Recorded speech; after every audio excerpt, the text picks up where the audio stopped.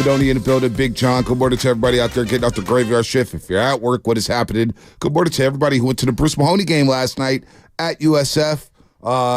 St. Ignatius, big over my guys at Sacred Heart Cathedral. Big C's coaching Sacred Heart. I was going to wear my SI hoodie from Angelique, but I said, I can't do that to Sacred Heart. I can't do that to Pat and Twan and Coach Evans and everybody up there. So I kept it on the shelf. But it was good to see Steele LaBall and them go out there and win a basketball game. Of course, Steele LaBall, the son of Justin LaBall, the head coach of City College of San Francisco men's basketball team. But, man, a lot of fun yesterday with the Doobie Awards. A lot of fun. A lot of controversy, Shasta. What was the controversy? Oh, there's a lot. I went back and tried to tap in to see some of the winners, if you will. Yeah, Marcus in Richmond called. He was not thrilled that he didn't get guest moment of the year. Who did?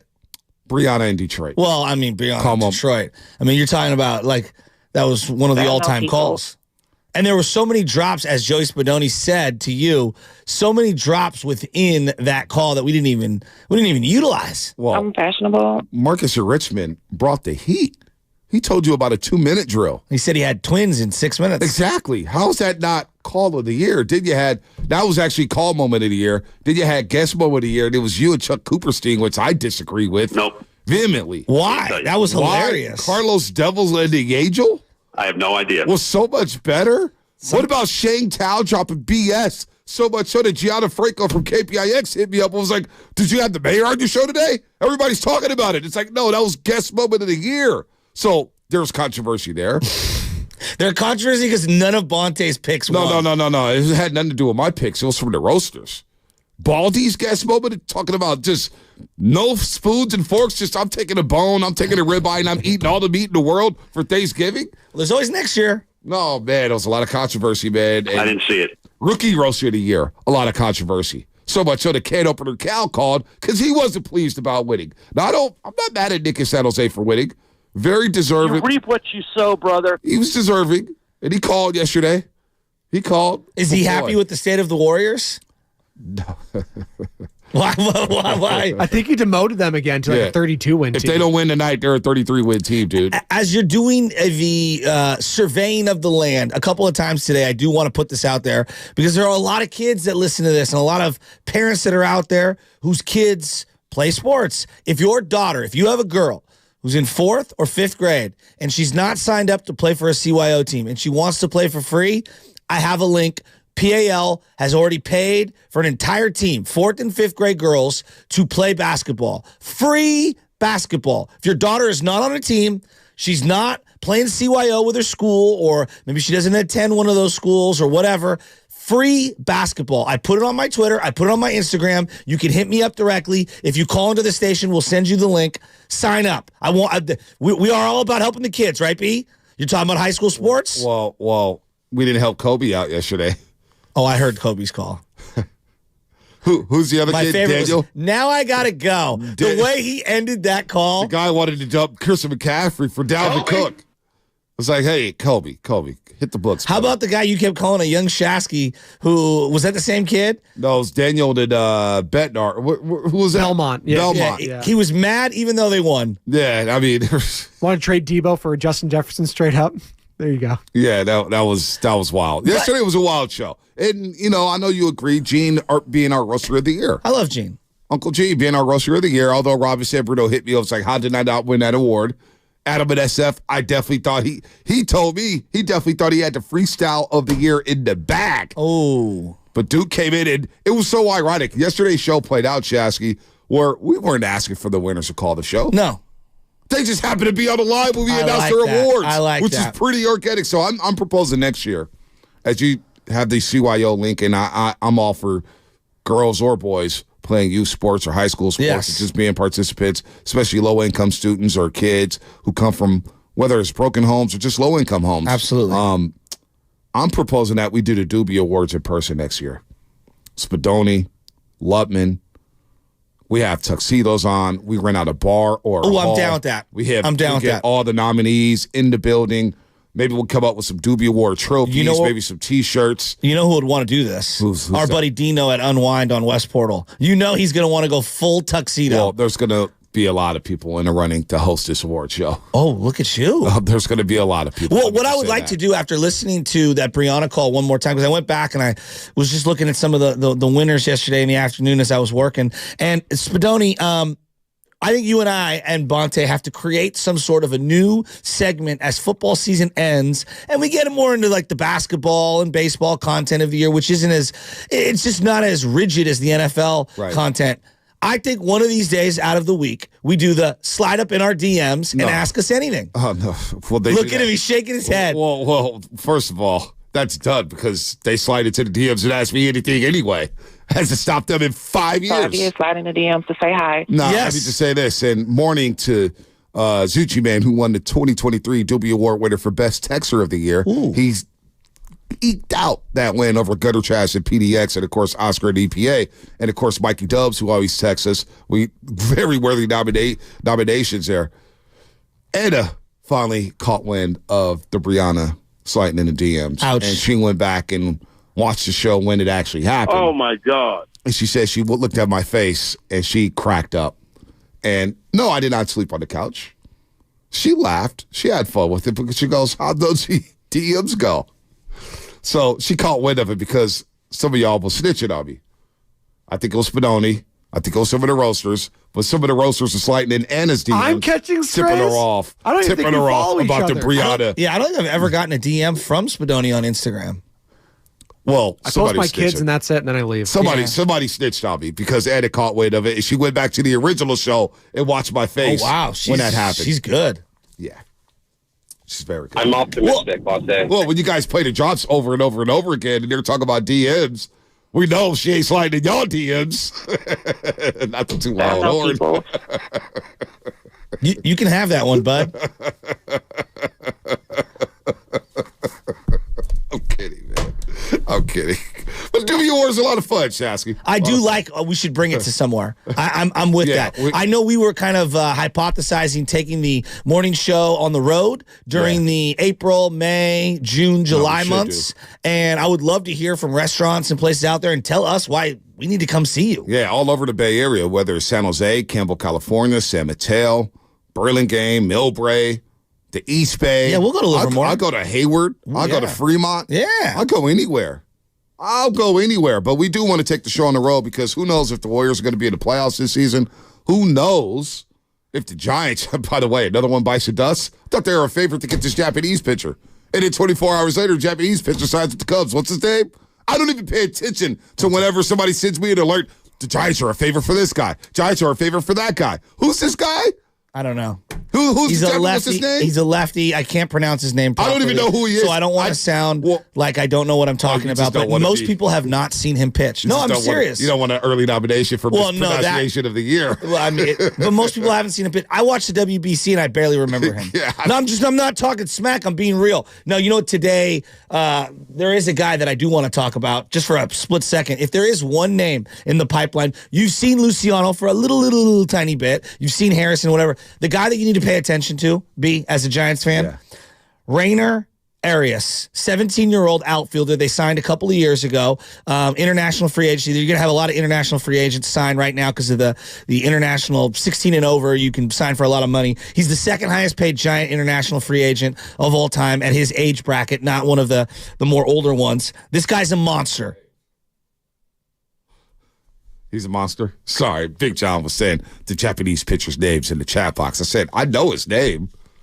I've never seen anybody pronounce it. I've been watching MLB Network I haven't watched MLB Network in like over a month. It's Shota Imanaga. Shota Imanaga. Oh, that's easy. So Shota Imanaga apparently was a favorite for the Giants, and the Giants were favorites to land him, and they were all in on him. And then literally like 18 hours later, Shota Imagama signs with the Chicago Cubs. Imanaga. Imanaga. They're not in on him because they're not good enough, and it's not a knock. Like, they just need to accept where they're at right now, and they should be in the build-up mode, not in the we're recruiting the the Monstars mode. Listen, I don't want to hear about prospects with the Giants. I don't want to hear about some guy in the pipeline and rookie ball I think or A ball. Prospects will make a big difference on luring free agents down the line. We've been saying that for 3 years. I know. I agree. We've been saying that for 3 years. So another one bites the dust. So I got nothing on the Giants. I got nothing on them. They can't close deals. They can't trade for guys. even the trade they make. And look, I'm not mad at the Robbie Ray trade.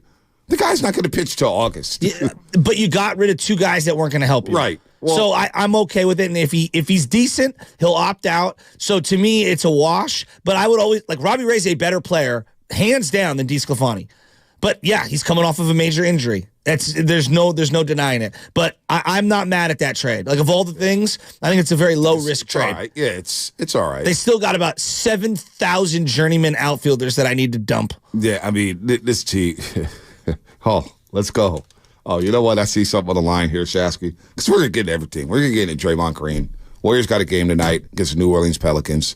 Draymond Green spoke at the podium for 40 minutes, which in my opinion maybe was 20 minutes too long. But okay, I got to ask because you that. I just think he doesn't need to explain himself on every situation. Like, I like the transparency, but he had his podcast for 51 minutes. And look, we've heard everything, and I get that he wants to be sincere, and he wants to show that, hey, man, I get it now. I get it. And whether you believe that or not, that's on you. But I do believe, and I heard Steve Kerr yesterday with Willard or Dibs, he basically mentioned that his career's at a crisis, which tells me that he's basically on his last straw. And they've advised him to say, hey, leave the refs alone. Leave them alone. Stop talking to them. All that stuff, that's a start. But you know, I just want to talk about ball. How do the Warriors fix this? How do the Warriors turn this season around? Who can help them? I'm tired of talking about everything else, man. That's the worst part about sports radio. What's that? And even as a reporter, when I used to write you got to talk about all the other stuff. I just want to talk basketball. So all I want to talk about is basketball. I don't want to talk about whether this guy is going to therapy and what this guy needs help or whatnot. I get we have to do it as part of the job, and I am sympathetic and empathetic for that stuff, but I thought yesterday, man, that presser, it just is like, wow. But I think was a lot. I think what you're hitting on there, and I'm glad you're bringing it up, is that's part of the refreshing part, whether they're champions or not. That's the refreshing part of watching Trayce Jackson-Davis and Pajemski and Kuminga to a lesser degree. Yep. Like, it feels like we're talking more about basketball and less about, you know, feelings and how much they're making. And I know Kuminga is frustrated with his playing time, so maybe he leans more into the drama aspect of it.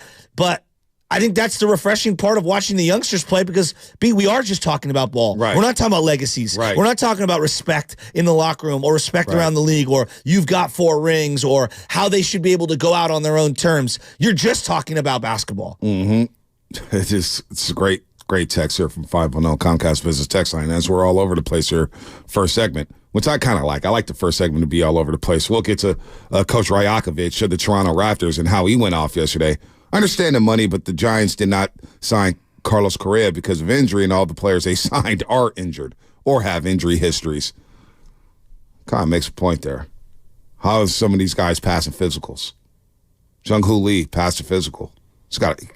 Came off a fractured ankle. I mean, the Correa thing, I don't get it. I don't get it. And he had a really good year this year. If you just look at, they just a raw dad. He played a lot of games. They made the playoffs. You know, had one of the best plays of the year. I don't know if you saw, it was a play up the middle where a guy coming around third base trying to score, and he faked like he was going to get a double play and came home with it. I mean, Correa's a stud. He's a winner. He's a stud. He's a guy you got to watch every day. You can't box score or watch. So when it comes to the Giants and, you know, Matt Beattie, the Matt Beattie reaction was one of the best nominations for best moment of the year. That. Oh, I remember it because we came out on opening day against the Yankees. I don't want to get to Sammy and Philly in just a second. We came out opening day, and I was just I couldn't fake being happy for opening day. Giants, Yankees. I couldn't fake it because they basically said, Casey Smith, you're the best player we had in spring training. However, you're not going to make the big league club. So it's like, damn, okay. And who's the guy that the Giants had in New York, and they didn't even play him? They sent him back down to the minors, even though his family was in New York City for that series. Oh, it was Bryce Johnson, probably? Bryce Johnson, maybe. Yeah. I was like, the center fielder. What a cut. Who was speedy. Farhan is so cutthroat for that, right? So then you guys say, oh, Ponte, be positive, be positive. And then they trade for Matt Beattie, or they bring Matt Beattie up, and you and Lumpman go crazy about it. I'm like, wow. Huh. Matt Beattie gets you guys triggered, but I'm out here triggered about the roster if the Giants are filling out a Yankee Stadium to start the season. You know, it was just, I mean, it was a joke. The longtime developmental player person for the Yankees is now leaving the Yankees and going to the Miami Marlins, excuse me. Wow. Yeah, very interesting. The Yankees are in on everyone. The Dodgers are in on everyone. The Red Sox are in on everyone. The Cubs seem to be signing guys. Cubs are in on everyone. And it just feels like the Giants aren't. And I feel like their lack of self-awareness of where they are. Like, no, they think they're in on these people. All these reports. And they're used as leverage. But my point being is, like, they're not. Like, those other teams are dedicated to winning in the current, year, not down the line. I mean, I wonder, are the Giants paying some of these media outlets to say, hey, just let people know to make the fans happy? Because, there's no Giant fan happy to see their team rumored to be in on a guy. Well, how about you close the deal? The one thing David Sampson was talking about was that Scott Boras knows for a fact that when he has multiple, let's say he has two of the top pitchers on the market, he'll dangle them to the Giants, knowing that they'll keep upping the ante for the team that they really want to go to. So he just plays them. But he also knows that he represents somebody in that mid-tier. So, after the Giants strike out, he goes, hey, I've also got this guy. They did it with Aaron Judge and Mitch Haniger. He was also representing Mitch Haniger. And after they missed out on Aaron Judge, he was like, hey, I still have Mitch Haniger. And then what do? They pivot to him. So, is he using them? Yeah, completely using them. I am not looking forward to Giants baseball. Let's go to Sammy in Philly. He said he needs counseling from the morning roast. Interesting. Very interesting. Why would you need counseling? Eagle fan, Niner fan? Yeah, what's up, Sammy? Oh, come on, man. You always forget me when I call. What's up, Bonte Shosty? I called you guys last year before the NFC Championship game. Remember, I was on my high horse? I fell off that horse, brother. So you're an Eagles fan? Of course, we talked before the NFC Championship. That's right. Game, so why do you need counseling from us? We're not Eagles fans. We love the demise of the Philadelphia Eagles. I listen to the Dallas, Sean and RJ. You guys love when we fail. We dropped from. We were on high 10-1. 10-1. What happened to us? You know what happened to us? Your 49ers put a hurting on us, and when Dom DeSandro touched that guy, our karma went out the window, and we haven't won a game since except that game. How about this? Our home you got to admit it, brother. So what do you need counseling from us for? Because I'm not giving you any counseling when it comes to the Philadelphia Eagles. You need a coach that knows how to call plays. Sirianni's garbage. First of all, you always talk bad about our fans. I know they don't know everybody well, but we are diehard fans, and we care about our team, So again, I'm a little confused here, Sammy. What exactly do you need counseling about? I want you guys to say it's going to be okay. You're going to beat Baker Mayfield. No, it's not going to be okay. It's not going to be okay for you guys. I just don't care. Go call 94 WIP for counseling. I'm not counseling you on anything with Philadelphia. What the hell is he talking, Sammy? Wake up! Not giving you counseling. Wake up! Like a coach. Wake up! Are you coming to us for counseling? I'm here scratching my belly, loving. By the way, on ESPN right now, they're talking about, is Nick Sirianni coaching for his job on Monday? I think he is. They're the first team since the 1986 Jets to start a season 10-1 and finish the year with 11 or fewer wins. Couldn't have happened to a better group of guys. Better organization, better fan base. The Eagles are broken. But you know what? I hope they do beat Tampa Bay, and we somehow play them in the second round. You'll be on a short week. You have to fly across the country. Had to play on this grass at Levi Stadium, the saloon font, the red paint in the end zone, baby, for the playoffs. That's right, red paint in the end zone. It's back. It'll be glistening. Ooh-wee.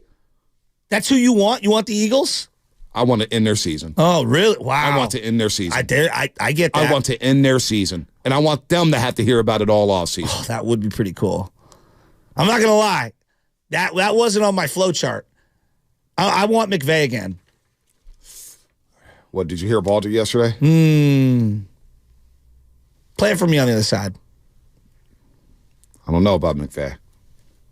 Segment was brought to you by Golden State Lumber, serving the Bay Area for 3 generations. When you succeed, we succeed. Visit GoldenStateLumber.com. Also, YouTube and Twitch brought to you by First NorCal Credit Union, the smart choice for low auto roll rates. It's super simple online application process. What the hell is Sammy doing calling us for advice? I thought he was coming somewhere. Find someone that you love in this life as much as Bonte loves Sean McVay. Oh, man. But I thought Sammy needed relationship advice. I told you. 10 girls. You ask 10 girls for a number, you get 3. You're batting 300, buddy. You're doing good for yourself. That's Willie Mays numbers. Exactly. What's coming up in the game? Sponsored by Xfinity, the Xfinity 10G network made for streaming live sports. We got a soundbite from Baldy. Plus, we'll get to Draymond Green. Anthony Slater's going to join us at 8 o'clock. A lot going on today on the Warriors Wednesday on the Morning Roast. The Road to Vegas is brought to you by Zenni.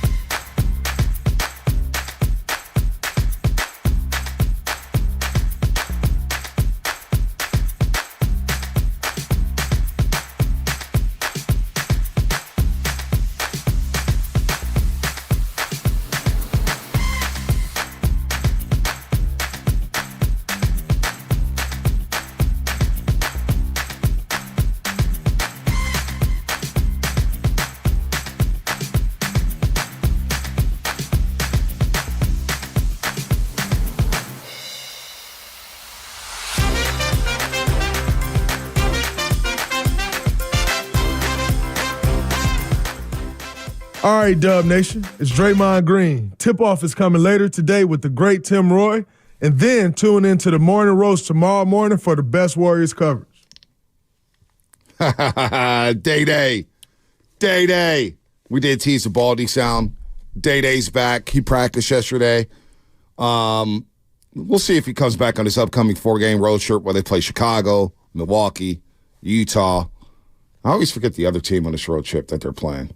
Who's the other team they're playing? Memphis. Memphis. There you go. Memphis on Monday. This Pels game, I was just doing a little bit of research. McCollum scores 30 on Monday. They've won a bunch in a row here, basically 6 in a row after that win over the Kings the other night. But they don't even know if Zion's going to play. He's questionable. I mean, they might not even need Zion with the way the Warriors are playing right now. The Pelicans have won 4 or 5. Excuse me, 5 or 6. 5 or 6. They lost to the Clippers right before they blew out the Sacramento Kings. They had the Kings up. They were up on the Kings by 50 at one point in that basketball game. By 50. And people forget the Pelicans at one point last season was in first place in the Western Conference in January. And then they got killed with injuries. Just destroyed. But right now they're 22-15. They're trying to find their footing. They didn't make the IST Final Four, the in-season tournament. Of course, the Lakers hung a banner. We haven't seen them since. They also hung like 150 on him that day. They did. What did Zion say? We were kind of lackadaisical. Zion. He's averaging 22-6. But the Pelicans, another long, athletic, young team. And Stephen Curry tonight is going to see a lot of Herb Jones. He's going to see a lot of Trey Burke for the third. So you got to figure out a way to win a basketball game and get quality shots and get some stops on the defensive end. And it sounds like Steve Kerr's not going to start Kuminga and Andrew Wiggins together. I saw some numbers yesterday, Shasky. When they play together. The plus-minus with Wiggins and all the different combinations. Like a minus 71. Wiggins, if you combine Wiggins with any other individual player, almost every other one of them is a negative. Yeah, it's bad. It's real bad. Did you know that the Pelicans have the best defensive rating in the last 10 games? Yes, I do. That's a nuggy nug I didn't know. Look at Sidoni. Oh, I do. I didn't know that. I got numbers about that. I can imagine. I'm not going to bore everybody with numbers. And what, the Warriors smoked them last time they played? Yeah, but Zion, no. Because Curry had 42? Yeah. They said they won by 28. Guys. They missed a couple guys in that game, and the Pelicans were really down bad. I'll pull that up right now. Yeah. This happened so early in the season. Feels like a lifetime ago. Yeah, it was the third game of the season. Warriors won 130-102. 130-102 that day. And it was third game of the season for the Pelicans. Day before Halloween. It feels like it was so long ago. Curry with the 42, 15-22. And remember, Curry did play against the Pels last year in New Orleans, so he went at them at the Smoothie King Center. Who played in that game? Zion played, had 19 points. Herb Jones played, only had 4. There was no Trey Burke the third. No Brandon Ingram that day as well. Ingram, no that's right. Jose Alvarado. They just got destroyed. And it was really the third quarter where the Warriors outscored the Pelicans 39-21. So that was really the difference of the game. But both teams look completely different right now. There's going to be no Draymond Green tonight. So we'll see. We'll see with that. Well, you're saying that Wiggins and Kuminga can't play together. I mean, to me, it feels like they almost had to play those two together to try to figure out how to make it work. And I'm not sure how you make that work. When both guys aren't the greatest passers, I think Kuminga's a better passer than Wiggins. So why is it that they can't play together? Like, what specifically is it from your eye? My guess is, because we haven't seen a lot of it, but my guess is both compromise each other's spacing. Both like to operate in the same area on the basketball court, whether it's a dunker spot, whether it's the mid-block. Both are limited dribblers. I think Kuminga's a better passer than Wiggins. I actually think Kuminga's an underrated passer. I know there's a lot of talk about him not being a passer. I actually think he can pass. I'm not talking about like LeBron James or Magic Johnson or anything like that, but I think he's a willy passer. He's not Eric Pascal. Yeah, no, he's definitely not Eric Pascal. He's not a black hole. He'll move it around and play that .5 basketball at times. And then both are struggling for the three-point line. So then you compromise the spacing. So they're basically the same player. I just think Kuminga's more active. They both struggle to crash the glass consistently. So it's really strange to me why it hasn't worked. You would think just on paper, wow, Wiggins and Kuminga, two perimeter defenders, especially I'm watching Toronto last night, and they're figuring it out with Siakam and Scotty Barnes and RJ Barrett now. That team looks rejuvenated with that new roster. And Emmanuel quickly as well. So I don't know. It's really shocking. I can't pinpoint it. I asked Festus and Darrell this, and they said, look, man, maybe it's the spacing. Maybe it's the lack of dribbling. Maybe they just do the same things. It's just very strange to me how that can't work. So what do you make of Andrew Wiggins having basically a negative net rating when it comes to playing with any other combination of players on the Warriors? I mean, it's no secret he's lost. Like no matter how we try to break this down with metrics to quantify it. He's lost, Shasky. He's had a horrible year. Horrible. Like, so I mean, it feels like to me either, if they stay pat and he has this year, they have no shot if he's this version of himself. I mean, he's averaging 12 points a game, Shasky. 12 points a game. That's what Kuminga averaged last year, right? Yeah, this guy was averaging 24 at one point in Minnesota. That's wow. And so, It's still ugly. I mean, this guy's playing 26 minutes a night. He's now up to 29% for the three-point line, so it's actually up from when he started. But he's just completely lost. It's in the Westbrook zone. I mean, he's completely lost. And I don't know if there's any coming back for him. So what team would want him? Like, everybody keeps bringing up Siakam. And I'm thinking to myself now that they traded for RJ Barrett, the Toronto Raptors, that is. They traded for RJ Barrett and Emmanuel quickly. Why the hell would they want Andrew Wiggins in that deal? Because he's an expiring contract, Pascal Siakam, and they think that they're going to lose him for nothing. I'm literally making up excuses. Maybe they would. This feels very far-fetched. Maybe they could get something that fills another need. Well, that's what I would agree with that. It feels redundant to trade for Andrew Wiggins and have RJ Barrett and Scotty Barnes on the same roster. And then you got Grady Dick, the young man from Kansas, who's not even playing. Yeah. Who plays a 2/3. So I don't know why they trade for Andrew Wiggins. They already got the guy who's from Canada. That's RJ Barrett. They don't need another one. It's crazy to me how Wiggins has fallen off the way he has. So, the argument for Wiggins has always been well, two-way player, plays great perimeter defense. Maybe I'm way hyper focused on the defense. And no, you can tell me I'm playing. No, he's not. Defense. He's not. Not even close. And not only is he getting blown by at times, to me he falls asleep off ball. Yeah, he does. And that's the thing that's frustrating more than anything. And then he's not rebounding. He's active at times on the offensive glass.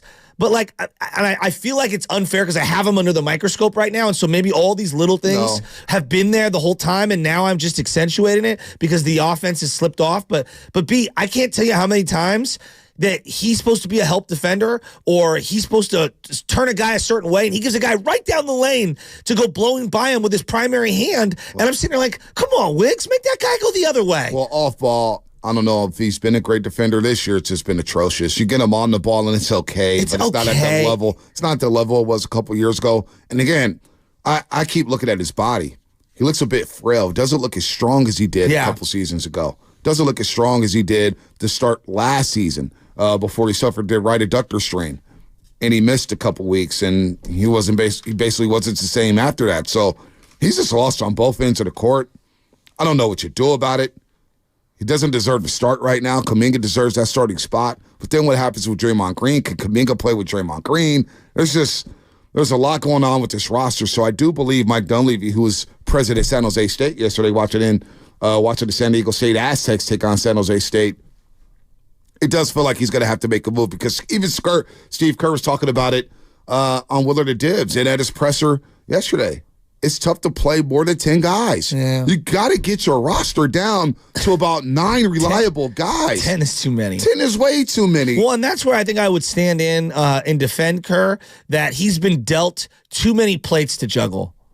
I totally agree with that. Now, I don't think that he's had, with the plates that he's had, I don't think he's made the greatest saucing. I think he acknowledged that with Willard and Dibbs yesterday. I'd like to play that sound at some point.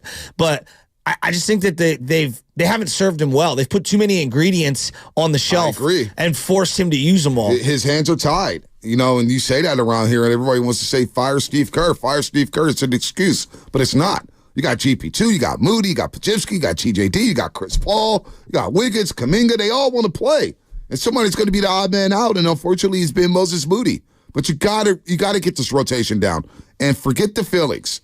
I got to go with these guys. This is who I'm rolling with. These are the rotations. Now let's go win some basketball games. And if Andrew Wiggins is not going to be part of that rotation, because at times he's just simply unplayable. The other night against Toronto, he was unplayable. But I feel like the team or maybe the coach or the organization feels a desire to put him in crunch situations to get him going. Well, and it feels like a lost cause. Well, they have 100 million reasons to try to get him going. You just don't want a DMP $100 million man. Because now you're sucking all the value out of him. If you're shopping him, you're trying to play him, but damn, if he's going to go 1 for 6 for 3 points against Toronto, then what's the point of playing him? So they got issues here. I can't argue with any of that. They've got issues here. We'll continue to talk about this. We'll play some Steve Kerr sounds from Draymond sound. We did tease Baldy as well. Maybe we'll get that in. We'll get that in before we get to the 7 o'clock hour. I've got something fun for you, too. We'll get that in for the 7 o'clock hour with Brian Baldinger about the 49ers. That's all coming up. 888-957-9570. We'll get the phone lines cracking here in just a second. That is all sponsored by Fremont Bank. Full service banking, no compromises. Now it's time for the closer of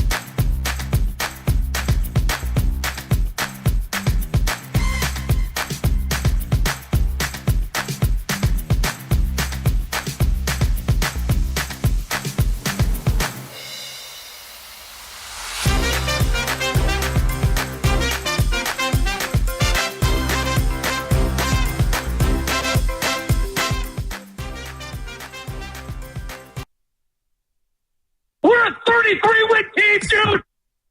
Now back to the morning roast with Bonte Hill and Joe Shasky. Take it away, Bonte. Oh, boy. Nick in San Jose, our rookie roaster of the year, 2023 Doobie Award winner. To all the roasters out there, I'm going to keep bringing the heat. There you go. I love that. There you I go. love that. There you go. Ernie Chavez, YouTuber of the year. Tyler Miller, Villain of the year. A lot of awards. We're going to make this happen next year. We're going to do it live and in person next season. Or next year, I should say. Or later this year, because we're already in 2024. As a segment is sponsored by Golden State Lumber, serving the Bay Area for 3 generations. When you succeed, we succeed. Visit GoldenStateLumber.com. Pardon me. Shout out to St. Ignatius High School. Pains me to say that. But my guys steal the ball. The St. Ignatius Wildcats go out there and beat Sacred Heart Cathedral for the Bruce Mahoney. They sweep it. Win the football game. They win the volleyball game. Girls volleyball game. And, of course, the basketball game yesterday. They sweep them. Shout out to Cizzo over there at Sacred Heart Cathedral. Did what he could do. Boy, oh boy, tough one for Sacred Heart Cathedral. Well, and while you're doing some shout-outs to the high schools, let's also not forget Reardon won 65-48 over Sarah. So all you guys that go to Sarah and talk all that smack, yes, the Bologna family, yes, Craig Sargent, all right, go Reardon, huh? Go Reardon. Well, football's their sport. Sarah? Yeah. They're always sneaky in hoops. The Jungle game versus SI is always a must-watch game. Yeah, it is. And they're a baseball program as well. Right. They've got great athletics there. Also, while we're on this Ritter, hey, let me tell you something. What's that? Joey Curtin and Ritter better win a state championship. Oh, come on. Joey's good. He texted me the other day. I got to hit him back. I have the most expensive high school team I've seen in the Bay Area in years. Stop that. Go Crusaders. And shout out Will Watkins. I watched their girls program, their women's program play. They've got a lot of really up-and-coming players. If you have a daughter who's in 4th or 5th grade. Team number 1 in the nation in basketball right now. Oh, that's right. Who is? Archbishop Mitty. Yeah, well, that doesn't surprise me at all. McKenna is incredible. McKenna's incredible. But if you have a daughter, speaking of women's hoops, 4th or 5th grade, and she wants to play basketball free, and she's not playing in the CYO already, doesn't matter if she goes to whatever school, you could sign up with the SFPAL, Police Athletic League program, Activities League program. If you're looking for it, it's on my Twitter, it's on my Instagram. You can call the station. One of the guys will send you the link. So if you have a daughter out there that wants to play hoops free, utilize these free programs. And they've done all these studies. Kids that do stuff after school are infinitely more likely to be successful in high school, to be successful in life, and stay out of trouble. It's very important to play sports, not because you're going to get some scholarship or whatever, because of the life lessons that you learn from it and the camaraderie and the memories and the friends that you meet. That is awesome. That is awesome. Mentality. You know who's having trouble with their athletic program? The San Francisco Giants. Well, that's not here nor there. I have a Warrior question that I'm going to pose, and we're going to. I would like you to answer it, but we're going to do Pandora's box here to have a little fun. Box? Oh yeah, we're bringing it back. We are having fun. Yes. Here's the question that you can chew on, and if you want to line them up, 888-957-9570 in the interim. Here's the question I want you to chew on. What's the question? If I took championship off the table, how can the Warriors salvage and make this a successful season? Interesting. Very interesting. And the answers can be all across the board. It can be individual answers. It can be team development answers. It can be, cap flexibility answers. It can be a trade scenario for the future. It can be, making this particular version the best version, whether it be some X's and O's or, lineup or rotational fixes. I really want to see, because I think most fans are realizing this might not be a championship team. Well, then how do you salvage it? Doesn't mean it's a lost season. You could take a nice step forward. Yeah, I'm interested. I don't know the answer to that. I don't know the answer. Do you to that think that the year that they won the championship, the year prior set them up a little? What do you mean? The play-in tournament? Having Jordan Poole kind of emerge toward the end of that season? No, he was huge for that. He was huge for that, and that momentum or that hunger or that disappointment, I should say, from losing to Memphis and then having Jordan Poole playing those crunch time games against the Lakers and the Memphis Grizzlies, taking big shots, no doubt, but also having Klay Thompson come back. That's a good point. Having Gary Payton II on that roster. Otto Porter Jr. was huge for that team. Jordan Poole obviously took that next step. Andrew Wiggins was hooping. How can you salvage it? Well, it's a question that I personally may not answer until the trade deadline because I want to see what this roster looks like. Because the success may be getting some of this money off the books. It may be moving some pieces. Now you have Chris Paul in full. Will Chris Paul ever play a game in a Warriors uniform ever again? That's a great question. Andrew Wiggins, where's he going to be at in a month? Draymond Green, what's going on with him? And he spoke a lot yesterday, something we'll get into. Steve Kerr. Steve Kerr may not be coaching his team next season. As we see Eric Spoelstra get the big 8-year, $120 million extension with the Miami Heat. Where's Steve Kerr going to be at next season? That's so there's a lot of moving parts here that I don't know if I have a concrete answer on what is a success. Is a success bringing Steve Kerr back and extending him? Is a success having Klay Thompson extended? He may be gone. Hell, he may be traded. I don't know. Am I conceding championship too fast? Am I being a Debbie Downer? Right now you can't talk championship because they're not in the play-in tournament. That's kind of so. I'm not really eager to talk championship right now, even though they have champions on their roster. Yeah, I got to see it. Yeah, I've got to see them play better. The extension by the way, yes. You're ripping Craig Sargent apparently. My boy Garrett Treadwell. What up, GT? Said let Shasky know that Craig Sargent didn't play at Sarah. He had to transfer to Carmont to try and get some playing time. And he still didn't. Whoa. No, that's a bird. No, it's Craig's the roast. Good people. It's the roast. God. We love Craig. Bobby Sarge, we love you too. We love you, Bobby Sarge. We need to have lunch soon. I've had enough. All right, let's do Pandora's box. Beat up GT for that one. I love you, GT. Let's do some Pandora's box, and then we'll get back into the Warriors. All right. Vontae Hill has a vast knowledge of sports. If you do watch the film, don't knock us for watching film, Shasky. But if there's one kind of hole in his game, it's music. All right, do you know the Sweet Home Alabama? Okay. Yeah. All right. Yeah. All right. Let's go. They later changed to the Noble Five before it's Maroon 5. This is Maroon 5. It's time for Pandora's Box. All right, Bonte. I'm going to give you 3 chances for each song to name either the artist. Some of these you won't be able to name the name of the song, but the artist for sure. You think you can do this today? It's a little more current than usual. He's not looking good. I was going to say current's a stretch, definitely within this millennium. Well, as in more current than the 70s, because I was going 70s for a lot of these. Correct. Okay. So what is the 80s? No, the 90s? early 2000s. Yeah, early 2000s. I definitely was in my. A lot of these are in video games. Ja Rule, Eminem. It depends what video game. What video game was it? Oh, they were in MLB. They were in the NFL. There were lots of different video games, right? Tony Hawk. I didn't play Tony Hawk. Yeah. Oh, Pro Skater. You didn't play Tony Hawk? Not a lot of it. What the heck is wrong with you? Early Tony Hawk days. Dude, we were playing Madden all night long. Well, Madden has a lot of different eclectic I know it does. albums. It does, but I'm just saying what I was playing. All right, let's start with our first one, please.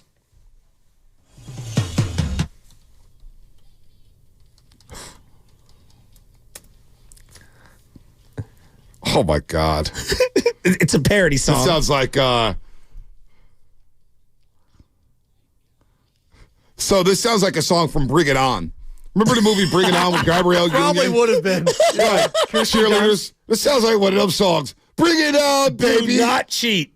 Do not I'm not cheat. cheating. Do I don't not even look know. at the YouTube I'm not chat. looking at anything. All right. So this group is like one of those California punk bands that we associate like Sublime or Green Day. So I'm taking those off the board for you. They've got some ties to Rancid. You have no idea of any of these groups. Yeah, I don't know who the hell this is. I've never heard this song in my life. They did a song called Self-Esteem. Yeah, I've never heard of this song in my life. Are you kidding me? I've never heard this once. Marcus in Richmond knows a lot about this name. What, Quickie? No, it's what you produce. Spring. Yeah, I don't know. I'm not even going to guess. You were so close. The Offspring. Oh, really? Yes. I don't even know who Offspring is. I was just playing off of Marcus in Richmond. You never heard of The Offspring? No, I never heard Never of it. once? Never once. Are you serious? Never once. As I look at our compadres from the Sarah and Vinny show, I know they know The Offspring. Yeah, of course, they have to know. They have to know. Of course they That's their have job to know. That's their job to know. My job is to know X's and O's and know about transactions. Offspring? Are you kidding me? Bonte Hill doing Offspring? Most of these are going to be live 105. Yeah. Yeah, I didn't listen to. Shout out our sister station. We Shout out our sister station. On. But, you know, Megan there's Holiday. a lot of sports talk radio going on in my car and a lot of Tupac going on in my car. Bonte, they've sold 40 million records. Well, good for them. Good for them. I'm happy for them. Let me tell you how many records or money I've contributed to Offspring. They sold more than 40 million records. I've not bought one of those records because I don't know who they are. Offspring, where are they from? Garden Grove, California. Where's Garden Grove, California? Offspring. The Offspring? Yeah, I just call them Offspring. I know you said The Offspring earlier. Can you play that song again? Can I hear it? They've got other hitters. Can I listen to it? They got plenty of hitters. Can I listen to it? This is like a joke song.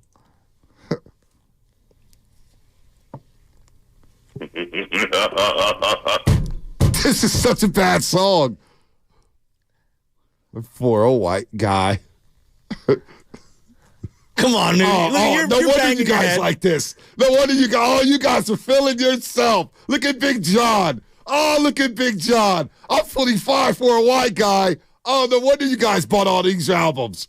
Y'all needed something during those days. I love you so much. I saw that Warped Tour in Mountain View. Yeah. Hit the legal. Because, you know, that was a time. What year did that song come out in? Probably, 2005? So that was a good time where from about, I want to say 98 till about 06. I shouldn't even say this. I should not Give it to me. Oh, let's hear it. I feel like that was a time when the white girls were all into the brothers. When Jungle Fever. 1998. Wow. Song came out. Yeah. Wow. That was a time when the tide was turning, where the brothers was discovering the white girls in Marin and San Mateo and Burlingame. And there was a lot of cross-taking. Let's go to the next song. So no wonder the white guys love that song. They needed something for their self-esteem. Hit the legal and let's go to the next song. I'm terrible. You're listening to 95.7 Game. The truth hurts. KGMZ. Good morning, backpedal. HD1 San Francisco, always live on the free Odyssey app. Download the Odyssey app and favorite 95.7 Game. It's the truth. What's going on here? I don't know what's going on. Don't forget you can also watch us every single day on our YouTube and Twitch streams. Just log on and search 95.7 Game. Be sure to like talk about that. and subscribe to the channel while you are there. Brought to you by First NorCal Credit Union, the smart choice for low auto low rates and super simple online application process. Shout out to Comcast Business Text Line. Listen, man. You get Mike Gomez wet on the line right now. He's the green leader of it. Big Dog City. Okay. I'm telling you, man. Song 2. You might have heard this before, B. Sorry. I'm sorry.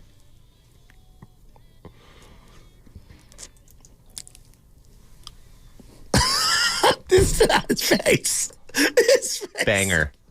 This is a banger. This is a banger? Wait till you hear the hook. Yes, this is a banger. This is on all the video games. Madden, right? Oh, no, I've heard this. MLB The Show, yeah. No, I've heard this. MVP Baseball. Wait till the hook. All right, I'm waiting.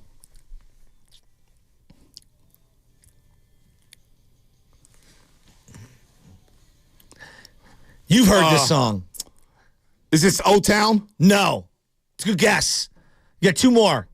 That was a good guess. Yeah, they're an American rock band. They were formed in Illinois, basically outside of Chicago. That's tough. It's like pop rock. O-Town. They've done songs with Migos, Wiz Khalifa. Really? Yeah. Really? Yeah. Wow. Yeah. I don't know. I'm not even going to guess. Who is it? This is Fall Out Boy. Fall Out Boy. You've heard this song, though, huh? I've heard it on Madden. Yeah, I've heard it. You remember it's this like one. when you're setting up your roster. Yeah. And you're going through the depth chart and you're going through transactions. Exactly. And it's late at night and this song comes on. It's kind of depressing, to be honest. Well, they're with an you. emo band. Like, that's, I would describe them as emo. So don't emo, use that when you say emo, what is emo? It's like emotional rock. Yeah, that's right. pop. I mean, is that am I being too simplistic? Emo pop, I would Yeah. Emo pop? Okay, emo pop. Yeah. Yeah. All right. All right. Let's get to our next one. Emo pop. All right. This is played at a lot of sporting events. Oh, this is seven. Yes. Seven Army. Yes, Seven Nations Army. 7 Nations Army. Can you name the group? I thought that was the group. No. That's the name of the song. This song knocks.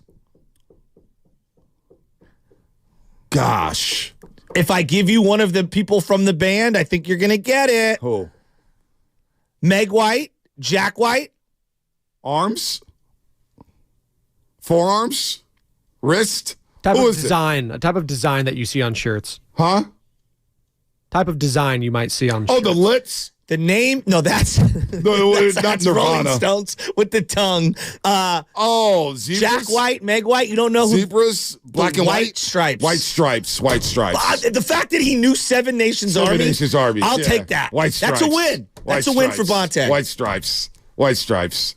White stripes. Which is your favorite song of those three? Oh, except that one right there. And Knox. That's the one. Yeah, they're That's real the one. rock. Like, Not that's the other old crap you school. guys played. Oh my God. My brother's soul is probably destroyed. Oh, my right God. now. Anytime your song gets turned into a chant at a sporting event, Yes. that's Yeah, no, that song, I because, agree. you know, during the Super Bowl with the Ravens and Niners, the Ravens fans loved that song. And they were rolling in that Super Bowl, and they started playing White Stripes, that song, Seven Armies. What is it? Seven Nations Seven Army. Nations Army. And they started singing it at the Superdome, and I was like, damn, this is their game. This is their game. But as far as Fall Out Boy and what was the first group? The Offspring. The Offspring. Like, Offspring's, they have way more like hardcore songs than what I played you. come on, man. I mean, come on. My brother is somewhere right now punching the air. Spadoni, Why? you Why- strike me as a Fall Out Boy guy. I liked them. Yeah. They're okay. I mean, I'm not knocking you. Well, Like, they were popular when I was like in middle school. Yeah, so Blink it was all the 182. kid dances and stuff like Yeah. that. They had a lot of that. A lot of T-Pain. brand new? Wow. Are you a brand new guy? San Jose Jazz fan. No. Bonte, you're pathetic. Oh my God. Damn. Wow. I'm sorry. That's strong. Sorry. Did one of the brothers take one of the white girls from you? Oh, I'm kidding. I'm kidding. Well, you want to I'm sorry. Yeah, well, let's not talk about that. you want to man. flip the script next week and have you do something to me? No, I like this. I like this. Because then what happens is I go back and I go down a Fall Out Boy rabbit hole. I go down there. That's what I'm saying. Wikipedia. I go down Offspring in their Wikipedia. Just look like, wow, people listen to this? I like to, you know, they may have some. Now, I will say some rock bands and some pop bands have some banging ass beats. Thank you. Some of the instrumentals. Yeah, you were I want. into Led Zeppelin. Right. Led Zeppelin was pretty good. They were pretty good. Hip hop artist Apathy has a great remix to Seven Nation Army. Really? Check it out. Can I play it? Can you guys play it right now? We'll find it. I don't even know who Apathy is. New Doobie Award category. Best back pedal Zucci, man. The best back pedal. Uncomfortable Conversations Part 2. Uncomfortable. Yeah. Hey, when I said that, all three of your faces like, oh gosh. We're just Where gonna are we back going? away from the We're microphone. going. The Homer This is definitely Simpson. radio Bonte. TV Bonte would do nothing like this. If we had a segment on television about Offspring, hey, Bully D. Right Fessy, man, I've got to tell you about Offspring. I got to tell you about Fall Out Boy and this emo music. Emo music. Emotional music. Number one with a bullet. Oh, my gosh.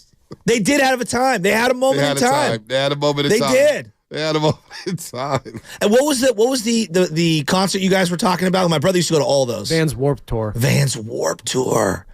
Wow, that was a big one. Oh, man. Yeah, the last one they had right before COVID was in Mountain View. Shoreline? Yep. Yeah. Now that's a name Yes. I've not heard in a long time. 408 Comcast Business Alien Sex Ant Farm. Line. That's a name I hadn't heard. in a long 408 time. Comcast Business Sex Line. I'm Asian, bro. All the brothers be taking these Asian girls. Well, I'm not one of those brothers, 408. Never dated an Asian girl. I guess, does Filipino count? I'm learning about K-pop right now. There are some K-pop groups out there that I'm learning about because of the Giants' new signing. Bam Bam? No. Bam Bam's K-pop. Oh, I don't even know that. I thought you meant Bam Bam Mullins. I thought you were talking Bam about. Bam. He joined us last year. Oh. No, he joined us the year the Warriors won the championship. Oh, you're talking about the guy who was on K-pop. stage with the hair. Yeah, Yes, yes, K-pop. yes. There's a lot of K-pop, very popular. Remember Anna told me, damn, his lips. He's got better lips than half the women in this world. Okay. YouTube and text lines all over the place. They're all over That's the what happens place. with it. That's why I like Pandora's box. I do like it. I do like it. It's fun. Well, maybe we should pick. I would like to do like some different genres. So if anybody has different ideas for various genres we can go to. I didn't want to get you in trouble because we went Motown one time and you really whiffed. Oh, I didn't get in trouble. It's good for content. See, I always be contented. What you guys don't know is I always be contented. What's best for the show? Because, like, I think about this, like Jockberty, for example. Yeah, when I used to do Jockberty with Loved Steiny and Guru, and Whitey Gleaser would host it. I would win all the time. And people would say, it's boring when you win all the time. But I don't like losing. So I like to flex my knowledge. And, I got accused cheating during that segment at one time. And it was like, really? I got accused of cheating? Really? I know my sports. But it's fun. Sometimes you got to take a bullet for the team. So sometimes getting things wrong is better for content. It's better for the show. It's better to make fun of yourself. You have to be self-deprecating, right? It's the best thing in the world. Be self-deprecating. Can you name one Pearl Jam song? They just got announced for the Bottle Rock tour. Oh my gosh, no, I can't. Pearl Jam? No, I can't. I can't name one song. So somewhere Willard is punching the air right now, right? I mean, he's a big Pearl Jam guy, right? Well, Willard has no idea. We're going to do some hip-hop out of it like I've never heard of them before. So while I'm bumping Larry June, Mark Willard's bumping Pearl Jam. See, we're different. Well, Method Man talked about how he used to take other genres and incorporate it into his raps. They all do. They all do. And he was very big on other genres and trying to bring it to rap. So, They all do. Run DMC, Jay-Z. It all goes together. But what I was listening to was not Fall Out Boy. All right. 888-957-9570. Let me ask you guys this, and I'm serious with this one. Like, I don't want to drown in negativity. It's been very difficult to be optimistic about the Warriors because what we're watching hasn't been great. So what I would ask everyone is, seriously, take championship off the table. Not because we're conceding it, but just because let's be reasonable right now. Let's think practical. What would constitute a success of salvaging this year for the Warriors? For a Warrior fan, are we looking big picture? Are we looking small picture? Are we trying to develop Pajemski and Trace Jackson Davis? Why would you do that while you're trying to, squeeze the last embers out of the Steph Curry prime? Is it make a better version of Draymond, Clay, and Steph for the now? Is it trying to find a piece around them? Is it to clear cap space? I would love to know what would constitute salvaging the season for a Warrior fan. Because I know that this team brings great pride and great satisfaction to people that are watching it. And I'm at a loss for what would appease the fan base. Because when you're booing a team coming off the court at halftime, when they've won 4 championships for you in a decade, to me it sounds like everyone's frustrated. Well, the booing, I had to go back and listen to the booing, and that performance deserves some boos. It did deserve some boos. It was awful. By the way, 510, hey, Bonte, I'm a 43-year-old white guy from North Oakland. I've never heard of any of these songs. I'm not going to read the rest of the text, or I'll just read this part. Good job for not knowing these songs. What is success for the Golden State Warriors? 888-957-9570. Are we back to just making the playoffs? Oh, man. Are we back to just making the play-in? So this is a good question. I've got a couple of answers. I don't know what success is. I don't know what success is because I don't know what this roster is going to look like in 3 weeks. This roster could look dramatically different. It really can. That's the reality here, folks. It could look extremely different. Well, that might be somebody's example, of success. Could be. Reshaping the organizational, blueprint. Okay, we got to break. This segment was sponsored by Go to State Lumber. Serve the Bay Area for 3 generations. When you succeed, we succeed. Visit GoToStateLumber.com. What's coming up with the game? Sponsored by Safeway. Your phone calls, 888-957-9570. The road to Vegas is brought to you by Maryland.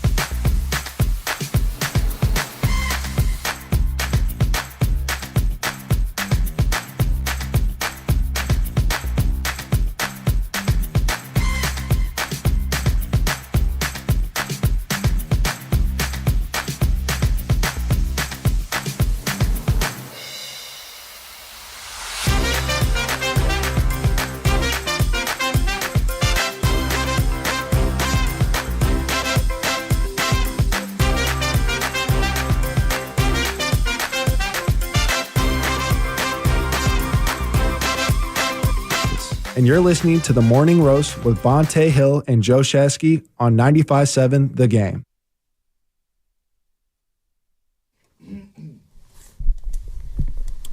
Boom, boom, boom, boom. All right, Anthony Slater's going to join us at 8 o'clock to talk some Dubs here. He was at the presser yesterday with Draymond Green. We'll get into that. And Steve Kerr's sound from now. We got a lot of sound. We got a lot of calls to get to. As we want to let everybody know to download the free Odyssey app and listen to 95.7 The Game wherever you go. You catch every single Warriors game live on the app, along with all the music and news the Bay Area needs. Catch amazing interviews you missed, like Steve Kerr when he joined Willard and Dibbs yesterday. By the way, early start time today, 5:30 p.m. at Chase Center. It's the earliest start for a Warriors home game since 2008. 2008. Wow. Early start time due to the game being on ABC as well as NBC Sports Bay Area. We'll still have our pre- and post-game show. You'll still be able to hear Fitz and Buki, but it's going to be on ABC as well, a national televised game. So it's starting at 5:30 today, 5:30. So I'm not do mad whatever at you got to do. I'm indifferent. I'll be interested to see how quickly the crowd can get in there. That's the thing. Yeah. Can the crowd get there? How will the energy be to start? You know, I don't mind getting off early, but I do like those 7 o'clock starts, man. There's something about the 7 o'clock starts. So that's your sweet spot? I like the 7 o'clock starts. Gotcha. I mean, it doesn't make me a difference, man. I'm going to get my 6 hours of sleep regardless. But 5:30 start. 5:30 start for everybody out there. So you may want to get off of work. You may want to take public transportation because we know traffic is bad during that time, rush hour and all that stuff. 5:30 start today against the Pelicans as the Warriors try to get to 3-4 in a 7-game homestand. 3-4 in a 7-game homestand. And Draymond Green is now repping himself back up. And Shasky asked a question saying, you know, what is success for the Warriors this season? I don't have the answer to that question. I don't. I can't. I don't know what success is. I don't know what the roster is going to look like in 3 weeks, but maybe that is success. Maybe flipping the roster is success. Maybe getting to the first round of the playoffs is success. Maybe getting to the play-in tournament is success. Maybe moving off of some of the money is success. What is success to you since you asked the question? Yeah. What is your answer? My answer is optimal flexibility heading into the offseason. And so that could be getting rid of Andrew Wiggins right now to get something back that maybe doesn't help you that much right now, but gives you maximum flexibility to either, flip that piece in the offseason or to be able to have that piece leave you and give you cap room. Because when was the last time the Warriors had a quote-unquote max slot open in the in the offseason? Kevin Durant. Right? So now there just might not be a player available. That has happened to the Knicks over and over and over and over again. I believe that you're viewed much higher than the Knicks have ever been viewed over the last 20 years as a playoff destination. I would want to be open as Paul George. We don't know what's going to happen there. We don't know what's going to happen with Kawhi. We don't know what's going to happen with Pascal Siakam. There are a lot of guys out there, and there's different degrees of difference maker that we're talking about. There are a lot of guys out there. Hey, what happens with Milwaukee and Dame? Well, let's say Dame and Giannis don't work out. Could Giannis be on the move? Could Embiid be on the move? Yeah. I would want to have the most optimal flexibility heading into next offseason. And so if that requires me moving Andrew Wiggins to get something back for now or keeping CP3 for now so that I have that flexibility moving forward, all I want to be is a desirable location with optionality heading into the offseason. That doesn't concede this year. I still think you can try to get into the playoffs, and then, hey, once you get into the playoffs, it's a roll of the dice. But I would do whatever I need to do to give myself optionality heading into this offseason. Yeah, I'm with you. That's not bad. And getting under, not bad. Getting under the tax aprons as well, because you're not going to want to pay the tax. Well, it's not just that. You lose the ability to couple the first-round draft picks needed to get one of these big whales. So sorry that I didn't add that in there. And we could explain the tax bracket in just a second. I have it on my timeline. It's my pinned tweet because I feel like we're going to be referencing this tax apron and tax bracket over the next month or 2 or 3. For a long, long time here. By the way, the Bears just fired offensive coordinator Luke Getsy and other members of the offensive staff. So they are gone from Chicago. Don't know what that means for Eberflus. I don't know what that means for Justin Fields. But just to update everybody on the NFL, the Bears just fired offensive coordinator Luke Getsy. Luke Getsy, who was the offensive coordinator for the Bears. It is what it is. I look at where the Warriors are at right now, and I don't think this year can be a lost year. Even if, let's say, they make a trade that doesn't necessarily make them better for right now, I still want to develop Kuminga. I still want to, see where Klay Thompson's at. I still want to see where Draymond Green's at because I want to know if those guys are going to be a part of next year's, run for a championship. Where's Pajemski at? We'll find out in 3 weeks whether or not Kuminga's on his roster. He may be traded. Wiggins may be traded. You entirely might be correct. Maybe Moody's traded. Maybe Looney. Maybe he's on the way out. Looney. Everything's on the table.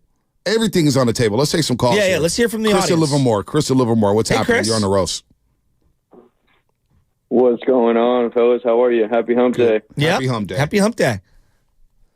Hey, Shasky, I feel you on the positivity. We definitely need it right now. I agree with your how you want to end the season and whatnot. I kind of want to just take us back to not too long ago, 11/30/23, where we celebrated Clay, Dre, and Steph Day. And I kind of want to just end the season on a note that, makes us as Warrior fans proud of that day. And gives us a reason to believe that we can have a statue out front of Chase of those 3 players. Because right now, everybody's talking trade, all these trades, but I'd like to see a statue of those 3 outside the arena someday. So that still may happen.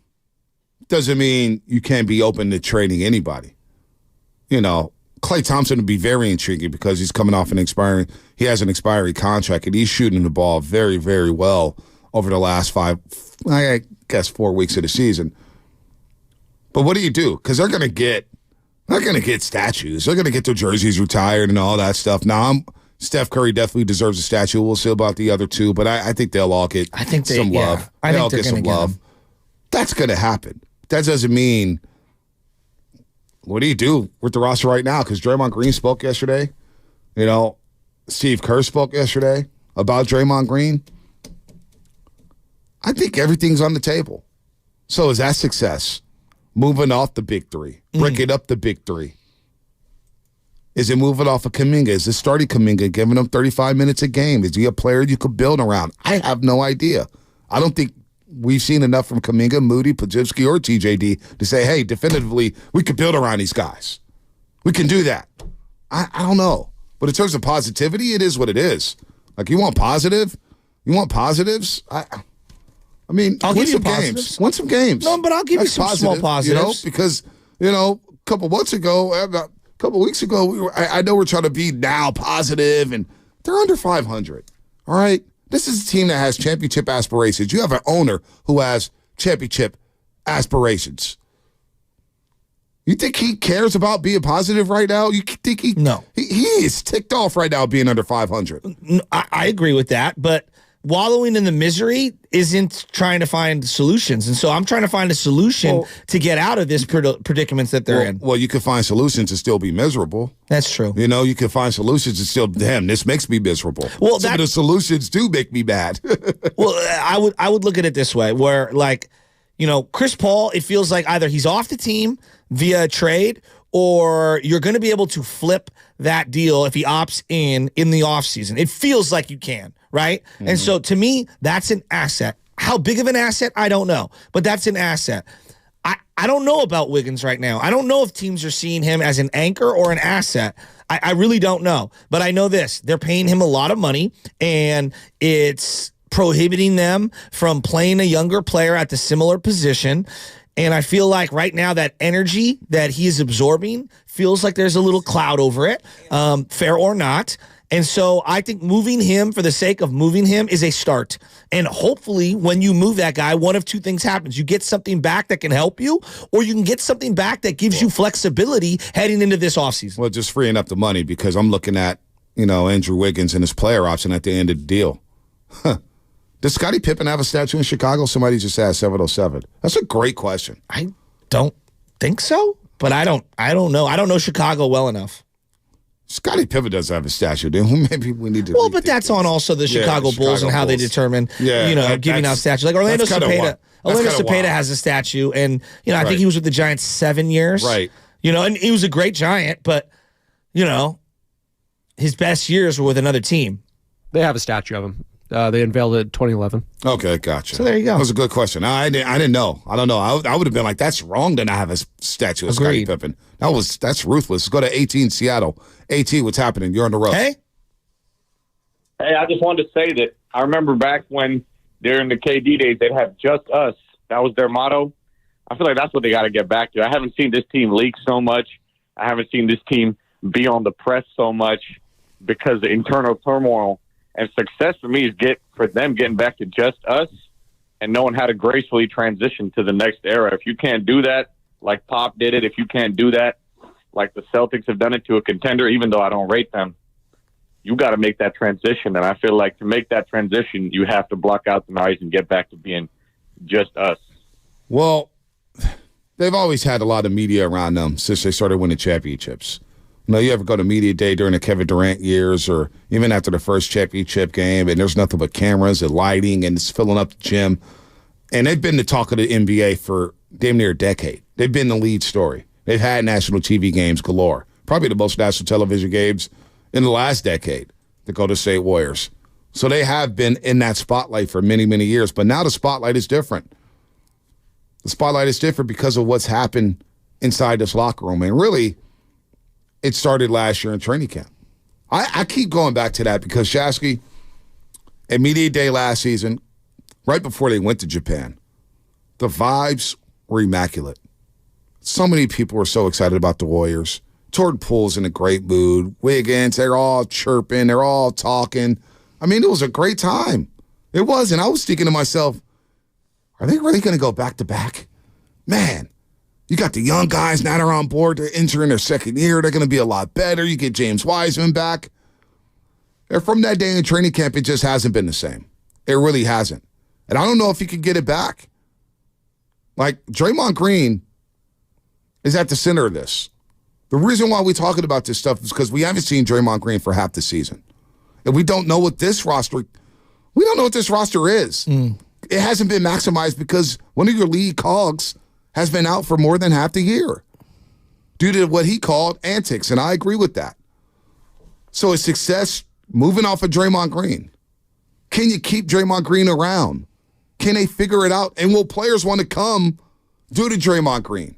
Like, that's a real thing. And I look, what I heard from Draymond Green yesterday and what I heard from his podcast, and we could disagree on some of the things he said, I didn't think maybe, 40 minutes yesterday was a little long, but he was sincere. He was sincere, and I give him that.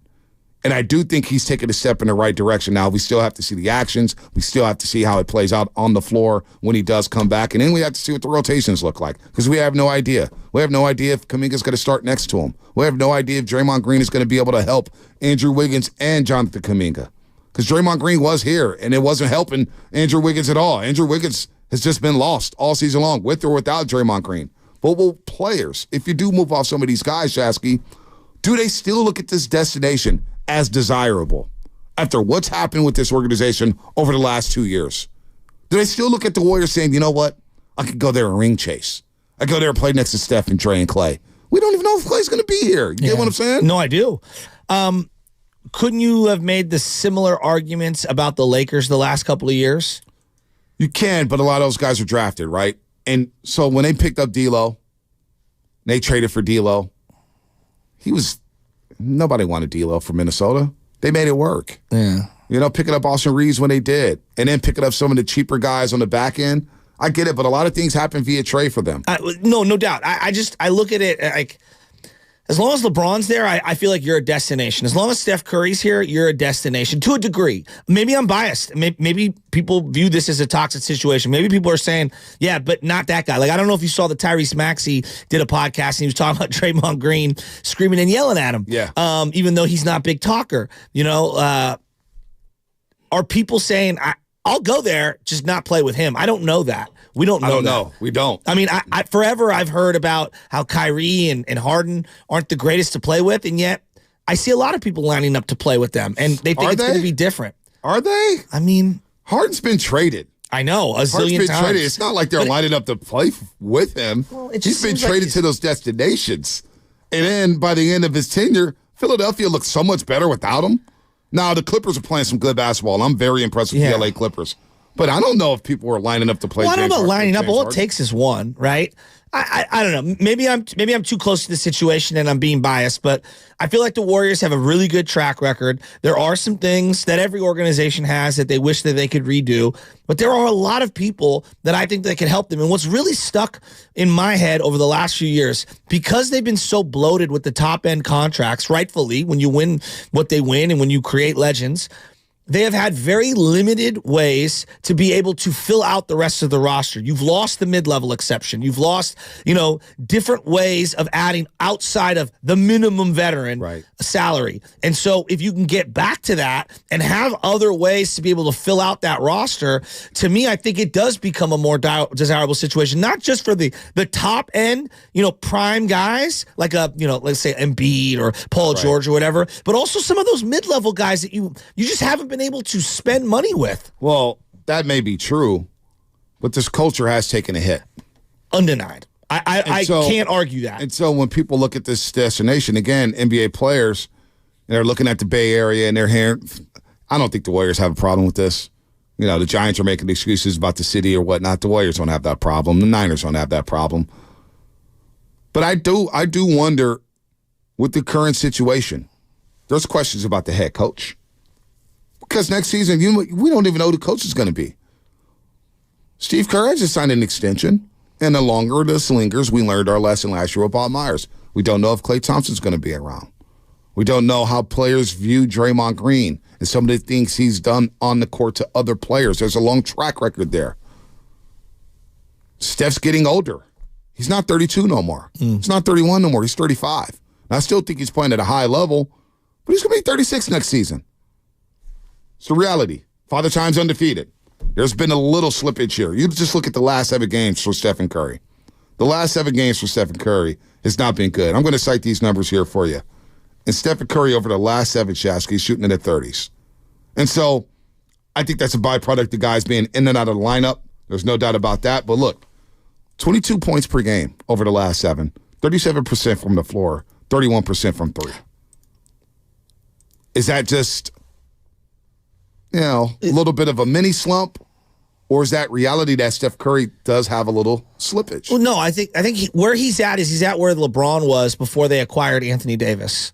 You're still great, but you just can't do it all. You just can't at this age. And you can't expect to age properly unless you have an in their prime star who you could take turns throughout a regular season and a postseason, saying your turn, my turn, right? At carrying the team for long stretches. And Steve Kerr touched on that. I really believe that he is at the exact same point where LeBron was prior to Anthony Davis going to the Lakers. So here's what Steve Kerr said about it yesterday about Steph Curry's recent struggles.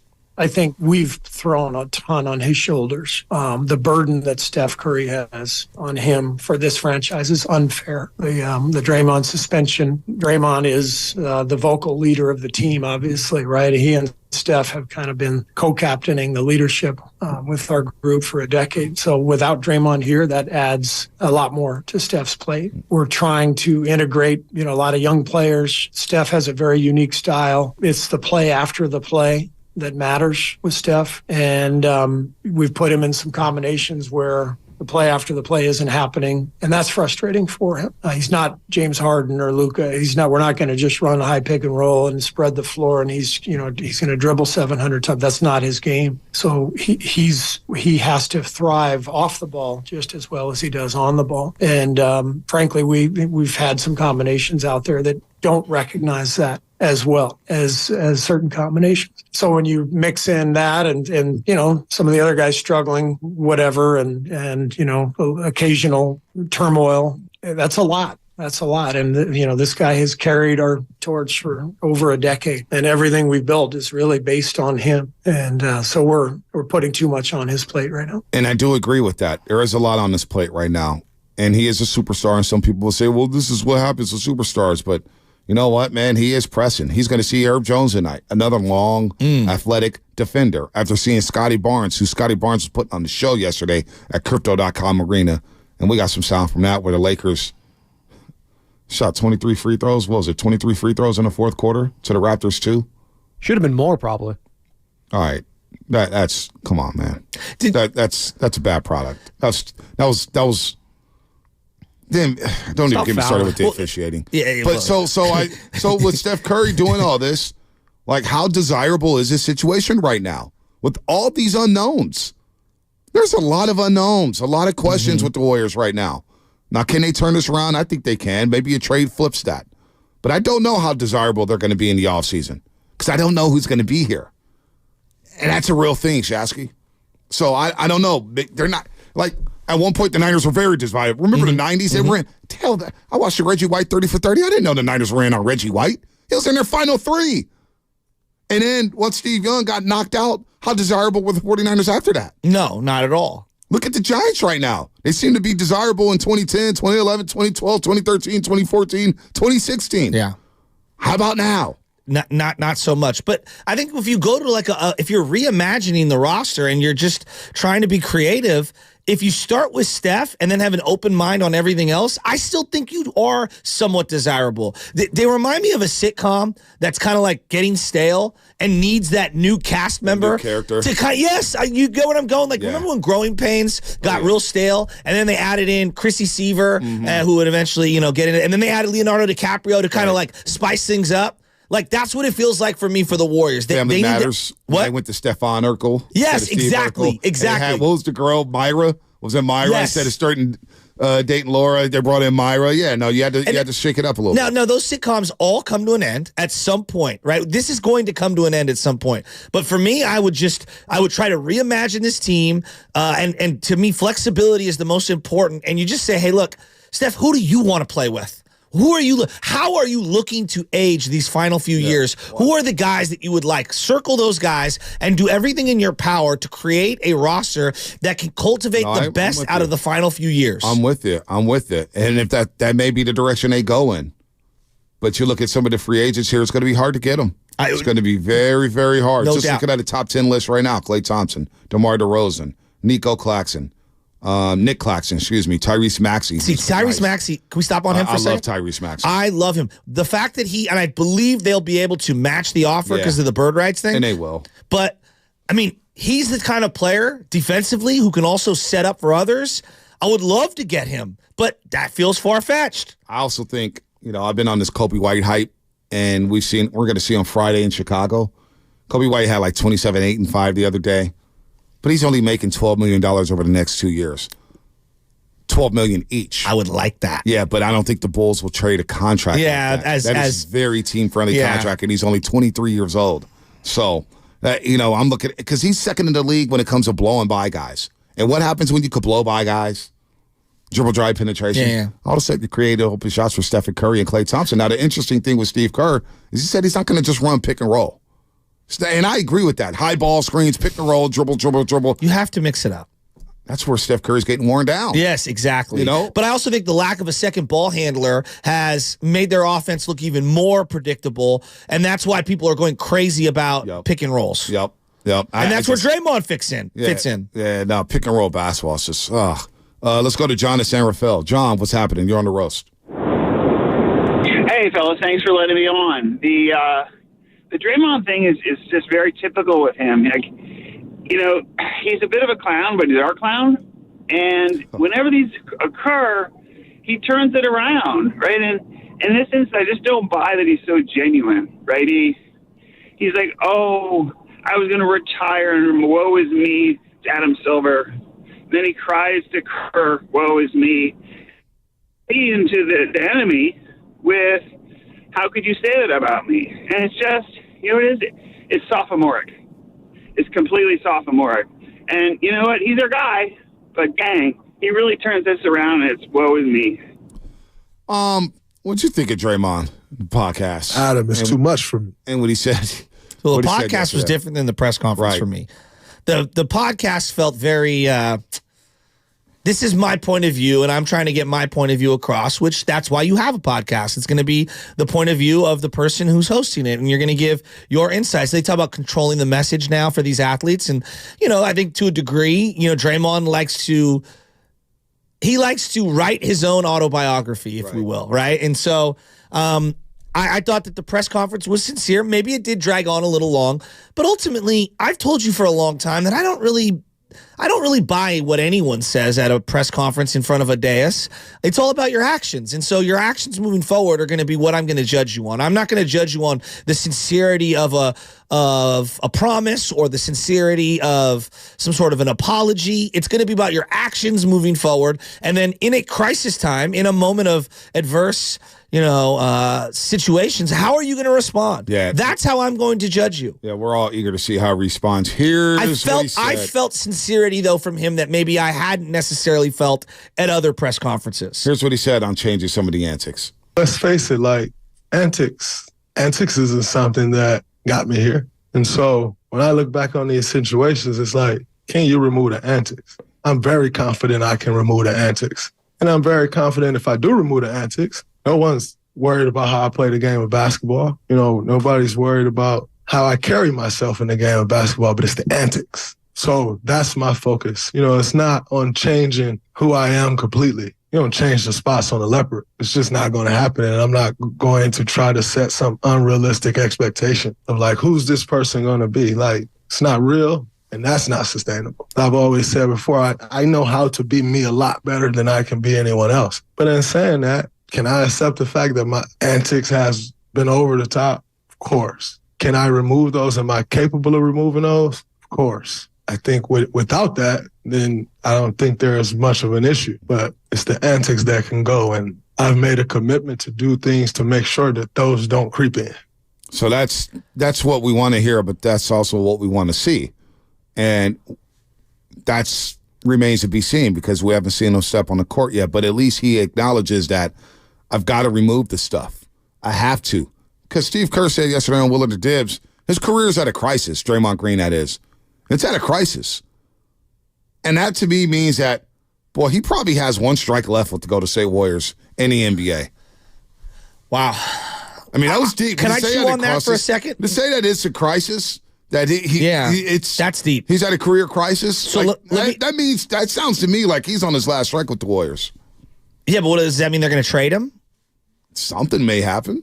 Interesting. Something may happen. Right. I don't know what you're going to get in the trade for him. I know. Even if you can't trade him. It does feel like they've reached their tolerance level, right? Like their maximum level of put-uppery. How much they'll be willing to accept. Right. Now, the cynic in me is saying, boy, this is the final straw. Like, and I love Day-Day. But this is the final straw. You know, like, we're... But isn't it... Let me just peel it back to the... You played two different cuts there. The first cut, where he's talking about removing the antics. Right. Isn't that what you and I have been saying almost verbatim for about 4 years now? Yep. And a lot of people... And at times, I think we've agreed with them, but a lot of people was like, no. If you remove the antics, he loses being who he is. And I'm so refreshed to hear from him. Like, yeah, if I just remove the antics, I can still play ball. And that's all I've wanted him to do is just play ball. Stop with all the extra stuff. And everybody kept telling me, Joe, the extra stuff is what makes Draymond. No, the extra stuff's what's getting him in trouble. Well, no, the extra stuff when it comes to Rudy Gobert and Yusuf Nurkic is not the stuff that anybody wanted to see. Exactly. The reffing stuff, okay, he gets his technical, That's he's fine. barking. Yeah. I mean, these referees are terrible. So I don't, some of them need to be yelled at, to be quite frank. They need to be yelled at. But in terms of like the pool stuff and the Gobert situation and the Kevin Durant on the sideline back in 2018, 2019, that's the stuff that nobody condones. Nobody likes that. Nobody says, hey, he needs to put Rudy Gobert to chokehold to play like he needs to play. No. That's not what makes Draymond. But that edge, that extra energy to be fired up, sure. Like, I don't want to see that go away, but at the same time, yeah, it does get enough where the referees have now said, you know what, enough's enough. We're going to tee up. You're not going to talk to us like that anymore. And he does talk to him crazy. Now, Steve Kerr mentioned that yesterday, but another one, he said his return is urgent, Draymond Green, that is, because he cost his team the cost, or all the things that he's done has cost his team, and enough is enough. It's urgent from a professional standpoint because I wasn't hurt. At least my body wasn't hurt. My mind was hurt. My feelings was hurt. But it wasn't like some injury cost me off the floor. So it's very urgent because I've cost my team enough. I've cost this organization enough, and so it's not a time for me to just come back and be like, all right, I'm going to take my time and get back when I can. No, like, you caused this yourself. And so you don't get the grace. And although I'm very appreciative of our organization, number one, for the support, but number two, they're putting the plan together to ramp up. If it was up to me, I would love to come back and play right now. Reality is it's probably not the best thing for me or the best thing from an organizational standpoint and what that looks like moving forward and the risk of injury and all those things. But, there's a human component of this as well. And you sit home and you watch these games, and as a competitor, you want to help. So that's where he's at right there. That felt like the most self-aware Draymond's ever been. And then maybe I'm missing stuff from back in the day, but him acknowledging some of his shortcomings, self-awareness, man, acceptance is the first step. I really hope that the guy can turn the corner here. I do too. I really do, because clearly he is a legend for the Warriors. Everyone loves him, and if a guy like him can turn around his story, don't we all love a good redemption story? We do, and it's going to be very interesting to see how Draymond can redeem himself, because the fan, and I hear this all the time, the fan will throw it at me and say, well, Bonte cost us a 2016 championship. Well, Bonte, he didn't play hard in 2019 when they won 15 games and they lost 50. And he basically said, yeah, I knew we were going to lose. The fan will tell me it's such an incredible statement. I know. It's real. It's not even funny. It's like, but every time you say it, I laugh. Damn, I just gave you $100 million. You didn't play hard for a season. You just took the $25 million and chilled. That's the fan. The fan who spends the money, the fan who buys the gear, the fan who buys the Draymond Green jersey. So, look, I want to see him play well because I think he was playing very well. I do. He was playing some good basketball. But was the basketball enough to get this team over the top? But again, when you say the podium stuff, you're tired of hearing the podium stuff. I thought the presser went on a little too long yesterday. So what did you think it should have been? I just, if Draymond comes out and say, hey, look, man, I went to therapy. This is what I went to therapy for, because I'm still not exactly sure what he went to therapy or counseling for. It's none of our business. It's none of our business, but, we're hearing about everything else. So, what are you? But he's sitting there and he's talking. He's going on and on and on. Draymond just came out and said, hey, man, look, I have some anger issues. I need help. I need to get that help. I'm going to continue to get help. And I'm going to try to prove to everybody that I can fix this problem. That's enough. I don't need to go into all the details. Like, the whole everything was so long-winded. Like, I don't need to hear about you and Kerr in the backyard crying together. Maybe keep that for yourselves. I know. Some of this stuff the public doesn't need to know. Yeah. The public doesn't need to know that you're talking to Adam Silver about retirement. Well, the part that jarred me during the podcast was Bob Myers reaching out on his behalf to the commissioner over and over and over again. Yeah. That doesn't need to be out in the public. No, I would Maybe keep you're that putting close Bob Myers in this situation. Exactly. I in would a keep very that tricky situation. Yeah, I'm kind of with you on that one. So the other thing is this, and look, Draymond is allowed to do whatever he wants to do. I get uncomfortable personally. This is just me. I get uncomfortable, and I've said this about LeBron and other people when they pick and choose how to use their family as kind of a shield to wield in their defense. And because to me, the families are off limits, right? For everyone to discuss. I don't want to talk about your children, nor should we be talking about your children or your significant others or whatever. But when you give us those insights and those things, to me, it feels like a method of scapegoating where you're like, I was talking with my daughter and now you're trying to garner up empathy. And I don't think it's fair because we're not allowed to go down that path, nor should we go down that path. So I don't like when you start to go down that path. And I get it. You're trying to be honest and candid and forthright. And I struggle when the athletes are using their family and they're talking about death threats and this, that, and the other. First off, we all agree. It's a unanimous, normal, common sense thinking people are like, any idiot who's threatening your family is a low-life scumbag. Especially over a game. Exactly. Over a game. Just because you made the bet. It's because you got that player in fantasy and maybe he didn't perform. It's horrible. These guys are human beings. They're not robots. I do feel at times I find it difficult to sift through when you're using it as being forthright and sincere and when you're using it to garner up empathy for yourself. It's very difficult and it becomes muddied. And so I just think that it feels very manipulative at times and I'm trying to pick and choose. And so I don't like when he does that. That's just me. That's my particular opinions. Let's go to JB real quick in Oakland and then we'll get to BPA. JB in Oakland, what's happening? We got the injury report coming up. Good morning, JB. Hey, good morning, guys. How y'all doing? I'm doing good. That's what's up, man. I've been wanting to call for a minute. And I've been hearing y'all talk about the Warriors. I've been a Warrior fan since I was a kid. You know what I'm saying? And what I think you guys have forgot, these are champions. You feel me? And everybody counting these guys out. Draymond, Clay, Curry, Kerr, they champions. Curry come from Davidson, Clay from Washington, and Draymond from Michigan State. And nobody knew who they was. But they made people know who they were. You see what I'm saying? These is champions. And what they're going through ain't nothing new than what they ever been through in their life. And Draymond, I wouldn't trade him I wouldn't trade him never in the day. You feel me? Because he the dog. He the big brother. And what he did to Gobert and the other guy, he had to do. Because BPA, Brian and Palo Alto. What's happening, Brian? You're on the roast. Hey guys, what's going on? What's up, BPA? It's a beautiful Wednesday. It's a little slightly moist out there. You got shafted out of Roaster of the Year, by the way. It's okay. I voted for you. He's lying. Thank you. I appreciate it. Well, you should vote for me, so it's earned. You didn't earn it. You quit on us. Rings. You quit on us, BPA. Remember that. You quit on us. It's okay. Hey, it's okay. Look, they're a 500 team. I think they were just under 500 when Draymond was playing. Yeah. They're a 500 team. It is what it is. That this is going to be some, major solution to the issues they have. I think is absurd. And I don't know if they're going to make moves or not. I don't know what moves can fix the issues they have, but yeah, I do think Draymond's still a good player when he has the self-control to not be suspended half the games. And so, he's a keeper.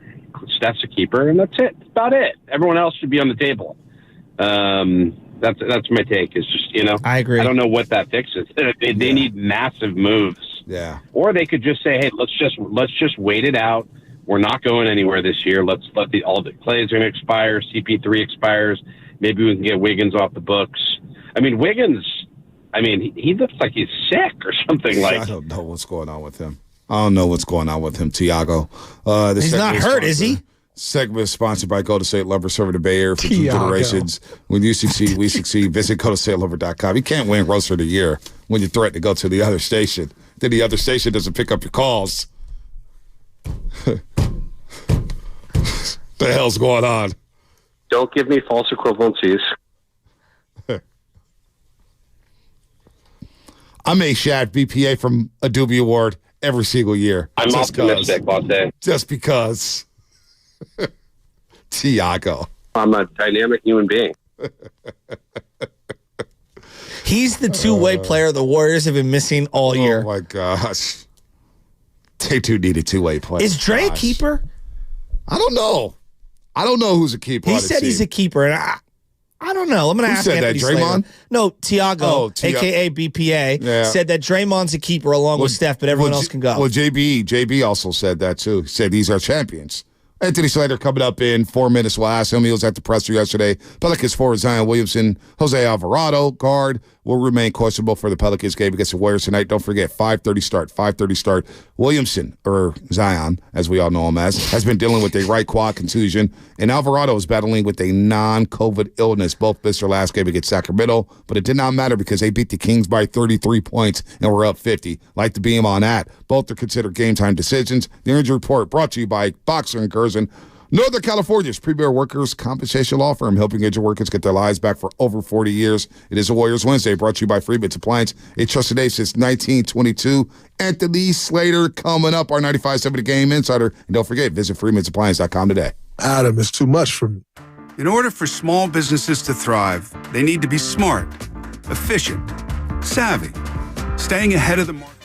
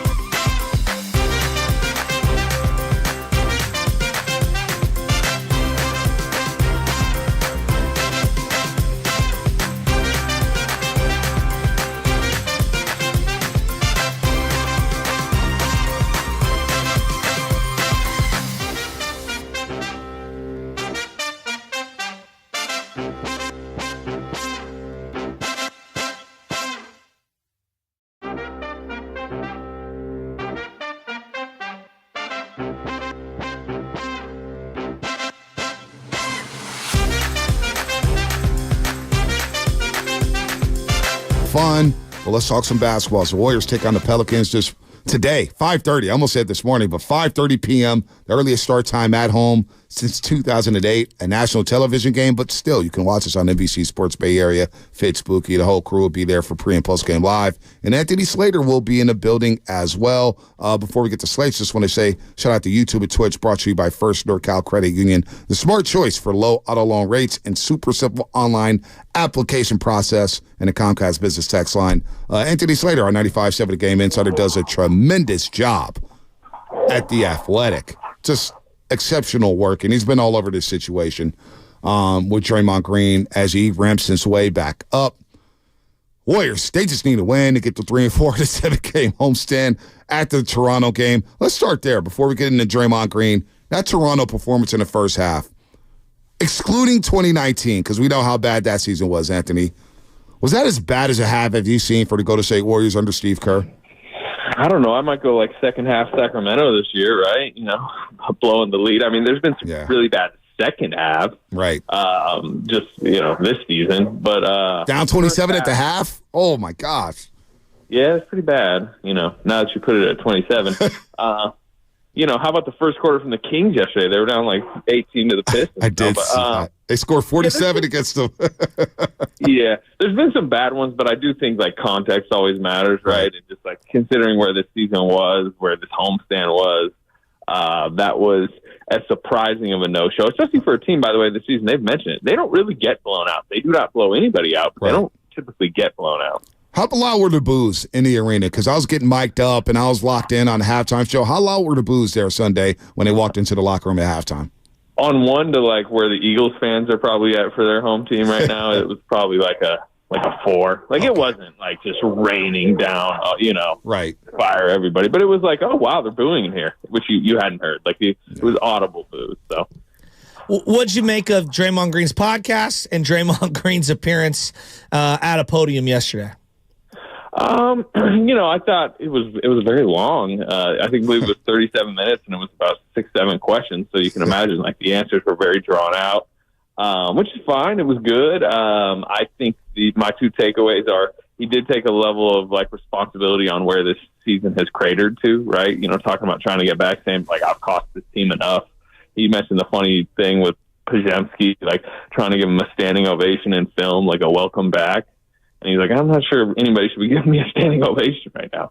But also, my biggest takeaway as far as like moving forward, the league just wants them to stop like flagrant foul twoing people, right? Right. Like, just no more hitting people. The Warriors are like, no more anything, like no more distractions, no more talking to refs. Like, you need to get back and like it needs to be all about winning, and it can't be about Draymond's referred to it as the antics. Well, that includes like, can he really like just stay out of like the technicals, stay out of all that? Like to me, that'll show a lot in the first few weeks. Like, is he fully back, fully invested in trying to make this thing work? I don't know if you got a chance to hear on Willard and Dibs yesterday in the afternoon. We had Steve Kerr on, and he said this. I want you to listen to this quote, and then you can react to it. Here's Steve Kerr yesterday with Willard and Dibs. It's a big part of it, and we've talked about it. Can he walk that line? Can he still play with fire and energy, but leave the officials alone? That's the challenge. It's going to be a big challenge, but we're going to ask him to do that. We need that so that we can focus on the game. His teammates need that so that we can focus on all of the little details that are eluding us right now, that are keeping us from being a consistent team. So that's what we're asking him. Do you think he can do that? We'll see. It's funny. The night in Phoenix, if you actually go back to his press conference in Phoenix, which is most remembered for his like apology to Nurkic and just like that whole situation, he mentioned that night he had been lately trying to stay off the refs because he was like, this was already an objective of his. And he would say, if you go look at like maybe the 5-6 games prior to the Nurkic club, whatever you want to call it, like he'd been really good and locked in and like not focused on the refereeing. So can he do it? I think he can. I think he can for a stretch, but we're not talking about a stretch, right? We're talking about like a few months, a potential playoff run, heated environments, times in the game where the lead is slipping away. That's where they need him not to do it. You guys remember I mentioned that second half in Sacramento. Part of that collapse in the second half in Sacramento was, remember how obsessed he got with the Malik on Curry? Oh, yeah. Oh, yeah. That is, I think, like the example that Steve Kerr is like referring to, where part of the collapse in that game was like Draymond just got so unfocused on the action, charged the arena up fully, committed some fouls, went over to the bench, was arguing with assistants, had to go to the back, and like it was just part of them completely losing focus on the game, and that happens when leads are slipping, and they can't have any of that. Do I think he can do it for a while? Yes. For the entire season, we'll see. Anthony Slater here on the Morning Roast on 95.7 The Game. Our 95.7 The Game insider does a great job for The Athletic. So Steve Kerr, he's talking about the crisis of Draymond Green and his career is at a crisis or whatnot. What does that even look like? What does that mean? Like if he pulls another act, the Warriors can possibly move him, and what do they be able to do with the contract? Because I don't even know what that means because he has another 3 years left on the deal, Anthony. Yeah, I don't know if that's as in much like referring to the Warriors, where obviously, sure, like the deadline's coming up. It's not completely impossible that something goes down. But I think more the league, right? Like, right. They just went from 5 game to indefinite. Honestly, I thought the second foul was not as bad as I thought Gobert was worse than Nurkic. Would you guys agree? Yes. I mean, they're both bad. On but a Draymond scale? Yeah, choking, 9-second choke hold, going for the 3-point line, in front of the Warriors bench. That was rough. Yeah, I'd say that's a little worse than the Nurkic, flail. But my point is, the Nurkic suspension was much stiffer than the Gobert one, right? Mm-hmm. So the league is basically saying, like, this is like a step ladder towards, like, you could do something that maybe not even as bad as the Nurkic, but it might be like rest of the season. Like, what do you all think the league's going to do the next time he has remainder of the season? Yeah. So when we talk about like career being on the line, to me, that's it, right? Like, what might the league do if these acts continue? All right, I'll actually give you another example. Sabonis in the playoffs last year, right? He gets 1 game for that. What if that exact situation played out in game 2 of a first-round series this year? What's the league doing now? I don't think it's 1 game. Yeah, I think it's a series, maybe the playoffs. I was maybe say playoffs. He's done it till next season. So, especially remember, it's not even just the Sabonis stunt. Remember that he was yelling fired at up the crowd. He was doing the it's called the Hulk WWE Hogan. and Adam Silver's in the building. Yep. Like that type of stuff. Like if you start doing that to the league again, that's why they say career on the line, right? Yep. Hey, he did that against Cleveland this year on a Saturday night against the Cleveland Cavaliers at Chase Center where he got ejected. So it's all bad. Something else that's all bad is Andrew Wiggins. And I don't know what the hell's going on with him. He looks lost. He looks like he's not as strong as he used to be. He looks a little frail. Steve Kerr punted on the – go ahead. Did you hear when I asked Steve about Andrew yesterday? I may have missed it. I was so caught up in Draymond Green that I may have missed that. Yeah. I don't necessarily expect you to hurt, but I thought it was interesting. So he basically made it clear he can't really play Wiggins and Kuminga together. I did see that, Anthony. I saw that. Yeah. I followed up after hey, look, Wiggins was minus 29 last game. He was whatever it wasn't good against Detroit. Kind of all the lineup combinations right now. Like if you look at the metrics over the season, are not good with him. Like, how sustainable is it? Or, however I worded it. And he basically said he wants to wash the last 2 games away. And he made a pretty full-throated defense of, look at the 15 games prior to the last 2 of Andrew Wiggins. He's trending well. He's playing well. It was like, I'm going to stick with him, at least in the rotation. So, whatever that means. But he was like, go look at the last 15 games. Go look at the stats. It's been better. I'm like, he was okay, but I don't know. I thought that part was interesting. You think he gets moved? I think if you had to pin me down and say, who's most likely, I would probably say Andrew Wiggins. I'm curious. When he signs the 4-year deal extension last, whatever it was, last offseason, it was considered one of the more team-friendly deals in the league, right? Guy just coming off being a huge part of a title, is signed to a team-friendly, $25-ish million a year with the cap going way up, and he's a 3-and-D, plug-and-play wing anywhere you put him. Now, obviously, that has not been the case this year, but it's still if you still view Andrew Wiggins, if you're the Indiana Pacers, if you're the Cleveland Cavaliers, I'm naming them because they're particularly the Cavs, teams that need starting small forwards. It's what they really lack. If you think he could get back to himself, he's a really good option there at a really reasonable price. So I do think there's maybe teams that would view that as a tradable, at least trade for contract. But we'll see. The big thing right now is the Wiggins-Kuminga thing. If we think that needs to get broken up, and if they're saying we cannot play them together, I think it seems pretty obvious the one that they should probably choose at this point, right? Who is it? I mean, just Kuminga. He's cheap the next couple of years. He's playing better right now. And if you get off the Wiggins money, that can basically flip into Kuminga money 2 years down the road, right? As you try to like reset your books, you look at the age, you look at the trend of where their careers are going. I mean, does that not seem like the obvious choice? No. I mean, me and Bonte are, obviously siding with Kuminga in this particular situation. It's just, I guess the bigger question, and we've been kind of kicking it around the last 45 minutes or so, and I'll pose it to you. If I took championship off the table, what would constitute success for the Golden State Warriors this year? Is it, rearranging the deck so that you have optionality, flexibility in the offseason? Is it trying to get a clear distinction on who Kuminga is or Podziemski or any of those guys? Is it, make the core feel good about themselves? How are you quantifying and measuring success for this year if I took championship off the table? Yeah, the way it's been termed to me, and I mean, this is more of like a, hey, what are they going to do at the trade deadline? It's just figuring out who can play around Steph Curry and like how they should rearrange around Steph Curry. Maybe if you go out and get players you think can play with Steph Curry, see if they can over the next few months, because the reality is like they still intend to be a Steph Curry team ecosystem the next few years. And that makes sense, right? I mean, even though he's had a slump lately, he's still considered a top 5, top 10 player, and I'm being generous. So build around him. The plan is to still build around him, and to build around him, you need to build a smart team around him. So I think, you mentioned Kuminga, like I think they've discovered he can be a Steph Curry player, right? I mean, he's been in the starting lineup with him for now, 13 games or so. Like it's gone well. Steph needs downhill attacking, rim pressure. I think we've seen that. So I think it's a lot of that. Just how do you want to rebuild and reset this thing around Steph? Yeah, I'm with you there. Anthony Slater, our 95.7 The Game Insider here on the Roast. So getting Steph going here is going to be difficult. Obviously, you don't have Draymond Green.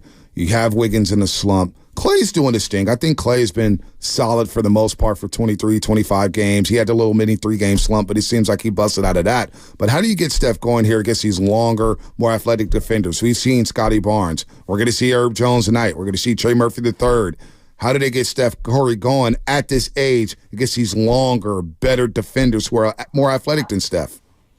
Well, you mentioned Draymond. I mean, getting him back will really help, right? Yeah. And I don't think he's that far away, right? He's not going to play tonight. He's pushing, for this to just be like a kind of a weak ramp up. I think you'll see him probably on the road trip at some point. So that will help. Beyond that, I mean, he's also just got to hit shots. Like I agree, but the other night, how many makeable shots out of those 9 threes did he just miss? So I think there's some of that.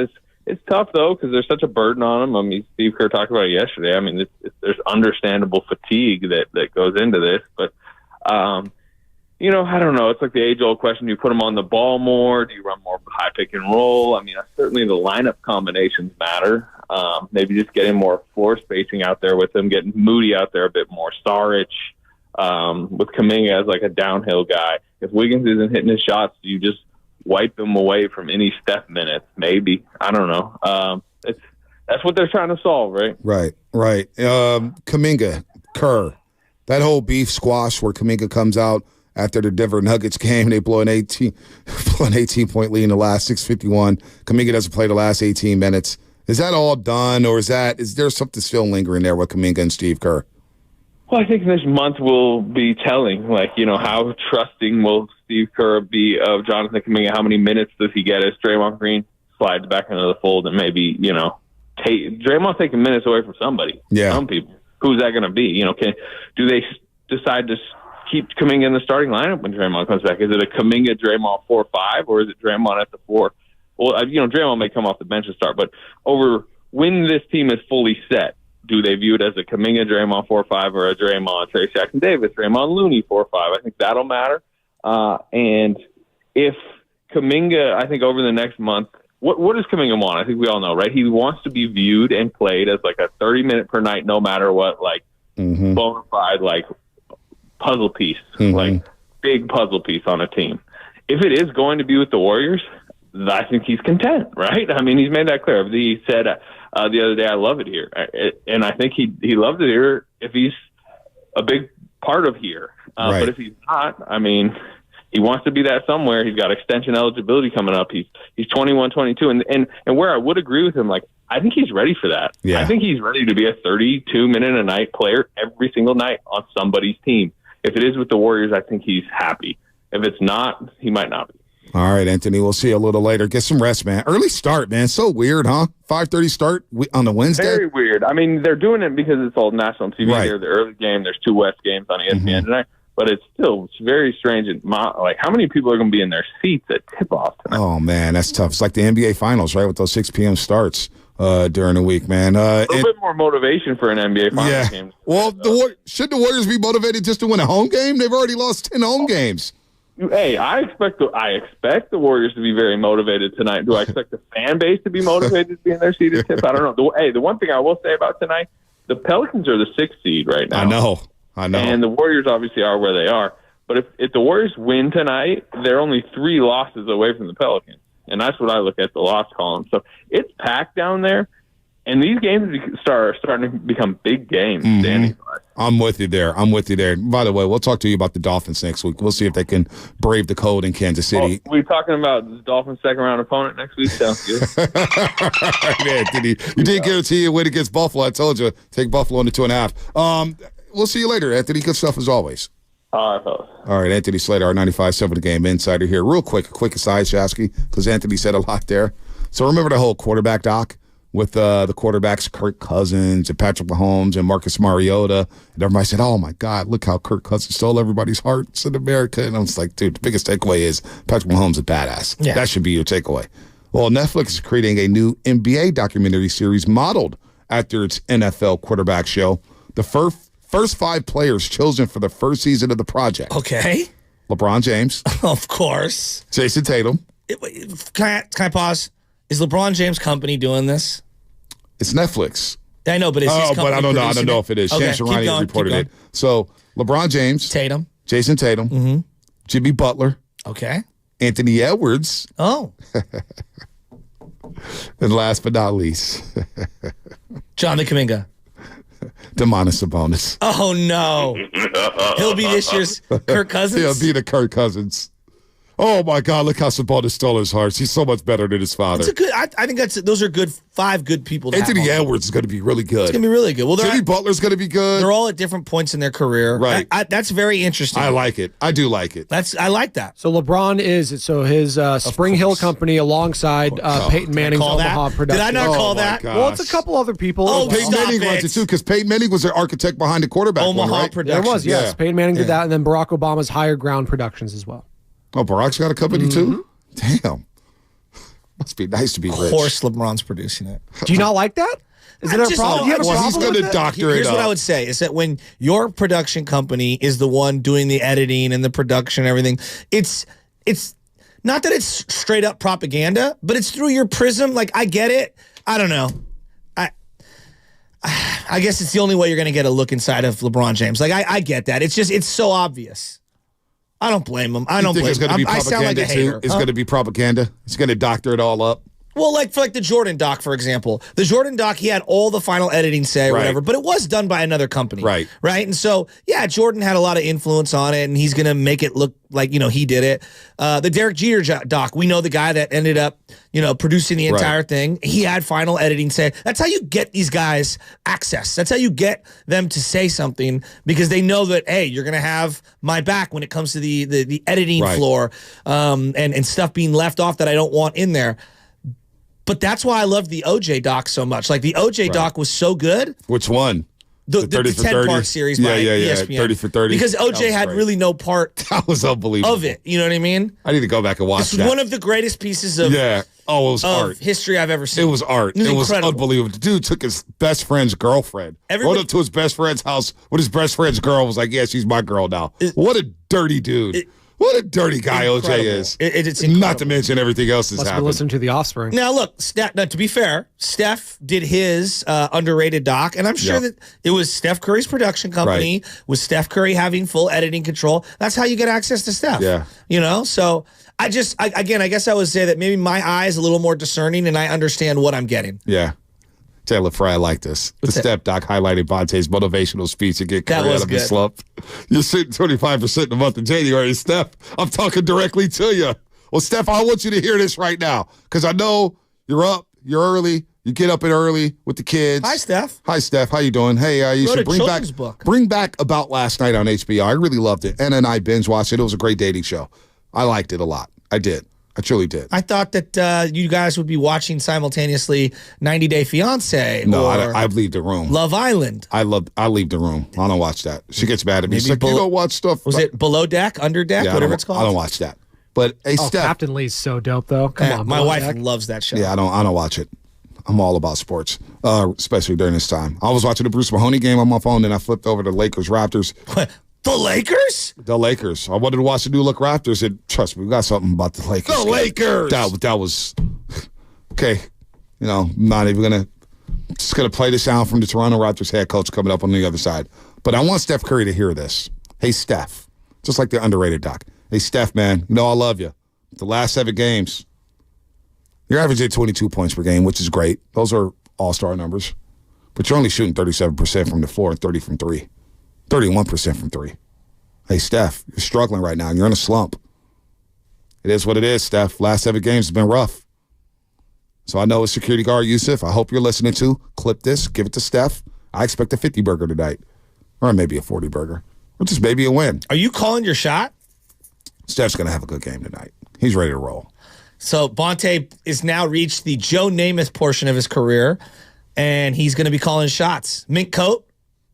Nah, he's going to come in. You'll see the outfit. You'll see the outfit. No, I meant you wearing the mink coat. Oh, no, I don't have a mink shot. coat. I don't have a Finger up in the tunnel as Steph goes for 50 tonight. And by the way, Joe Namath should have never been named MVP for that Super Bowl. Should have been Max Snell. All right? That's criminal that he got the Super Bowl MVP award. He's never heard of Fall Out Boy, but he knows who the 1969 Super Bowl MVP absolutely. should be. He guaranteed it. He should get the Super Bowl. No, he shouldn't be. He shouldn't get the Super Bowl. If you write the check and you go in and cash it? No, he had a subpar game. And Joe Namath threw more interceptions and touchdown passes over the course of his career. I could sit up here and say he's the most overrated quarterback of all time, but I won't do that. But the swag, Bonte. Okay, swagger, great. You got swagger. Awesome. Joe Broadway. Broadway Joe. Come on, man. But Steph, 30% from 3 the last 7 games, man. Telling you, he needs that secondary play. Let's continue it on the other side. All right, that's coming up. Brought to you by... I don't even know what I did with my paper. Where's my paper? All right, it is brought to you by a Warriors Wednesday. That's right. Warriors Wednesday brought to you by Freeman's Appliance. What up, Matt? A trusted name since 1922. Visit freemansappliance.com today. The Road to Vegas is brought to you by Zinni, the official eyewear of the San Francisco 49ers. Shop from over 3,000 styles at 80% off retail prices exclusively at Zinni.com. My little brother's...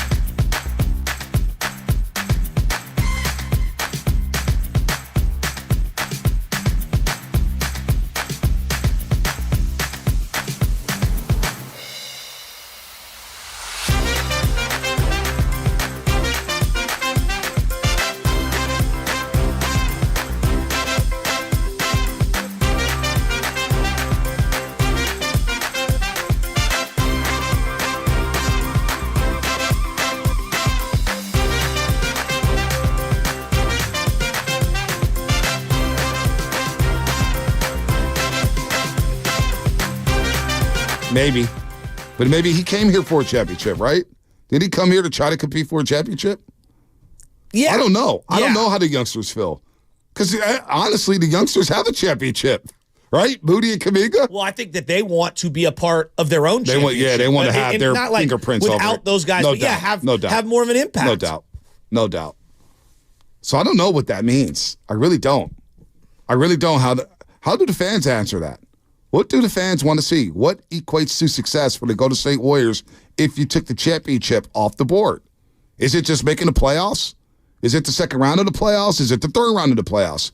And I do want to get to this great sound because we do have a referee problem, the officials. And if you're Dan Dibley or Matthew Steinmetz, you probably want to turn off the radio. I'm so sick of hearing anybody cape up for officials.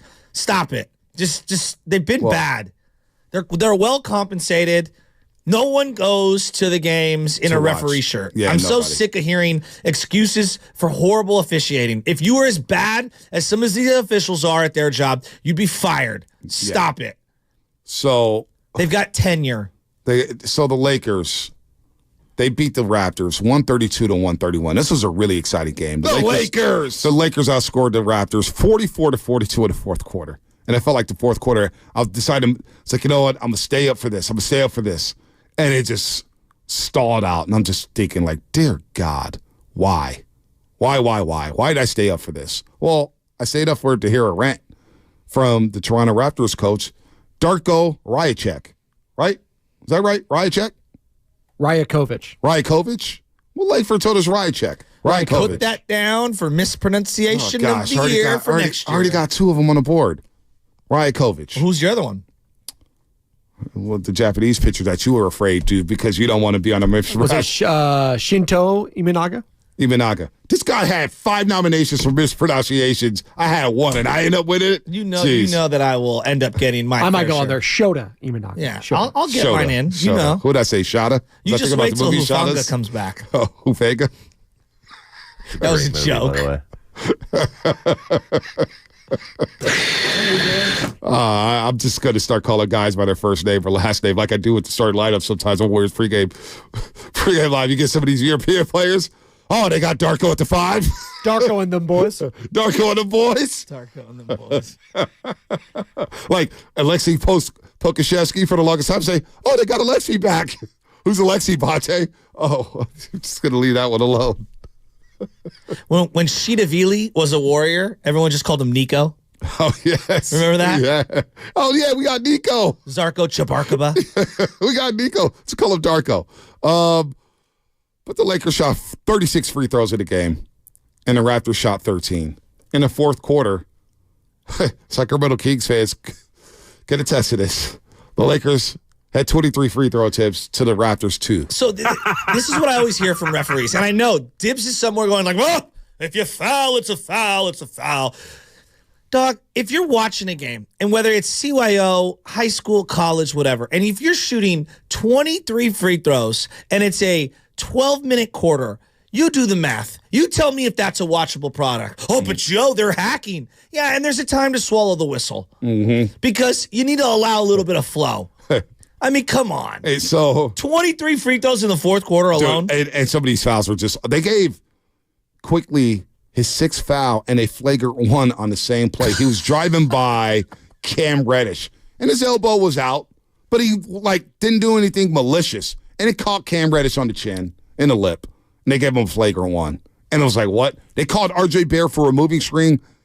Anthony Davis was definitely trying to win an Academy Award on this play. And it wiped out a three-pointer by, I believe, Scotty Barnes. And I just started laughing. And then I knew it wasn't just me because the texts start rolling in from my NBA buddies. Did you see that foul? The Lakers continue to get gifts. Well, here's Darko Rajakovic after the game. Check this out from my homegirl, Kayla Gray of TSN. Kayla Gray was down here in the Bay Area. I love Kayla. She's Mrs. Canada. She does everything up there. Here's Darko Rajakovic. 3 free throws in that fourth quarter. What did you? Thank you, Doug. Thank you, Doug. That's outrageous. What happened tonight? This is completely BS. This is shame. Shame for the referees. Shame for the league to allow this. 23 free throws for them, and we get 2 free throws in the fourth quarter. Like how to play the game. I understand respect for all stars and all that, but we have star players on our team as well. How's possible as Scotty Barnes, who is all-star caliber player in this league, he goes every single time to the rim with force and trying to get to the rim without flopping and not trying to get foul calls. He gets 2 free throws for the whole game. How's that possible? How are you going to explain that to me? They had to win tonight? If that's the case, just let us know so we don't show up for the game. Just give them a win. But that was not fair tonight. And this is not happening first time for us. Scotty Barnes is going to be all-star. He's going to be the face of this league. And what's happening over here during whole season, I've been calling it back, it's a complete crap. Getting any explanations at all?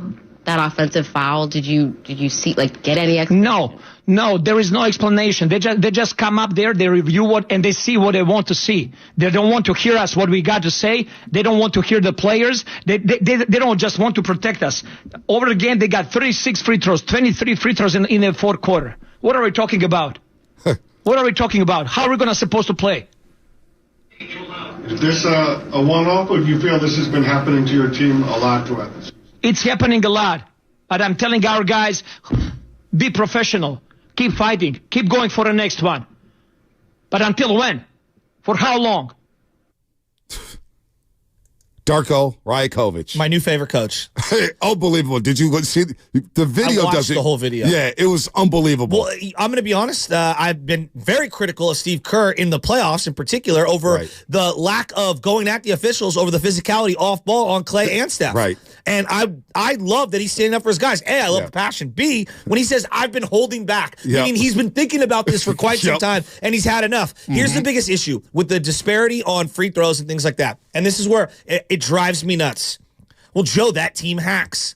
Usually in a game, when you're watching the game, how many times do you see contact on one end of the floor, not called, and on the immediate next possession, similar or less contact, way away from the ball, way away from the hoop is called automatically. Yep. That's the problem with officiating. It's the consistency, and he referenced it multiple times in his rant. It's the consistency. Yep. That's where people lose their minds. Kevin Cutler, Ben Taylor, Tyler Ricks were the officials last night. Ben Taylor was been called out by Fred VanVleet.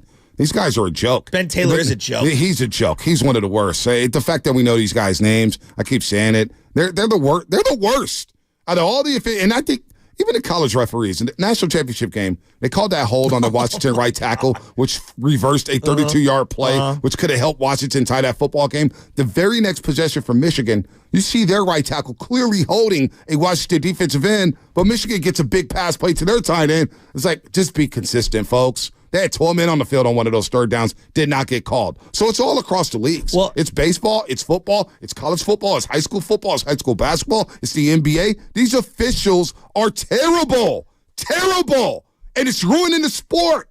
23 free throws in the fourth quarter. I'm sitting there, I got no dog in the fight. I just want to see a good basketball game on a Tuesday night in my bed. I don't care that it's the Lakers. They were balling. They were going back and forth. Scotty Barnes going to Anthony Davis. Anthony Davis going to Scotty Barnes. LeBron James hit a 3 to tie it at 105 apiece.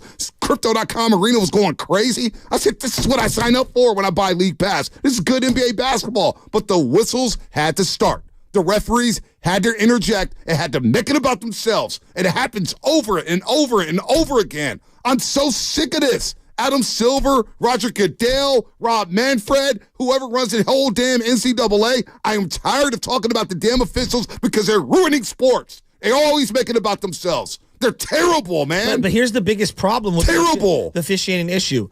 It's never about one individual call in a game. It's the collective incompetence throughout a game, and you see it building up and crescendoing. Do you not? Oh, I see. I saw it yesterday. It's always the same crews. The same crews over and over and over again. And I know it's a tough job. I know it's a difficult thing to do. These guys are athletic. We'll do something about it. Maybe we need 4 refs. Maybe we need 4 refs, one in each quarter as I turn off my microphone because I'm so angry talking about these jokers. I'm serious, man. Have 4 refs. What do we need to do to help you get better? What do we need to do? Because I'm tired of talking about them. And the worst part about it is when you're watching the games, when you see the official throw something where they have the worst angle of the other officials that are on the floor. I know. The guy being under the basket won't call it. The guy from the three-point line to call it from behind. So get these refs in each corner so they only have to run half the court. You know what I'm saying? Maybe they can't keep up. But also the one thing that bothers me is that these referees, like if a player goes 2 for 11, if a player goes 3 for 16, they got to go up to the podium and they got to talk. And if they don't go to the podium and talk after a bad game, then the media rips them. Oh, this player didn't show up after a bad game. Oh, what a jerk. Oh, what a sore loser. But these officials are allowed to make bad call after bad call. And Anthony Slater told us about a month ago as a pool reporter that they basically give him the questions to ask them. And they get to skate by and hide and not be held accountable and not be put on the podium to be asked these questions about why they made a call or we can't get an explanation. It's a joke. And I'm getting tired of it, man. People spend a lot of money to watch these players play, to watch top product. And who cares that that happened to the Lakers? It's not even about the Lakers at this point. It's about just being consistent. They screwed the Raptors last night. But you see it in, like, Sunday Night Football is a great example, and I referenced this earlier this week. Josh Allen runs for a first down. And it's very debatable on where the ball is, right? Mm-hmm. But then you see the line judge or whatever, the side official comes flying in. I'm like, wait a minute. The guy with the worst point of view, looking through thousands of pounds of human flesh, is going to mark the ball clearly a yard and a half behind wherever we all see on television where Josh Allen is. I don't even know if he got the first down, but I know this. The spot of where you put the ball was clearly wrong. Wow. Yeah. And here's the thing. The Miami Dolphins were out of challenges late in that game because they had to challenge an incompetent play earlier in the game. Exactly. And people are like, well, you can't waste your challenge. But what if the referees are incompetent? Right. They are. And they are. And they are. And it's hard to defend. Last night, I don't blame Darko Rajakovic for going off the way he did. He should defend it for his guys. They got screwed in L.A. And all those Raptor fans who stayed up that late at night, it's 10:30 on the East Coast when that game tipped off, and they're staying up till 1:30 to watch that happen to their team in the fourth quarter. It's disgusting. It's disgusting. We have to do better in these leagues. There's too much money invested in the NFL, in Major League Baseball, and the NBA for this to keep happening over and over and over again. I'm so tired of talking about the officials, but they make it about themselves, and they screw it up left and right. I don't want to hear about the old guard being gone. I don't want to hear about new roof. Get these guys up to speed and let's go. All right? Let's go. There's too much money. There's too much gambling. There's too much on the line here. 23 free throws in the fourth quarter. It gets 2. And you got to go back and watch some of these calls. I mean, I was in bed like, oh, my God. I was like, I had to sit up in bed. It's like, oh, my God, did they really just call that? Well, I watch the Warriors every week. I'm watching one of the top 10 players. I bet if we looked and we said average free throws per game, Steph, of all the guys considered for top 15 players ever, has to be the lowest. Yeah. Oh, my gosh. He has to have the least amount of double-digit free throw attempt games. Just go through the metrics. I watched Jonathan Kuminga. I'm not even here to say Jonathan Kuminga is a star. Jonathan Kuminga has not gotten a good whistle in the league for 3 straight years. I know. It's 3 straight years. I was watching from the tunnel the other day. 3 straight years. They missed a call on Steph. I forget what play it was. He just got up and looked around, and I see the red mark on the player, and he got fouled, and it's like, play on. It's like, what? What? So do better, officials. I'm glad. And, unfortunately, Darko's going to take a fine. He's going to take it like a $50,000 fine. But good for him for sticking up for Scotty Barnes. Good for him for sticking up for the league. And good for him for sticking up for Toronto. Because that's disgusting. And quite frankly, we're all tired of it as fans. That's why fans don't want to go to games and don't want to spend top dollar. Because these doofuses with whistles don't know what the hell they're doing. And then they get to skate by, not say anything, not hold a presser. We can't touch him. We can't talk to him. Please. Referees are a joke. Let's go to Doug in Berkeley. Doug, what equates to success for the Golden State Warriors this season if I take championships off the board? Hey guys, good morning. Hey, Thanks Doug. for taking my call. Hey, good morning. Morning. Thanks for taking the call. First of all, man-eater for Hall and Oak. Oh, okay. I can dig it. Come on. I mean, that's yeah. Beat on that, awesome.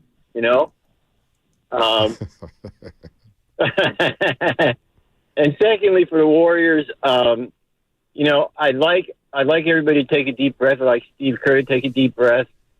He's taking guys out when we're rallying from behind. He's taking Kuminga out when he's hot. He's taking Clay out when he hits 2 or 3 in a row. I guess saving him for the fourth quarter. Steve, back up, take a chill pill. I believe that we're likely to finish with the same record, whether we play the veterans more, whether we play the young guys more. So let's play the young guys more. Let's develop them, okay? I think that gives us the best chance to honor Steph with another championship. Probably not this year, but if we have a complete roster next year of guys who are experienced, who know where to be, who know what position to be in, I think we got a good shot at it next year. And you remember all those really, really bad years, okay? We've been blessed. We got to stay strong. We got to stay fans. We got to take a step back and chill. And I think that's my goal for the Warriors this year. Thanks for taking the call. Anytime, Doug. As the All-Pro team has been slipped to me, the 2023-24 Players All-Pro, NFL Players Association All-Pro team, and somehow, some way, Travis Kelce made first team for a tight end. What? George Kittle had a better season than Travis Kelce. Well, Laporta. Sam Laporta had a better season than Travis Kelce. Evan Ingram had a better season than Travis Kelce. He had over 100 receptions this year. And we don't give this Travis Kelce, here you go. You brought Taylor Swift to the NFL, so let's make you first team All-Pro. It's just so many annoying things happening right now. Why can't we get these simple things right? Yeah, joke of Cleveland, you're right. Why can't we get the simple things right, Shasky, in sports? Because I do you want my honest to God opinion? We got all the cameras, all the technology. You want, okay, why? Okay. You get mad at me at times because I look at the media side-eyed, right? Would you agree? Yeah, maybe. Okay. I don't get mad at that. This is not everyone. This is not everyone, but a large collection of loud voices are the last people I would ever want teaching my children how to play sports, because they never played any sports growing up. They were really good at writing, or they were really good at talking, or whatever it was. They weren't really good at actually playing the game. And so to understand the fundamentals of each sport is very nuanced. It takes decades. Decades. Like our good friend, Justin LeBlanc. How many hours has Justin LeBlanc been on a basketball court? Hours and hours and hours. Shout out to Still LeBlanc, who helped win the Bruce Mahoney Trophy last night. He's a sophomore at St. Ignatius. Shout out to LeBlanc.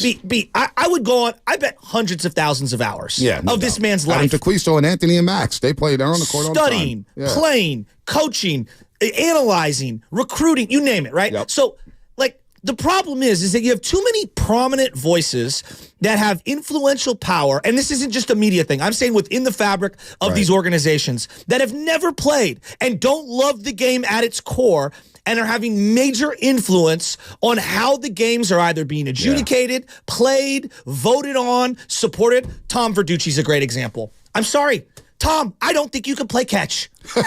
Damn. And this guy writes like he is the end-all, be-all of baseball. And yet if I gave him a catcher's glove, I don't think I would trust him to be able to get in the squat and catch the ball.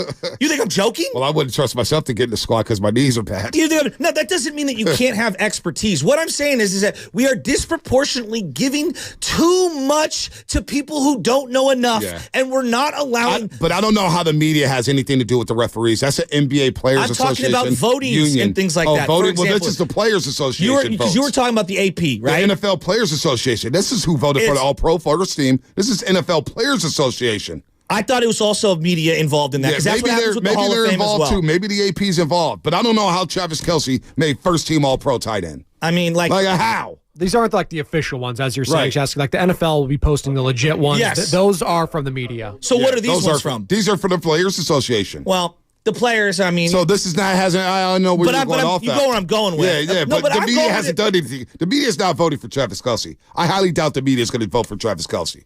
Well, they're not dummies. I mean, all right. I mean, this is the players. This is all the players. Well, on this particular one, you're asking me just in general how we get the simple things wrong, and this is why I think we get the simple things wrong. The simple things wrong in terms of making a call right, in terms of getting referees to make the right calls. That's not on the media. That's on the leagues. This is a league problem. Refereeing is a league problem, not a media problem. Okay, it's a league problem. In a couple of weeks, they're going to all go into a room on a Saturday night before the Super Bowl, and we're going to find out whether Patrick Willis is a Hall of Famer or not. And it's a little absurd that a guy, I'm just using an example, someone in Buffalo who barely watched Patrick Willis is going to have a say on whether Patrick Willis belongs in the Hall of Fame. But yet his contemporaries, Marshawn Lynch, Steven Jackson, guys who he played against and went to war against, have no vote whatsoever. Yeah, no, that's a joke. That part kills me. No, that's a joke. That's where I thought you were going with No, this. that's a joke. That's a joke because the media has nothing to do with the officiating. We can't blame the media for everything. I know that's what we want to do, but you can't blame them for everything. And I think the media does a good job of covering these sports. Now, whether or not you agree I could teach your son how to play catch, that's not their job. Their job is to cover the sport. Yeah, but I think it baked into a lot of the analysis and why I think we've dumbed down some of the sports conversations is because we can only, like, for example, the NBA. I feel like there are loud, prominent voices who don't really understand basketball. And so the narrative has flipped from breaking down the X's and O's of the game to, and it's not everyone. I'm talking about loud, prominent voices. Well, I would say this about the NBA. A loud, prominent voice right now on ESPN is Kendrick Perkins. He played the game. Yeah, but I don't think his IQ of the actual game is that high. So I wouldn't consider him your typical media member. But Tim Legler He's a former Tim Legler and did. He's excellent. He's honest about it. But he doesn't get highlighted. Exactly. It's Kendrick Perkins. But Kendrick Perkins is a former player. Exactly. We're not talking about the media members, your typical Tim Kawakamis, your Marcus Thompsons. I think they're fair. I think Mike Mayoko's fair for the most part. I do. No, whether or not Sam Darnold has the most lively arm in the 49ers history, you could debate that. But I think it's fair. Perkins is a clown. He's a player. But a lot of these players are now getting these media jobs, and they're ruining it for everybody. That I agree with. Those are players, even guys who played the game. Gilbert Arenas, I'm seeing him pop up on my timeline a lot. Gilbert needs to chill. And I disagree with Gilbert a lot. I do, too. A lot. I do, too. And I think a lot of people do, and they're afraid to say anything because he comes at everyone. Right. I do, too. And he's a player who's now into the media landscape. So I think it's, And look, I'm not here to say that just because you played means you study and know. There are tons of professional athletes who have perfected their craft and don't know the history of their craft. There are a lot that do, though, and a lot that really do care. You've got to find the right voices. But B, I do believe on a superficial level, what has happened is we serve a lot of these opinions to the massive audiences as opposed to the diehards. And part of that is let's show Taylor Swift. Right. That's a producer because they know what they're trying to cross over and get those fans, which you told me about. But why? You got to cross over. No, you do. Like the whole Nickelodeon thing, right? I don't watch Nickelodeon games. I don't care. I want to hear Romo Renance or Charles Davis and Iron Eagle or Greg Olson. Who in sports gets it right? Like if I were to just say the 2 or 3 best media things that are out there, I would put inside the NBA as one of those 3. Oh, Ernie Johnson and Barkley. And they don't always get it right. No. But what do they blend in there? You get the funny, you get the outlandish with Chuck, where I don't think he watches that much. But you get the honest opinions. And then you get, what does Kenny Smith do? Goes to the telestrator, and he explains and coaches and teaches you something, right? And I feel like too many times we're giving you all the hot takery and not the, let me explain to you something. So like Stephen A. Smith. And God bless Stephen A. Smith's soul. He's good at what he does. He's great at what he does. Yes. But he should not be on my pregame show for an NBA game. Agreed. Mike Wilbon. Agreed. That time is gone. I agree. I respect Mike Wilbon as an African-American who's opened up the doors for a lot of young black journalists. But he should not be on my NBA countdown show. I completely agree. You know? Give me Tim Legler. Give me some players who knows what a game is all about. So one of my big issues with the NBC Sunday night broadcast is that, dude, like, I don't I like Tony Dungy as a person. He doesn't say anything. He doesn't teach me anything. Right. Jason Garrett doesn't say anything. I think Garrett's not bad. He doesn't teach you anything, right? Better. Like, why is the Peyton Manning cast really good? They blend the funny with the guests, and then you're getting Peyton's brilliant, beautiful mind on certain football plays. Somebody said Veggie Delight, and I agree with them. Matt Barnes is really good at this stuff. Oh, he's amazing on pregame. Matt Barnes, excellent. He is excellent. So... but sifting through all the garbage to find a Matt Barnes is very difficult. It is very difficult. It's difficult in this day and age. It is very difficult. You know? And you get a lot of players, somebody saying J.J. Redick on the Comcast Business Text Line.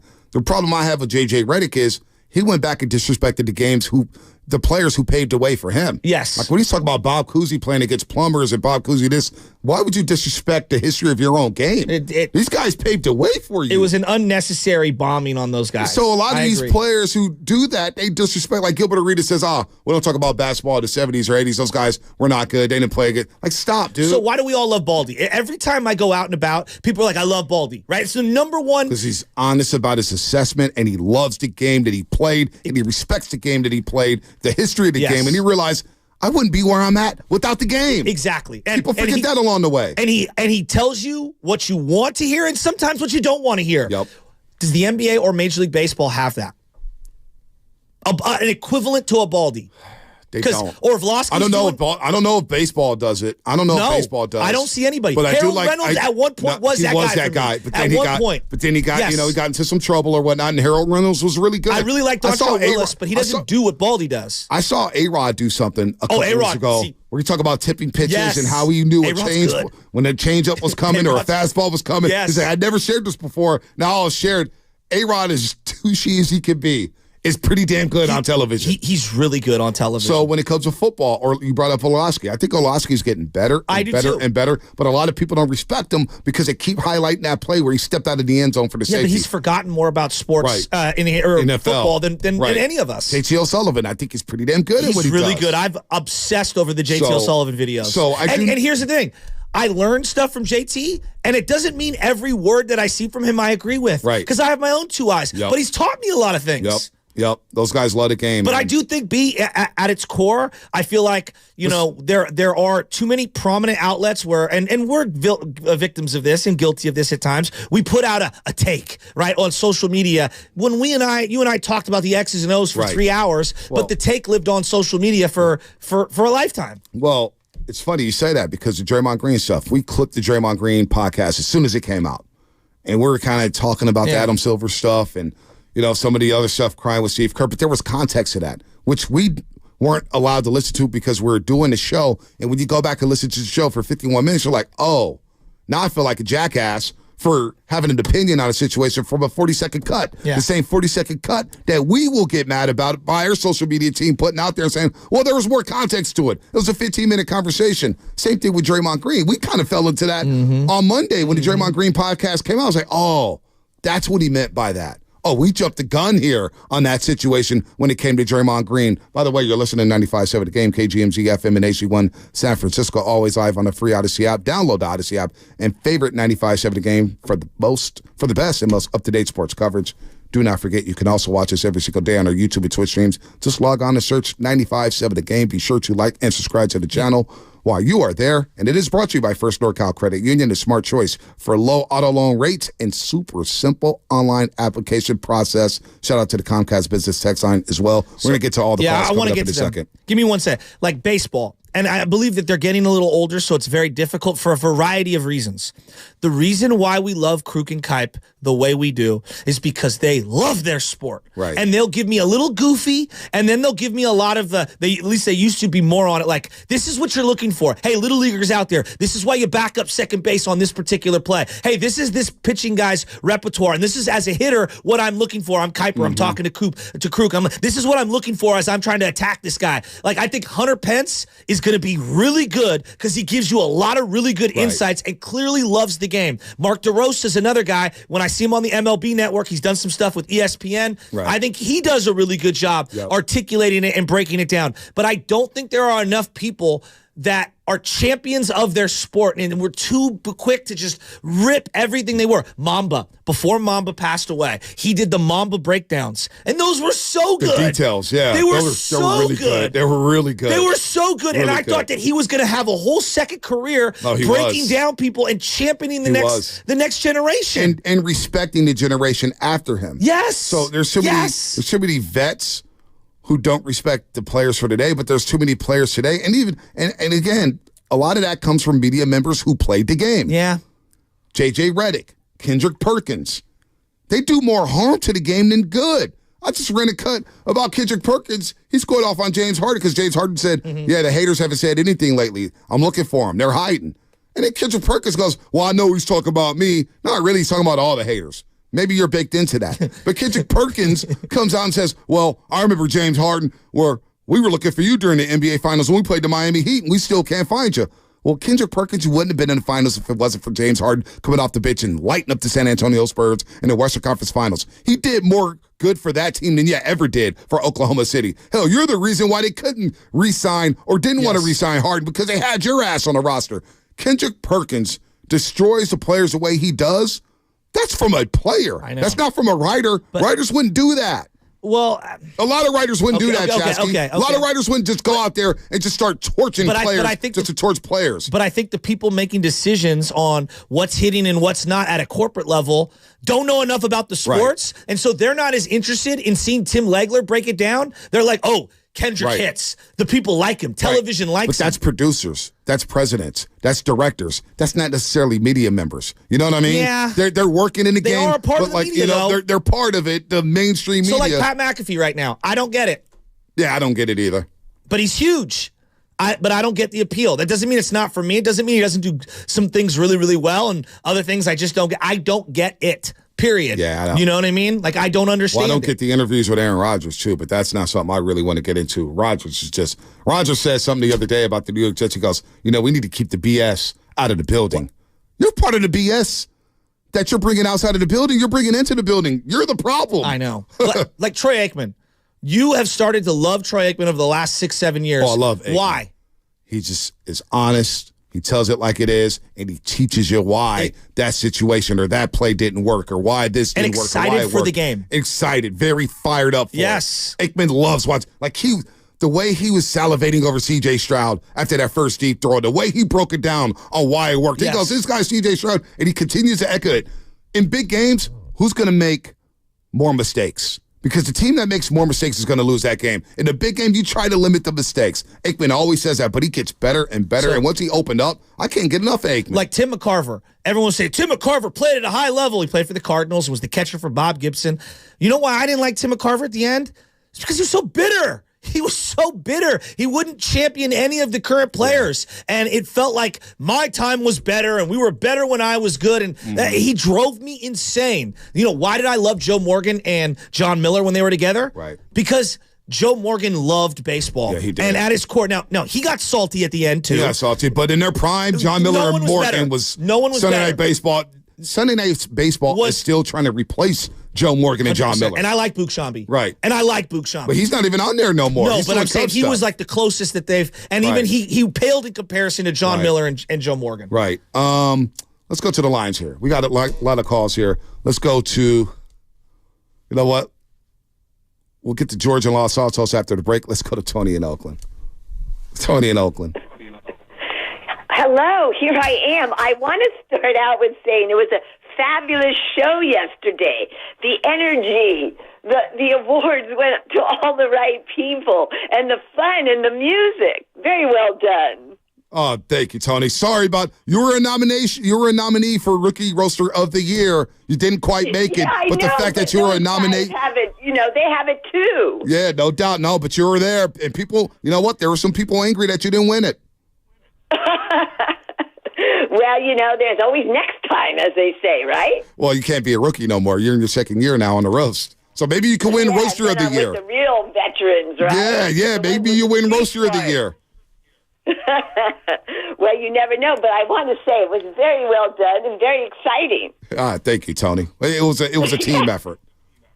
Yeah. Okay. Speaking of team effort, okay, you want to know how to solve the problems right now? Okay, this is a different take on the usual subject matter. But that new movie that came out, Boys in the Boat, okay? I know you probably haven't seen it, but they're wondering, they have the great 8 guys in the boat or the 7 guys in the coxswain, and then they're wondering, well, what's wrong with it? Like coaches. Maybe it's the coxswain, all right? And then he gives them a word, and then the coxswain. Oh, my God, you got to see this movie. I do have to see it. The Warriors and the 49ers should go see it. It's how a boat becomes one. And the coxswain, see, most like this guy at my club today, he's, I'm saying, what about Shanahan with the notes? He goes, oh, he's working.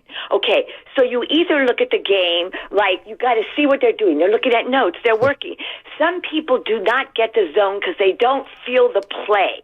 That's the God element. When you've got the play and you're giving the juice, you're giving and receiving it from someone. It's like a figure 8. That coxswain in that movie is to die for. He gives them what they need. This one guy in the front, one of the rowers, he was sick as whatever. And the guy gives him the juice. He says, just think of your music. And oh my God, he brought it. Okay, now, this is my thinking. Coaches should get paid almost or as much money as these players. When they're good, they're giving them the stuff. Now, Bonte and Shaq, I know you guys feel this, but most people, they had to see someone looking at their notes on the sideline to see them doing something. But it's what, I said, okay, the Philly guy has it, but he doesn't have the players, and of course he's out right now. But Harbaugh gets it. And look at the way, the Harbaugh that with Michigan, all those guys, the coach, the receiver, the quarterback, they're all praising God afterward. All these guys, they feel the stuff. This is like a taboo subject where you can't speak about. Whoever Tony, we're gets up into against it. We're up against Play it. like We a gave you 3 champion today. minutes. We gave you 3 minutes, Tony. I didn't know gave you where 3 she was minutes. going. Well, obviously God has The something to do boy with doesn't it. know the zone as well as you do, Bonte. Georgia Los Altos, Malik in Union City. We'll get the Trey back on the tracks. You guys are on deck coming up on the other side. It's nothing like Tony in Oakland. There's nothing like Tony in Oakland, man. This show's unbelievable. Wow. Warriors Wednesday brought to you by Freeman's Appliance. They trusted name since 1922. I don't even know what to say after that. Visit freemansappliance.com today. The Road to Vegas is brought to you by Merrill West Credit Union, working for you today, tomorrow, together. My little brother's friends.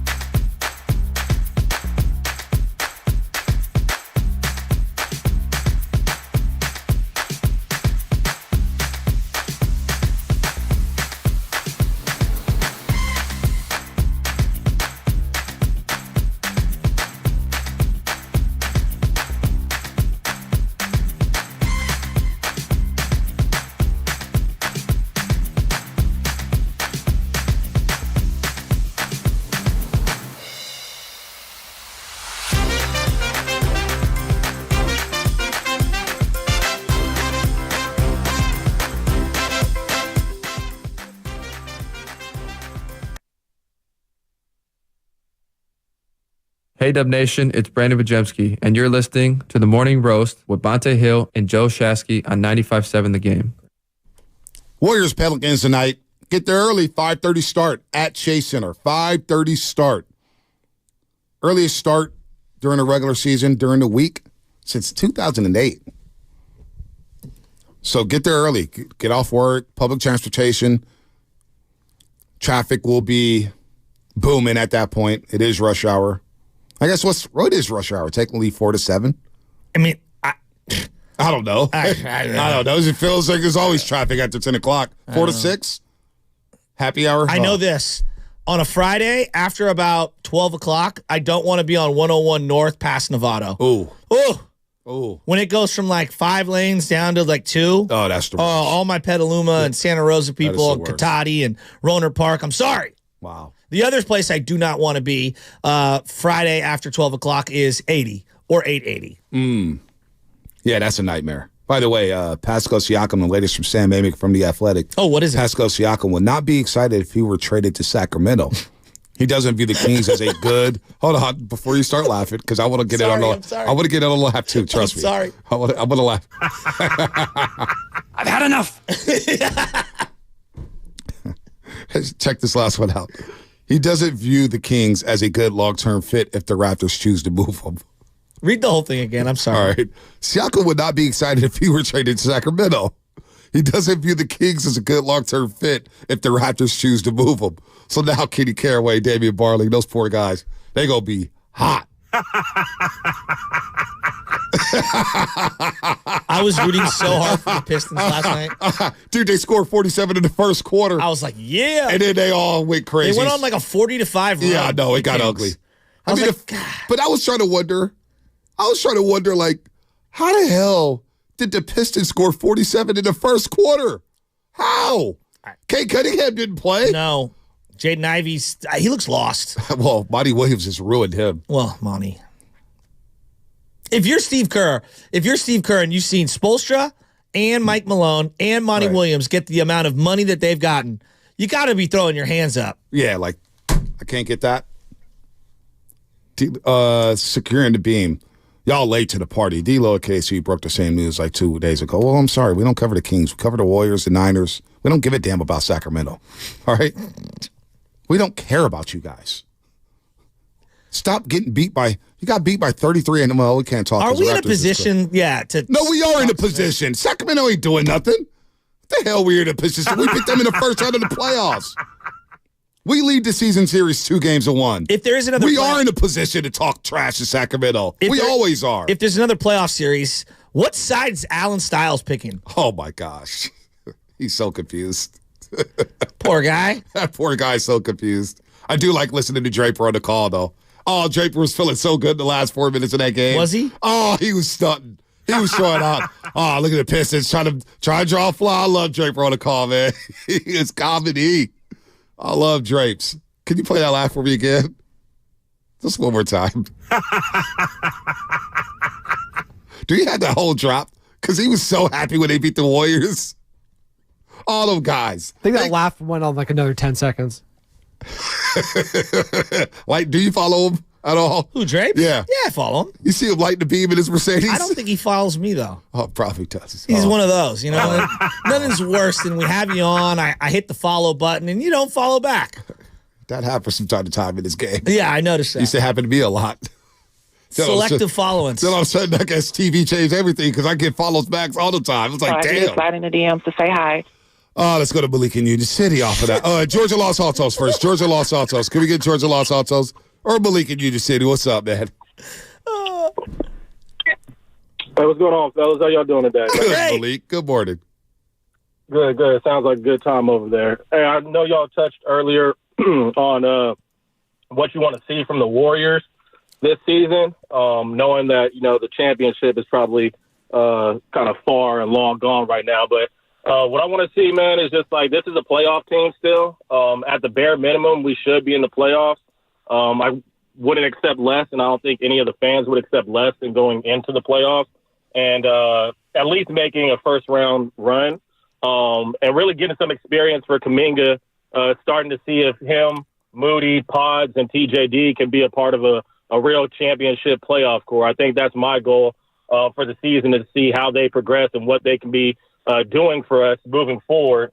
Because if them four can prove that they're in the playoffs and they're actually making an impact like they're making an impact during the season and even leveling up, that bodes well for either the trade market or just for our future in terms of them helping us get to a championship in Steph Curry's remaining years. So that's what I want to see, man. Go Dubs. We're going to get this dub tonight, man. Steph Curry going to go off. He always goes off against the Pelicans. Y'all have a great day, man. I do think Steph Curry's going to bounce back, shooting less than 40% from three in the field over his last 7, just 22 points a game. He's had 2 games. This is interesting with Steph. You know what? Let's get George and Los Altos, and I got some numbers on Steph, man, and I want to dive into before we end the show. We could play some Draymond stuff. We go in any direction you guys want to go in here for the last 30 minutes of the show. George and Los Altos, what is happening, George? You're on the roast, man. Thanks for holding. Hey, okay. Good morning, fellas. Just quickly, in terms of what I see for success with the Warriors by the end of the year, is a clear path to a future for the team based upon how we played at the end of the year. I'd love to see a championship, another one for Steph. I don't think it'll happen this year, but if we can just get to the point to where we can define our roster, the stars of our roster for the next 3 to 4 years, that to me is going to be a success. I like it. But as it relates to the refs, and Bonte, you had 2 words in that great statement that you made about 5-6 minutes ago. One was money, and the other was gambling. And since the Supreme Court decision in 2018, which essentially allowed gambling and professional sports, has never been this bad. And we're talking about hundreds of millions of dollars that are being bet routinely. And also understand the league generates revenue from gambling. I think to the tune of, $150, $160 million last year for the NBA? Yeah, it's a lot of money. So if you don't think that the refs can manipulate a game, people are dreaming if they don't think they can. Gilbert Arenas went on the other day and said the easiest way to manipulate game in any league is the NBA, because they have so much control on the court to dictate how things might turn out. And look, all the fouls that they call on Jokic. 18 free throws in one quarter, man? Christmas Day, 18 free throws. And Steph gets grabbed on almost every play. So I believe we're naive to think that there isn't a degree of that's occurring with these terrible, terrible calls that are going on. I honestly think that some of these guys are purposely dictating the outcome of games because there's so much money being bet on a certain team, and not by guys like you and me and the dude down the street. I'm talking about organized crime. I don't know why that made me laugh, George. I'm not going to say that the NBA's fixed. That's unfair. I'm not trying to get sued by claiming that the NBA is getting but I have fixed. a hard time looking at Scott Foster without looking at him side-eyed. Right. Yeah, no doubt. I'm not saying I do not think that they're fixing or deliberately doing anything. But I do believe guys like him don't deserve to be in the league. 25 years ago today, Sopranos debuted. Also, The Catch. It's the anniversary of The Catch. Talking about Ted and Dwight Clark. 41? Yeah. 42? 41? Whatever. It's the anniversary. January 10th. Give me that. Give me that song. That song knocks so hard. When he said organized crime, and it got me thinking about the 30 for 30 about Boston College when they were point shaving. Or what about Arizona State when our boy Dwayne Fontana, the pride of Ridley High School, was on that team? And they're like, headache in a 6-point game is going down the court trying to hoist this 3 like they're down 3. And I'm like, what the hell you doing, dude? We lost the game already. What's going on? That was organized crime. The big bosses. Not the Joe Schmoes, not the Bonte Hills betting no Bovada here and there. Is this freaking little chicken. Best opening ever to a TV show? Going from New York to Jersey? It's a great opening. It's really good. Woke up this morning. You haven't watched Power. Yourself I know the 50 Cent intro. 50 Cent There's lots of different types, too, because there's like classic sitcom. There's serious drama. Like The Office is one. South Park's a classic. Like stuff Growing like that. Pains. Yeah, exactly. Stuff like that. Show me you smiling, phenomenon. That's your second reference of Growing Pains. You must have really loved It was that a show. classic opening, though. Full House. Full House. Yeah. Full House. Everywhere that we go. Yeah, that's a good one. Right. That's a good one. So I'm sorry, I love you. Power is not on the same level of Full House and Sopranos intro. in terms of the 50 Cent song. Are you kidding me? It's not as iconic. People rap that song.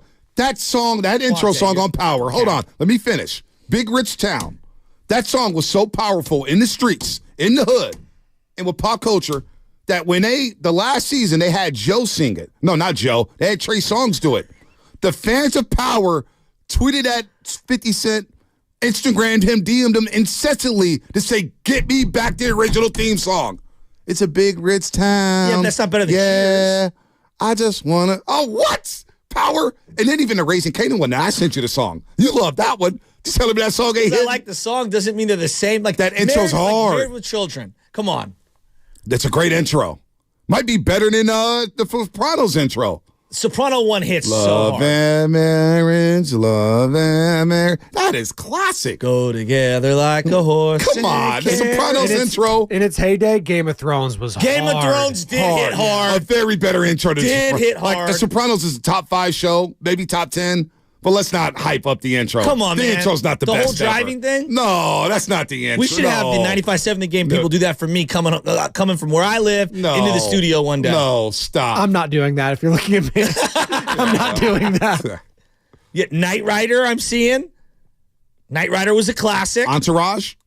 Entourage was okay. We can't forget Family Matters. Oh. Family Matters is a good one. Very good one. Very good one. Boy Meets World? I like that might be a stretch. I have that T-shirt. Corey Topanga. Oh, Topanga. Still She in love. looks the same. That's all I'll say about that. Ed is in the car listening. David in San Francisco, what's happening? David, what's going on? You're on the roast. Hi. What's up, Dave? I wanted to talk about the officials. That I certainly agree that Curry is getting held all the time and it really isn't being called much. But essentially, I'm not against them because I think basketball is the hardest game of any sport to officiate, essentially because it's supposed to be a non-contact sport. And yet at the same time, if you want to stop the opponent, you have to be about as close as possible to the opponent without making that contact. So also, I think this is probably an interesting point. I think the home team, if you were to make a statistical analysis of one whole season, you would probably find that the visiting team gets called for more fouls, but I don't believe that's consciously. I believe subconsciously a human being knows that if they make a call for the home team, they're not going to get booed. Good call, David. So I've scrolled upon Collider's Reddit top 15 all-time show intros that you don't skip. Let's trust Reddit. Here we go. Well, Collider. All right, yeah, all right. Do you want to see them? I want to read them all. All right, so we'll go 15 on down. All right, give me a second here. We're going here. All right, we'll start with The Simpsons, 11th. Simpsons is a classic, right? Simpsons? Yeah, absolutely. To The see different what- drawings on Yeah, the board. exactly. I will not do what 100 times. Yes. Yeah. No, that's a good one. All right, number 10, Peacemaker. Never even seen it. Yeah, I don't know. No what that idea. is. Yeah. Number 9, Game of Thrones. Okay. Okay. Number 8, White Lotus. Interesting. I've not finished good. season 2 of White It's Lotus. good, isn't it? I heard season 2 is better than season 1. I liked them both. Yeah, they're both White Lotus is something The different. guy in season 1 was hilarious. Oh, the guy. Yes. Rocker. He was so good. Oh. Number 7 all time, Sopranos. Wow, number 7. Okay, this is based on This is via what? Collider and Reddit. Okay. Collider Reddit. Number 6, Is that a Lamar Black Jackson Sails. block party? Black Sails was good. Black Sails was good. I haven't seen Black Sails. Black Sails was on like Stars or something. It was really Oh, good. the pirate show, right? Yes, pirate show. Excellent intro. Succession, number 5. Number 4. Wow. X-Files. Oh, that's a good one. Agent Moeller? Yeah. Scully? Yeah. That one creeped me out. That was a good one. I'm That thinking was a now, good is one. Twilight Zone on there? Because I'm thinking Twilight Zone's a no, classic, too. but Twin Peaks is on there. Twin Peaks. Yeah, 1990, 91. All right. Yeah. All right. Cowboy Bebop, I don't even know what that is. That's an anime. Okay, you knew exactly what that was. Yeah. I don't know what that is. And then BoJack Horseman, I don't even know what that is. Those are jobs. Give me a real list. All right. Give me a real list. Yeah, Twilight Zone needs to be on there. Now What about The Wire? Somebody just said The Wire. The Wire was intros good. were hard. Wire was good.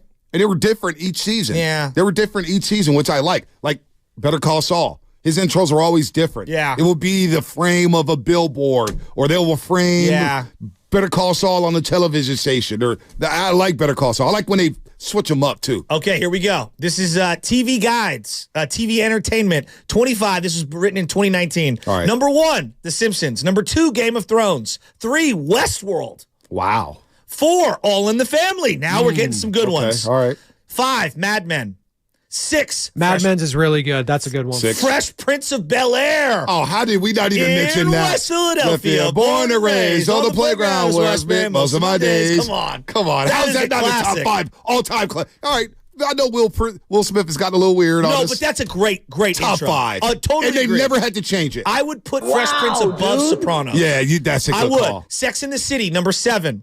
Number 8, Alice. I don't even. That's I did watch it. Guru's Can I- time. can I I don't admit know. something? 9, Sopranos. 10, Shameless. Oh, Shameless. Wow. Yeah, and then Beverly Hills, 90210. Friends. Oh my God. Mary Friends, Tyler right. Moore Show. So I got an admission to make Give it about to Sex and the City.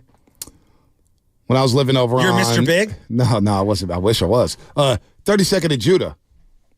Living with Shelly Kim. Shout out to Shelly Kim and Dina Honda. Saw Dina out in New Orleans. The Bakers. Brandon Baker, of course, Dina. Dina Honda, that's not her last name. She's Dina Baker now. She's married to Brandon. Duh. But I lived over there, and they had the series of Sex and the City. And I was like, one day I was at home. This is why I wasn't going to school. I was just working at UPS. And I was like, you know what? Let me see what this is all about. Yeah. And I binge watched the entire series. And you loved it? I don't think it was that bad. A couple her friends were kind of whiny. Yeah, but it gave me a perspective on how women think. 'Cause I was struggling. yeah. I was like, interesting. Yeah. That's how their mind works.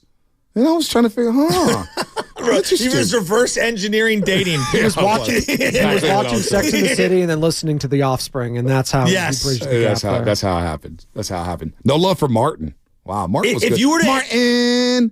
that was a good one. If you were to admit then out loud, Bonte, as we go way off the rails here. Yeah, we are If off you the were rails. admitting off air a show that you loved that people wouldn't expect that you would love, that would be at the top?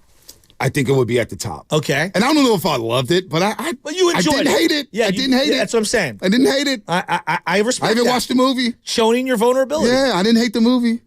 What else did I like? See, like, I will admit it. Ancient Aliens. I don't know why. I got a kick out of it. A big kick out of it. Somebody who just Jay LaFrey, Darkwing Duck. Darkwing Duck was good. I don't even remember the Darkwing intro. Duck? Oh, my brother was I love the obsessed. cartoon. Yeah. I don't remember the intro. Darkwing. DuckTales, I remember. DuckTales. Woo. Yeah, that was good. Where he's swimming through the mansion of money. Oh, yeah. God, that was so Scrooge good. McDuck was so rich. Oh, he was God. so great. So unbelievable. Ah. Louis, Huey, and Dewey. Yes. Voltron, really good. Wow, we could do that for the last. Line them up. Rapid fire. Best show intros of all time. I always loved the one, what are we trying to do? Trying to take over the world. What we always do. That wasn't Pinky in the Brain. Pinky in the Brain. Pinky in the Brain. That's what it was. Yeah, Pinky in the Brain. Pinky in the Brain. Let's go to Adam and SF. He's got some thoughts on the Warriors tonight. I got a Steph stat for you. And then line them up. 888-957-9570. Let's smile and have some fun Let's a have little some bit. fun. We had the Doobie Awards yesterday.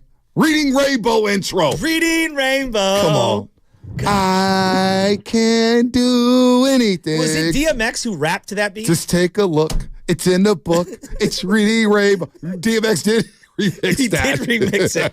Adam and SF, what's up, man? Hey, Adam, congratulations on being not just a nominee for one award, but 2 awards. You came up short, but the fact that you were in the running for Freestyle of the Year and Roaster of the Year, it says a lot about your status on the show, buddy.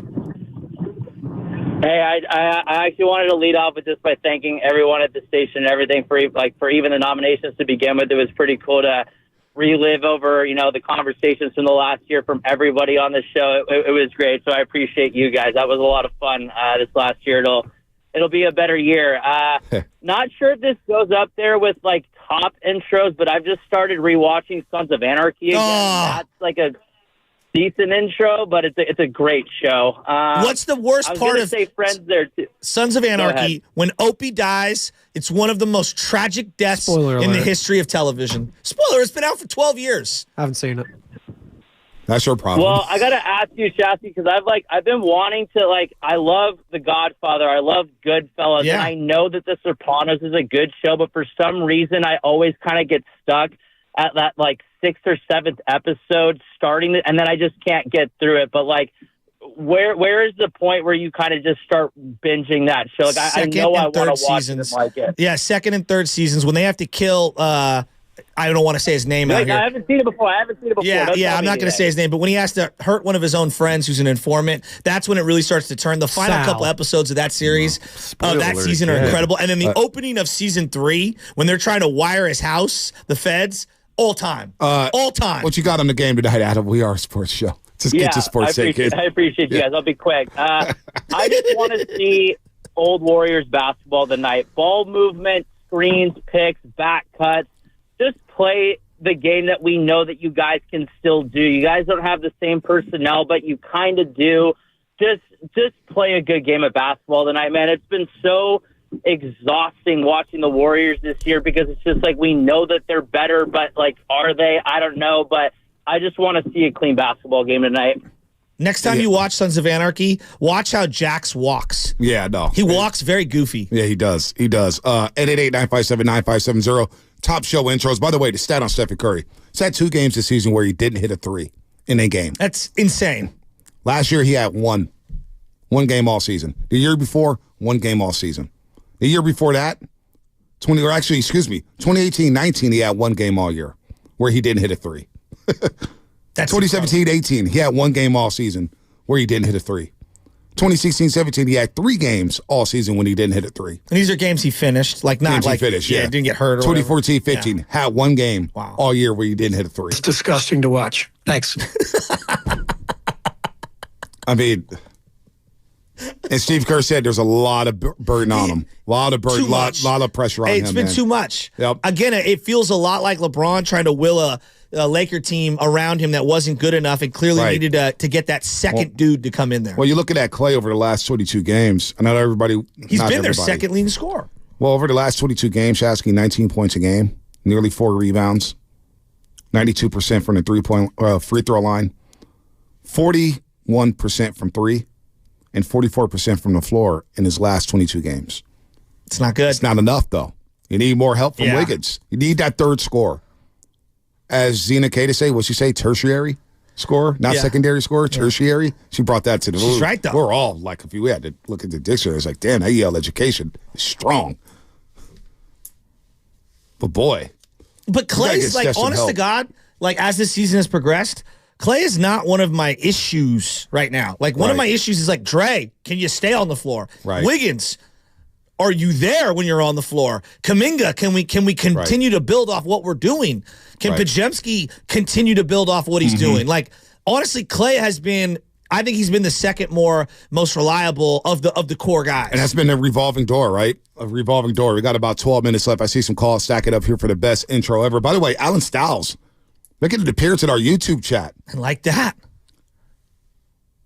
He's now with Sacktown Sports, and he said he's getting ready for a show, had YouTube open, but prompted to click on it. Hope you are well. Bonte Shasky, rest of the hosts keep holding it down.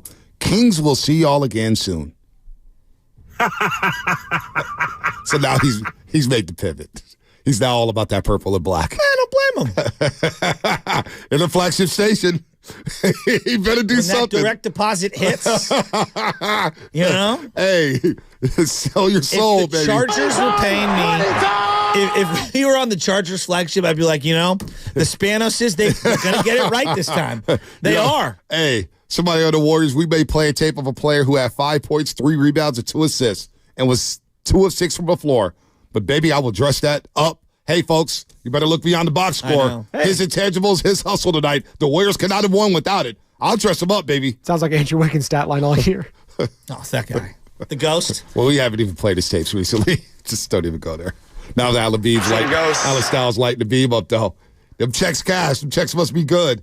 By the way, Matt Eberflus will return as coach of the Chicago Bears. Yuck. What does that mean for Justin Fields? What does it mean for him? All right, best show intros and a Warriors question. We got Warriors questions. We got best intros. Let's start. Man, long time no talk. Shaka in Oakland. What's up, Shaka? Shaka, what's happening? What? Hey, what's going on, yo? Oh, this is a different Shaka. I was thinking of the other, but it's okay. All Shakas are good in my book. Sean. Oh, Sean. Oh, Sean in Oakland. Okay, my bad. What's up, Big Sean?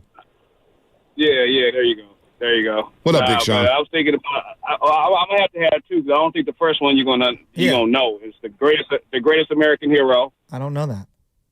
He just said that. The superhero that was scared of heights. Okay. The 1981 show. Okay. And then Buck Rogers. Oh, Buck Rogers. Buck Rogers. Interesting. I that's like a that. classic. I like He's the going old diversity school. here. I like the diversity here. I like that. I like that a lot. Where do you put Sopranos and where do you put The Wire and some of these new intros, man, Shaka? That's the Sopranos, man. It's on top of that whole rhythm of the beat going across the bridge and all that. Come on, man, you can't beat that. That's total. It is great. Total mafia flow. Exactly. That is mafia. I have felt Tony. I've watched it over and over so many times. I've devolved into Tony Soprano in my own life, where my own family is just driving me nuts, and I feel like I need a therapist on the daily. You know, I got a crazy little question here. Rappers always want to be athletes. Athletes want to be rappers. Yes, I would be an actor. Why do regular Joe Blows like us want to be mafia members? Because we're nerds. We're geeks. There's no penalties.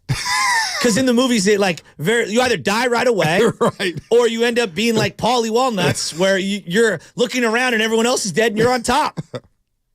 We all want to be mafia. It's so cool, and like they do some heinous things. Yeah. Just heinous. Horrible. You were rooting for Tony to get out alive. Right. By the way, David Chase came out, the creator of Sopranos, and said that everyone thought that he meant that, it's for sure that Tony's dead. He said, no, I wanted you to think that he could be dead at any given moment the rest of his life. Did you like the ambiguity of the ending? Yeah. But I already knew what it was for a long time before I saw it because everyone was so you didn't pissed. watch in real time? No, I thought my was like cable 12 broke. and a half. Yeah. Oh, my God. No. What did you think? I didn't watch it in real time either. Oh, I didn't go back and binge watch it. Bro, we I didn't have cable. HBO at the time. Sean Fahey shot him out. We were over at Alamany and Nagley at the time, and we all thought the cable broke. The whole screen went dark. I was like, what? What? This was before the internet. I didn't think the last two seasons were that good. I didn't think the last two seasons They were very dark in comparison because his life was spiraling. Absolutely. Yeah, it was when he out of kills control. Chrissy. Yeah, it was just like, come on, man. Spoiler, man. What? Guys, it's 25 years. If you're not going to get around to it, that's on you. Wonder Years intro? Could you imagine we did that in sports? Hey, I know the Super Bowl was last night. Don't tell me about the results. Do not spoil it. Please don't. Do not spoil it for me. I don't want to tell you how the Philadelphia Eagles are crying over a holding call that they committed. Don't go back. I don't want to tell you about it. Don't talk about that. Don't talk about that. No. Who's the guy who called us in the first block? Sonny in Philly? Yeah, that was weird. He's like, he needs counseling from us. His Eagles are down bad. Wrong show, buddy. Call Steiny. He'll help you. Jacob in Castro Valley. What's happening? Hey, Jacob. Hey, what's going on, guys? I think a severely underrated intro is Hawaii 5-0. I think that's one of the greatest of all time. It's a good one. But, yeah, I mean, as far as the Warriors go, I don't know how reliable of a source Monte Poole is, but on Monday he said that that the Golden State Warriors are committed to their veteran core of Steph, Clay, and Dre. So I think we might be seeing some of our young ballers that have been being showcased being part of a trade, which might be a little upsetting, but I'm curious to see what they do here. They've got to do something to add to that veteran core if they think they're going to be making a championship run. And they need something to happen because Steph is tired. Clear. Yeah. Dre's been balling all season though, so I'm actually excited to have Dre back. I mean, he's been balling. He was improving his 3-shot. He was actually doing stuff out there. So if he can keep his head on straight, then I'm excited. That's the $1 million question. That is the $1 million question. That is the $1 million question. What will happen with Draymond Green when he comes back? Because he was playing good basketball. But Monte Poole, look, they are committed. 11 11/30/23 day or what? 11/23/30 day. What the hell was the day? 11/30/23. 11/30/23. Already forgot. Lacob's committed to that. But will they pivot? Will they pivot? Klay Thompson's a free agent after the season. Well, Klay Thompson didn't even want to re-sign if this team doesn't get out. Like, a lot of players have said they won't play for another coach if it's not Steve Kerr. So I don't know. Let's go to Maul in Oakland. Maul, what's happening? Good morning, guys. This is what I want to say, man. I've been wanting to get this off. Good morning again. But I want to say the Warriors are mentally fatigued from Draymond Green knocking Poole out, from all the antics Draymond Green had, Steve Kerr making these bad play calls, not putting players in, trading Wiseman when we knew we needed a big man, getting rid of Poole. I believe if we had Poole on the squad still and Wiseman, we'd probably be a totally different team. Young guys is really kind of pissed off and not saying nothing about Curry keeping Draymond Green, because if Curry wanted to get rid of Draymond after the incident with Poole would be on the squad. And it'd probably be a whole different environment right now with the young guys feeling more like, okay, it's about winning. We ain't accepting nobody whooping on each other on the team. So all the choices that Steve Kerr... It's like he's running away from the phone as he's... Isn't Maul... What happened there? Isn't Maul the same guy who was like getting a haircut one time in a garage? Maul's always doing something. He's always on the move. He's a hustler. Well, he's a working man. Yeah, I got no problem. Boy, that's in Richmond, Marcus. That's the working man. Hey, he is a working man. Sounds like he was in a mall. Right. Well, the malls don't open this early no more. They open at like 11 o'clock now. Right. Right. Trust me, I've been to too many malls over the last couple of years. Shout out, baby Ches. There's going to be a lot of questions answered over the next 4 months. We have all these questions now. They're all going to be answered over the next 4 months. Whether or not Draymond remains here, whether or not Kuminga's here, whether or not Steve Kerr's a coach, whether or not Klay Thompson's a lifer, all this stuff will play out in real time, and I'm here for it. Yeah. And tonight, I just want to win a damn basketball game. I'm with you. I want to beat the Pelicans. Can I just win a damn game? Please. I need a game for myself. I don't want to come in here tomorrow, have to explain why this happened and that happened and this happened. I just want to win. I'm with so we you. can talk that talk. 100% with you. How did we sleep on the greatest intro of all time, though? The greatest intro of all time is this right here, because you're going to get goosebumps like me. Oh! Come on, dog. It doesn't hit the same. What? Doesn't hit the same. It was great. Crank it. You're looking live at Candlestick Park right now as a 10-1 San Francisco 49er team led by Bill Walsh is going up against the 9-2 New York Giants, coached by Bill Parcells. Come on. This is a great intro. Frank Gifford? Frank Gifford. I thought, well, you don't want to say Al Michaels? I'm Come on, not dare you say Al Michaels. I can't. I dare you say Al Michaels. You know he was great in his heyday. He was. That was 35 years ago. Come on, you know that Monday Night Football hits. No, it don't hit like this. This did hit. This was the Bulls versus Knicks Sunday morning. All right. This did hit. Yeah, I'll give you that. And then it broke down. Give it to you. When it intro, you see like Barkley, you see Malone. We're going to go to Peter Vesey in the tunnel. I just spoke with Phil Jackson. We don't know if Dennis Rodman is in the building. Let it ride, because then when it breaks down. Dun, dun, dun. Dun, dun, dun, dun, This is with dun. Costas. Dun, dun, dun. Yeah, I'll give it to you. Dun, This is a good dun, one. dun, dun. Or we'd go Sunday Night Football. Sunday Night Football, come on. It's good. Sunday Night But Football. then, the second I see Jason Garrett, I was like, oh, God. Oh, you know, dude. And the Niners have to win. Because if they don't win, I'm less likely to enjoy Sunday Night Football. No, stop. You Don't be know that where guy. I'm at. Don't be that guy. When they play Sunday Night Football and you're at Levi Stadium and you hear this, This is good. you hear this I'll when the give it to players you. run out the tunnel. I'll give it to you. And it gets fired up. Come on. This This is the one now. You're good. This is You're right. the one. You're right. This is the one. I'll give you that.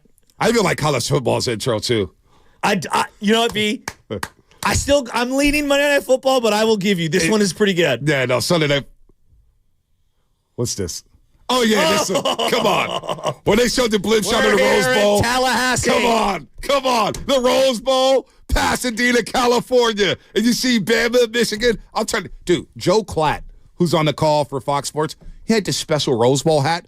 I was looking for an hour on my phone trying to find that hat. It was a giveaway that he had on his podcast. I was so mad. It had the rolls all across the hall. It was so We'll sick. reach out and try to book him and see if we can get you one. Want to do that? Would you like to do that? You're looking at me like, don't. You're looking at me like, well, we won't do that. Bugatti. Well. Hey, by the way, he just clipped you like somebody got clipped in Sopranos. That was hilarious. Who's your favorite character on Sopranos? 25th anniversary today. It's Tony. He's the best. Not Uncle June? No, it's Tony. It's not Paulie Walnuts? It's Tony. Sil? Chris Maltasanti for sure. Yeah, he went through some stuff. Definitely not AJ. No, AJ was a sucker. God, well, you have to like Phil? go by season 2. Phil, Johnny Sack was really Young good. Carmine? Johnny Sack was good. Carmine was cool. Johnny Sack drove me nuts. He did. And so did give me Mother. Tony. Give me Tony. He's the guy. It's just like, we could go through Snowfall, Furio? right? Like Snowfall. Everybody like Snowfall, right? Franklin Saint became such a gangster, but I did like me some Javi. There were some great characters. There's some great characters. But that's what makes a great show. Yeah. What's the name? People are still mad at the mom. I saw a meme the other day about the mom in Snowfall. Oh, yeah. Well, she was bad. Yeah, and whatever. It's just like. Well, she wasn't as bad as Tony Soprano's mom putting the hit out on him. Yeah, but, no, that was wild. That was wild. Let's get to. Oh man, we're almost 30 seconds. 30 seconds or less. I'm going to get everybody out. Jason in Central Valley. Warriors and intros. What's up, Jason? How you doing, guys? Thanks for taking my call. I would say the intro of it's a show that I never watched, but I always watch the intro, and that's Cheers. That was a pretty good vibe for me. I can't be mad at that. Cheers. But as far as the Warriors go, I just think the writing's on the wall. I think Dunleavy's gonna drag it out all the way to the deadline, and Wiggins, Moody, and J.K. J.K. is like the sweet, of course, the main part of the deal. Right. But we hope that it's just not. I hope they can get away with if they do execute a trade. I hope they can just get away with just Moody or Wiggins or something like that. Yeah. Good call, Jason. Hey, by the way, it gets late early out there. Shout out Yogi Berra. Yeah. You may not be able to wait till the deadline. All right.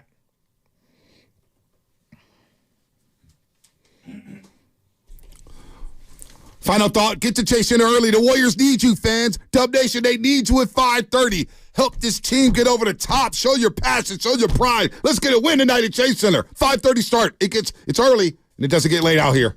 The best character, because you hate her so much, is Janice Soprano, because she's so freaking annoying at every single turn. Wow. Everyone's got a Janice Soprano in their life.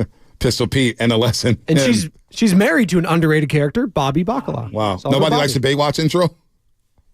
Don't talk about that. Godfather of Harlem. Good intro. You guys are right on the YouTube chat. Really good. Godfather of Harlem. You haven't watched that? All right. Go ahead. Who else? Law and Order and All That from Nickelodeon. Wow. Never forget. Wow. Go Dubs. Wow. Law and Order actually is Turn your mic on, Shasky. You got to turn your mic on. Oh, well, mic's off. Oh, sorry. Law and Order is a good one. Bye. All right. That was Fast Five brought to you by Xfinity. Next generation changing network only from Xfinity. Future source now with Steiny and Evan Giddings. Hey, Niner fans. George Kittle here. Visit Zenni.com, the official eyewear of the 49ers. Zenni has changed the game for you, finally making prescription glasses affordable for everyone. Look for the Kittles collection so you can rock.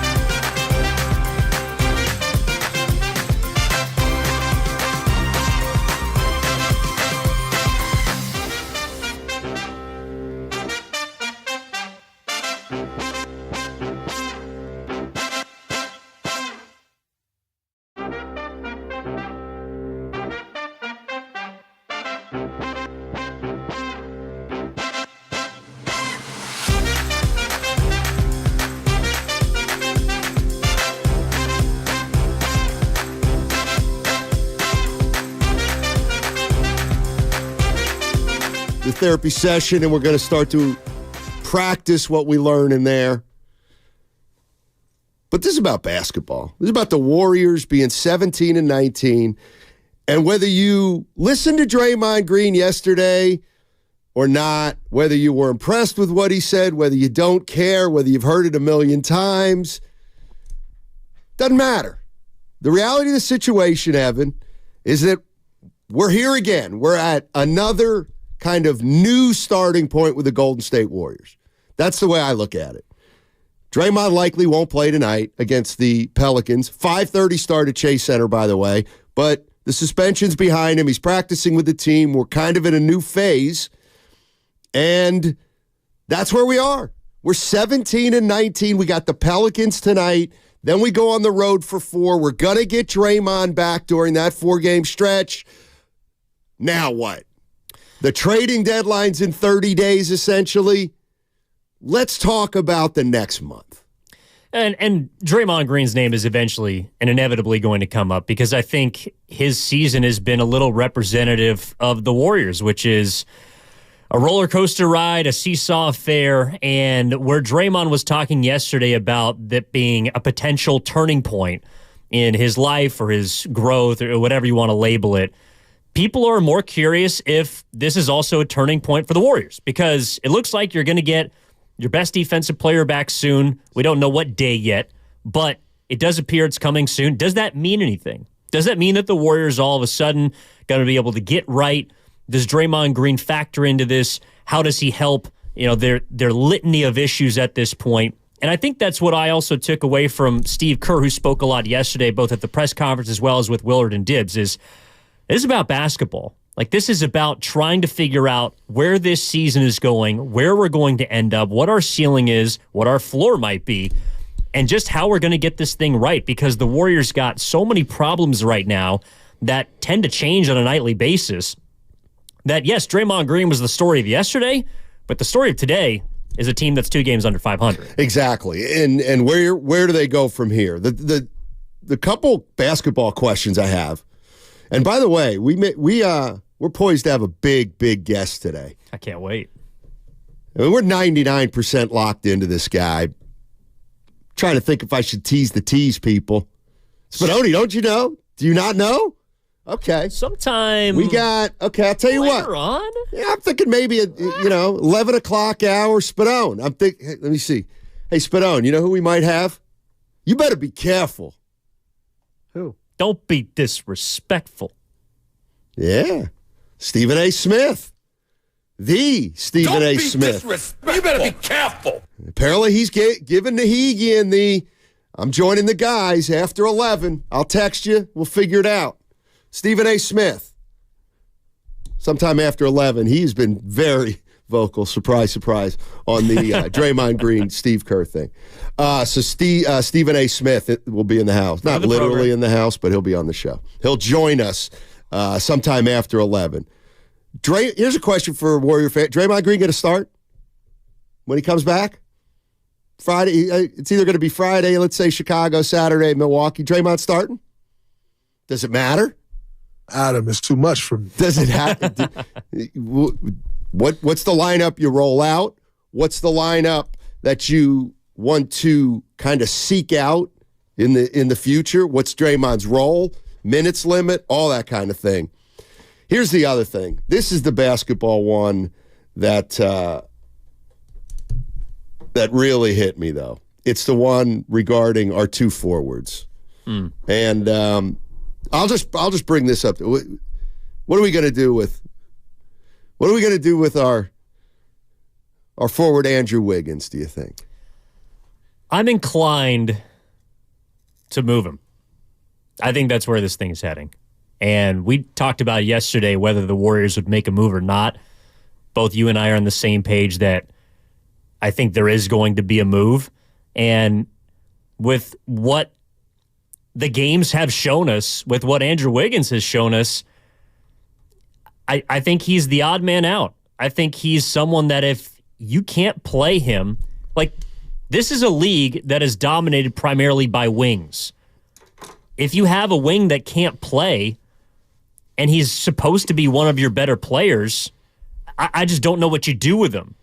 And I think he's a big reason why Steve Kerr's rotations, decision-making, and everything under the sun has been made a lot more difficult. He's not the only reason, of course, but to me, the two guys that I had big questions about coming into this year were the guy who's been indefinitely suspended and Andrew Wiggins. Andrew Wiggins missed a couple months last year, and he did not look like the same player that he was during the championship season. And he's had now more than 30 games to prove that he could get back to that place, and he hasn't been able to do it.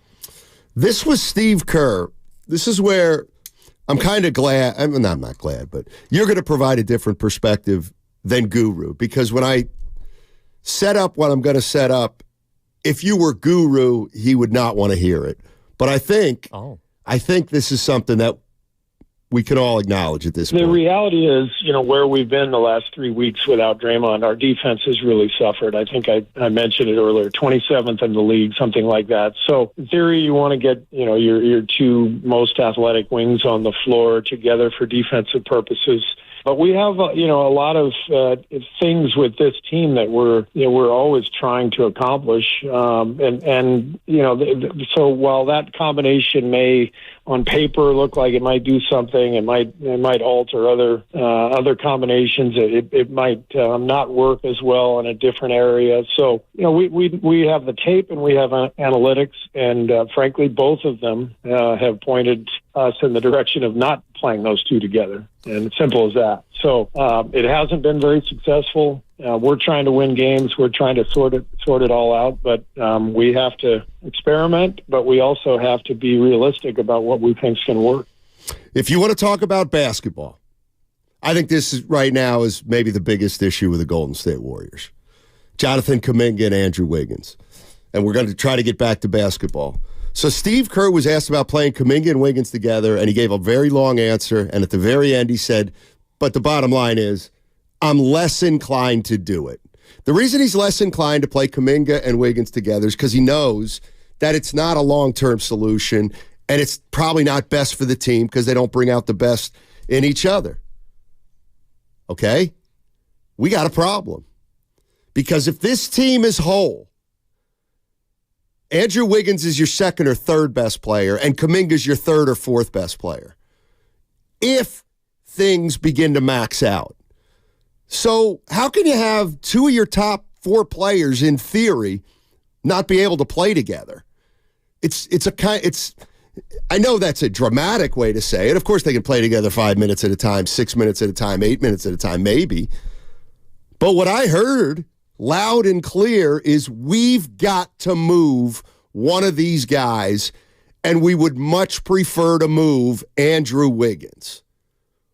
I believe, after hearing Steve Kerr's answer yesterday to that question, they're trying to move Wiggins, right? I mean, they are trying to move Andrew Wiggins. They don't want to move Kuminga because they still believe he's got a big upside. I wouldn't, give me a choice of which guy to move there, I'd move Wiggins in a heartbeat too. What can you get for Andrew Wiggins? I don't know, but I think that's, would Warrior fans acknowledge that they also believe this team's trying to move Wiggins? I think you have to believe that. And the analytics that Kerr is talking about support his statement from earlier in the season about the redundancy of the two players. And it's not just the fact that they play the same way. Like, they don't help each other when they're on the floor, and you can see it. And I think the exhibit A was Sunday against Toronto. You saw them get absolutely boat raced in the first half against a Toronto team that is not bad, but not very good by any means. And what did you see Toronto do? Absolutely eviscerate the Warriors with younger, quicker, athletic wings. RJ Barrett, Pascal Siakam. Like, they got up and down the floor, and if the Warriors' largest concern at this point is their defense, you heard Kerr talk about what they are when Draymond hasn't been here. Well, then you need your players, such as Kuminga and Wiggins, who have the ability or had the ability to defend at a high level. You need them to defend, and they haven't been able to do it. So if you're not even going to get defense, you know what you're giving up offensively. That's an issue. Secondly, it's not as if Wiggins is just unplayable with Kuminga right now.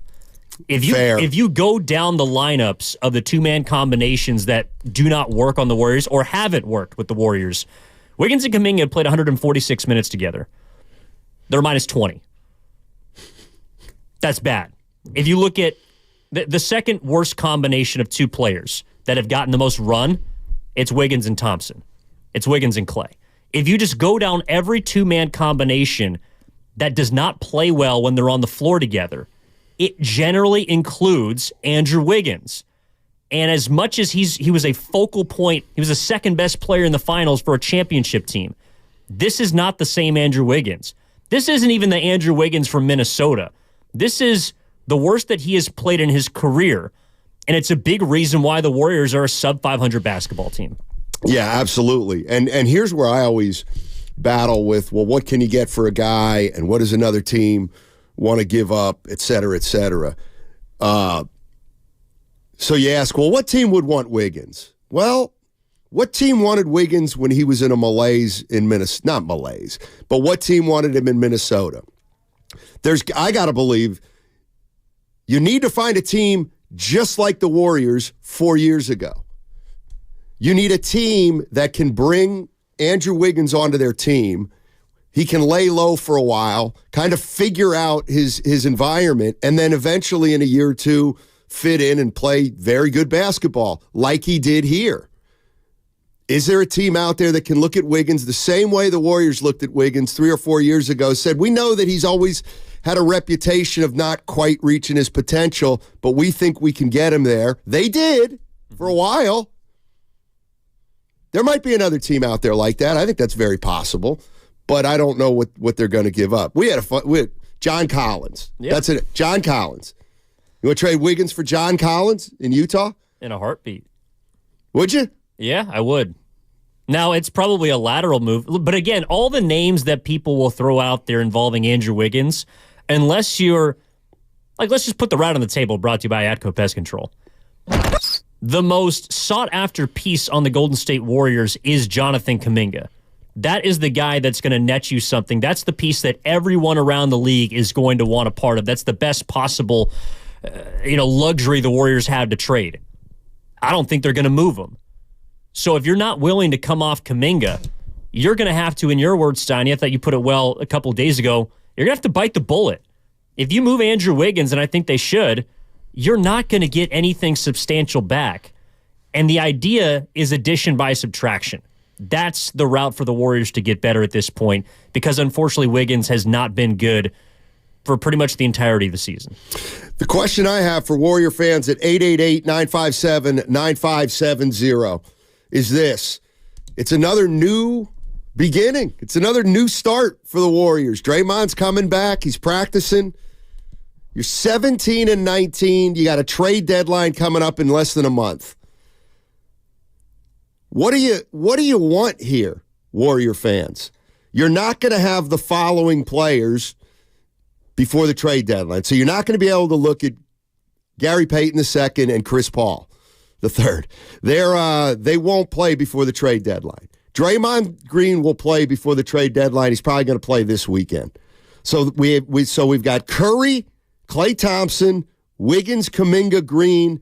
I'm going to throw Pods and Looney in there, and Moody. Can those 8-9 guys, Evan, come together and either get back in this thing, get 3 games over 500 in a month, or is there a move to be made in the next month that presents itself where now you make that move and you already were starting to gel a little bit, and now you can gel a little bit more and maybe get back to a 45-win team and see if you can make some noise. I mean, that's to me what the new beginning is.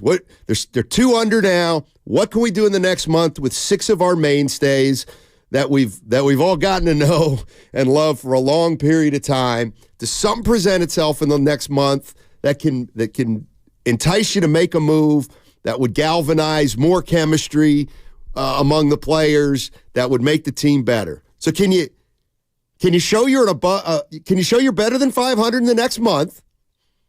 And then is there a move to be made in the next month where then you could take that to the next level? 888-957-9570 is the number. But the one thing that Evan and I were talking about is kind of want to talk about basketball.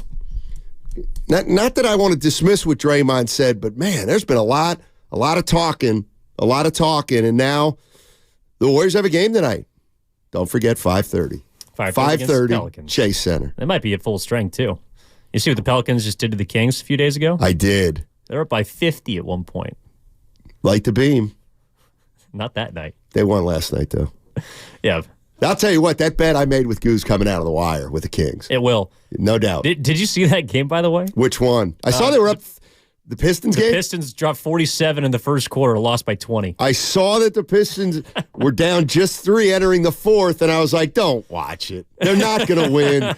But those are the kind of games where I'm like, well, they lose that game, and those are tangible hurters. Without Cade. For Daryl the Guru Johnson. Yeah. 888-957-9570 is the number. Draymond Green, 35 minutes. 35-minute talk yesterday.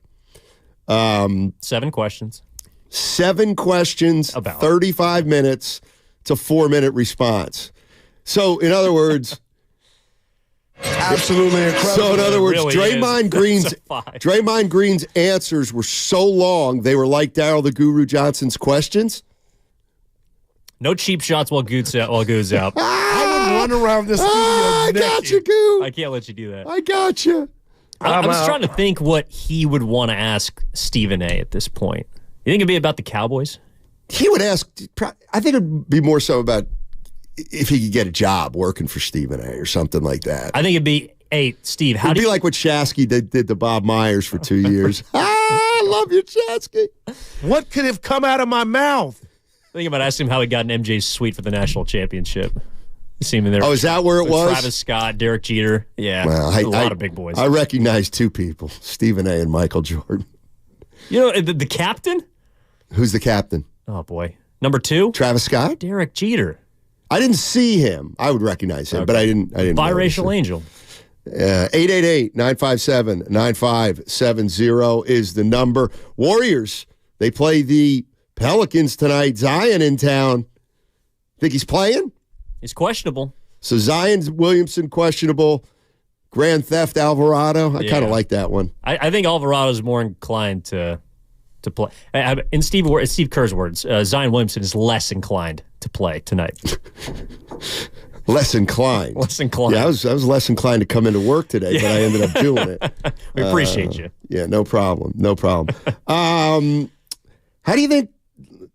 We're sticking to basketball today. So here's what Steve Kerr said about what do you do now that Draymond's back with the team and his return timeline, et cetera.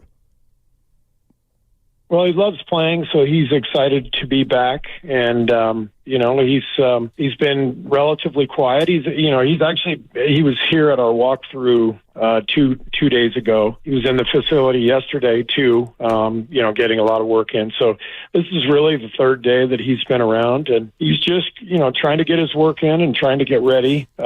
He's been relatively quiet. I think he knows he's coming back in a manner in which he has to show deference to the group because of where we are and his part and what's happened in the season so far. What do you think Draymond's role will be? The same as it ever was?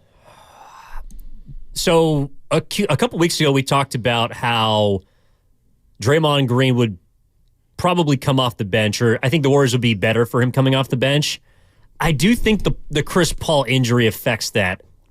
And I think it affects it in the way that I would still like to see him come off the bench because I would like to see how Draymond could be the playmaker for the second unit in CP3's absence.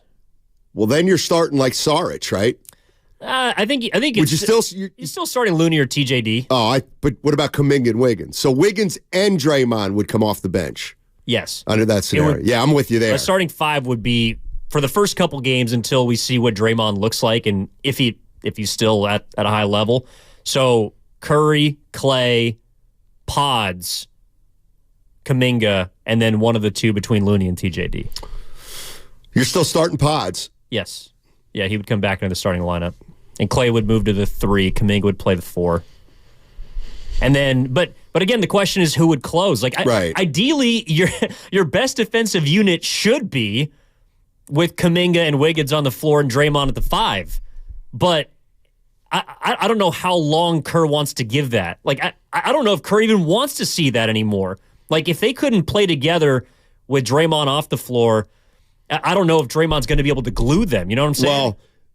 Well, I look at it like this. Can Wiggins and Kuminga play together? No, not really.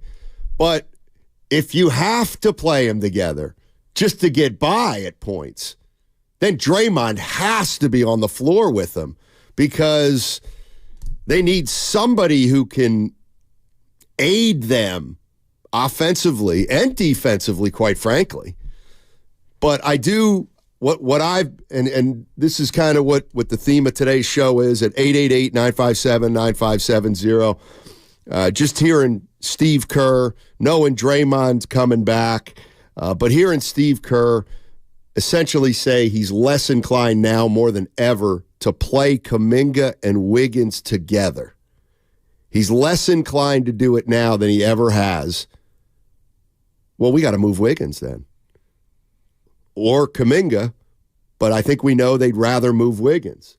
But to me, what I heard loud and clear through all the noise yesterday with Draymond and Steve Kerr is from a basketball standpoint, they got to be trying to move Andrew Wiggins because he's been that ineffective this year. So that's another part of this equation that we got to think about. The other thing we might have to think about is Chris Paul. Yeah, his contract's not guaranteed for next year. Could he be a piece in the next month, even though he's not playing?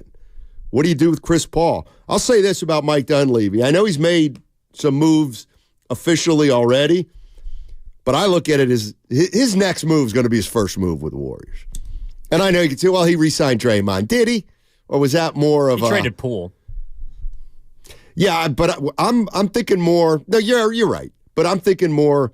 Those were organizational things that were just going to happen, kind of, regardless of. Well, one affected here. the other. Like you bring back Draymond, that seemed even though you said you wouldn't have done it, but it seemed clear that was going to be the choice. That's kind of what. Yeah. And then the natural choice after that is to get off a Pool. Yeah. 888-957-9570 is the number. Draymond Green is on his way back. The Warriors, 17-19, heading into tonight's game against the New Orleans Pelicans. Are you feeling like it's a new start for them? Are you optimistic that they can use the next month to get some cohesion, maybe make a move that takes them to the next level? Basketball-wise, it's time to get down to basketball-wise with the Golden State Warriors. Where are we going with this team in the next 4 weeks? It is a Warriors Wednesday brought to you by Friedman's Appliance, a trusted name since 1922. Visit friedmansappliance.com today. 888-957-9570. At Merrill West Credit Union, we're working.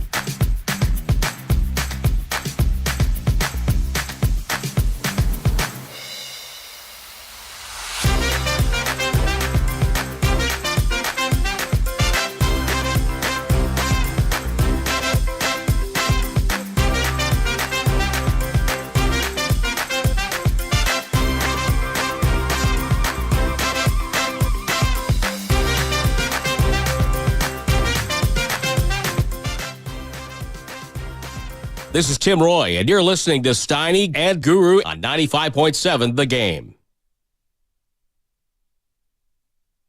Thank you, Tim. Appreciate that. Don't forget, you can hear Tim Roy tonight at 5:30. Tip off 5:30 tonight. Pelicans, Golden State Warriors. Yay! Thank you. It's a ABC game. Are the Warriors fit for national television right now, by the way? Of course they are. Are they? They might be the Let's most go, team in the Steph. league. I want to put this product out there for the country to see, not to mention parts of Canada and the Yukon and the Northwest Territories. Come on. You love your territories. I like even north of the territories. I like the circle. We call it the circle, the Arctic Circle, the big C. Inuit country, Joe. You think the Warriors got a problem with their inner circle? Yes, they do. They do. They do. But they can get it back tonight with a big win. Just imagine, like, honestly, the Warriors are the perfect team for an ABC game. Imagine all the storylines and all the questions and talking points. Like, did you see what was on all the talk shows yesterday? It wasn't, it wasn't the Pelicans. It wasn't the Pelicans' 50-point lead they had against the Sacramento Kings. It's true. It wasn't even Ja Morant's season-ending injury. It was Draymond Green and his return, soon to be returned to the court. By the way, your camera's off. Okay, well, I'll tell you what. I'm going to take a call, and then I'm going to fix my camera. We're going to do it. Greg in Concord is where we're going to start. What's up, Greg in Concord? How you doing? I'm well, thank you. Yes, sir. About the Draymond thing, I'm very interested to see if it's just rhetoric that he's having, but something struck me when I was listening to the soundbite yesterday with, I think, Willard and Dibbs, where he talked about antics. And he said it so many times that, yes, I was reminiscent of Allen Iverson practice. I think there's a meme in there somewhere where it's like, not the game, we're talking about antics. That's not bad. Then I'm just interested to see, because if he can play to the level that he does, the Warriors are back at least probably above 500, making a play-in or whatever. But I think the dynasty's done, and they got to shake it up, or we just watch the demise over the next couple of years. Anyway, that's my bit. Thank you so much. And I guess the question is, watch the demise over the next couple of years. And I think that's really the goal, isn't it? It's to make the demise a soft landing into the next ascension. It's really hard to do, but I guess that's what we're trying to do, right? That's what they're trying to figure out how to do. Right. I don't know if they thought that the cushion was going to be necessary 2 years after a championship, and especially after a year in which I know you guys go back and forth in this all the time, but if you just take at face value, Game 6 of the conference semis, I think you could trick yourself into believing that this year that's the floor. But it obviously hasn't played out that way, and it hasn't played out because your best players haven't been as good as you need them to be. And one thing that also was kind of interesting from the press conference yesterday, as well as Steve Kerr on this station, was I think the comments about Stephen Curry and how much work he has to do, both on the court and behind the scenes, because that's intertwined with Draymond as well. And I think why Draymond was apologetic to only one player on the team. I mean, he apologized to the fans. Actually, I don't even know if he did. He apologized to the front office, certainly. Talked about how people were calling him and was, appreciative of all the support. But he apologized to Stephen Curry. And I think he did owe him an apology, because Curry has had to shoulder pretty much everything in Draymond's absence. And he's had to shoulder everything for the organization pretty much since he rose to stardom. But his job is tougher than ever, and unfortunately his powers are not at their peak. And so he's less equipped to handle all of this muck now more so than ever. I mean, I think Draymond is hopefully going to be a big piece of why they return to form. But if we're talking about basketball, I don't know if he solves every single issue, because like you put, he was also a part of the problem when he was here. He was at times. But when I say Draymond's part of, if I would say, Draymond's part of the problem, to me, the biggest part of the problem that he brings is now it's officially like his inconsistency of actually being there. I feel like when he plays, I think we know what we're going to get. Not much of a scorer, defensive player, facilitator, all those kind of things. I'll never say that he can't help. I don't think he's going to dramatically help as a basketball player like he used to, obviously. But Draymond Green is also somebody that he can only help you if he's continually out there, healthy and productive. Like these missed games really, to me, set the team back because, look, all the rotation issues in a way are caused by a guy getting hurt or a guy getting suspended. Doesn't mean those issues would go away if that wouldn't happen. But if the Golden State Warriors were completely healthy, if they were completely healthy and had been all year, we would be saying, why isn't Moody playing more? Why isn't Kuminga playing more? Because we'd have to ask those questions because they have too many guys and they don't have enough minutes to go around. They just don't. And they think their players are worth playing maybe more than they should. But that's what they believe, and they need to develop them. I think they're caught in a place where they need to experiment. Like, they need to try different things. But you also can't experiment when you're 2 games below 500 and you're in the process of losing games. Right. I guess that's what I'm saying is the reason they're experimenting is because of injury and suspension. Yeah. That's why they're experimenting. If they were completely healthy, I think they'd be done experimenting. We might not like where they ended up. You know what I'm saying? Like, they may have experimented and all of a sudden they're playing Wiggins 32 minutes and Kuminga's only playing 11. I don't think that would happen, but that might be the conclusion they came to after all the experimenting's done. I think the experimentation would have them in the same place if they were healthy because I do too. At the beginning of the season, Kerr was more inclined to trust the starting 5 that was, the best starting 5 in the NBA last year, however, statistically speaking. This year they weren't. And I don't think that was going to get better. Like, I don't think the starting 5 was all of a sudden just going to turn back the clock a couple of seasons. Like, the combination of Curry, Clay, Wiggs, Draymond, and Looney just wasn't getting it done. And so the experimentation to me was a result of that. In addition to then Draymond getting suspended, getting ejected, now Chris Paul being hurt.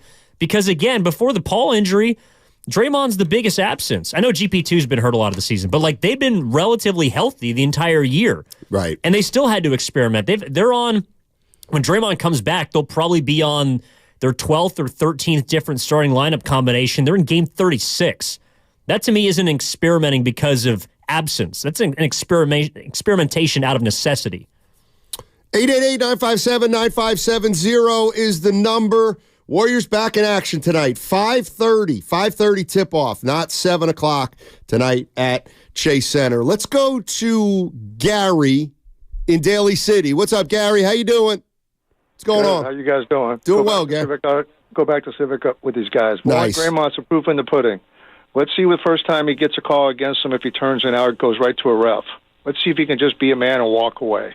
That's the true test tonight. And don't you think some of the players are going to prod him, and certain referees might prod him too? That might happen too.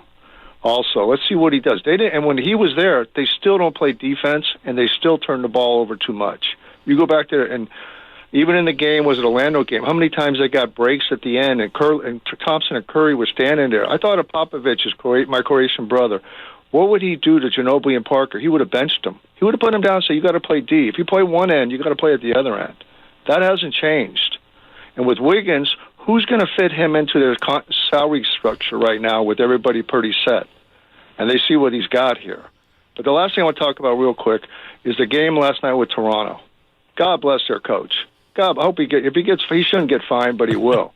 I mean, that was, if you want to talk, my dad used to tell me, God rest his soul, he said, it was about advertising. You'll see someday. I mean, that was a long time ago. He said, I go, Dad, come on. He goes, you'll see. It's all about they want certain teams in for the advertising money. And he was right, because everybody wants to push the Lakers in. Why do you think Adam Silver wanted Green to come back? He should have been suspended for 30 games. Don't you think the guys he blasted want him longer longer away? So why did he want him to come back? Because they need the Warriors' money. doesn't take a scientist to figure this stuff out. But last night's game was a disgrace to the NBA. I would love to see the 2-minute report. Well, it'll be coming out. Gary, thank you. Appreciate it. Let's just take some stuff apart here for Gary. I tend to agree with him that Draymond's. Well, first of all, I'm exactly where he is. Okay, let's see, Draymond. Let's see. I'm not saying this is going to be a joke.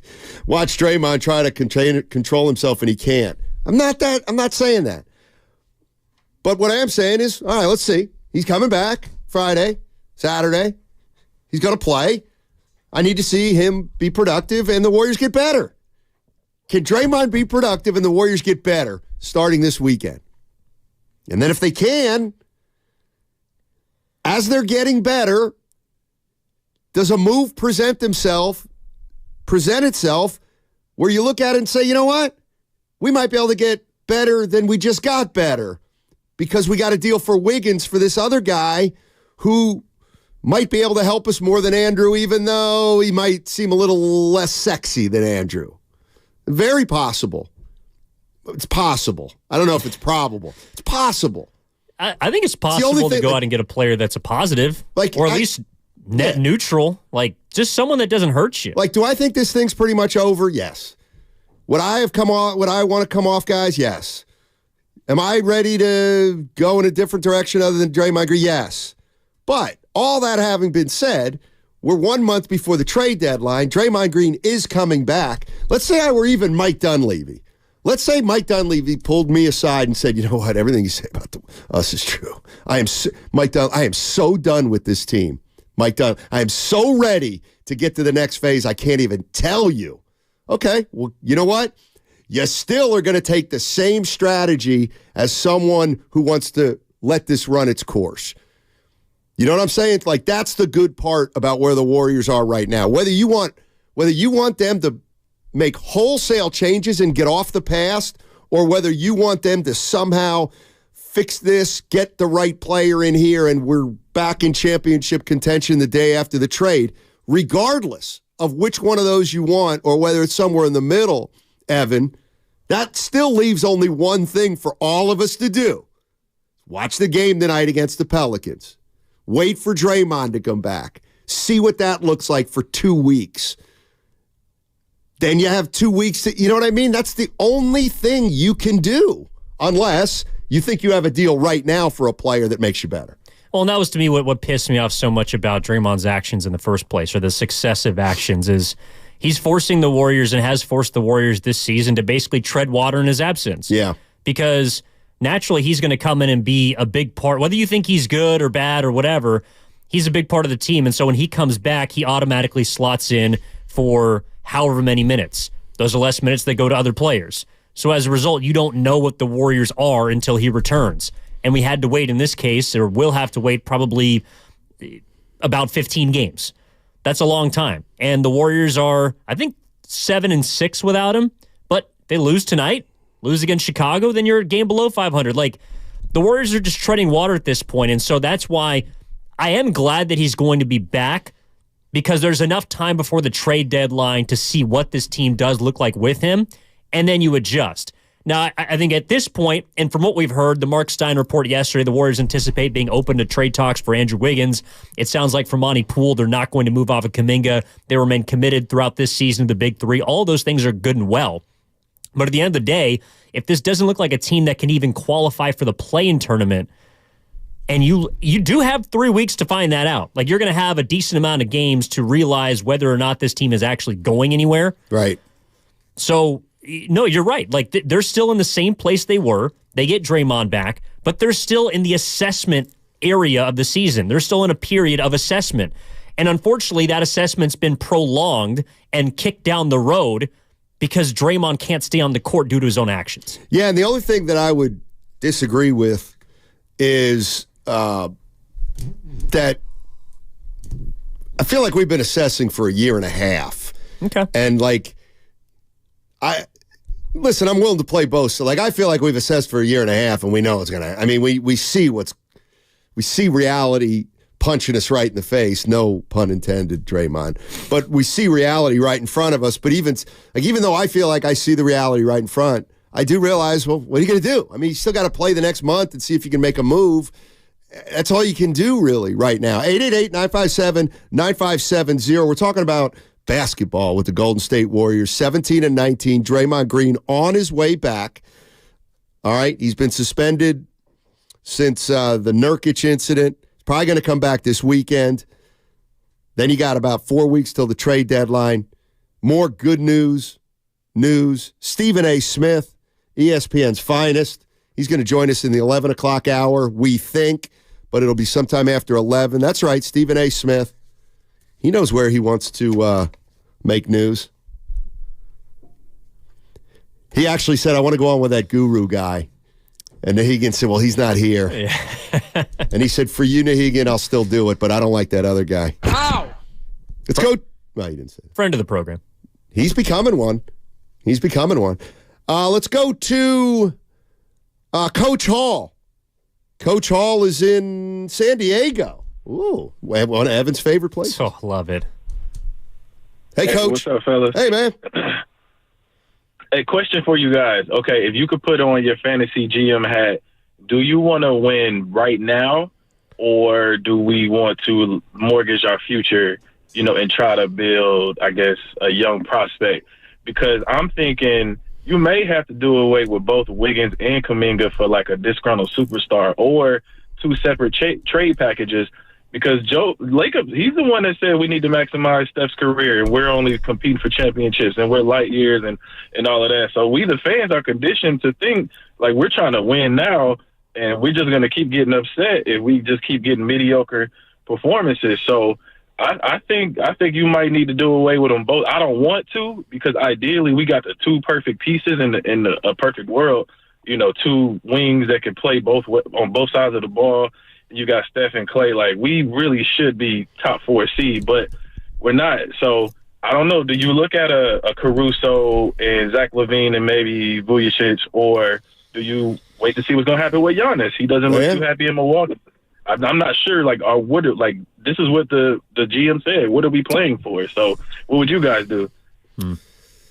Well, like I said, right now there's only one thing to do, and that's bring Draymond back this weekend and see if you can start to win some games and get over 500. Then if we can get over 500 by January 25th, 26th, 27th, 28th,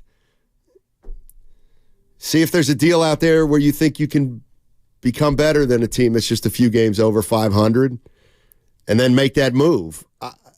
And then revisit it all at the end of the year again. I mean, that's what I would do. I would absolutely move Wiggins if I could. But you notice how nobody's saying Andrew Wiggins is really underpaid anymore. By the way, I just need to switch this right now. Spadone, I haven't seen it. Well, I've seen the rant. By the way, were you part of the thread on Sunday when I watched the Toronto Raptors and I said, this coach ain't it with the Raptors? Was that the part of the thread we didn't respond to that he was mad about? Probably. Yeah.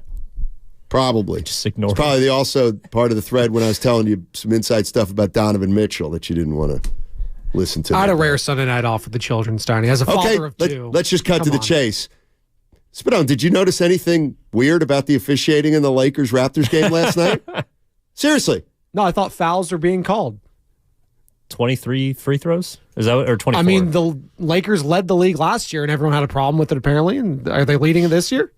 Do we have as much as a problem with it now that they're, 500? I don't have a problem with it. I think Darko does. Again, the referees are not doing their job to make sure that both teams shoot the same amount of free throws. They do the job so that both teams are being officiated fairly. But Scotty Barnes is an all-star, Steiny. Is he? I don't know. According to his head coach, he is. Was he an all-star last year? No. Okay, then he's not. So he's not an all-star. Okay, so that's mistake number one from Rajakovic. You want to hear it? Just play it. Is it Rajakovic or Ryakovich? Yeah. Per Stephen Langford of KCBS, he says Ryakovich. Ryakovich. I trust Langford.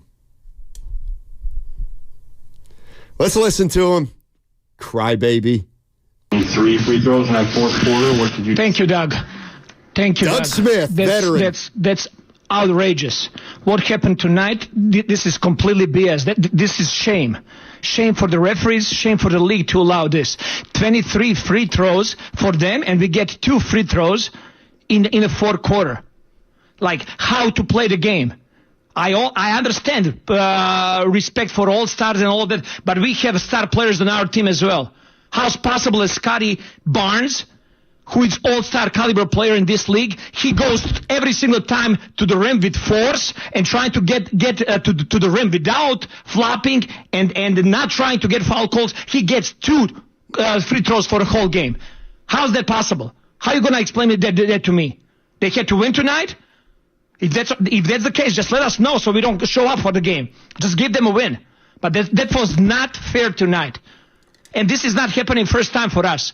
Scotty Barnes is going to be all-star. He's going to be the face of this league. And what's happening over here during whole season, I've been calling it back, it's a complete crap. Getting any explanations at all? That offensive foul, did you see, get any explanation? No, there is no explanation. They just come up there, they review and they see what they want to see. They don't want to hear us, what we got to say. They don't want to hear the players. They don't just want to protect us. Over the game, they got 36 free throws, 23 free throws in the fourth quarter. What are we talking about? How are we supposed to play? Is this a one-off, or do you feel this has been happening to your team a lot throughout this? It's happening a lot, but I'm telling our guys, be professional, keep fighting, keep going for the next one. But until when? For how long? Sounds like Stephen A. Smith. Well, I'm looking at the referees in that game last night. Kevin Cutler, Ben Taylor, Tyler Ricks. That's not necessarily an all-star crew. I'll give him that. It's no Scotty Barnes, tell you that. Steiny, please explain why are fouls to be called evenly if one team is hacking, but yeah, that's what I said. If one team fouls more than the other team, the ref's job is not to make it call the same amount of fouls on each team. Certain teams foul more than other teams. Certain teams get fouled more than other teams that play on the interior. It's logic if most of your shots come from inside 10 feet as opposed to outside 25, you're probably going to get fouled more. I think that's a truism. Well, it's interesting because we're talking about players that the Warriors could go out and acquire, and our previous caller was asking about, is there a young guy that you could try and package something with? And it's like, yeah, I mean, I'd love to go out and get Scotty Barnes. And I apologize. You said all-star caliber player, not an all-star itself. I would love to go out and acquire even R.J. Barrett. He's 23 years old. He's kind of a guy it's in the middle. Some people think he's good and up and coming. Some people don't think he's very good. I think there's a lot of young players out there that I would love to go see the Warriors try and acquire. I just don't know how the Warriors get those players without giving up one of their own, which I don't think they want to do. Like the Warriors last summer traded a 23-year-old for a 38-year-old. Even if you think Poole should be gone, that's right. I would like to see them get younger at the deadline. I don't want to see them get older because I don't think that takes you anywhere. I agree. Unless it's a real big boy veteran. Well, they can't go get Kawhi Leonard, Steiny. Good call. By the way, I don't know. Signed a contract extension with the Clippers. Thank you. Kawhi Leonard just signed a contract extension with the Clippers. By the way, I'll tell you, Stephen A. Smith, hopefully on the other side. I see Money Mo. I see Al in San Francisco, Dale Scooterman. I'll get you on the other side. And I also saw there was some news that dropped yesterday that made Evan and I look at each other and say, well, this will be it for Kerr this year with the Golden State Warriors. I mean, it's looking like such a long shot that he's going to be the coach next year. I'll explain on the other side. I promise I will. It's a Warriors Wednesday, brought to you by Friedman's Appliance, a trusted name since 1922. Visit friedmansappliance.com today. A reminder that you can catch all 4 hours of Steiny and Guru on the free Odyssey app. Plus, watch us on YouTube and Twitch, powered by First NorCal Credit Union. I like my Warriors. The road to Vegas is brought to you by West Credit Union, working for you today, tomorrow, together. You still thinking job change in the new year?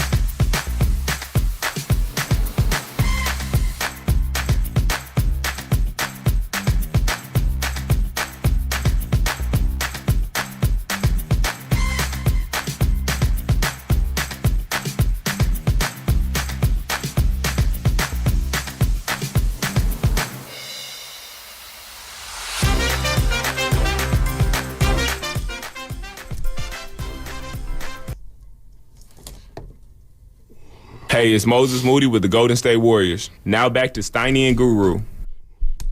All right, Matt Stuyvesant, Evan Giddings with you today. Warriors back in action. They play the Pelicans tonight. It's a 5:30 start. 5:30 start, not 7. 5:30 weekday start. Very unusual. That's the way it is. Also, Stephen A. Smith, at some point today, we're efforting. We like our chances. He's a busy man, but we're pretty sure he's going to be joining us probably the next hour or so is what we're hoping for. ESPN Stephen A. Smith. We're taking your calls on what to do with the Golden State Warriors right now. Obviously, Draymond Green's done a lot of talking the last few days. So is Steve Kerr. They have a game tonight. And Evan and I are just trying to kind of reset the conversation. And here's what I'm thinking. What I'm thinking is, no matter whether you think this team should start all over and move off the big three, or whether you think that they still can tinker around this big three or not, regardless, Evan, I believe both sides have only one thing to do, and that is see what happens when Draymond comes back, and then see if there's a deal out there that arises in the next month before the trade deadline. Whether you want to sit tight, whether you want to tinker, or whether you want to overhaul, first things first, I think we'll all acknowledge we got to see this team a little bit with Green and how they react to his return. And hopefully we can make an assessment a couple weeks and then maybe make another assessment a couple weeks about a personnel move. And I also don't think that either way there's going to be an overhaul this season. You're probably right about mid-season. If there is going to be an overhaul, it would be in the offseason. Good point. And I think that's what the breadcrumbs have been telling us, that the big three is going to get a chance, whatever you make of that chance, to turn this season around. If it doesn't happen, well, then they prove that they can't do it anymore. And then you make that choice at the end of the year. Even if the Warriors do turn it around, like I think the top 4 seeds are out of the question. Like they're, I think, 5.5 back of the Clippers right now in 4th. They're 4.5 back right now of the 6th seed, who they play tonight at 5:30 at Chase Center, the New Orleans Pelicans. They might be catchable. But to me, the Warriors are a team that right now just needs to focus on picking up some wins. And they've also played, I think, a few more home games than road games, so they got some more road games coming up too. That'll even out. Those might be tough. Like, they're in a position where no matter what happens in the next few weeks before the trade deadline, they're going to use that to determine which needle they need to thread. Because I don't think they're going to just remake this roster at the deadline, or they're going to try to. I think that there's only so many moves that they can make. Wiggins would be an obvious one, and I think Chris Paul's probably the only other player that's easy to come off of because he's an expiring. Let me ask you this. Would you right now, I just want to get the sentiment. Right now, would you trade Andrew Wiggins for whoever the worst expiring $25 million contract is in the league right now? I would. Right now? Right now. Yes. So you're going to get off Wiggins, but you're going to get a player who won't help you at all, and you know that. But he'll give you some salary cap flexibility, or he'll come off your books. Let's just put it that way. Yeah, they still have a long I mean, I would, just because I also think it gives the roster a little more clarity. And can I also be honest and say you wouldn't do that if Kuminga were included in a package? No, I'm not sending Kuminga anywhere. Right. Like, I do not want to trade Kuminga under any circumstance. Unless, of course, you're telling me I can go get him beat or something. Right. Gotcha. Yeah, but I don't think there's a move out there that would involve JK in my mind. Gotcha. Let's go to Odell. Odell's in San Pablo. What's up, Odell? How you doing, man? Hey, can you guys hear me? Loud and clear. Awesome. Hey, man, we need to fix this defense. I was on the trade machine last night, and I got a successful trade. Give it to me. I got Wiggins going out to Utah, and we get back Lauri Markkanen, Walker Kessler, Chris Dunn, and then I threw in Bobo and sent out Lester Quinones to Phoenix for that. I think every time we won a championship, we had a top 5 defense. And I think if we get all that together, Draymond can help lead those guys coming in, and then I think we can get at least a top 4 seed and then make some noise in the playoffs. What do you guys think about that? I think they make us a lot better defensively. You think? I'm a little. Thanks a lot, Odell. Appreciate the call. I kind of always like to call like that. And I listen. Odell had some good points. There's no doubt about it. Sometimes I don't like to start framing my response until I know that they have been disconnected. Well, he's still listening. Markkanen's a good defensive player. No, but he scores 20 more than that. That would defy every perception out there under the sun. I like Markkanen, of course. I mean, Markkanen would be the second best player in the Warriors. He would. No doubt. I mean, but that's why you probably can't get Markkanen. No, go get John Collins. I hate to say it, but that might be the guy you got to go get. How would you get a good player right now? Like, what is the best package that the Warriors could put together? It would have to include, Curry, but he's off. Yeah, it would have not including 30. To me, their best offer has to include Kuminga. It would have to include Kuminga. Because if I'm another team okay, I get it, Steph's off limits. Okay, then who do you want to sign? Well, let's talk Kuminga. Actually, we're not talking about Kuminga. All right, hit the pike then. That's what I would say. So you're telling me you're not, I get Steph, don't get me wrong, I get it. But now you're not giving me Kuminga? No. Or you're not even talking about Kuminga? Well, who the hell are we talking about? Klay Thompson? Pike? Draymond Green? Hit it again? Wiggins? You've got to be kidding me. Money Mo's in the V. Where's the V? Kid, all of a sudden you're a bad person. Yeah. Hey, money. You there? Who's a bad person? Who's he talking about? Said something about somebody's kid. Somebody's kid's not a bad person. You better not be talking about Draymond. Was Vallejo? The V. Is there a rivalry between Vacaville and Vallejo by any chance? I don't think so. They're both in the 707. They're Gotcha. Simpatico. I got you. Area code. Thank you. I mean, 650, you said it. Utah's not trading Markkanen for Wiggins. Put the bong down.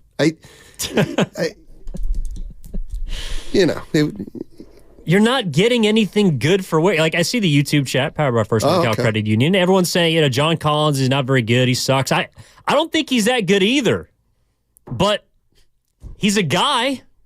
Like, he plays a different position than Wiggins. Anyone you bring in is someone that is going to ideally play less than Andrew Wiggins and is going to be a better fit. I mean, you're going to have to bite the bullet. You just are. In fact, if you want to move Andrew Wiggins, people might not want to hear it. You might have to attach a first-round pick. That's how bad his contract looks right now. Like, you might have to give up something to get off of him in order to give yourself more flexibility down the line. And that's really what I would like to see at the trade deadline, is the needle I would like to see threaded is the Warriors move off of a piece like Wiggins, but really the goal should be to create as much financial flexibility this offseason as possible. So if you'd like to bring back Klay, you could do so. If you'd like to bring back Kerr, you could do so. But if you don't want to bring back those guys, that you're not stuck with 3 more years of both Andrew Wiggins and Draymond Green and another, more guys that are getting older, and you're going to have to pay Kuminga. I just... To me, the thing where the Warriors, I don't want to say messed up, but the decision... There were a couple decisions that were made that I don't fault them. For example, if we're saying right now, Kuminga and Wiggins can't play together, believe it or not, I'm not saying, boy, Dunleavy messed that up, and they should have never extended Wiggins. I kind of feel that way, but to me, it's okay if we're just finding out those guys can't play together, even though we should have seen it coming last year. But the one thing I remember saying, when it became obvious that here's the one that I just don't get. When it became obvious that you were going to re-sign Draymond Green for 4 years last offseason, then from a practical point of view, that makes Andrew Wiggins and Draymond Green under contract for at least 3 years each. Was nobody thinking about Kuminga at that point? Because when we were going into the whole should we or shouldn't we with Draymond, the one thing I remember saying is, well, if you re-sign Draymond for 4 years, you may as well lose Kuminga because there's no room at the end for him. There just isn't. So that's the one that was the biggest head scratcher for me. You willingly and knowingly signed Draymond and Wiggins to long-term deals when you were sitting with a guy that you also knew you had to find out about. I would have been better off if they would have just re-signed Draymond and then traded Kuminga for something else. Because look where we're at right now again. 888-957-9570 is the number. Warriors back in action tonight at 5:30. 5:30 start. National television game on ABC against the New Orleans Pelicans. Zion, questionable. I mean, that's one of those things where, you know, the game notes. You have game notes, or you'll be listing people, and what are they called? The shortcut keys? You know, instead of typing out QUESTINOABLE, parentheses, close, you just hit like F3. Like F3 says questionable. Okay. You see what I'm saying? I'm saying you need one of those keys for Zion. Oh. Where you just hit, what's Zion's status? It's just a button. It's not a sentence anymore. A sentence is too much work to say he's questionable. I'm sure they just have copy and paste. I'll just throw it in there. Questionable, hamstring. Questionable. I don't know. I mean, Zion. Warriors beat this team earlier in the year, didn't they? Beat them by like 28. But then they lost to them too, didn't they? Are they 1-1 against the Pelicans? Why do I like saying Pelicans, even though it's really goofy? It's corn, actually, but I still like to. You're giddy today. No! Yeah, exactly. Let's go to Scooter Man. Scooter Man, not to be confused with Sugar Man. Sugar Man. Wonderful documentary out there. I highly recommend Searching for Sugar Man. They've only played him once. Yeah. What's up, Scoot? Not much. I think it's called a hotkey or a macro. Thank you. For the key you're looking for. Thank you very much. Engineering. Anyway, so obviously we can tell Curry's numbers are off. He's getting older. Maybe time to worry. I don't think so. My example is going to be Steve Kerr, all-time leader in three-point percentage. Why? Because there's 6 eyes on Michael Jordan. Right now, eyes are on Curry. In fact, I'm pretty sure I saw the Denver's clipboard play. We're drawing a play up the other day. It said leave Wiggins open. So we don't have any support. Well, that's what Steve Kerr said yesterday. Steve Kerr said yesterday that they've been unfair to Curry, that he's carrying too much of a burden. I think that's a little overdone, but. You think? Yeah. Why? Because whether you like it or not, there have been players, there have been great players out there that have never had the talent around him that Curry has. And so the fact that Steph's having a little trouble putting talent around Steph is nothing unique in the NBA. I mean, Dominique Wilkins probably said, you haven't got me. Allen Iverson went his whole career and probably said, they never put a great, give me the team that Steph had around him and I would win titles too, is all I'm saying. Yeah. Are AI and Dominique Wilkins in people's Mount Rushmores? No. That's why I went to Iverson, a guy like Iverson. Well, no. I agree that there are players that have been superstars in this league that haven't gotten requisite talent around them. Yeah, that's all I'm saying. And Steph's players in Stephen Curry's stratosphere generally do. This late in their career? See that are still playing at the level that they are? Like Shaquille O'Neal at this age was, a guy who was bouncing around. I guess it's the way I look. I don't feel sorry for Steph Curry because he's undergone some adversity with the team the last couple of years. Like, I don't know. To me, every player always goes through that. You know what I mean? But I think it's fair to say Curry's had to burden an unfair amount the last year and a half. Well, and what if I would say, yeah, and a guy like Charles Barkley had to deal with it for a much longer period of time than Curry? Barkley's not a 4-time champ, though. That's right. That's right. He's not, because he never had the talent around him that Curry had. So that's what I'm saying. There were players that were in his way, like Michael Jordan. Well, true, but all I'm saying is... Or Karl Malone. Charles Barkley never got to play with KD, Clay, and Draymond. Wow. What? We got news? I think so.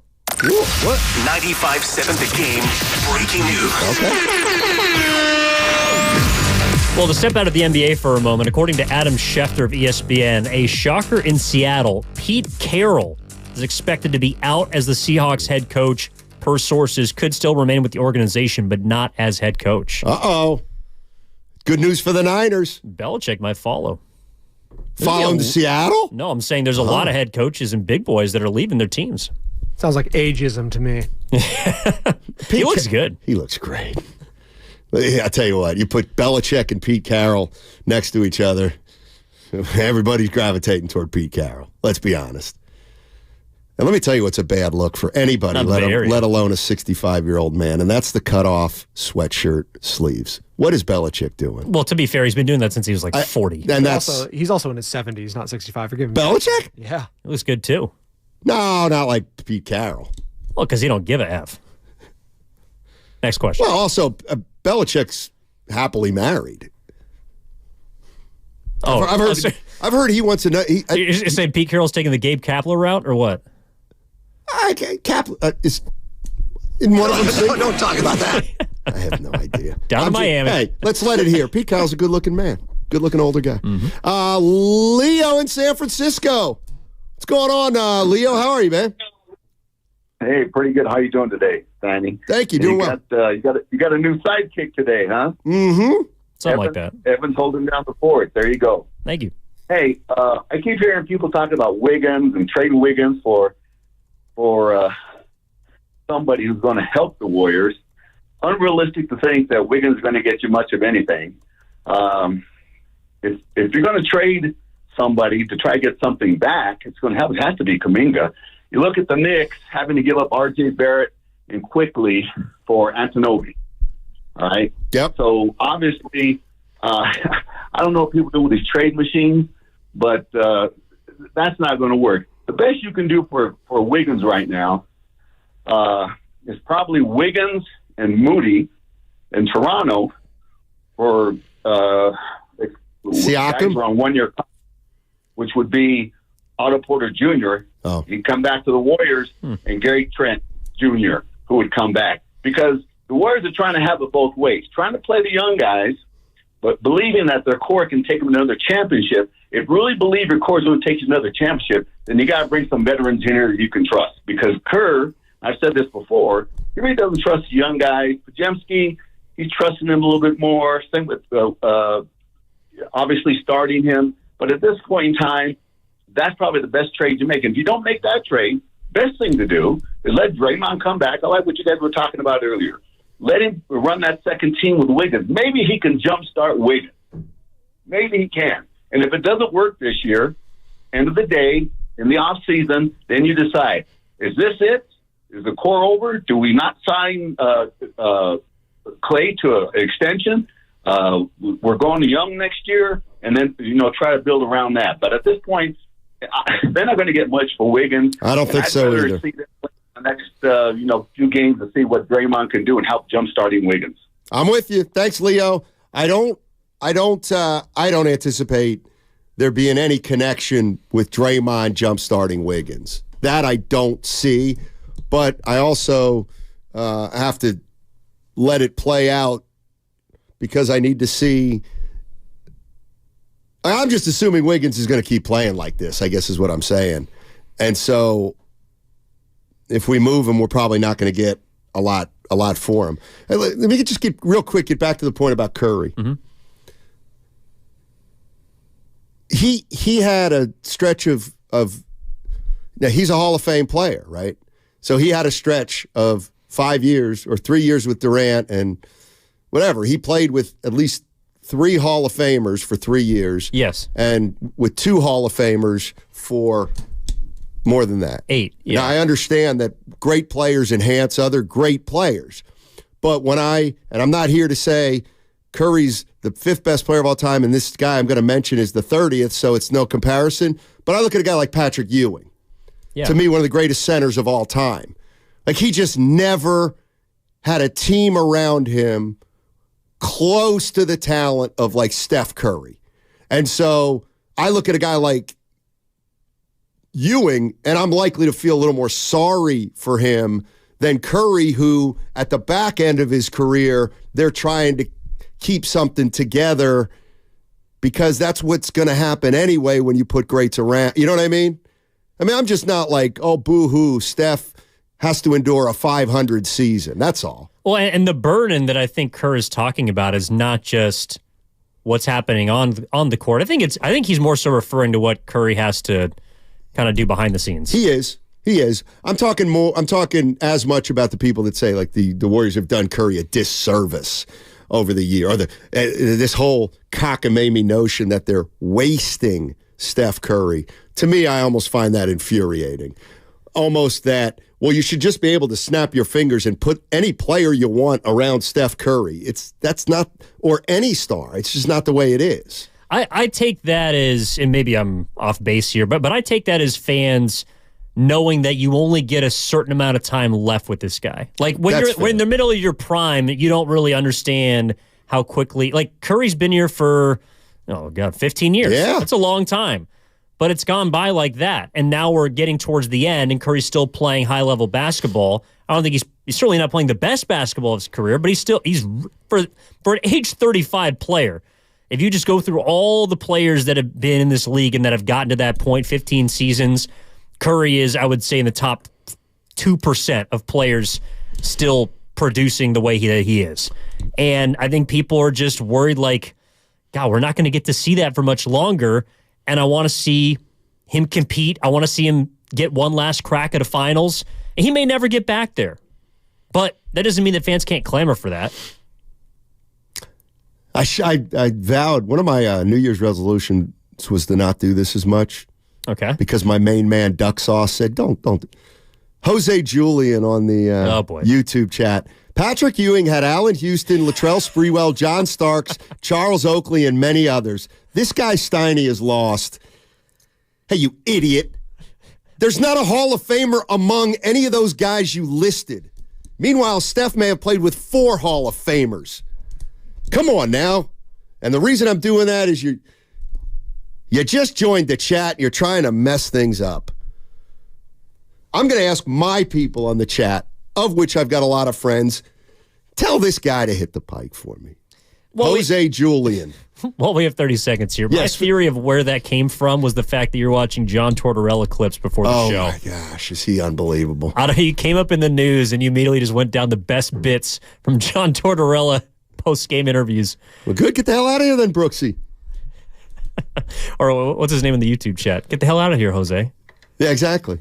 888-957-9570 is the number. I see Julie, Luis, I see Bill on the phone. We will get to you guys. We got Stephen A. Smith coming up at some point, hopefully in the next half hour. If not, then a little bit later. Draymond Green practiced yesterday, talked to the media. Warriors play the Pelicans tonight. What's there left to do? To me and Evan, you got to try to get some wins, see what Draymond Green and the Warriors look like, maybe make a deal, turn this thing around. Is it realistic? You tell me. You tell me, is it realistic? It is a Warriors Wednesday, brought to you by Friedman's Appliance, a trusted name since 1922. Visit friedmansappliance.com today. Also, that segment was brought to you by Fremont Bank. Full-service banking, no compromises, 888-957-9570. To join the conversation, Stephen A. Smith, coming up at some point. I'm telling you. Mm-hmm. Hey, Zenni is the official eyewear company of the San Francisco 49ers, and the road to Vegas is brought to you by them. Shop from over 3,000 styles at 80% off retail prices exclusively at Zenni.com. Comcast Business is introduced.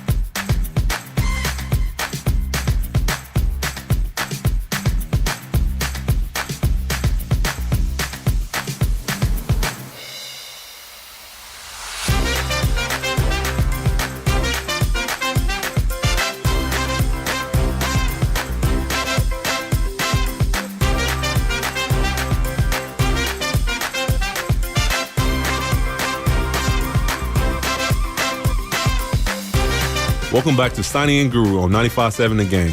Take it away, Steiny. Thanks, Kavan. I'm in the middle of texting an apology to Jose Julian for calling him an idiot. Yeah, that wasn't very nice. I know. Easy on him, Tori. I just said I'd like to apologize to Jose Julian. But you didn't actually apologize. What do you mean? You just said you'd like to apologize. That's what I mean. I'd like to. I'd like to apologize to. That means that counts. So say I'm sorry. Say it. I texted the line. I'd like to apologize to Jose Julian. I'm sure he accepts it. Okay, so it is an apology. Thank you. My fault. I'm giving you the benefit of the doubt. Something you don't give the Warriors. Oh, that's not true. What do you mean? Oh, my gosh. I've been on their side for decades. You're not on any side. Go Warriors. 5:30. I like my Warriors. Who do you think wins tonight? The Pelicans. Why? Because they're better. They're a better team than the Warriors. You're not on the Warriors' side. You're right. I'm on nobody's side. Let's go to Julie. Julie's in Oakland. She wants to talk about Draymond coming back and Steve Kerr. Oh, we didn't even talk about that Kerr thing. Yeah. We will. What's up, Julie? So, deflection on Draymond's comments about him coming back.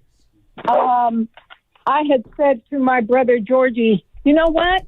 I guarantee you he's going to come up with something other than man up and take, and not only take responsibility, but show some remorse. You said he didn't. I don't see that in him. You still don't see it. I got you. I just don't see that in him. And, but we'll see. We'll see about the first game. I hope he doesn't start. I don't think, I think, Steve Kerr, he's just gone from soft to frosty. Thanks, Julie. I don't know. That's some good stuff. By the way, may as well. Some of the, is Steve Kerr, is he one of the greatest NBA, men? Yeah. Yeah. So he may as well start taking the Where are you going? retirement tour. Where are you going? He may as well start taking the retirement tour because he ain't coming back. Well, that doesn't mean he's retiring. From the Warriors. Okay. Why would you say that? Eric Spoelstra, the best coach in the NBA, certainly among the top 2 or 3. Eric Spoelstra, ladies and gentlemen, signed an 8-year, $120 million contract to remain the coach of the Miami Heat. Can anyone, tell me, knowing those numbers and their histories and their resumes, is there anybody out there that can tell me a scenario now where Steve Kerr is coaching the Warriors next year? What kind of contract would it take? That's where you start the questions. Can you imagine 8 years? If the an 8-year offer? Well, here's the other thing. Could you imagine the Warriors today announcing they've extended Steve Kerr for 6 years at $100 million? That of all the scenarios, that would absolutely, positively blow me away. I think the most likely outcome is what we just heard moments ago about Pete Carroll, which is he's stepping down, but will remain part of the organization. I think that's the most likely outcome because I don't think Steve Kerr, I don't think Joe Lacob wants to pay Steve Kerr $15 or more million a year. Hell no. And I don't even know if Steve Kerr would want 6 or 8 years as a head coach. He might.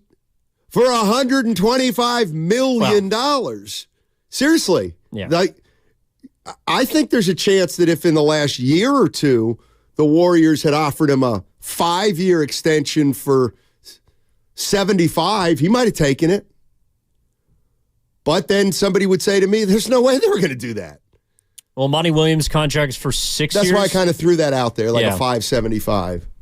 Well, Monty Williams is coaching the worst team in basketball right now. Greg Popovich is coaching one of the worst teams in basketball right now. Eric Spoelstra's contract, the only one that makes sense. I know. So anyway, I mean, what do you... I mean, it's over, right? Steve Kerr saying, look, I've lost one series in the Western Conference as head coach of the Warriors. I mean, I didn't even... sometimes you just start thinking about something more and more, and it just... what's the scenario in which Steve Kerr does come back? What is the scenario at this point where Steve Kerr is back? That's getting harder and harder to see, right? Deep playoff run, probably. Right? Like they made the finals. They get to the West or the conference finals, I think. Yeah, I guess. Losing 6 to the Nuggets. I wonder if even that would do it. What if he gets back to the Western Conference Finals and Kuminga's glued to the bench the entire time? Well, that would mean they'd be winning. So, it is becoming harder and harder to see. I also don't think that it's a coincidence that Kerr's being more candid and open and honest than ever this season in a contract year. I'm kind of with you. I'm kind of with you there. Luis in Hayward. Hey, Luis, how you doing? Hey, what's up, guys? How you doing, man? How you doing? So, man, this season has not gone how I expected, and I feel like Mike Dunleavy was left in a difficult position, and he has to, if he doesn't get Steph a championship, then he's not going to be remembered as doing his job well.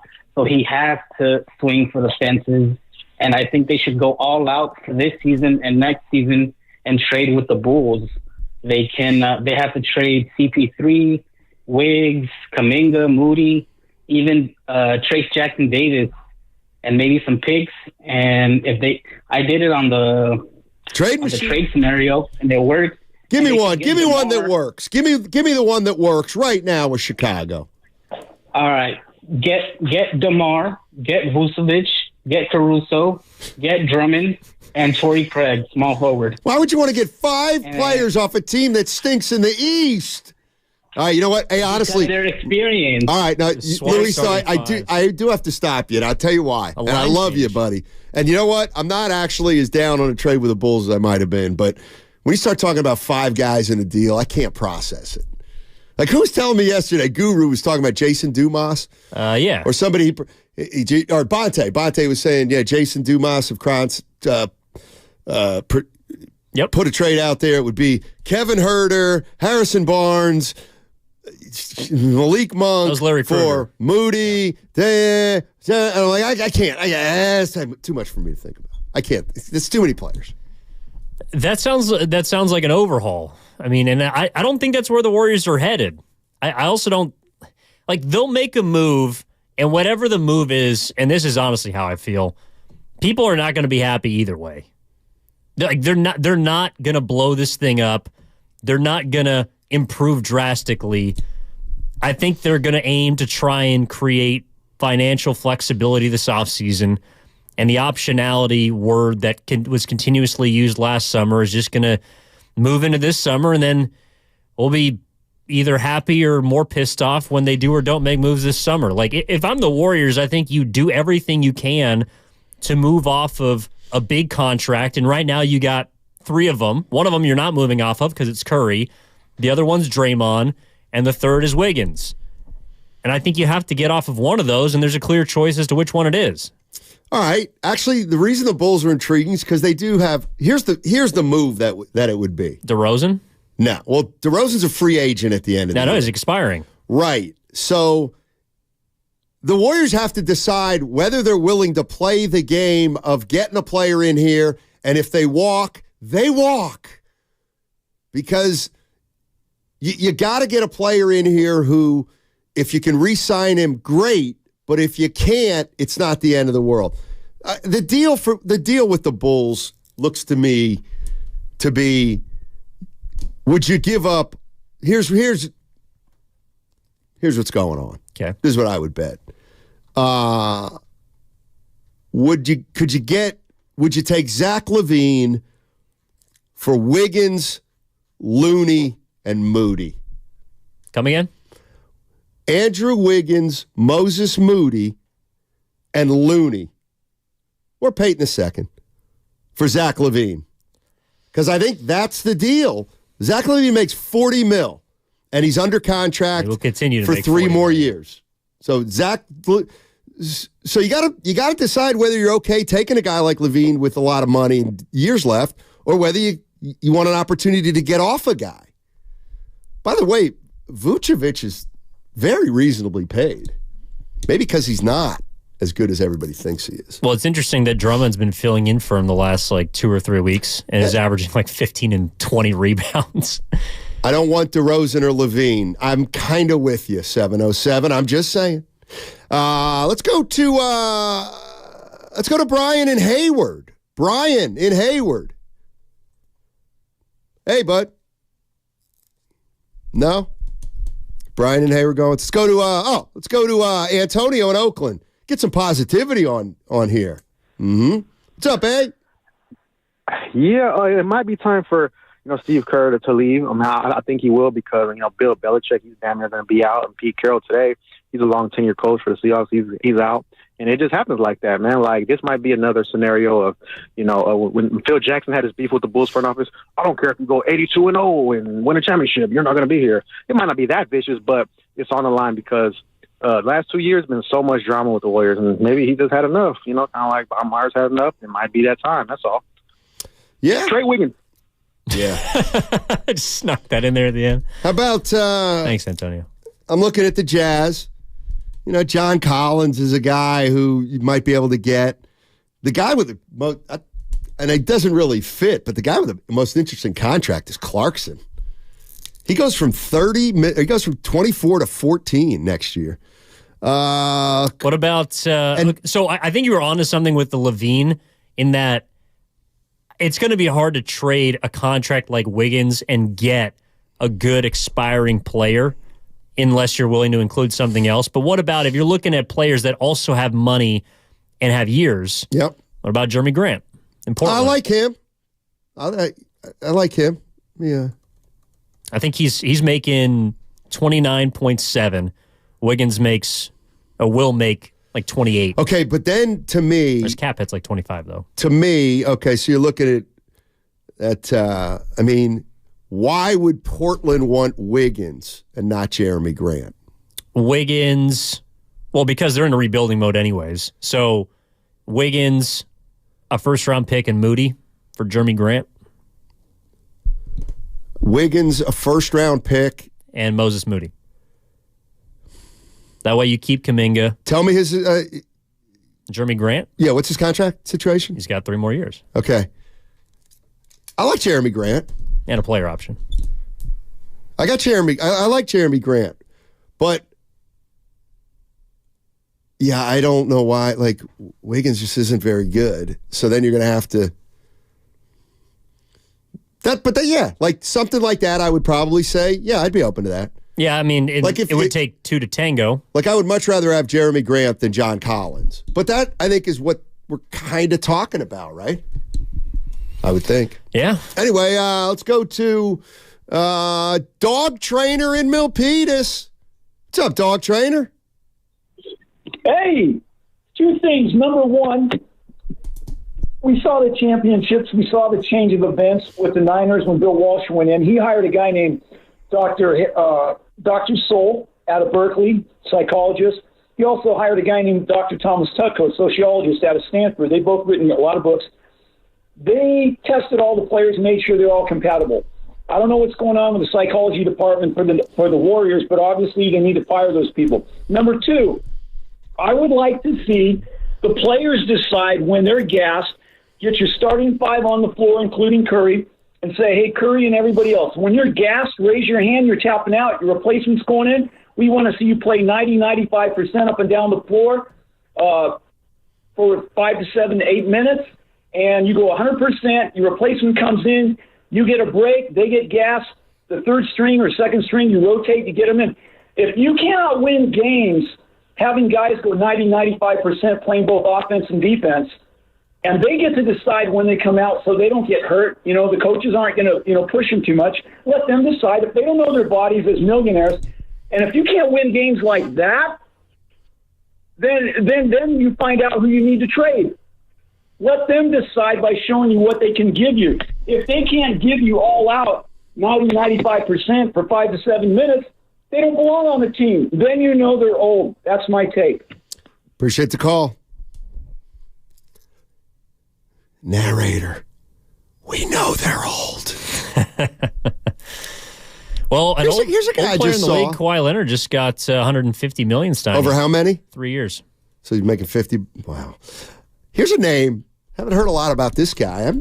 Now, this would be a guy. I'm just looking at Portland. Mm-hmm. Here's a guy who. Now, if you to go get this guy for whatever reason, then you'd be like, the times they are changing. What about DeAndre Ayton? Again, I get it. He's not a guy that fits off the top of your head. That's a name I've not heard in But a long time. He played 24 games this year. He's 32. Like he's got 2 more years left after this year. Well, you got to move Chris Paul then. That's fine. They don't like each other. That's fine. Just kidding. He's only 25 years old, though. 888-957-9570 is the number. Matt Steinmetz, Evan Giddings with you on 95.7 The Game. We're talking about the Warriors. Draymond Green talked to the media long time yesterday about his suspension and what he's going to try to accomplish when he comes back. The Warriors have about a month until the trade deadline. Andrew Wiggins, it looks to me like the Warriors are absolutely positively trying to trade Andrew Wiggins. Why? Well, first of all, it was reported by Mark Stein, very credible writer in the NBA. And then secondly, Steve Kerr initially said said yesterday, he's not inclined to play Kuminga and Wiggins together very much. So how can they both be here then if you want them to be integral parts of your team? I'm seeing a team that is really looking to move Andrew Wiggins, and then the question becomes, what can you get for Wiggins, who's got a bunch of years left on his deal, but he's woefully underachieving even more than normal for himself. 888-957-9570 is the number. How is Steve Kerr going to use Draymond Green? It seems apparent Green's going to come back this weekend, probably against Chicago or against Milwaukee. So what is the timeline according to Steve Kerr? Take a listen. Well, we don't know for sure, but he won't play tomorrow, and then he'll go to Chicago with us on Thursday, and we've got a back-to-back in Chicago and Milwaukee. So he'll be on that road trip, and he'll be training every single day and getting as much work in as possible. And whenever Rick Celebrini says Draymond's ready to go, then he'll be ready to go, and we'll put him in. So that was Steve Kerr from Willard and Dibbs yesterday. Let me tell you something. Tell you what I'm getting a little sick of. Getting a little sick of everybody bending over backwards and kneeling at the altar of Rick Celebrini. What? He's on your hit list now? No, I'm kidding, but damn, does he have some juice. Well, we can't do anything around here until Rick Celebrini clears it. Well, Stein, he's the best in the business, as you know. We say that all the time, and I'm sure he's excellent. Yes, Spadone? His son is one of the top prospects for the upcoming draft in the NHL. Did you know that? Yeah, I did not know Draymond Green did a whole piece about him, and he knows him very well and has grown up with him and stuff like that. So pretty cool. Obviously Celebrini is respected. It's so funny. Anytime a guy, you gonna play? Yeah, it's up to Rick. Well, maybe we should pay Rick your salary, Steve, then. Don't talk about that. 888-957-9570 is the number. Let's go to Stephen in Oakland. What's going on, Stephen in Oakland? How you doing, man?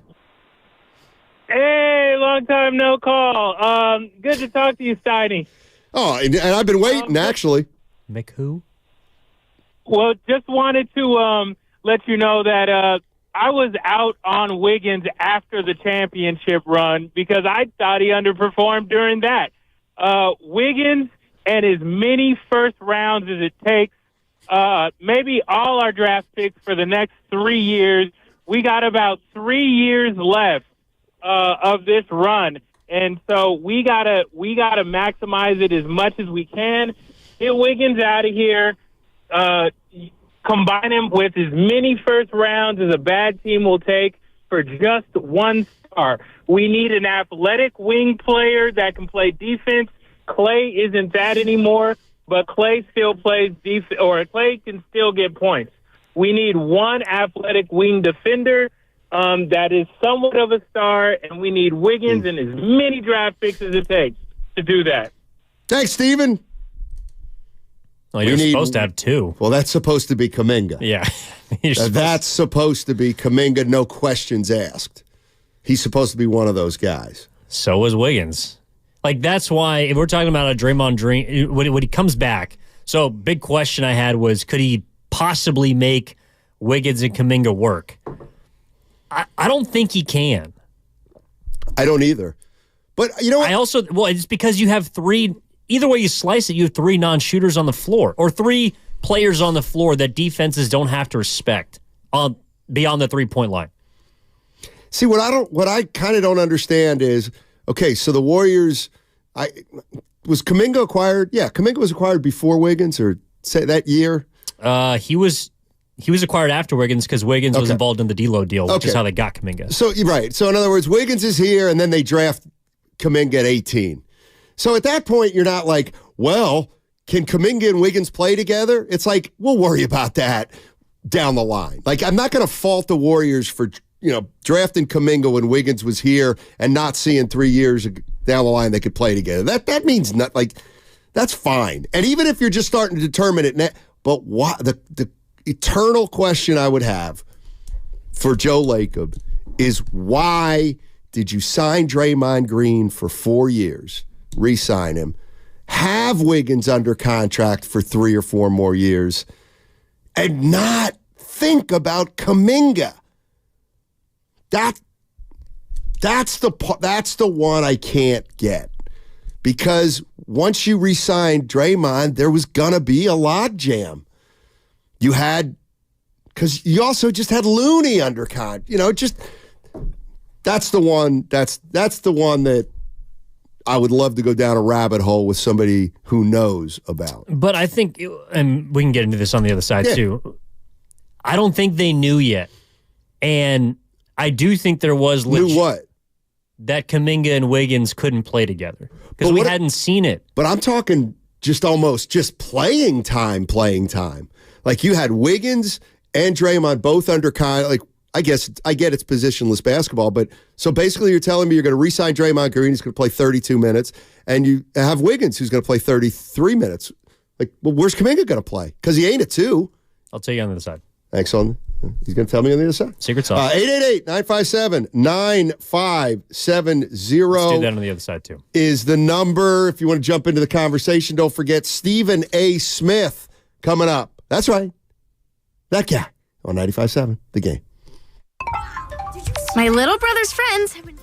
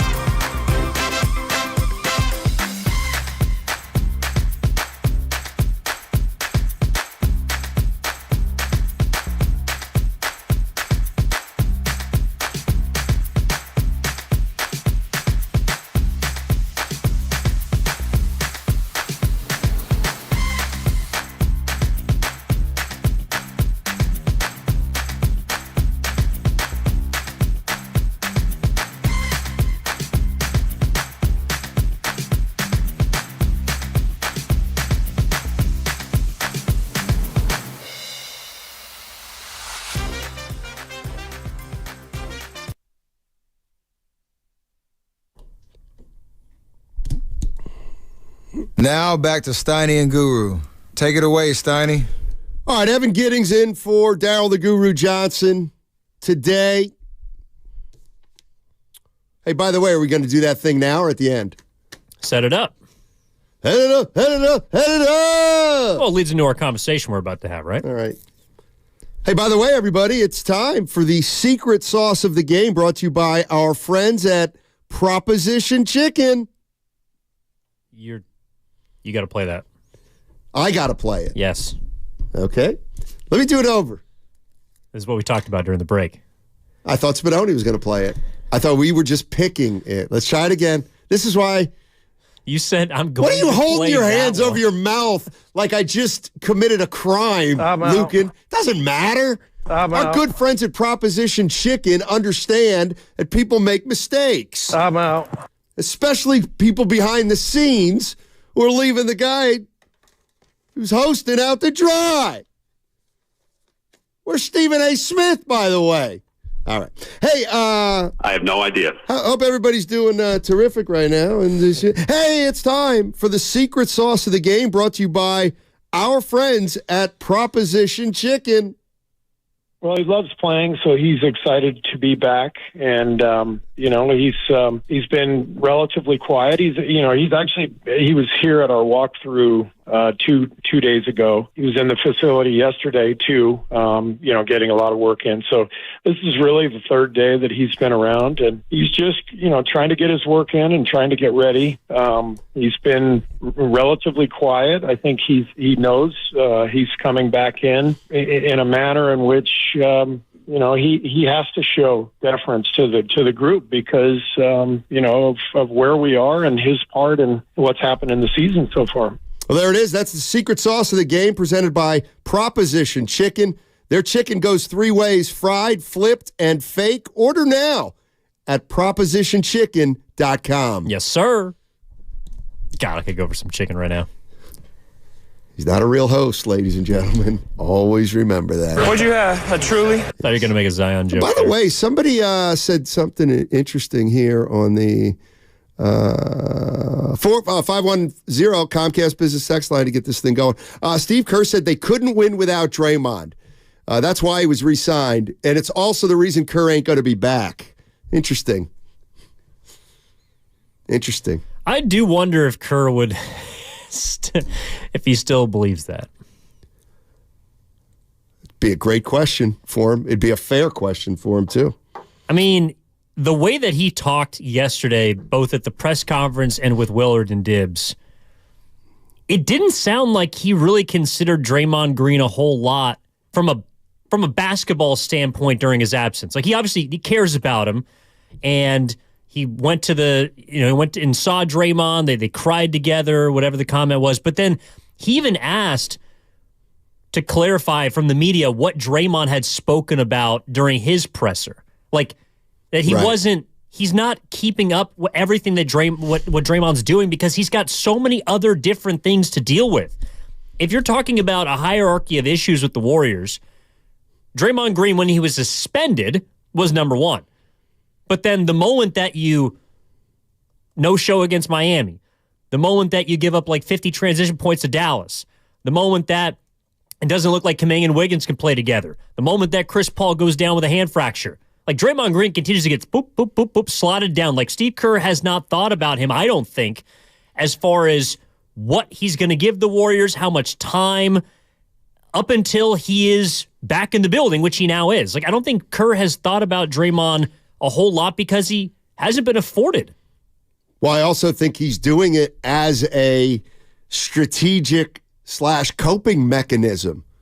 I think Steve Kerr, for his own sake, when Draymond got suspended, said, okay, I'm out of the Draymond Green business until I'm back in. They'll tell me when I'm back in. Don't ask me when he's playing. Don't ask me if he's been here. I don't know. Don't ask me if he did a podcast. Don't ask me if you heard what he said on an interview. Like, he just, to that extent, I think you're absolutely right on the money. I don't think Steve Kerr has been paying attention. I don't think he listened to anything about the podcast. I think he heard some of the stuff that people say or are talking about Draymond said in the podcast, but I'm with you there. Because here's the other thing that I'm detecting is Draymond and Kerr have, even though they've been distant, they have had some conversations. So those private conversations, I think Steve does not want to, like, Steve Kerr knows he had to deal with Draymond over the last month, checking in, etc. But he didn't want to have to deal with the media at all. So the way Kerr, I think, was dealing with it was telling the media, don't ask me about Draymond anymore. I'm dealing with Draymond, but even don't ask me about it anymore because I'm only thinking of it as a basketball issue. Okay, well, now it's back to being a basketball issue.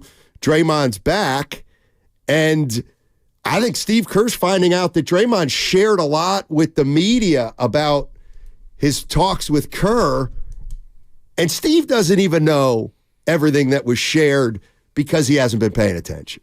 I don't think he minds it, though. I think he just hasn't been keeping up. I don't know if he minds it, but I also think it's more work. It's not work. But it's more questions to answer. Yeah, people goes, hey, exactly. Draymond said that you said, right, and then he's got to answer that. Exactly. And I also think that Kerr, these two things kind of aren't compatible. One is, I do think Draymond's going to need to communicate his feelings. Like, I'm not scoffing at that at all. And so he is going to need to talk about it. And I think one of the positive things is, hey, you know what? Forget whether you believe it or not. You know what? He had a conversation with Adam Silver that he revealed, and Adam Silver talked him out of retirement. Well, guess what? Adam Silver will now be asked the next public event what he said to Draymond Green. And he'll probably address it because Draymond addressed it first. What I'm saying is Kerr doesn't know Kerr hasn't been paying attention, I don't think, to Draymond at all. So he doesn't want to reveal anything, even though Draymond's already revealed a lot of stuff. It might not matter, and I'm just kind of talking in circles, but that's one of the things I was thinking. No, but I think there's a lot of things that were talked about yesterday, and I respect Draymond for coming out and giving us his truth, and it seems like he obviously spent a lot of time trying to do some work on himself, and I'm glad that he did that. And I think Kerr's appreciative that he did that. But at the end of the day, if he doesn't help the Warriors win, then they're back in the same position that they were when he was out. And that's a position that Steve Kerr's been wrestling with and that he's been frustrated with and that he's talked about being a part of or a reason for. So the Warriors got a lot of things right now that they got away. And I also think they have enough time to figure those things out before the trade deadline, which is really where we find out where the season's going. Yeah, and while I don't expect anything dramatic to happen in the next month in terms of them going 9-2, but I do think because part of me says, let's see what we got the next month. Well, what are we really looking for? We know what we're going to see. We're probably going to see a 500 team. But they still need some semblance to me of stability before they can, or they'd like to have some semblance of stability before they make a move that's going to be one that may be important. Let's go to Brian in Hayward. What's up, Brian? How you doing? Hey, guys. Thanks for taking my call again. So in the next few weeks, I think it's going to be really interesting to watch the rest of the Warriors' reaction to Draymond's being eased back in with everything. And I think the certain players we really have to keep our eye on with their attitude, their body language, and emotions are in no particular order. Wiggins, Moody, Looney, and I don't know, pick somebody else to fill contract space because those guys seem to be the most down in terms of Draymond's antics from time to time. And I feel like those guys have a lot of trade value when it comes to what we're trying to get back in return around the league.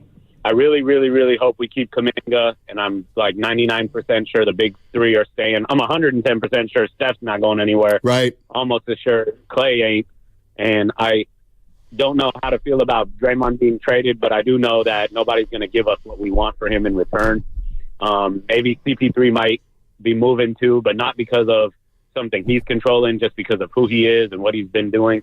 And lastly, I want to leave with this. and I'll take your response and comments off there. Almost everybody on our roster right now is either a vet, champ, or a rookie. I haven't looked up the list completely, but thinking off the top of my head, that's got to mean something. And it means something in terms of, boys, let's get it together.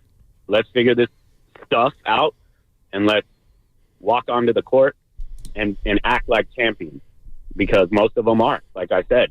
And I really like the couple of rookies we got, and I can see the light at the end of the tunnel. It's raining, it's cloudy, it's a storm out right now. All right. But I really do. Well, I appreciate that, Brian. Love the optimism, but let me look at that extended forecast for you.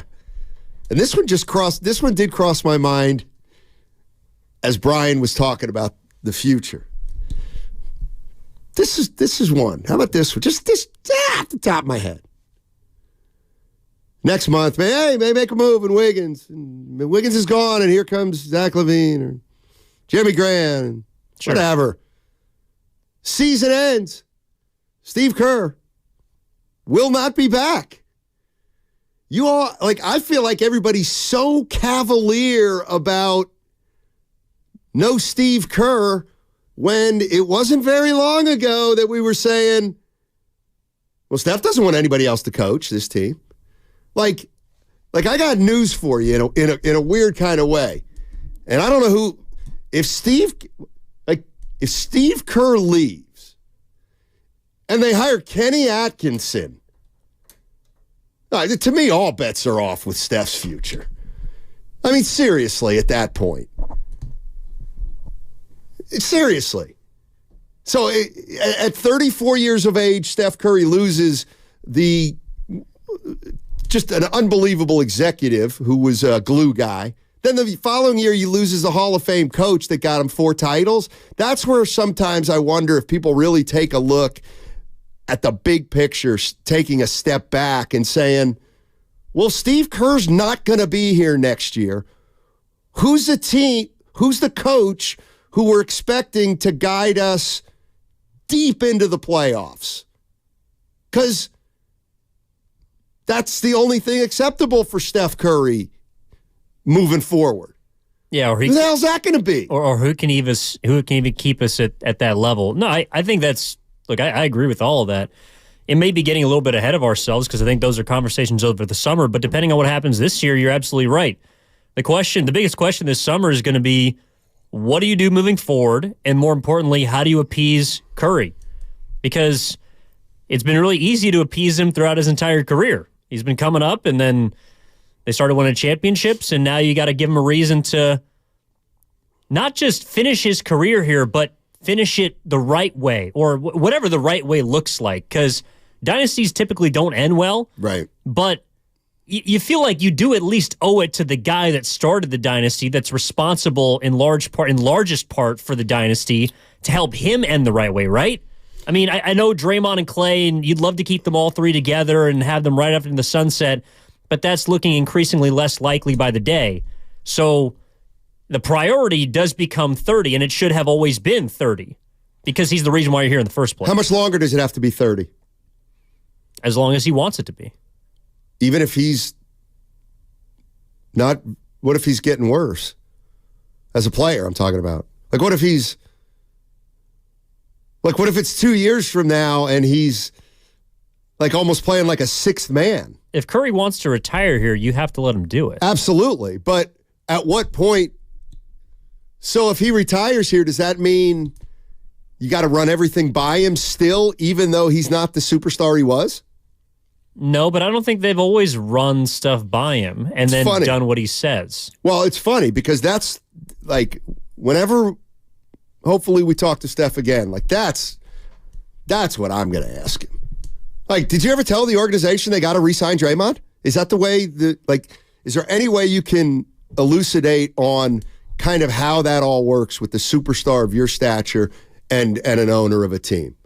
Did you ever give the Warriors an ultimatum about any personnel move? And I believe he'd probably say no. He'd probably deflect it. Well, first of all, do you think I don't think he ever has, quite frankly. What do you think? Do you think Steph Curry has ever given the Warriors an ultimatum about a personnel decision. I don't think he's ever had to. Probably right. Like I think they know him well enough to know, hey, like Steph is not going to go for this.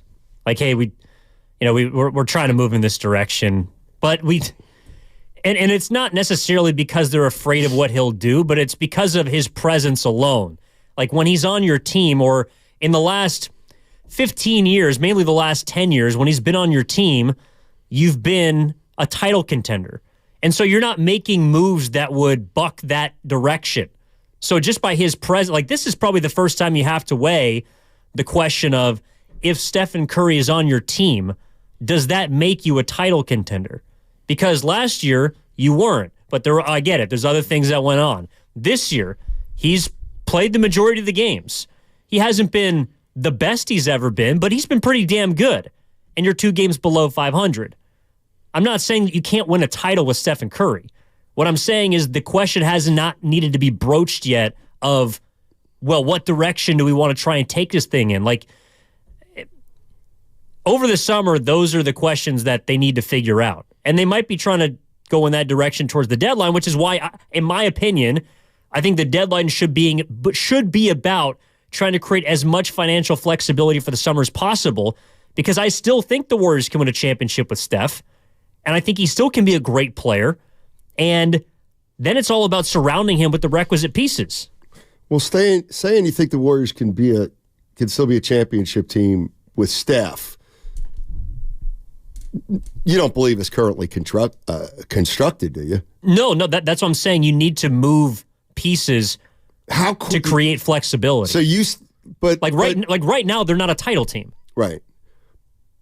I agree. What I'm getting at is, at what point do you say that you might have to get a player in here better than Steph to be a title team? And I would I don't want to push this now, like, to get into it, but I don't think he can be the best player on a championship team anymore. But I want to put that aside. If you're not there yet, or other people aren't there yet, what happens then? I'm not there yet. No, I know, and I'm not. But he definitely needs more talent around him. I mean, that's duh. Like, I mean, this team is. But the older he gets, the more talent he needs, and then the next year he'll need more. Like, he's not a carrier anymore. But I don't think the Warriors. Well, I don't think that there are that many players better than him in the league. I don't want to get into word choice here, but what I'm getting at is, if as he declines, does he still maintain kind of his power, or his say-so in the organization? Now, that doesn't mean if he wants to retire a Warrior, you say, too bad, Steph, we're trading you because we don't. No, this is still a relationship of cooperation. It's always been that way. Right, and it always will be that, you would think. Yeah, I mean, I don't know what you made of his comments about Jordan Poole being the key to all of this after the Lakers series, but if you take that as, well, Jordan Poole is next up, well, apparently not, because he got traded. Or maybe he was the key to why the season went in the right. Like, I don't know how you slice those comments, but, I mean, clearly Curry feels a type of way, and I don't think the Warriors are bending the knee to him, and I don't think he would do, I don't know, like, he's not LeBron. He's not Kobe. From a leadership standpoint in that way. Like, he's not asking for guys to be traded, I don't think. And even if he did, I'm not sure if the Warriors would necessarily make those moves unless they thought they were the right ones. So all very logical. That doesn't mean Curry doesn't have power in the organization, though. No, I didn't say he didn't. No, I'm not saying he didn't either. I'm just trying to clarify there. Let's go to Wayne. Wayne's in Alameda. What's up, Wayne? How you doing?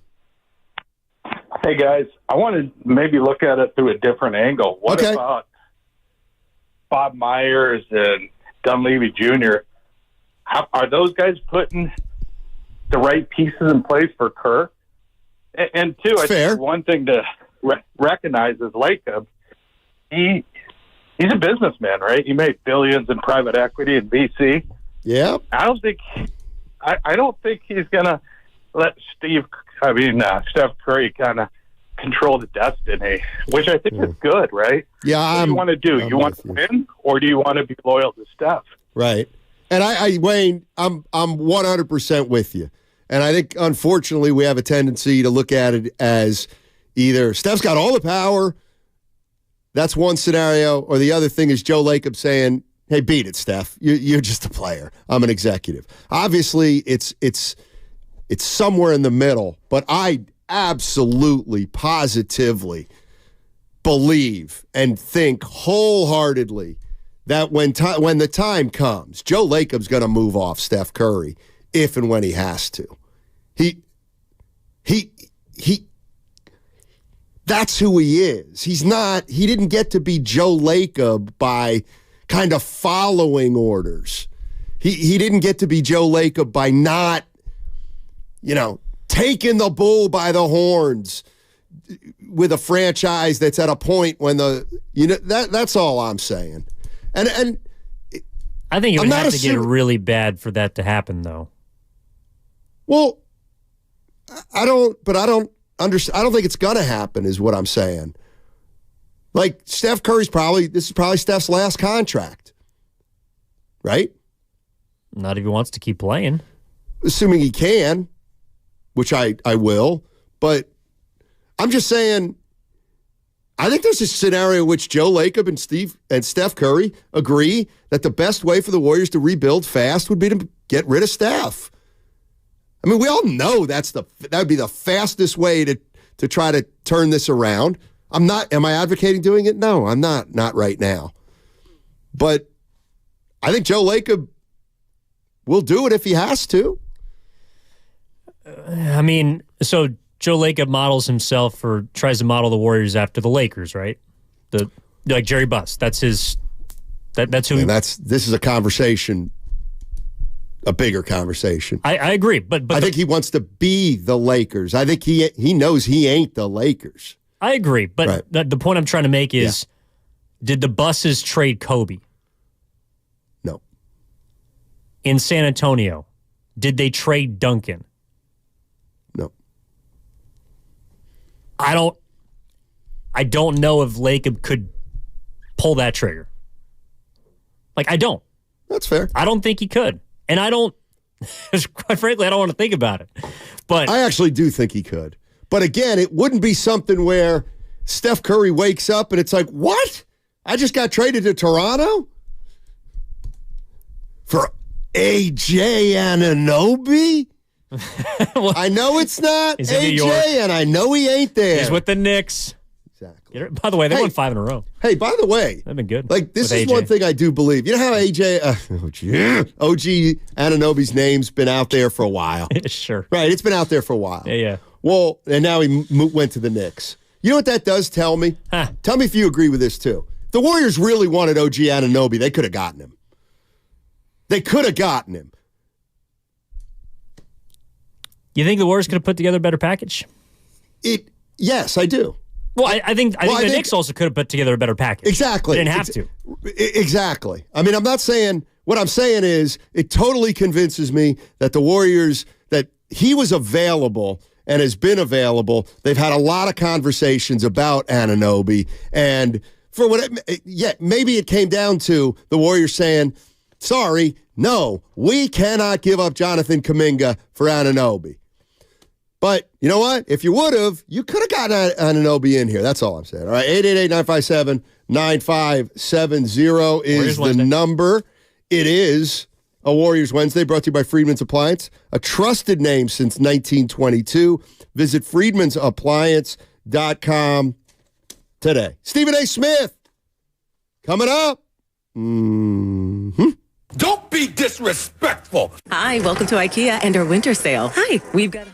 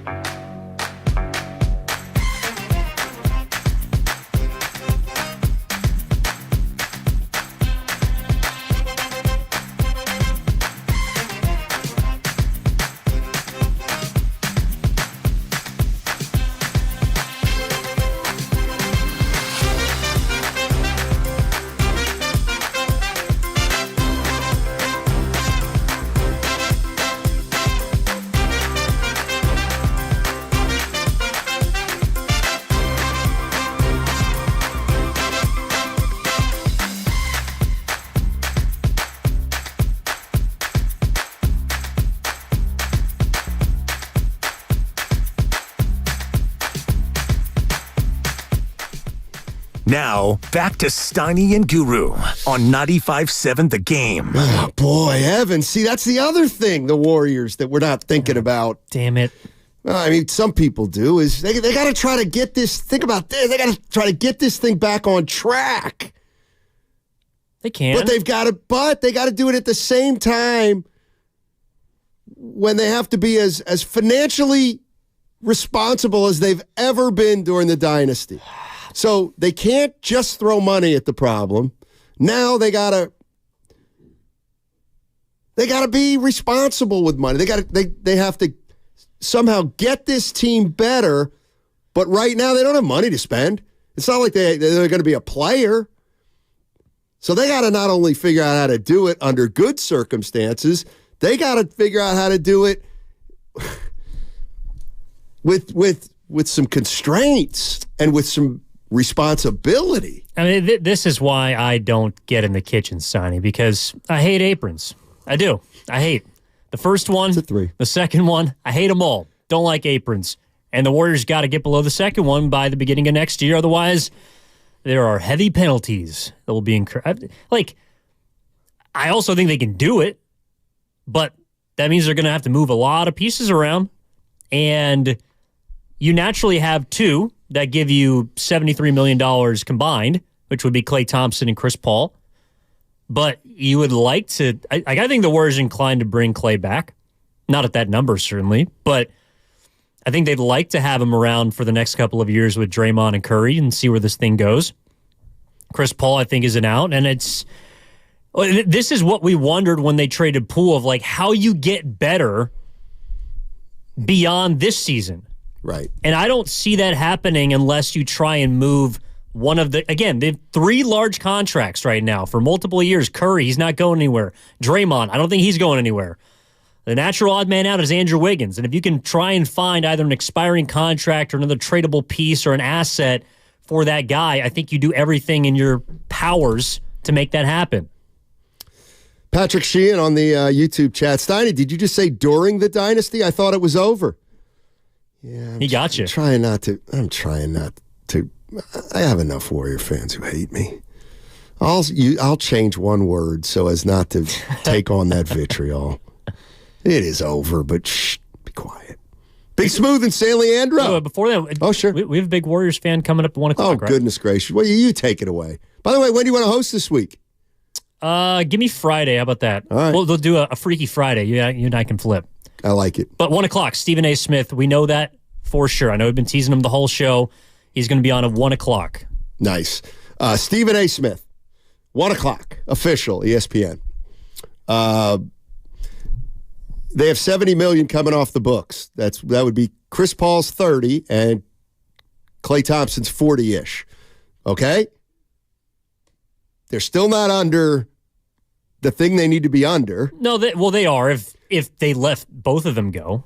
If they let both of them go, they still do. They're not under the cap. They're under the apron. They're under the apron. But that's the one that matters, though.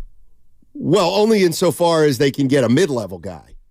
But not insofar as they can go out and sign a free agent. Because, I mean, they're still going to have Curry at 55. They're going to have Draymond at 25. They're going to have Wiggins at 25. That's 130 right there. Assuming that Chris Paul is on the team next year, which I don't think he will be, their salary right now is $174 million, not including Klay and not including Sarge and Corey Joseph, who's also on a one-year deal. But all I'm saying is Klay and Chris Paul leaving does not create space for them to go sign a free agent. Not a big boy. I mean, Kawhi Leonard just signed for 50 or got a contract extension for $50 million. They don't have space for that. Yeah. Big Smoothie. Big Smoothie's in Oakland. What's up, Big Smooth? How you doing? Hey, I'm doing good. Thanks for asking. Hey, man, I think that we have enough on our plate instead of worried about what's going to happen next year. Let's try to get back in this. I don't know what's in Draymond's head. I only hope that I'm sure. You know what? I believe that he knows that this could be it, and so I think you're going to see. Of course, we don't know. We're going to find out when somebody pushes him in the back or something. We'll find out. But I just believe that now, for the first time, if you think about it, the lines have been drawn. They never were drawn before. It was always like, here he goes again. But for this time, he knows that there's a line, and he knows that this could end his career. So I think that we're going to see the effects of that. And we got a month before the deadline is. I don't know what they're going to do, but I do know this. That lackluster type of play that we witnessed last week, and Joe Lacob saw it, that cannot exist. So, personally, I think we move Wiggins because, I don't know, he just invasion of the body snatchers. This is not the guy who was here last year. To me, in my opinion, I don't know if people are going to say this, but Wiggins, he disappointed me simply because all the stuff that he put us through last year, and we were very kind and considerate to him and the possibility of his family. We understand family first. But then to come in here and hearing that he didn't come in shape, to me, that's unfathomable. You didn't come in shape after that year. I would think that he would want to have the best bounce back of his career. And he comes in here. He's already a lackadaisical dude. The last thing you want is for him to come in not prepared and in physical condition. That's inexcusable. And if that's how that's going to be, let's get somebody. Send him. Hey, here's the thing. Send him back to Canada. He's Canada. Careful. Big Smooth. That's it. No, it's not denigrate Canada. We love Canada. RJ Bear likes Canada. Love Canada. No, but I'm essentially in agreement with Big Smooth, and I'm essentially in agreement with this 415 text from the Comcast Business text line. You got to at least wait until you play some games with a full squad before you trade players. Yeah, I agree with both of you guys. I also believe that right now, before tonight's game's even tipped off, that Warriors I think they're trying to move Wiggins. And like I said, Steve Kerr all but said he's not going to play Wiggins and Kuminga much anymore. Kuminga, how can you have two players of that caliber who you can't play together? So I do think Wiggins is going to go, or they're at least trying to move Wiggins. Here's the Big Smooth brought something up. About Draymond Green. And this gets to the heart of it. What do you think's going to happen, if anything, with Draymond Green and how he returns? Take a listen to Kerr. I think Draymond knows that his career's on the line. It really is, based on what's happened over the last year, based on the recent suspension, based on everything that's gone on. I think he recognizes that it is different this time. This wasn't a suspension for getting too many technicals. This wasn't a suspension for one, flagrant foul. This was different. The league really put him on notice. So has the team. He's put himself on notice, and that's what makes this different. And that's why his response has to be what it's got to be.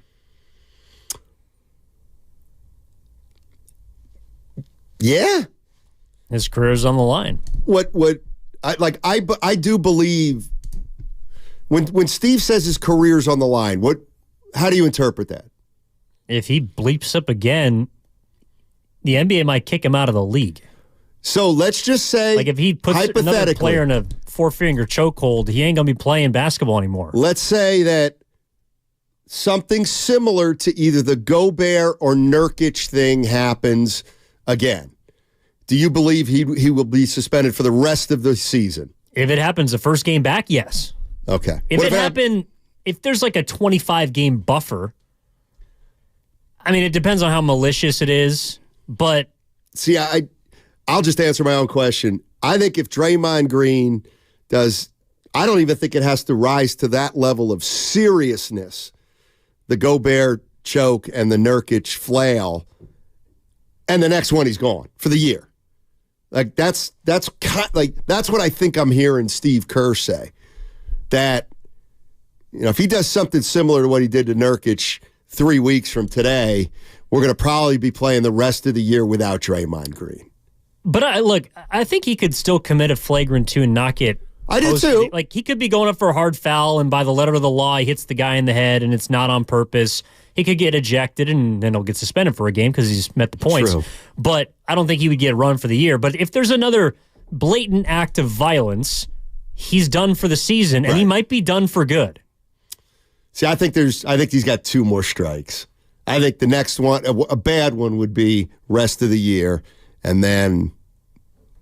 But the fact that we're even at this stage is pretty scary.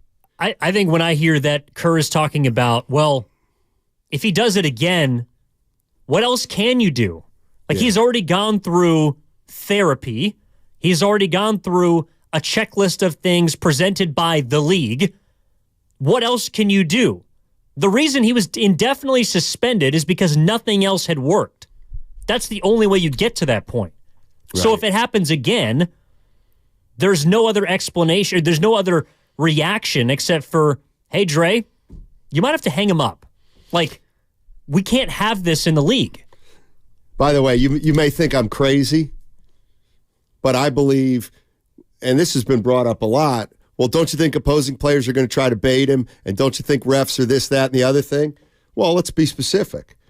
Yeah, I absolutely think, first of all, there's going to be players that aren't going to bait Draymond Green because they like him. Because they're part of his internal NBA community or a subset of the NBA community. That's kind of one thing I'm thinking about with that. What was the other thing I was talking about? I can't remember. Just got distracted. Well, do you want to set up what we're going to talk to Stephen A. about? Stephen A. Curry's leadership? Yeah. Should we play sound before that? I think Draymond talked about it on his podcast, which is what Stephen A. reacted to yesterday. And I think you have that cut. All right. So basically, on if he costed Stephen Curry. I think that was asked to him. All right. I want you to take a listen to, here we go. Draymond Green, this is from yesterday. Stephen A. Smith is coming up at 1 o'clock. That's in 15 minutes. And he got involved, I guess, is because Steve Kerr brought up Stephen A. Smith's name a couple weeks ago or a week or so ago. Let's see. He says this is a great group. Says he doesn't have return. Affected team in negative way. Asked if he's concerned. Oh, here we go. This is Draymond Green on costing Steph. I don't necessarily look at it as costing him some moments of his prime because we're all in this together, right? Like, one of us fell, we're all failing. It's a team sport. I think for me personally, I care more about the person. How am I affecting the person? I can care less about a prime if I'm honest, because I don't see his prime coming to an end no time soon. But how are you affecting the person that care about you? I spoke about the Stephen A. incident on my podcast. Then that's something he got to live with, forcing him to carry more weight than he necessarily would have to carry. What effect does that have on him? Even more so from a basketball standpoint. It matters more to me how I affect the person. So Draymond Green said he was really hurt because Stephen A. Smith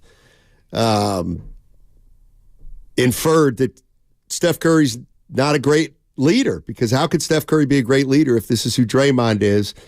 And Stephen A. Smith is vehement that he did not say that, and he didn't.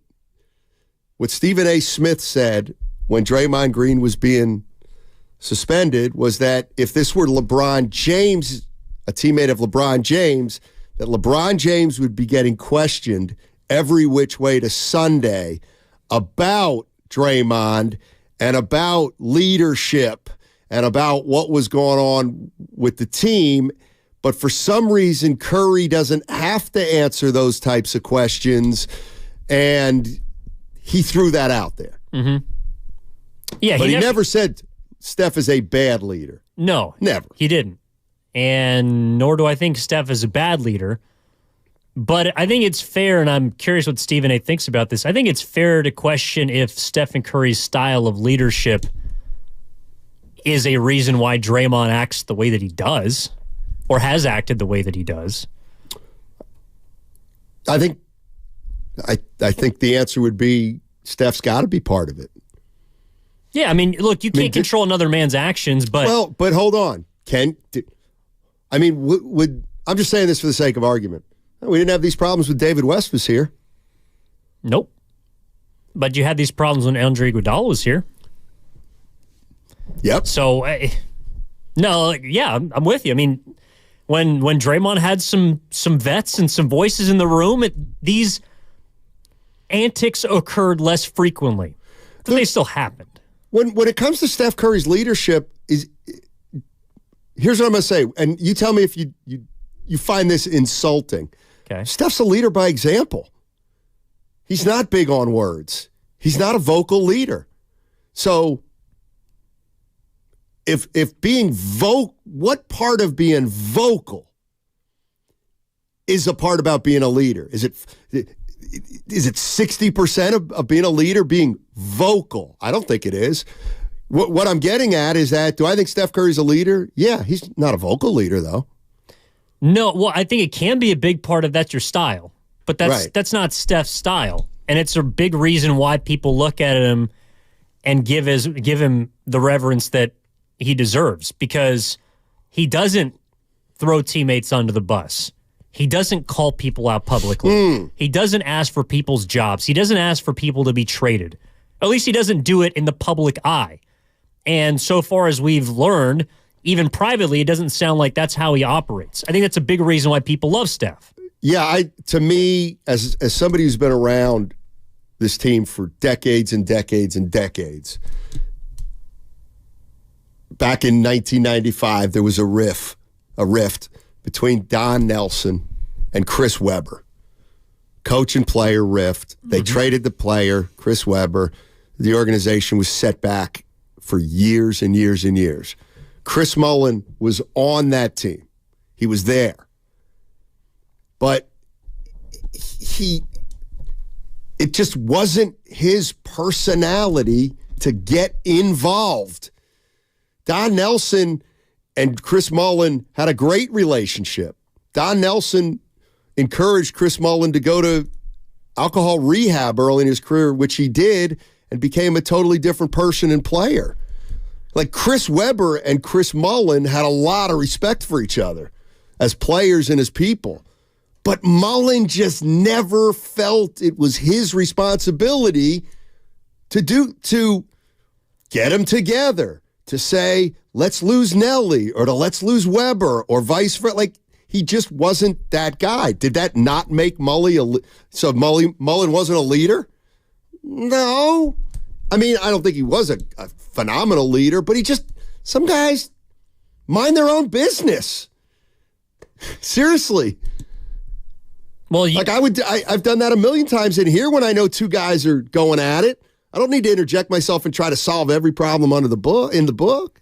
Well, it's also because you don't want to, I think you're like a lot of people, you don't want to open those can of worms.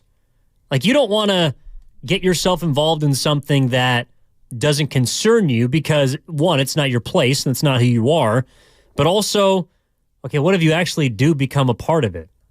Then once you get yourself involved, you have a responsibility to figure out a way to make it work.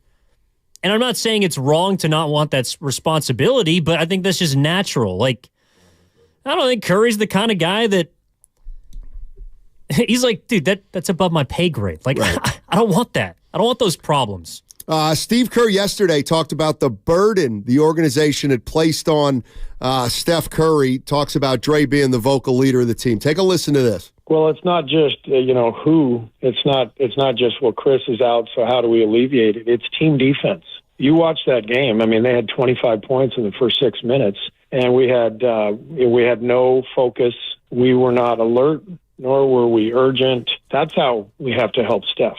Urgency and alertness, awareness of what's happening on the floor, everybody flying around. The effort has to be dramatically better, and I know that'll come. All right, so Steve Kerr's talking about effort there.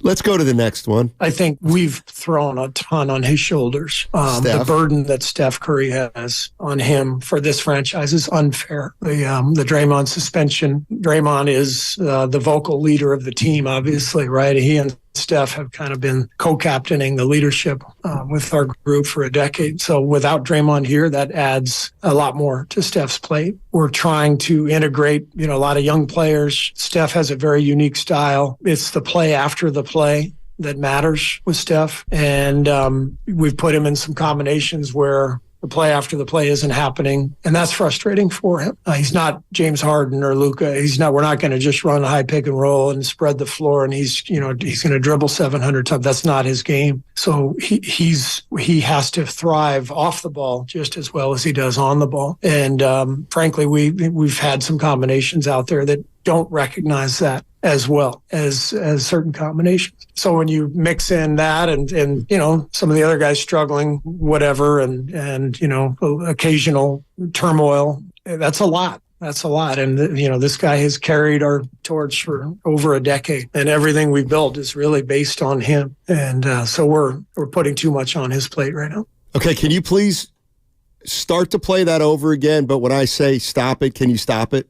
All right, can we start? There's something he said that just jumped out at me at the beginning. I think we've thrown a ton on his shoulders. The burden that Steph Curry has on him for this franchise is unfair. The Draymond suspension. Draymond is. We haven't thrown anything extra on Steph Curry. Draymond Green has thrown something extra on Steph Curry.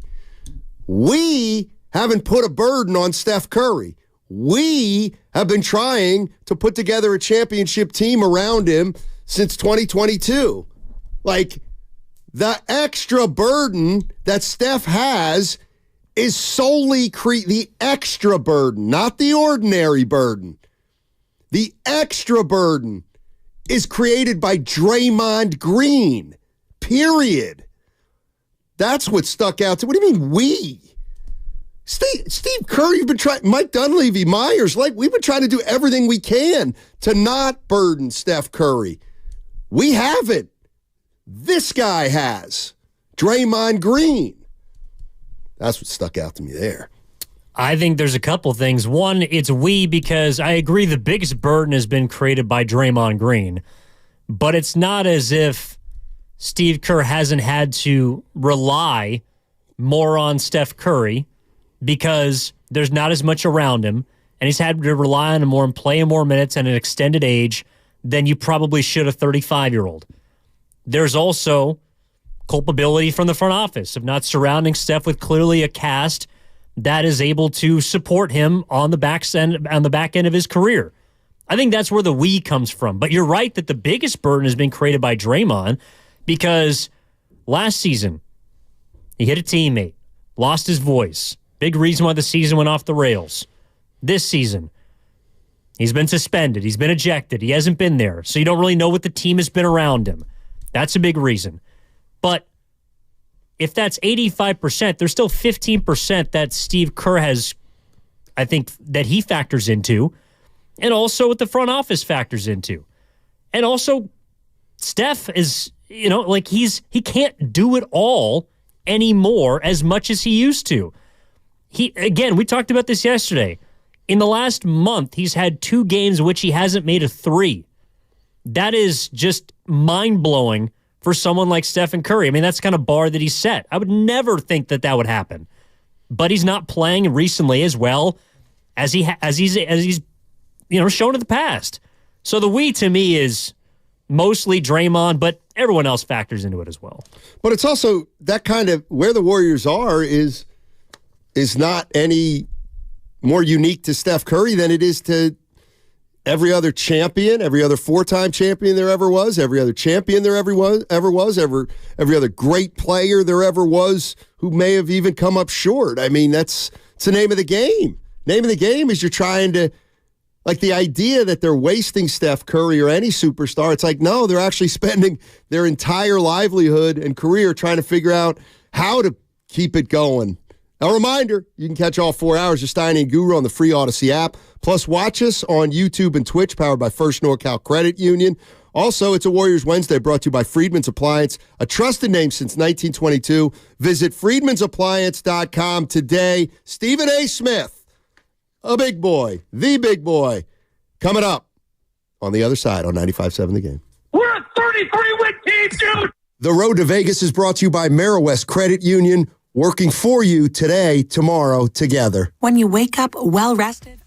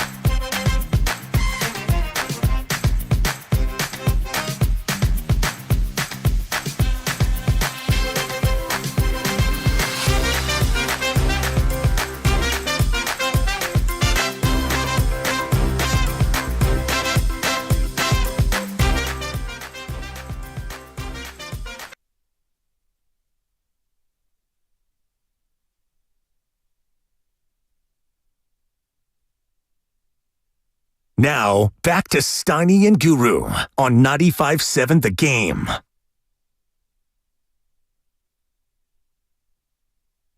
Steiny and Evan with you on 95.7 The Game.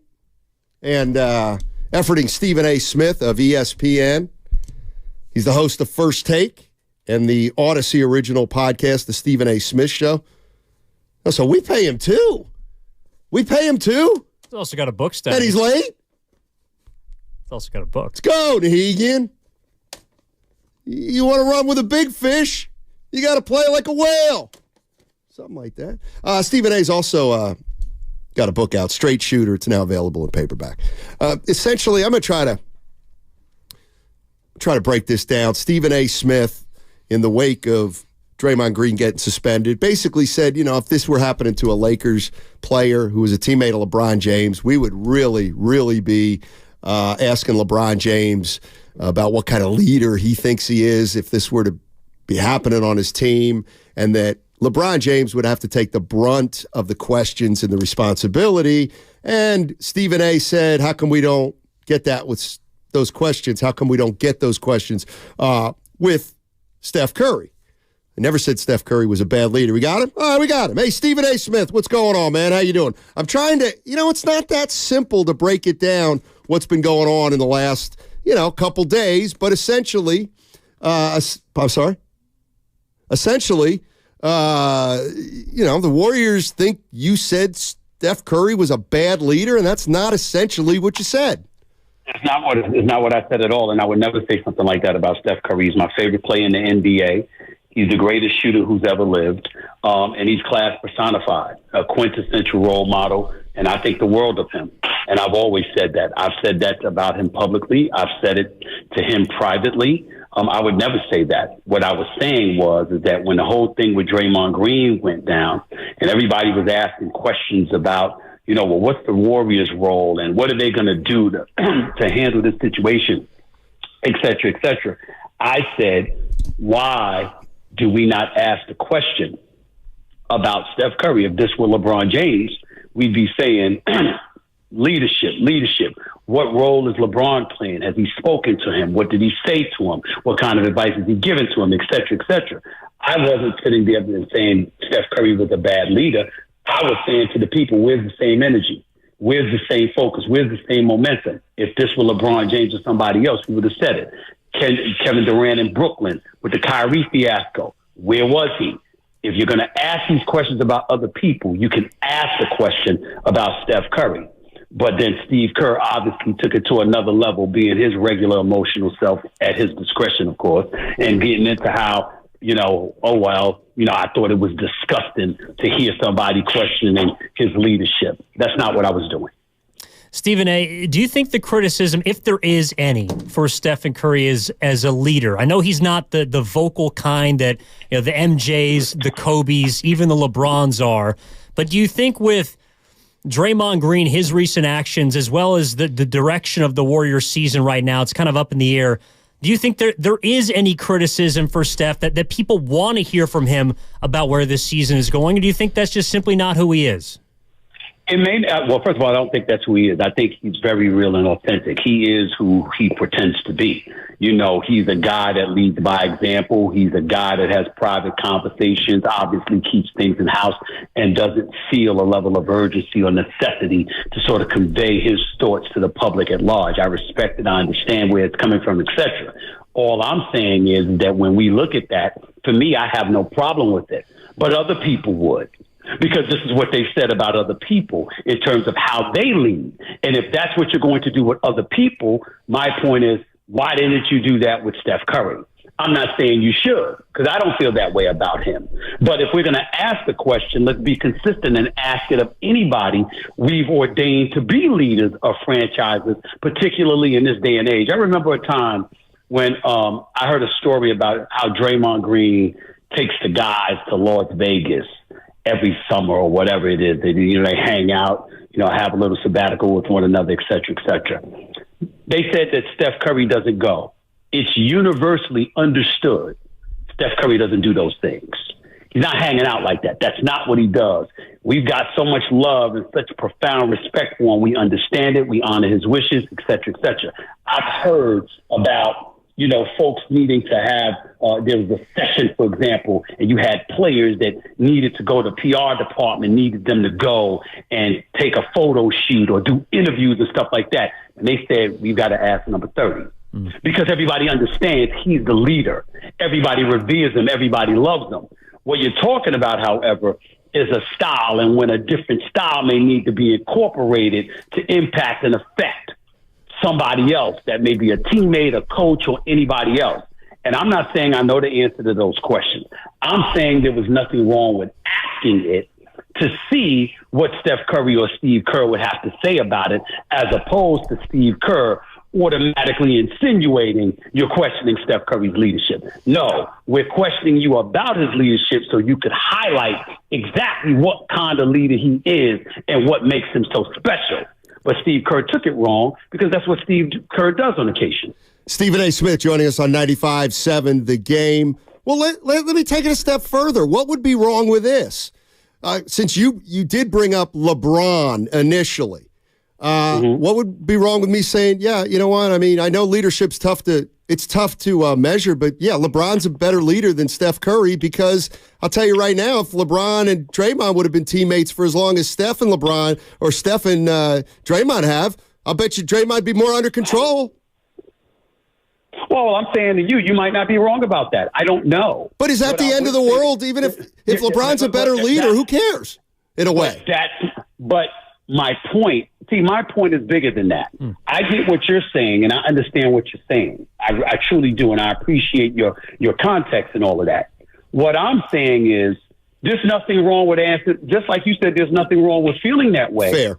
Then there's nothing wrong with asking the question. Right. And that's what pissed, excuse my language, but that's what really pissed me off about Steve Kerr doing that day. It's like, what are you talking about? Oh, I was disgusted and appalled at somebody questioning Steph's leadership. Well, we might have asked the question so you could provide the answer, as opposed to assuming we would think the worst about Steph Curry of all people. I asked him, you guys watch me. You see me on First Take. You see me. I come on the show, frequently throughout the year and things of that nature. Okay?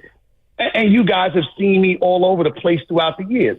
I challenge anybody to show me one time, where I've been negative or insulting of Steph Curry. One. And I'm on TV every day. And so for me, when Steve Kerr alluded to that, albeit without saying my name, I thought it was disgusting for him to go there. Right. Because I'm like, really? That's what you're doing? You're reaching? Yeah, I know you're having a bad season, okay? I know you're not living up to expectations. I know you're seeing the dynasty disintegrate before our very eyes, but that's something you need to take up with your players and your coaching staff. Don't try to put this on the media. We're covering the team, and we're covering events that took place. And if something happened, this is what happened. Now, Draymond is his own man, and Draymond is a man's man. I respect the hell out of Draymond, got a lot of love for him, a lot of appreciation for him. We've had a great relationship throughout the years, and I know for a fact that he is his own man, and he stands on his. I get that.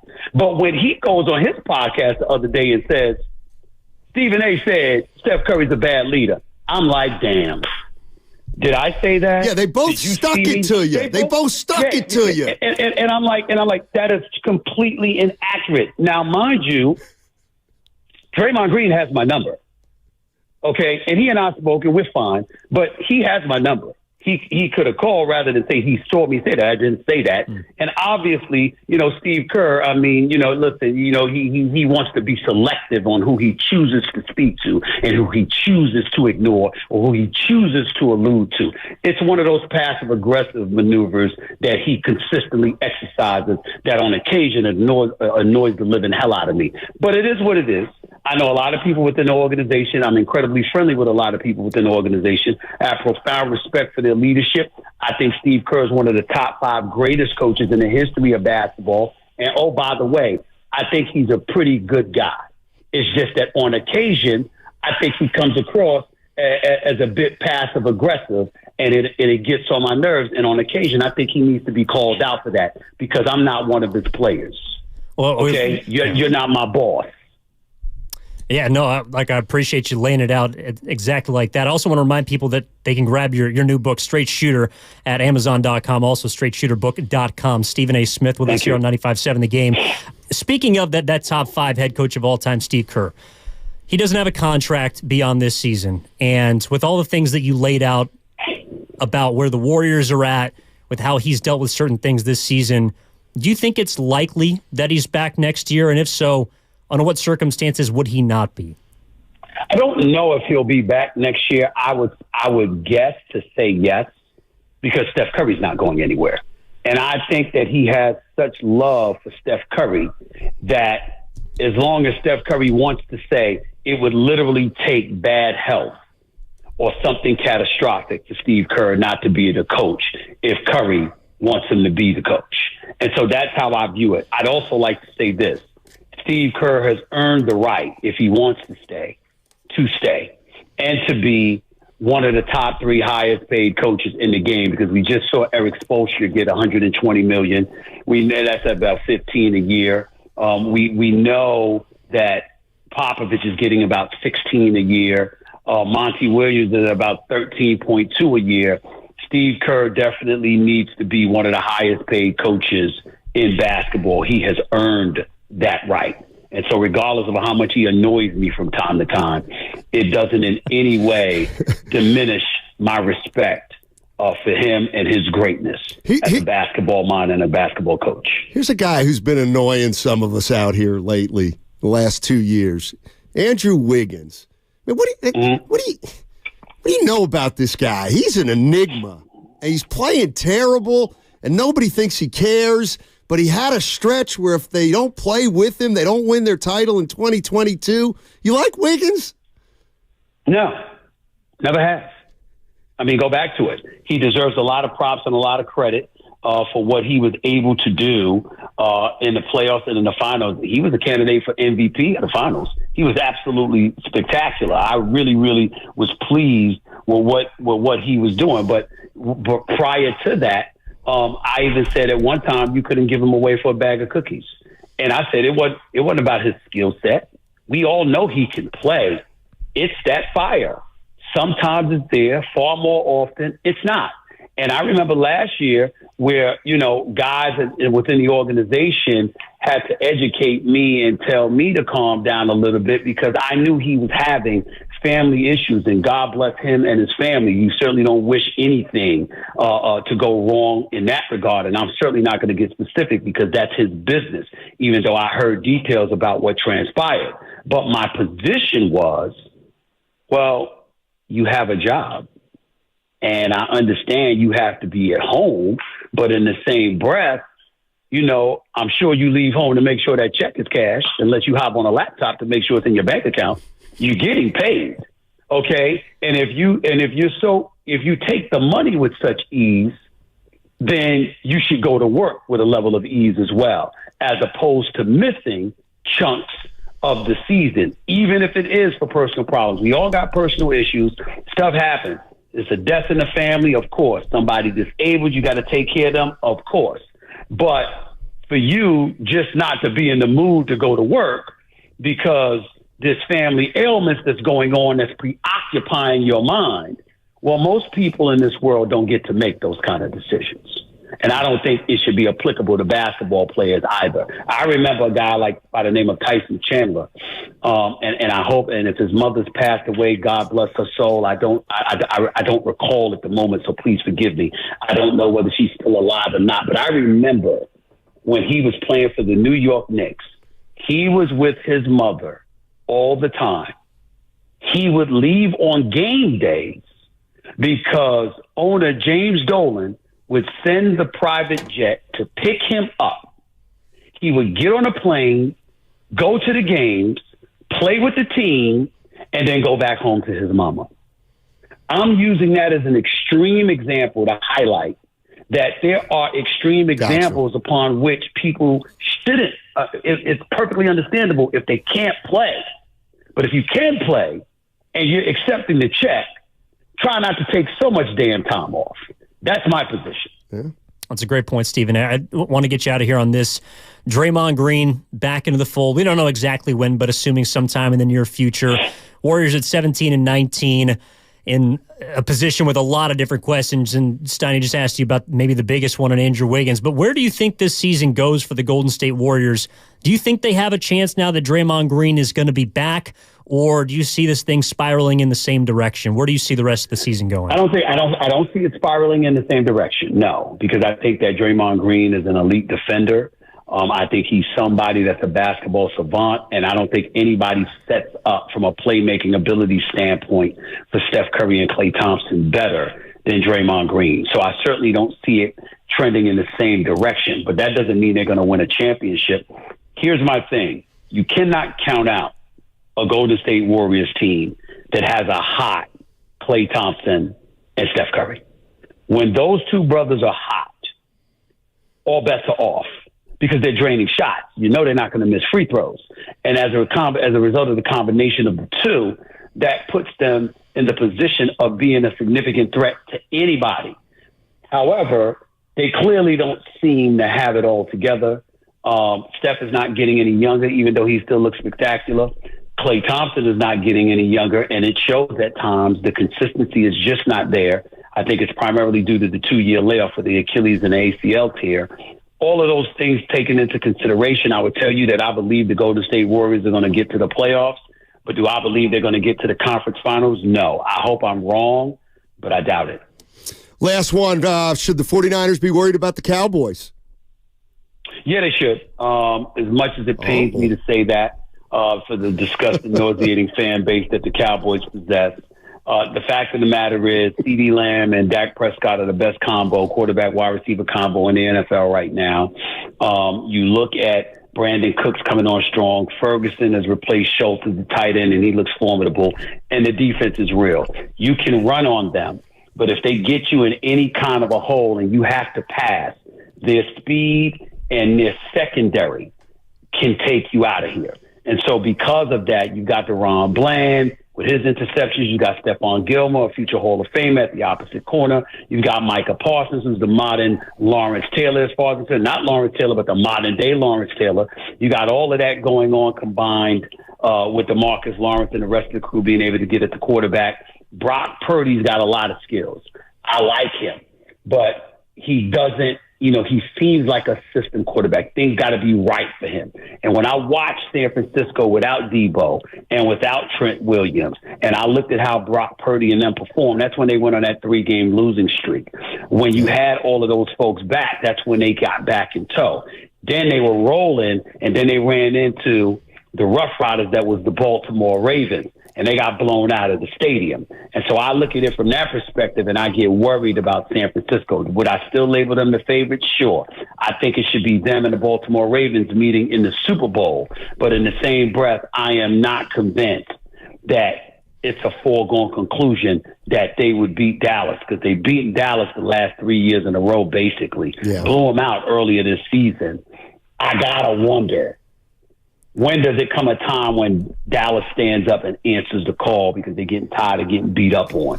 I do think that's a possibility. Stephen, thank you so much for joining us. Remember, check out his book. It's now available in paper book, Straight Shooter. Stephen A. Smith, thanks again, man. Really appreciate it. Thank you so much. Take care. Yes, sir. Stephen A. Smith. You know what I really wanted to ask him? I actually do want to read his book. Here's the one thing I do kind of want to. I just wanted to throw this, because the thing about him is you can throw curveballs at him. He don't care. Dude, he's a switch hitter. He can hit any pitch.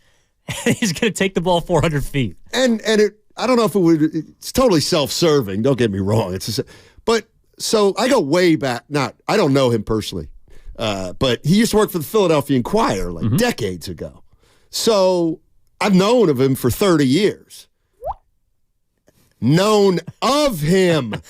Not known him. Well, that doesn't deserve a whoop. He's a friend of the program. If you're going to do it there, that's basically you got to do it every time I reference my age, because that's all I'm doing. Anyway. Shout out hip surgery. I started thinking, I knew we were having him on today. I was thinking about my history with Stephen A. Smith and my feelings about him.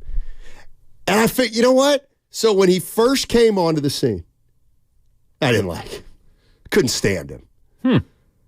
And this, keep in mind, he worked for a bunch of different, Philadelphia Inquirer, then he went to ESPN and he did shows. I remember he had a talk show. And he was on radio for a long time. Couldn't stand him. Then I started to like him.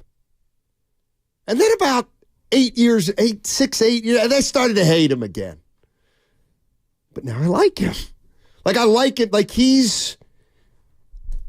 he takes himself seriously, but not too seriously.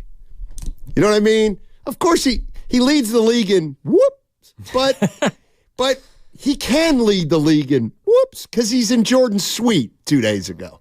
You know what I'm saying? Yeah, I think the back and forth, the seesawing you do on Stephen A. Smith is probably the reason why he's had the #1 sports debate show on television the last, decade. Yeah. It's because some days you love him, other days you disagree with him, other days you can't stand him, and then you come back saying, well, he's actually made a pretty good point there.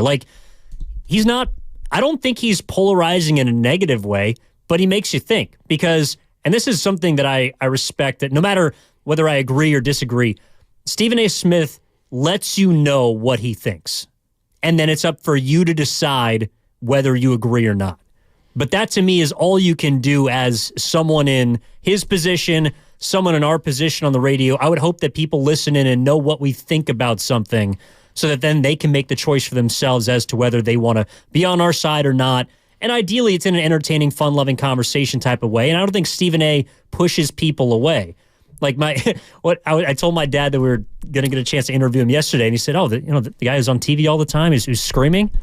And I said, well, yeah, he's passionate, but I don't think he ever demeans people. He's not mean. And he always, the conversation right now, I feel like I know exactly how he feels about all the things we just discussed with him. Right. Yeah. He didn't sugarcoat it. No, but I felt like he was tap dancing when I asked him about the Warriors, but then he ended up at the very end saying, I don't think the season's going to spiral, but do I see him get to the Western Conference Finals? No. But he also, and we talked about this during the break. He doesn't think they're going any further than last year. But you were worried with how much nuance and context there was surrounding his conversation, Draymond Green's comments, Curry's comments. I thought he did a good job of not letting all that get lost in translation. Thank you. Thank you very much. I said him, not you. Oh. I'm just kidding. You did a great job. Well, the other thing that's interesting, and he essentially said it, but he didn't say it, was Draymond Green said, it really hurt me what Stephen A. Smith said about Steph not being a good leader. And Steve Kerr said, people out there saying Steph Curry is not a good leader, it's disgusting. The biggest reason why Stephen A. was mad about that was because Draymond's mistake, they made the same mistake. They were both wrong as hell. Neither guy got it right. But Kerr kind of stuck it to it because he didn't want to mention his name. He didn't. And I get that. I'm not going to say Stephen A. Smith, but Draymond will. But that little thing, that's why he's more upset with Kerr than Draymond. He didn't say his name. For making the exact same mistake. Yeah. Well, he said that also in the press conference yesterday. Guy said the guy I'm really mad at is Steve Kerr more than Draymond Green because Steve Kerr didn't even acknowledge me specifically, which is obviously who he was criticizing. He'll still give him his flowers, though. As a leader. Absolutely. All right. It's 1:30 already. It is a Warriors Wednesday. You all know that. But what does it mean? It means we're brought to you by Friedman's Appliance, a trusted name since 1922. Visit friedmansappliance.com today. Also, a reminder that you can catch all 4 hours of Steiny and Guru on the free Odyssey app. Plus, watch us on Twitch and YouTube, powered by First NorCal Credit Union. Happy Hump Day, people. Happy Hump Day. The Road to Vegas is brought to you by Zenni, the official eyewear of the San Francisco 49ers. Shop from over 3,000 styles at 80% off retail prices exclusively at Zenni.com. My little...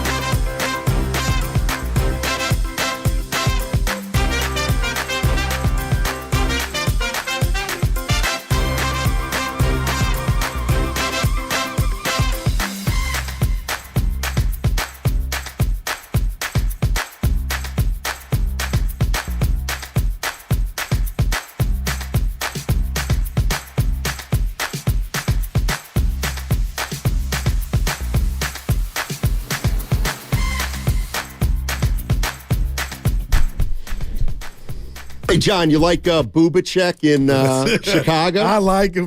I'll give you a 3. Shout out Dolly Parton. Now, back to Steiny and Guru on 95.7 The Game.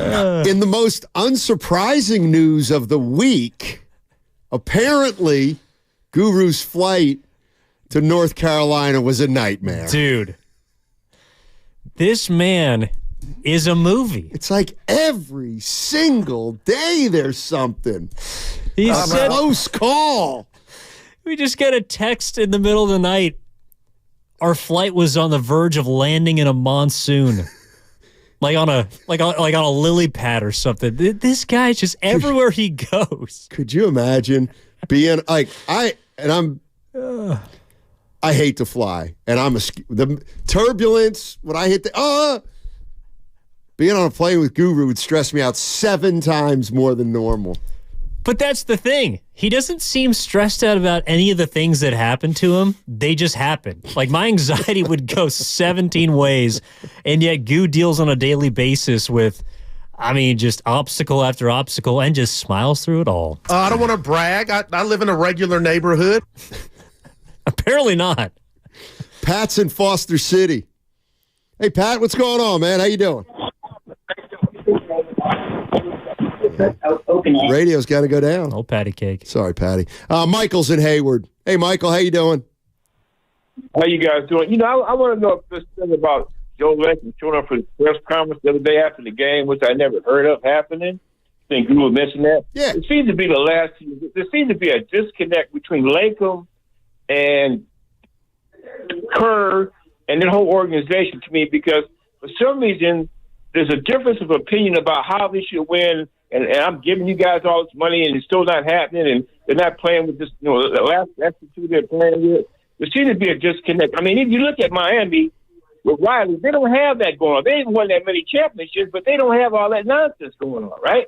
So there seems to be something lacking somewhere, disconnect between the owner, Latham, and the way that they're running the team. Kerr's running the team. Now, I don't know if it's because he's not playing Kuminga more. He wants to. It's always like, I'm paying these guys this money, so how come you ain't playing Kuminga? How come you ain't doing high? And I think Kerr's under a lot of pressure.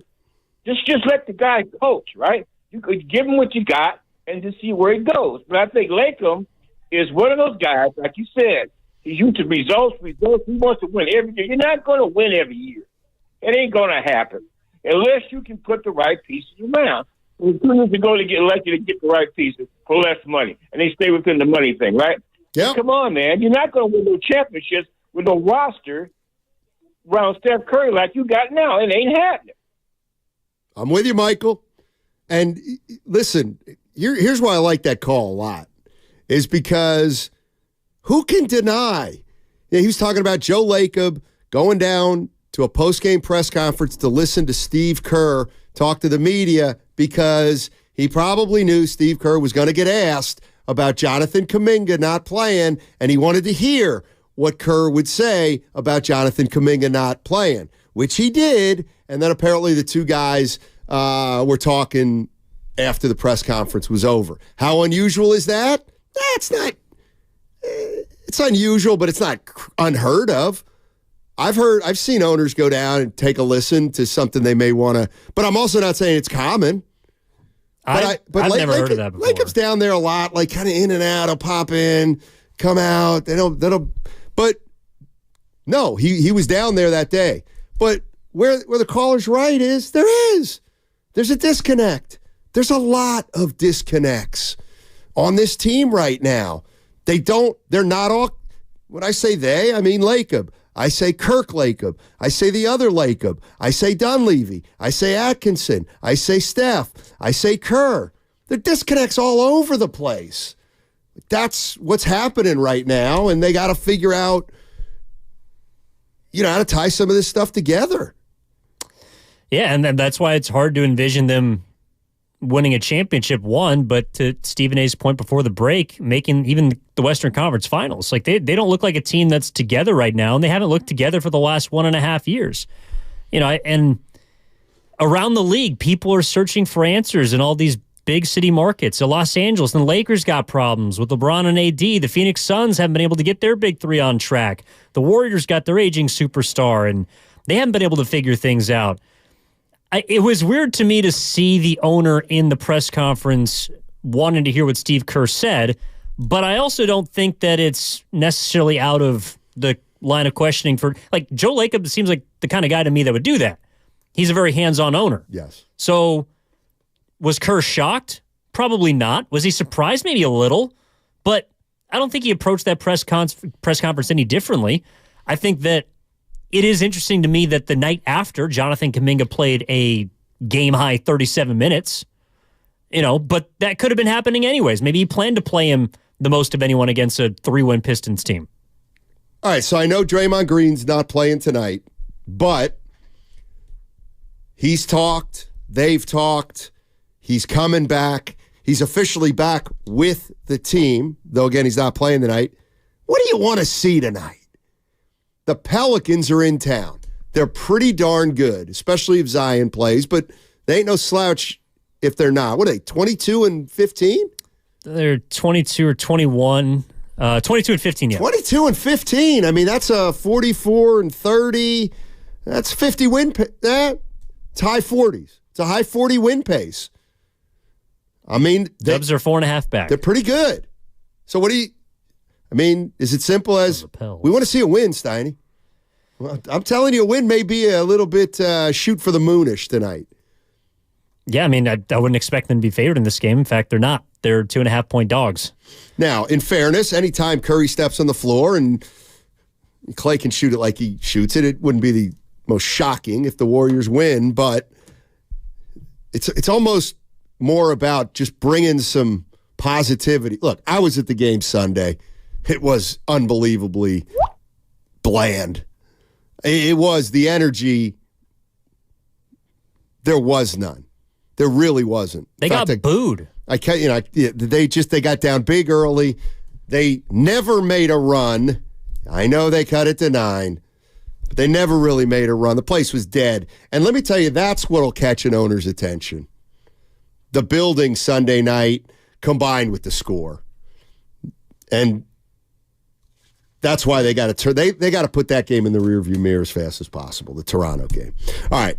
On the other side, we've got the crossover with Willard and Dibbs on 95.7 The Game. Don't forget, tonight's game, Warriors-Pelicans, it's a 5:30 start tonight. First weekday game, non-playoff since 2008? Yeah. Since Baron Davis was on the Golden State Warriors. Fascinating stuff. 5:30 start. 5:30. It is a Warriors Wednesday. Brought to you by Freedman's Appliance, a trusted name since 1922. Visit freedmansappliance.com today. Also, this segment brought to you by Fremont Bank, full service banking, no compromises. In order for small businesses to thrive,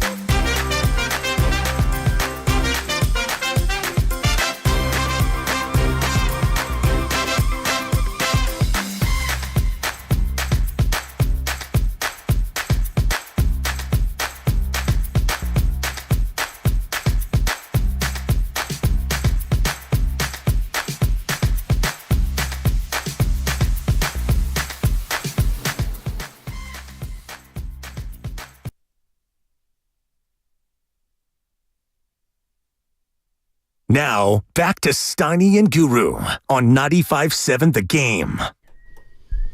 Matt Steinmetz, Evan Giddings with you, joined by Willard and Dibbs. Hey, gentlemen, how you doing? Hey, what's up? Steiny. What's up? Little distracted. So what the kids Stephen say. A. Smith, huh? Look at you, all fancy. Oh, yeah. Fancy. They're old friends. Yeah. Yeah. You're fancy. That's more of a boss flex. I than think you got Steinmetz or you got a drop out of it, though, which I think we're going to use a whole lot. A ton. There's a few. Yeah. You like Wiggins? No. Yeah. That's it. There's There it your is. drop. There You it like is. him? Yeah. No. No, I don't. Every once in a while, I do go back to my journalistic roots and ask a short question.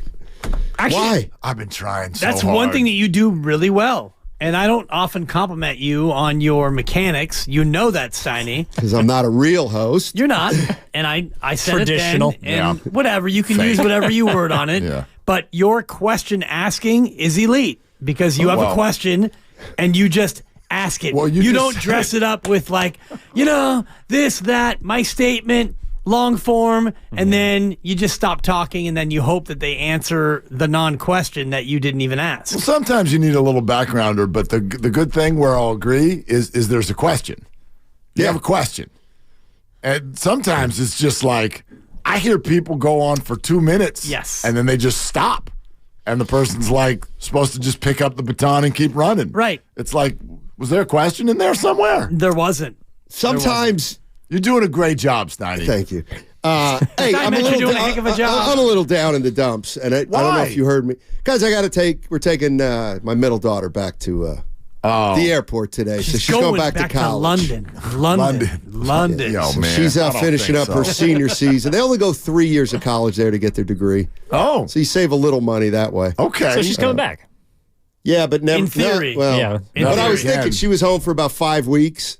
That may be the most extended visit I I feel will like ever get with my daughter. Yeah, number I'm- two I'm of picturing- any time in the rest of my life. I'm picturing Seinfeld being the one who says this, and I don't know why, but I think it was this conversation I was watching, and it's applicable to what you're talking about, Steiny, so I feel for you, which is that you go 18 years and you see these people just about every day. And then when they turn 18, you essentially get one more year the rest of their lives, the rest of your life. Yeah, combine almost. One yeah. more year spread out over the next 30, 40, well, if you're lucky, whatever you got left. I feel for you, man. Yeah, so brother. Maybe she'll stay in London after she graduates. She ain't never coming home. Who knows what's going to happen? Not for more than a week. Well, that's kind of what she intimated to me when we spoke. I'm sorry. Well, excuse me. And I hate to be breaking Said, news I in your love own it family. over here. but I think I'll stay. We had this conversation. Budapest. and I said, I don't know anything about her going to Budapest. Well, she didn't mention Budapest, and you know that Budapest is 2 different cities. Oh, there's Buda, and on the other side of the river is Pesh. Yeah. I didn't know that. Like Fargo Moorhead. Yeah. Like St. Paul and Minneapolis. And they're right, and like of course it's right Larkspur and next to Coromandel. Bucharest. False. Oh, that would be Romania. Yeah, this is Hungary, where I'm so hungry. spent some time. so hungry right now. Yeah. Anyway. What's going on here? I'm dropping knowledge is what's going on, JT. Maybe you could like dial in and learn. We should have like a Zygote. little Dibs knowledge moment of the day, where you just Cliff Clavin the hell out of this room. Well, I try to be conversational. No, I'm being real. And that was a moment where I thought that I could educate not only Steiny, I learned but something all of from you. I Yes. learned something from you almost every day. Not every day. Yeah. Most days. My knowledge is miles wide but an inch deep. And that's the way it's been. You're like you're like our own little Jeopardy contestant. Oh boy! Because I used to watch that show because my parents did. So when I was a kid, that show would come on, and you'd watch it and you'd be entertained for a second, and then you'd be annoyed because you're like, I can't play along. I don't know any of the things you're talking about. But then I grew up a little bit, and I started like we're media people. We ask questions, and I was like, other than I want to grow up to be a Jeopardy contestant, what is the use of the knowledge that you have? I would watch these people and I'd be like, why do you know that? Right. And how does it help you? And what the hell is it doing for you? Exactly. You never know. There's all this space up there that we have, but Yeah. you're using it for who knows what. The thing about me and Jeopardy is I'm smart enough to get on the show, but not smart enough to do better than third. To win, yeah. I mean, I'll take the bronze. And I was on Wheel of Fortune, and I took third. That was a bit of a bad beat. The wheel got me 3 times. That's pretty cool. The wheel 3 on bankrupts. time, yeah. I won the opening toss-up. I got the first interview. I was running material. I was in control. And then the turnover bug got me. Yeah. I went Brock Purdy against the Ravens. You pushed the wheel too hard. You should have been a little more strategic. It's funny you say that because my ex-wife is like, you need to go out there and you need to learn the wheel. Yeah. So you get 2 spins in rehearsal. And then you go out there and first of all, you're reaching like 4 feet in front of you and the wheel weighs 1,800 pounds. It looked, yeah. You definitely got to get it moving. So, it's not as easy as like, I'm going to feather this thing like you're flicking the ball out on a swing route. What's the thing rule? is really heavy. But there's also got to be a rule. Once around.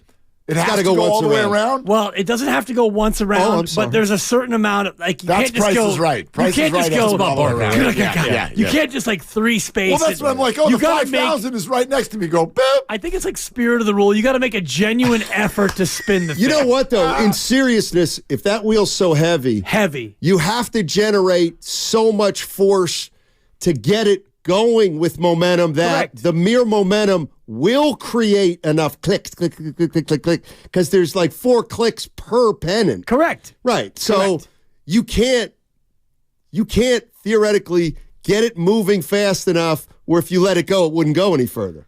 Right. Hard to play with touch. Well, It's what it sounds like. You with this could, wheel. but you've never done this before in your life. And you get 2 spins in the rehearsal, and you're like, the first one, you're like, oh my God, this thing is like, this is like a full offensive line worth of weight. And then your second one, you're like, okay, I'm going to try to aim for the 5,000. Right. And then it's like, you got Vanna over here, you got the bright lights, you got the used letterboard, you got the puzzle, you got the studio audience, you got Pat. How's Vanna? Vanna is phenomenal. Was she? 4'11", 91 pounds. 4'11"? Hollywood. Tops. People don't know this. Hollywood is... She's a stretch 1. They are absolutely She's a stretch 0. miniature people. Miniature people. Dude, Vanna White is like a tiny. figurine. Wow. Vanna comes out during the rehearsal and she goes, hey, y'all, have a good time. Focus on the used letterboard. Good luck. Has and it's anyone like, ever dude, made more money doing nothing? God bless her. Like, oh my God. She just smiles and touches. I'll tell you who's up there. Number 22. Yeah, he does. Curry. He Number does 22. No, he does something. I'm not saying he does nothing. Bring it home. But Michael Buffer? Oh. Well, let's get ready to rumble. But he's got to deliver now. Yeah. There's a delivery there, and there was also smarts enough in order to patent that thing. You think he writes his own script? Like, Vanna just doesn't not trip. Just don't trip. At the end of the day, who you taking, Vanna White or Carroll Merrill? I don't know who that is. She was the, let's make a deal. She worked with Monty Hall. Okay. Monty Hall's out there Night-night. working it. Yeah. Yeah. And now that's Wayne Brady. Wayne Brady. Is Wayne Brady takes going to over have to choke a fish? Wayne takes over every show. One of the great after Chappelle the bits of original all time. host is done with it. Wayne Brady's there to pick it Yeah. up and keep running. There's too much network. What are we thinking television. Warriors-wise, guys? Oh. Are they still playing?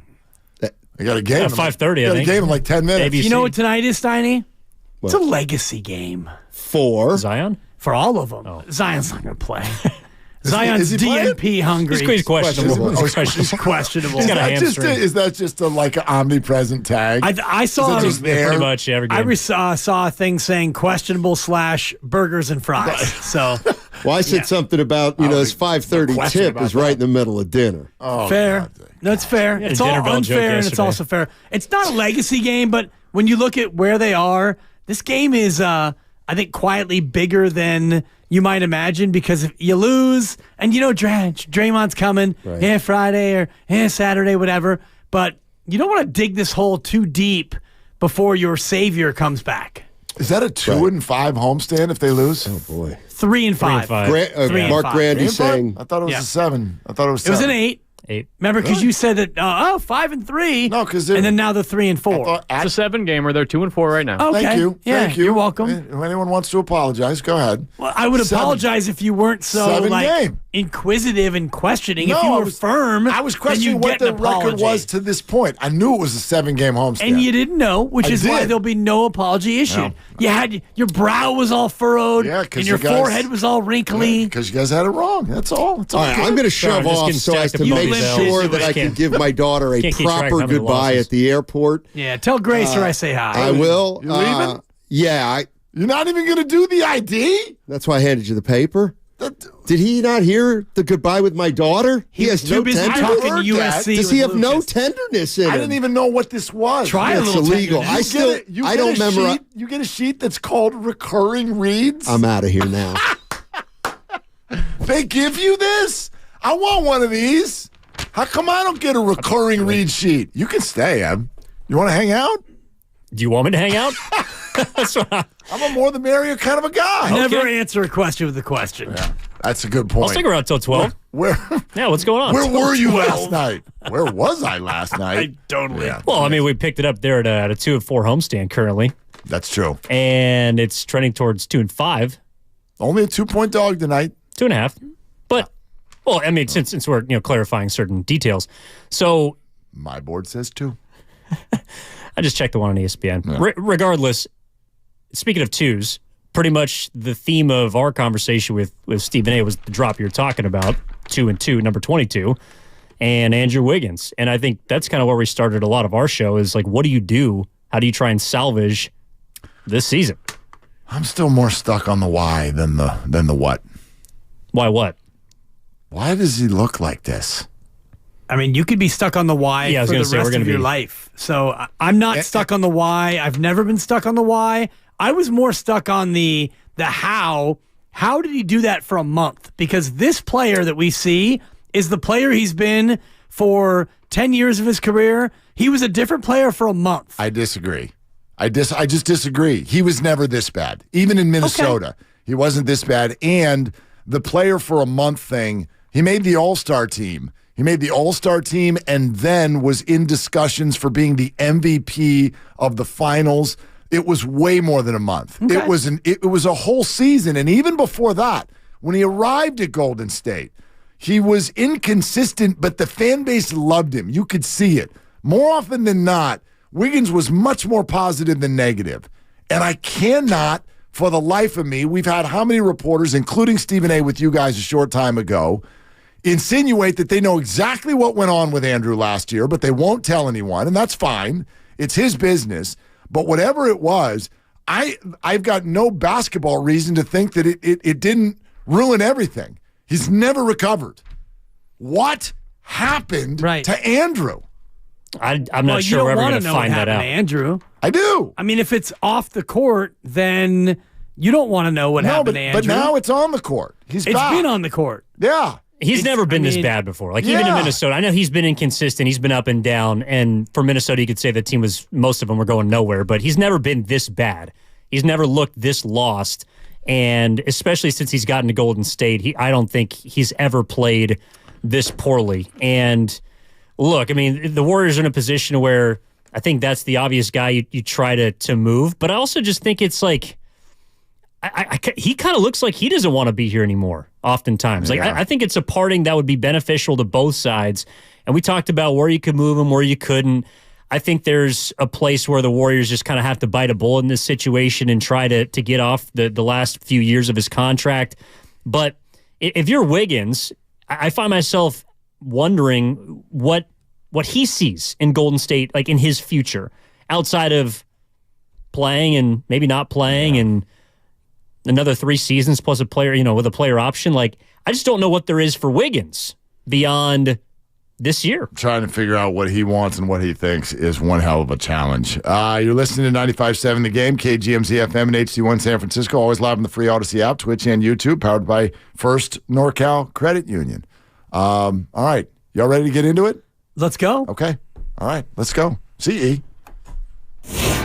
They're longtime friends. Let me tell you something real quick about Dibs that I'm sure not everybody knows. And first-time partners. Hang in there, big guy. There'll be brighter days ahead. Now, these two homegrown Bay Area boys finally come together to take over sports talk. Get the hell off of my doorstep. Major League Baseball, you stink.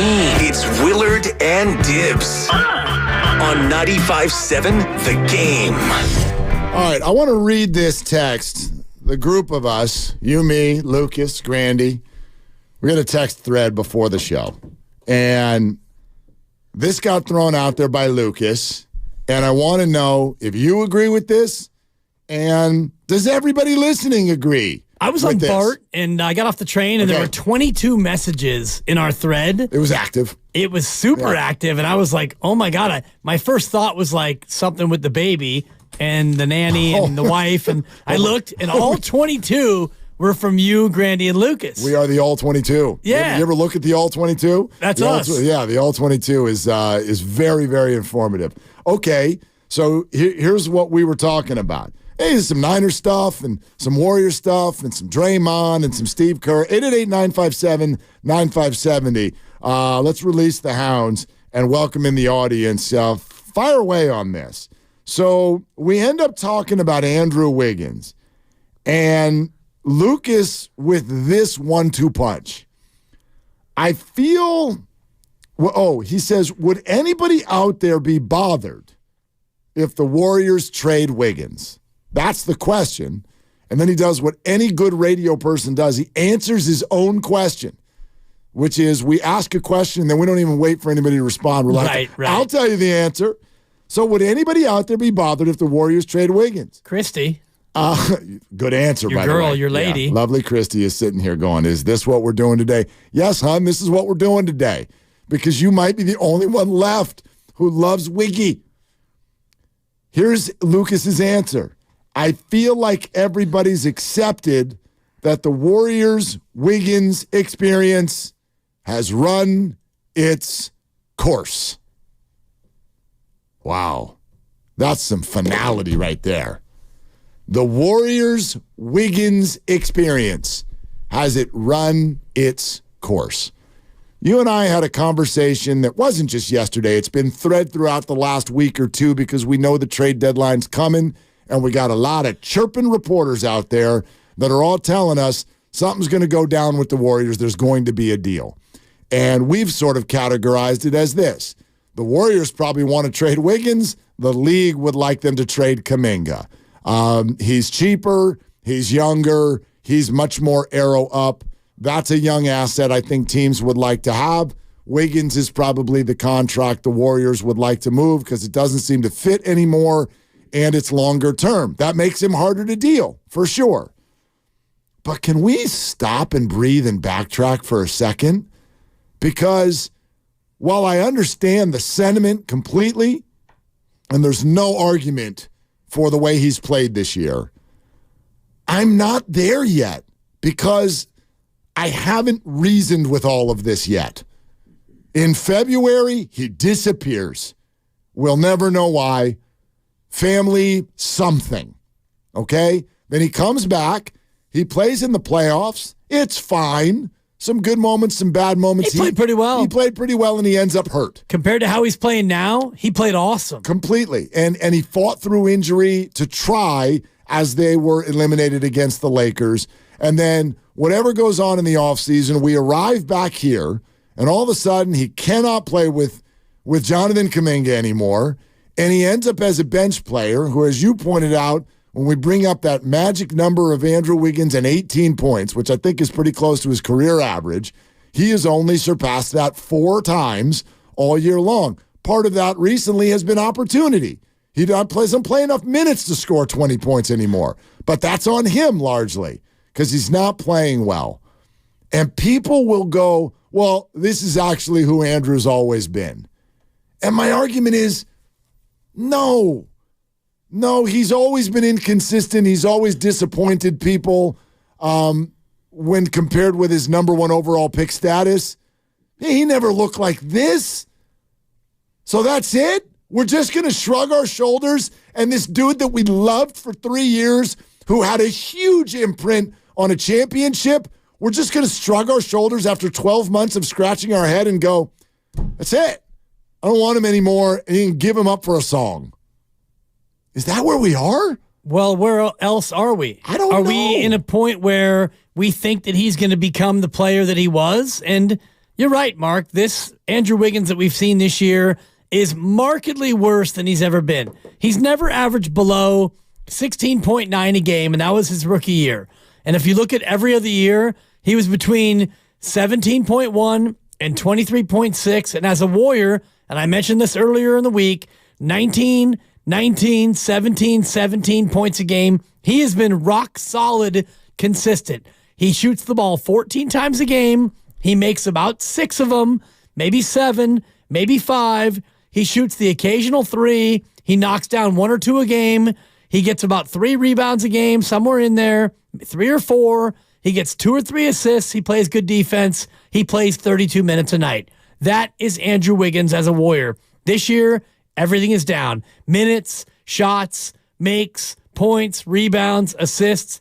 Everything is down. So why? And if you don't know internally why, and I know externally we don't know why, how could we know why? He doesn't talk a lot, and we don't see a lot in terms of, things that have gone on or off-court, histrionics or incidents. We don't know anything about Andrew Wiggins. All we know as fans is he's gone from a starter and a regular contributor who at times disappears to a guy who's on the bench and plays way less than he used to. Yeah, I can't argue with anything that anyone's going to say with regard to this. As I already said, there's no argument for him this year. But is it weird that I still want to know why? Like, this doesn't... It's not weird, but I don't want to know why. But it seems like it... And again, I'm not talking about his family situation. I don't want to pry. But something even larger than that, if you ask me, has gone on. Because we've watched players go through family situations before. I'm not under the impression that this just crumbled his entire world. And so now he's just going to average 6 points a game? It's been 11 months since he left the first time. Exactly. What is going on with Andrew Wiggins, and are we willing to just be like, okay, that's it? And I know some of you are already asking a very fair question is, what's the other option? I'll borrow from Guru. I don't know. But I'm having a really hard time just going, yeah, that's the Warriors' move in the next month. Dump Wiggins for shoelaces.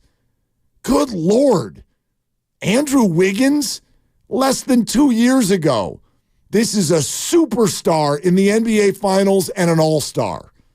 Less than 2 years ago. Right. And we're willing, and again... Life comes at you fast. Yeah, it does. It does, but I also know that you move on from people like that for nothing in their 20s, you can end up regretting it too. Yeah, you could. You sure could. And no one's saying you get nothing back. And I don't think that you're going to trade him for nothing. I think that's short-sighted to think that they're going to trade him and get, quote, nothing back. If the trade market is that you get nothing back, then you don't trade him. You don't have to trade Andrew Wiggins. And if you trade Andrew Wiggins, it doesn't mean you're going to get a player who's going to take you from an 11 seed to the 2 seed, and now you're going to be a championship team. If you trade Andrew Wiggins, it's going to be because you get the right deal, whatever that feels like. If it's, a pick, a young player, a veteran, a combination of the 3, whatever it is, I don't think you just trade him because you have to trade him. But in terms of what you need to do, if you can't play he and Kuminga together, and you think that Kuminga is better now and Kuminga is better in the future, then Wiggins is the guy you trade. Some breaking news that we want to just throw out there before we continue our discussion. Nick Saban is retiring from college football. That just college came football. down. Yeah, well, not from coaching. Well, no, because there are many NFL openings. The story is Nick Saban is retiring. Yeah, it doesn't say from college on the day football. that Pete Carroll lost his job, right, and maybe the day of Bill Belichick or the day before, or maybe it doesn't happen at all, but you got some big names now who are going to be, quote, out of coaching. You got some big jobs that are open. A lot of big jobs. Alabama and the Seahawks. And Michigan might be open. And the Patriots. Might be open. Yeah. Titans is open. Big deal. Yeah, that one caught me by surprise, too. I think Vrabel's a fantastic coach. Right. Yeah. But if you're Vrabel, and you want to still coach, there's probably 5 of the jobs that I'd rather have right now. Chargers, Patriots. Chargers because you have a quarterback. Right. What does Tennessee have? But Vrabel didn't. That wasn't on his own. They dumped him. Sure. I think that they're out of whack. I think that organization. But anyway, that's another conversation, another day. Back to Wiggins. Yeah, you say you don't have to trade him unless you get the right deal. I sort of feel like we're moving down the road of the Warriors do have to make a deal, don't they? They have to make some deal. And if you don't get the right deal for Wiggins, what's your other deal? And what is the right deal for Wiggins? Because I would argue that when you say, oh, you're not going to do it for nothing, well, the soundtrack of the fan base right now is that that's what he's worth. So if we're all going to line up and go, get rid of Wiggins, get rid of Wiggins, get rid of Wiggins, well, the Indiana Pacers aren't going to be like, we'd love to have Wiggins. No, they don't want to pay $25 million a year for another 3 years for someone who they believe is shot. If that's what all of you believe, that's what the rest of the league sees too. So what is it you could even get for Andrew Wiggins right now? Probably more than you think, more than fans think, for sure, because fans react to what they see and fans react to their emotion. And yes, Andrew Wiggins is having a bad year. And you look at the numbers, and he's shooting 30% from 3 and 42% from the floor. He's bottom 11 in the league. His points per game are 7 points a game below his career average. And this is not a small sample. This is a guy who's been in the league now for 10 years. This is his 11th year in the league. So you've seen Andrew's body of work. He's been very consistent. So maybe it's just as simple as he needs a change of pace. He needs a change of scenery, because that might be what he's looking for. And you heard Steve Kerr talk on our very show yesterday about how he's really starting to play well. I'm impressed with the way Andrew's playing, and maybe he's just trying to keep that value high. But if you are another team and you look at acquiring Andrew Wiggins, you know that you're buying low. You're not buying high. So you get a player who is only 28. I think he'll be 29 later this year. Yeah, in February. So he'll be 29 in a month and a half.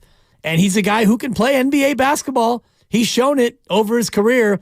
He is legitimately, night in and night out, 17 points a night. That's what he's been for his career. Now, why is he not this year? What's the problem with Andrew Wiggins? That's the $23.8 million question. Is it because of the off-court problems that he had last year that had him step out and miss half a year? Yeah. Is it because he doesn't fit with these Golden State Warriors? Is it for another reason? That, to me, is the ultimate question here. It's not about whether or not you should trade Andrew Wiggins. Is Andrew Wiggins done as a Golden State Warrior for whatever reason? I'm looking at it, man. I mean, a career 18.8 points per game scorer. And legit, there's been no, I mean, his career mark has been rock solid consistent. One of the most consistent players in the NBA. 4 times he's averaged over 20 points a game. Never before has he averaged under 17 except for his rookie year, and it was 16.9. Exactly. And, field goal percentage for his career, it's not sparkling, but it's 44.8. A 35% three-point shooter. By the way, these numbers I'm throwing out at you, they all blow away what he's doing this year. He's not even averaging 12 points a game this year. And he's never averaged under 16.9. And again, that was his rookie year. 4 times north of 20. So again, this is what I kind of reject. I want to meet everybody halfway here. But because again, so my answer, Lucas's text, I feel like everyone accepts that the Warriors-Wiggins experience has run its course. No, I don't. And I'm probably wrong. I get that. I'm probably wrong. But from an emotional standpoint, I'm not there yet because I'm still overwhelmed with curiosity about what the hell has gone on here. What is going on? Off the court, on the court, analytics with Kuminga, family issues, or just K-Wig, the guy who cruises. Grandy's response in this thread that we were having is, he goes, this is the debate they were having in Minnesota the whole time. And the Warriors only have Jonathan Kuminga because the T-Wolves couldn't wait to get rid of him. And to a very high degree, that's accurate. But again, look at the player we were talking about when Minnesota was having that conversation. It was a player who went 20.7, 23.6, 17.7, 18.1, 22.8. That's who he was in Minnesota. So I reject whenever someone goes, well, this is who he's always been. No, it's not. This is so much worse. It's not who he's always been, but it's the player that Minnesota grew tired of. And it's the player that the Golden State Warriors might be growing tired of. And Grandy also said in his text, and he's right, the Warriors got lightning in a bottle in 22 when Andrew Wiggins was an all-star and he was a big part of them winning a championship. That was the anomaly. That was not the regular Andrew Wiggins who filled up the stat sheet for a Minnesota team that was completely irrelevant and who has gone on here in Golden State to be a gigantic disappearing act. So yeah, they got the best of Wiggins in a year where they won a championship. That's great. That's now 2 years ago. And here we are with Andrew Wiggins unable to start on a team that is desperate for wing defense and desperate for wing impact. And instead, he's losing his job to Jonathan Kuminga, who is at the very least, he's not a known commodity. He's a bit of a project. Right, he's younger, he's more interesting, he's more unknown, he's more athletic. He's not better. At least he shouldn't be. Well, so there's another question that I have. Should Kuminga be better than a 28-year-old Andrew Wiggins, an all-star? No, he should not be better. I mean, that's the thing. But I'm not convinced that he is. Well, he is better. According to Steve Kerr. He's been better this year. Right. But we're talking about an incredibly small sample, and we're talking about varying levels of opportunity. Like, especially if we want to do this recently, where people are pointing to these awful games that Wiggins has had. Well, Kuminga's played twice as many minutes. And again, chicken and the egg. Is he getting those minutes because he's better? Or is he better because he's getting those minutes? I don't know. I really don't. But let's not act like Kuminga hasn't had some Wiggins games. If Wiggins had gone out against the Pistons and gotten 36 minutes and scored 11 points, what would we say? Oh, boy. He's just cruising around out there, just hanging out in the corner, doing whatever the hell you want. Where was your impact on the game in 36 minutes? But we don't do that to Kuminga. It's fine. He's 21 years old. I'm not saying we should come down his road. But let me ask this question, and maybe this is why I haven't reasoned with it yet. Okay, Wiggins and Kuminga don't play well together. Are you sure that's Andrew's fault? Are you sure?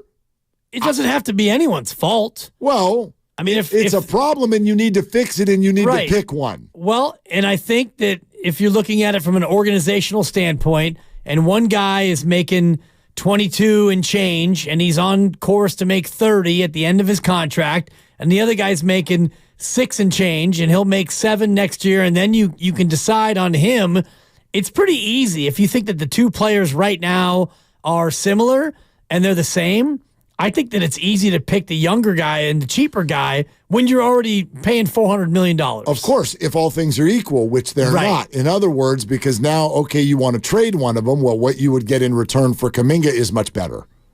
It's much better. I mean, all the responses, when I throw that deal out there yesterday, which is just spitballing, but the idea of what would Toronto say if you called them, and you said, and this is to make salaries match. That's why I threw in Gary Trent, who makes enough money and is also expiring.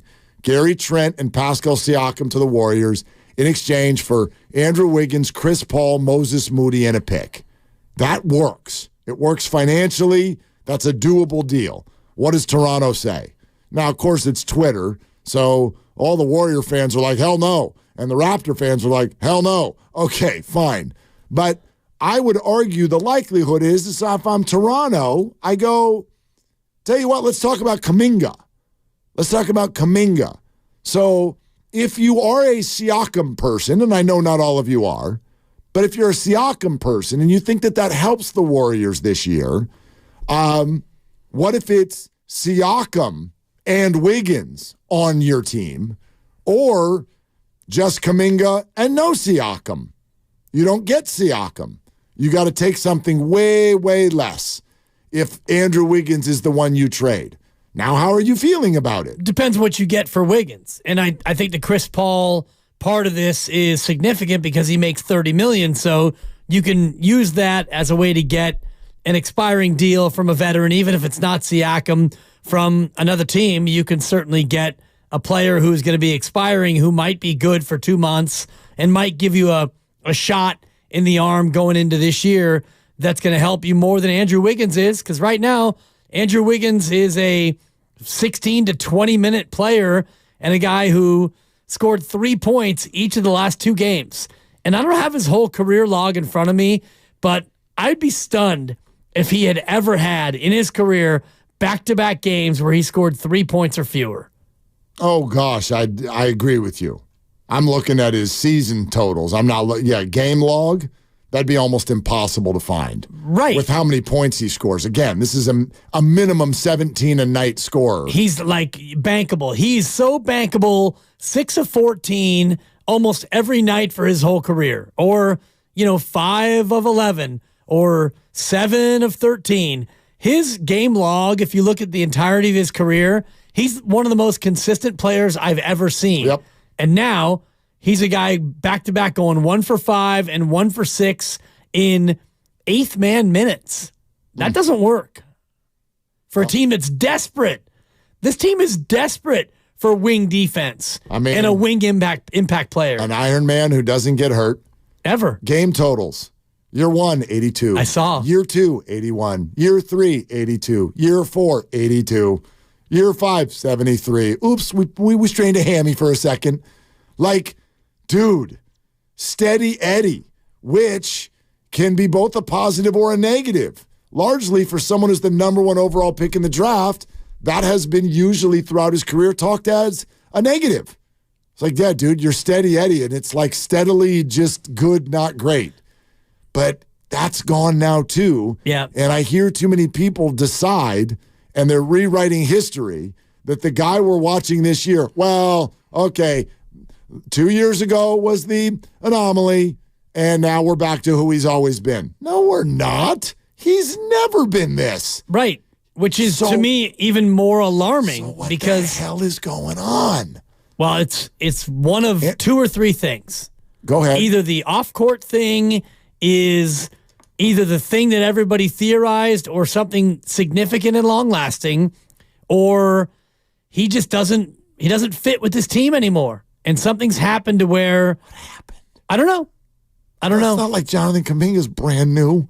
It's just all the same people. Right. But how do you go from being rock-solid consistent for 10 years to all of a sudden now being borderline unplayable? I don't know. Yeah. And I guess this is probably part of my DNA. Like, I'm not there yet where I'm like, well, that's it. That's it. That's who he is now for the rest of his life. Really? At 28? What the hell is going on? And what do the Warriors do about it? So we'd love to hear from you. Again, the statement on our text thread. I feel like everyone's accepted that the Warriors-Wiggins experience has run its course. So you're all part of everyone. You agree? Has it run its course? Or are you not done yet? I still have some curiosity. It's a Warriors Wednesday. It's brought to you by Friedman's Appliance. Trusted name since 1922. Visit freedmansappliance.com today. Your call's next on Willard and Dibbs. Shop Safeway this week and find deals on items you love with Digital Coupon. Untrimmed USDA Choice Tri-Tip just $3.97 per pack.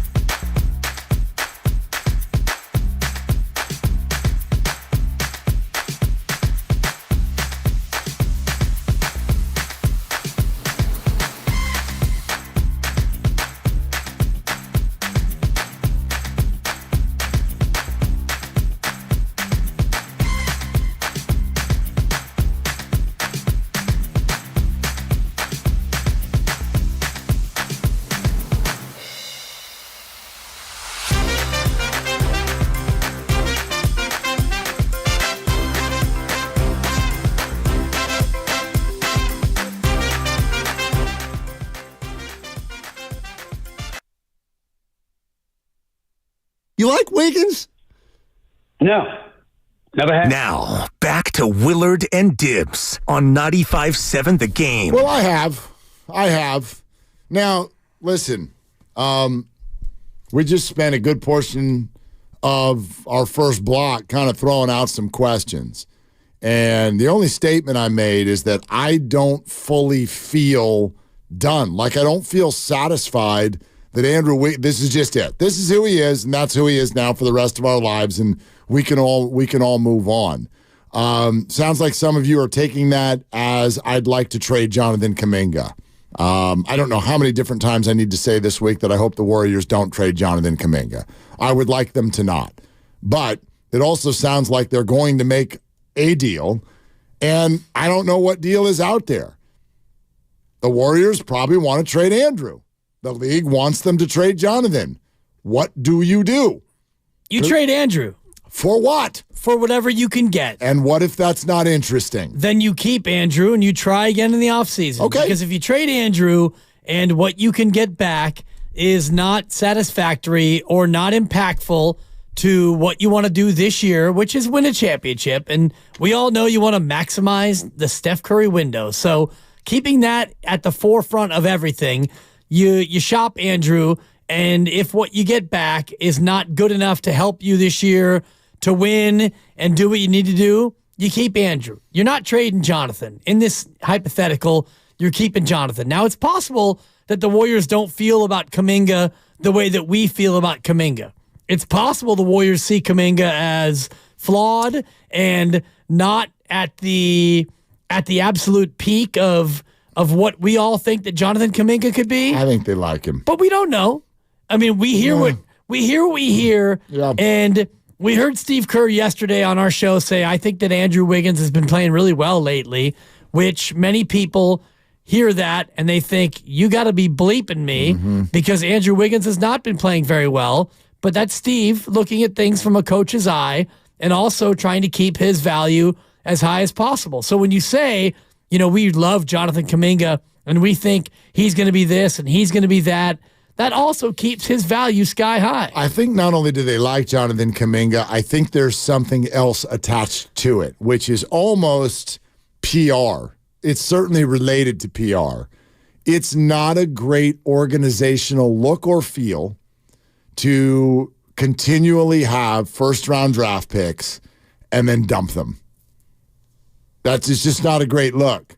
So when you go from, and I know Jordan Poole was a late first-rounder, but from Jordan Poole's situation, the James Wiseman situation, and then if you end up trading Kuminga and Moody 2 minutes after the two of them or their representatives start squawking about playing time, it's a bad look. You know the last first-round pick the Warriors have made and kept? Do you know who that is?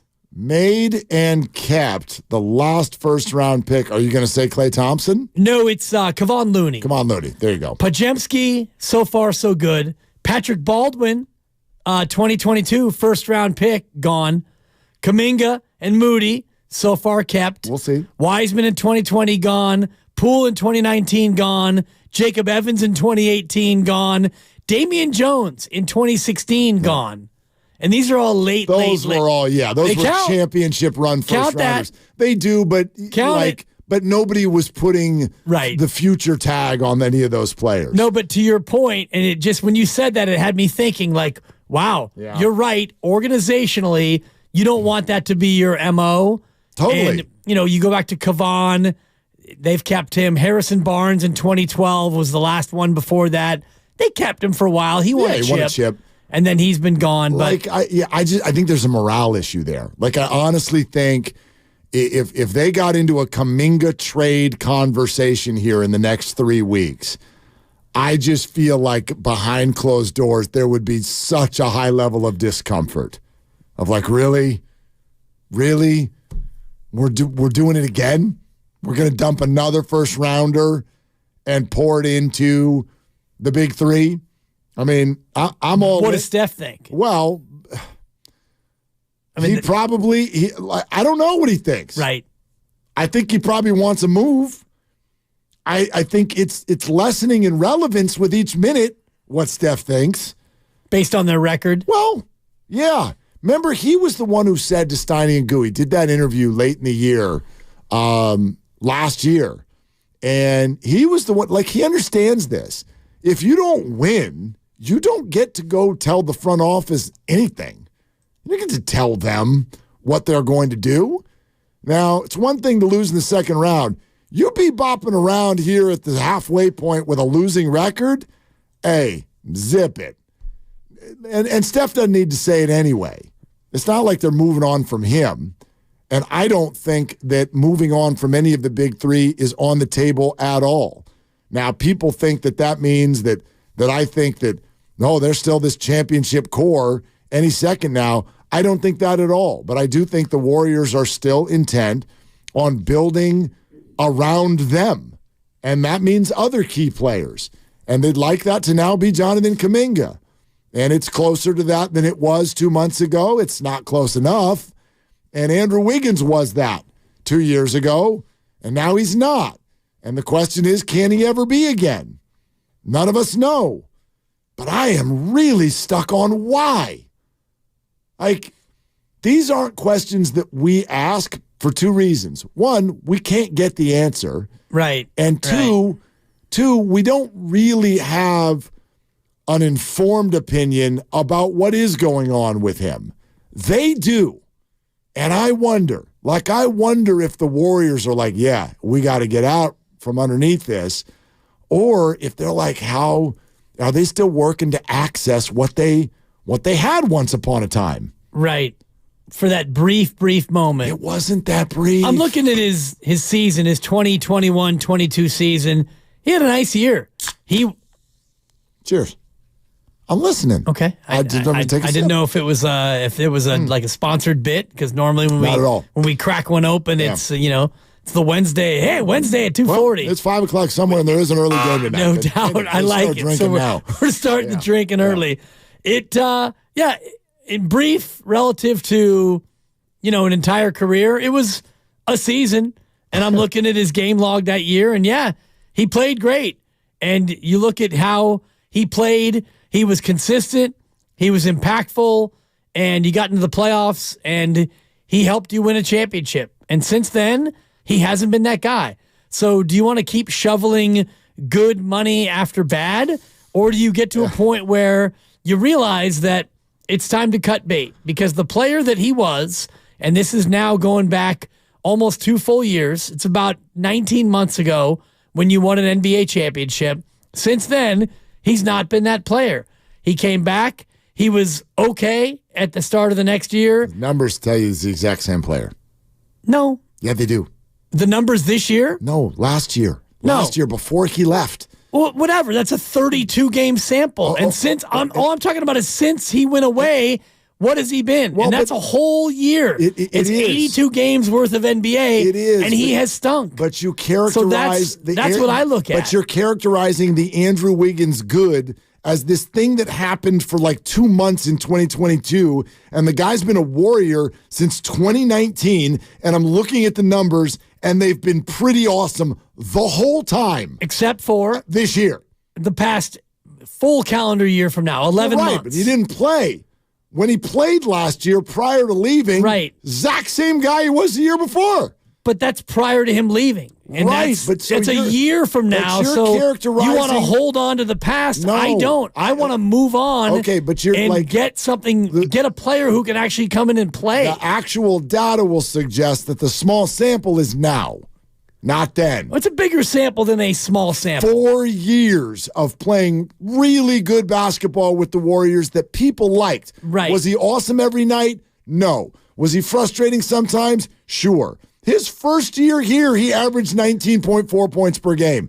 Look at the numbers. His field goal percentage is even that was across the board. 4 years ago. Yeah, and then 3 years ago, and then 2 years ago, and then 1 year ago. And then where are we? Good. And now awful. Right. But so you want to hold on to the past, and I don't. I'm trying to tell you, you're characterizing his good play as a very small sample, and it's not accurate. I'm characterizing his good play as a thing of the past. His horrible play is a very small sample, and I'd like to know if what he did for 4 years here can still be accessed. I'm characterizing his, quote, horrible play as the last 69 games of his career, and that being the new Andrew Wiggins. Even that. You said he was good in the playoffs last year, and he was. He was fine. Yeah. It's really just been this year. Well, it was the second half of last year when he was unavailable. He wasn't there. He didn't play at all. This year, he's become mostly unavailable. His playing time has been decreased and diminished based on not a lack of health. I'm totally aware of what's going on this year. Right. What frustrates me is that we're rewriting history. We're not rewriting history at all. Wiggins, no, I hear it all the time. Not just you. I hear it all the time. Andrew Wiggins was really good for 3 months in 2022. Outside of that, disappointing. False. Like flatly false. Was very well liked by this fan base going into the championship year. Was an unbelievable key part of a championship, was an all-star, then came back the next year, was playing absolutely the exact same basketball for half the season prior or after the championship, and then something went sideways with his family, and I don't know where he went, but the guy I know and the guy I watched is gone. And we've now all decided that this is him. And you might be right, and I might be wrong, but I'm not convinced yet that at 28 years old, this player who was strong for 4 years here and won a title and was an all-star is now just shot a year and a half before his 30th birthday. I don't understand what happened, and I feel like we've accepted this poor play as just defining, maybe a little bit too quick. That's all I'm saying. We're talking about 32 basketball games. Right. In a 5+ year career here. Doesn't matter about the previous years. Yeah, well, I think it does. I mean, you can lean on the past if you want. I look at the present, and I look at the pattern of minutes decreasing and a situation where he can't play with Jonathan Kuminga, according to his coach. And I look at a situation where you've got a former All-Star, a one-time All-Star, who's now been relegated to the bench based on general ineffectiveness and a laissez-faire approach to basketball. And that, to me, is alarming for a team that is desperate for exactly what he used to bring.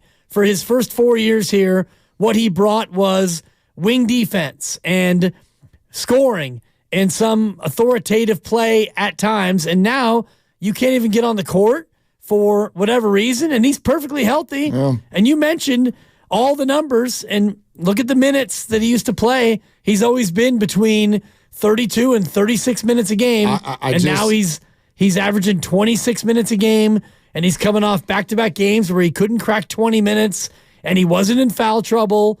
He's not committing fouls. He's not defending. He's not looking to score. He's not doing anything. I can't argue any of that. What I can argue is that is a relatively small sample when compared with the player we've known for 5 years, and I'm really hesitant to take a 28-year-old who's done good, not great, good things, maybe not up to his draft status, but was nothing but a positive force on the Warriors for 4 years. And 32 games into it, we've decided there's absolutely no chance that this turns back around and goes the other way, even though we see that happen in sports all the time. People have bad years for God knows why. I don't know why. A 300 hitter hits 230, and then he comes back the next year and he's 300 hitter again. I don't know what's going on. I don't know. I'm not one of these reporters who knows what this family thing was.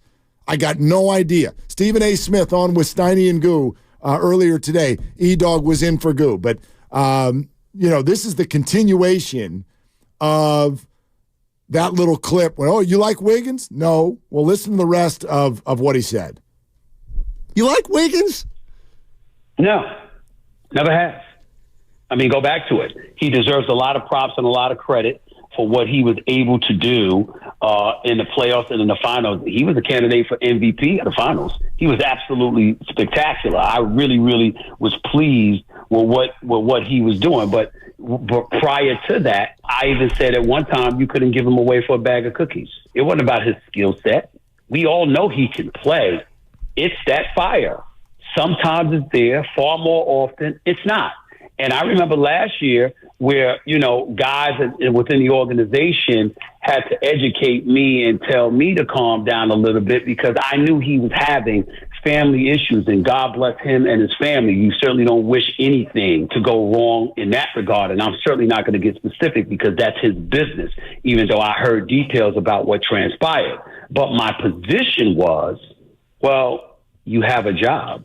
And I understand you have to be at home, but in the same breath, I'm sure you leave home to make sure that check is cashed, unless you hop on a laptop to make sure it's in your bank account.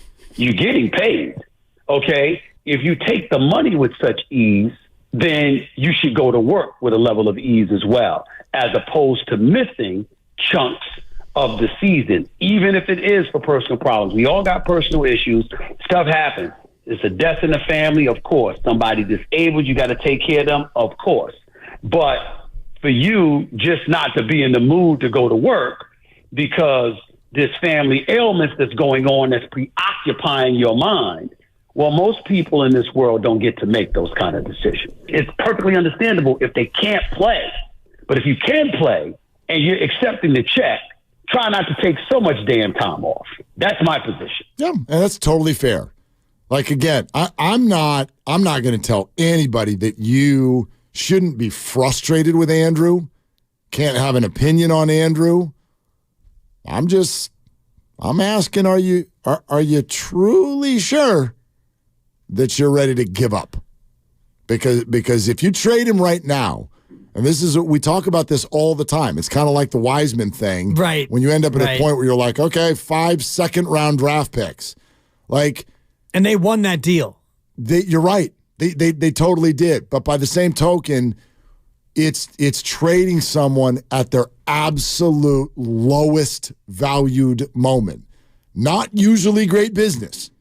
It's not usually great business. So maybe he's never going to be good again. That would surprise me. He'll always have a measure of frustration to his game because we look at the talent that he has and we go, there's more juice in that orange. And I agree with people when they say that, totally. But he's been accepted here the whole time. He has been roundly accepted. And now, in what is relatively, in his Warriors career, an incredibly small sample of, admittedly, very poor performance, we're ready to write in ink that he's never going to be good again. And I'm not there. I hesitate on that big time. Well, we'll see if they are there, and they've got 29 days till the deadline to decide if they are there.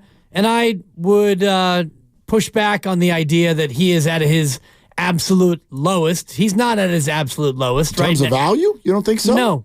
His absolute lowest, I think, was when he wasn't playing at all. That's when his value was even lower, when he wasn't playing because of his family situation.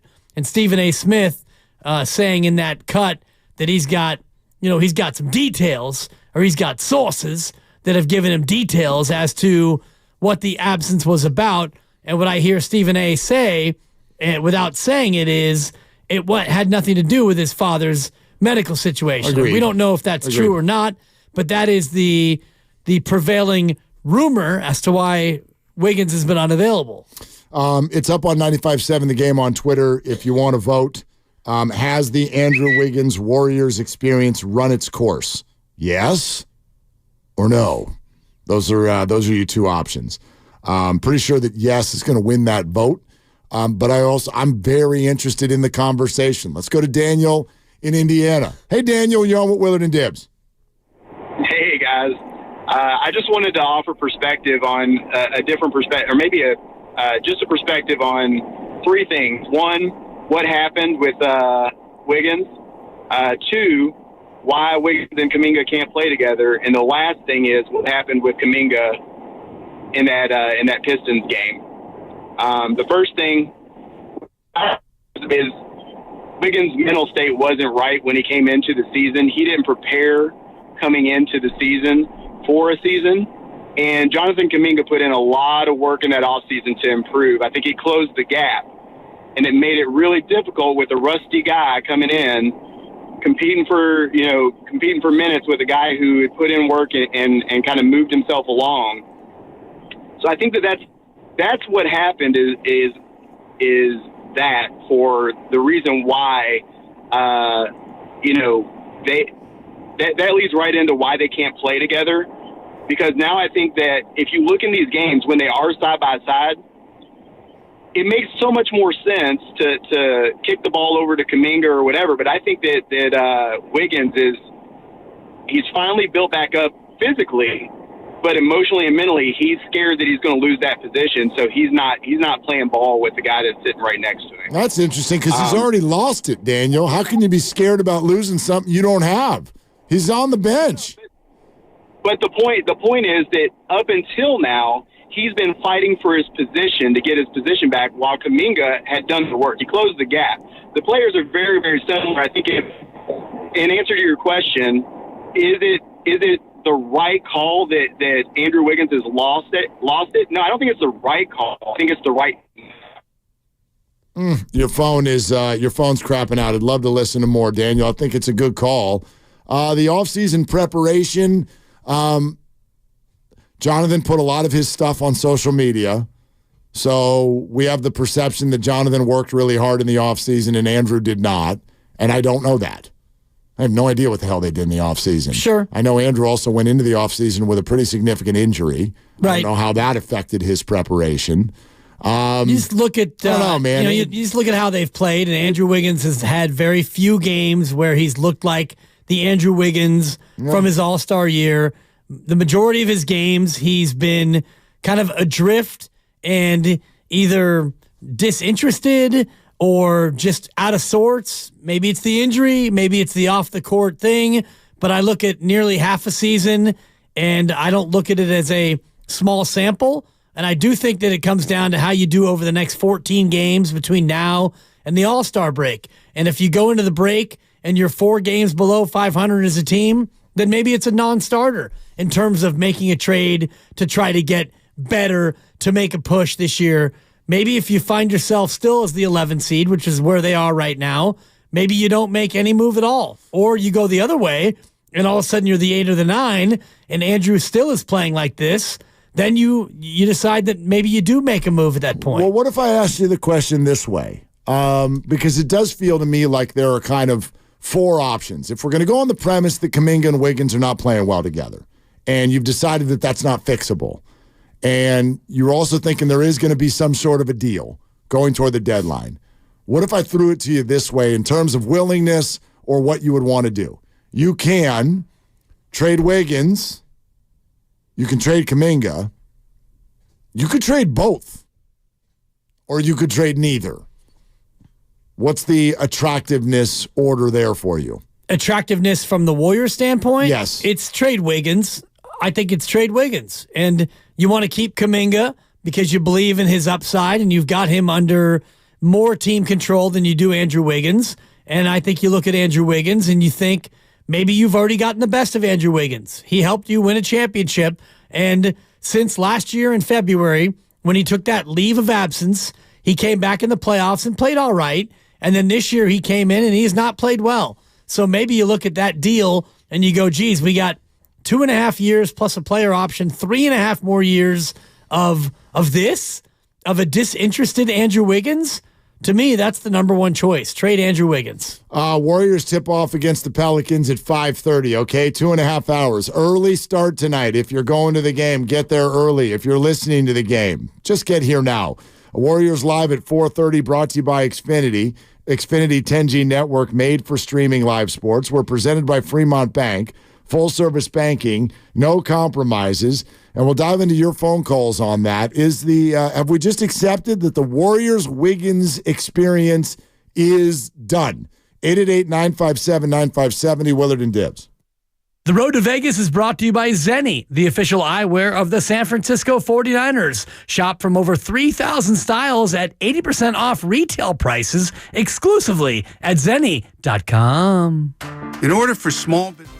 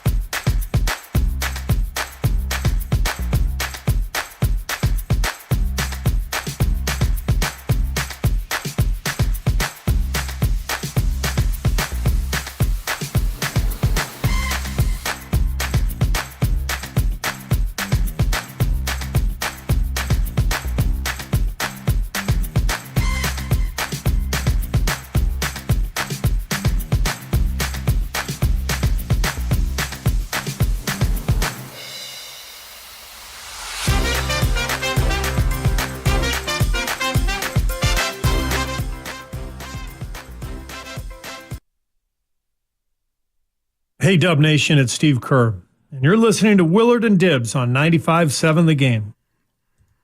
Yes, you are. And a lot of you would like to be on Willard and Dibbs on 95.7 The Game based on what just happened with our phone line. So we're going straight to you. We're streaming live on Twitch and YouTube. You know that by now, don't you? You can look at us. We good looking. You can look at us, especially Dibbs. Twitch.tv/957 The Game and YouTube.com/957 The Game. Watch us live and anything that happens in here. And let me tell you, lots happens. Sometimes Lucas comes in, another handsome man. Like and subscribe for all of the content throughout the day. It's all powered by First NorCal Credit Union, and we're sponsored by Safeway. I'm going to eat it. Okay. Let's go to Fox in Oakland. Hi, Fox. What are you doing? Gentlemen, good afternoon. Fox. Yo, yo, yo. And Dibley, as the good doc said yesterday, happy January. Yeah, thank you, Fox. So, well done. Absolutely. So one quick point of view before I get to the Dunleavy dilemma. In my opinion, and this is coming from an ex-collegiate athlete, I think a lot of what's going on right now with Wiggins is mental and has to do with confidence, whether that be Andrew having a lack of confidence for whatever reasons or others maybe around him not having the same level of confidence in him. So now on to my main point. I don't know the specifics of Mike Dunleavy's current contract as the general manager, but I think we can all admit that he has some pretty big shoes to fill given who his predecessor was. And that said, I think Dunleavy needs to facilitate making a big move or trade that's going to help reverse the ongoing downward trend that the Warriors are on. And that could mean trading away Wiggins plus some other Warriors. And, of course, Joe Lacob or even Steph could basically veto Dunleavy's proposals. But aside from getting out of the shadow of Bob Myers, Dunleavy's dilemma is that he essentially is operating within a finite window of opportunity given Steph's timeline, and let's throw Clay and Draymond in there as well. So based on all that, I suspect a big move or trade is going to happen, likely with Andrew Wiggins plus some others, and likely within the next 29 days. Yeah. So as always, gents, thank you for the time. No, thanks, you, Fox, and I agree with everything that he said. But let me push something a little bit further on the question that I threw out there a few minutes ago with regard to would you want to trade Wiggins? Would you want to trade Kuminga? Would you want to trade both? Would you want to trade neither? I would agree with you that answer one, option one for the Warriors is to move Andrew Wiggins, but I'd listen if somebody wanted to talk about Jonathan Kuminga. I don't want to do it. I really don't want to do it. I don't think they want to do it. But are you saying that at such a level where it's off the table? Is he untouchable? Of course not. Okay. Only Steph Curry is untouchable. Only Steph? Correct. Okay. I mean, I think the big three largely are untouchable, but if you got a whopper of an offer for an expiring Klay Thompson, or if Draymond Green and, you were able to get something really significant, you listen to it. I think Steph is off the table because you pay him $50 million a year, and he's probably worth about $250 million a year in terms of.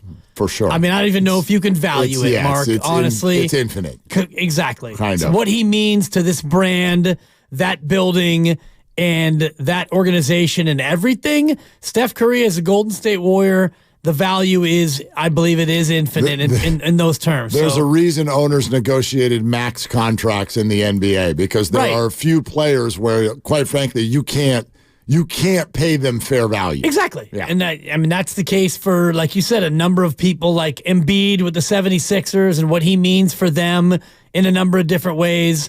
It's an infinite value. But Kuminga, yeah, he's not untouchable. You don't want to trade him, but you listen to everything. It's Mike Dunleavy's job is to listen to offers and, sort everything out and figure out what's best for the franchise now and also into the future.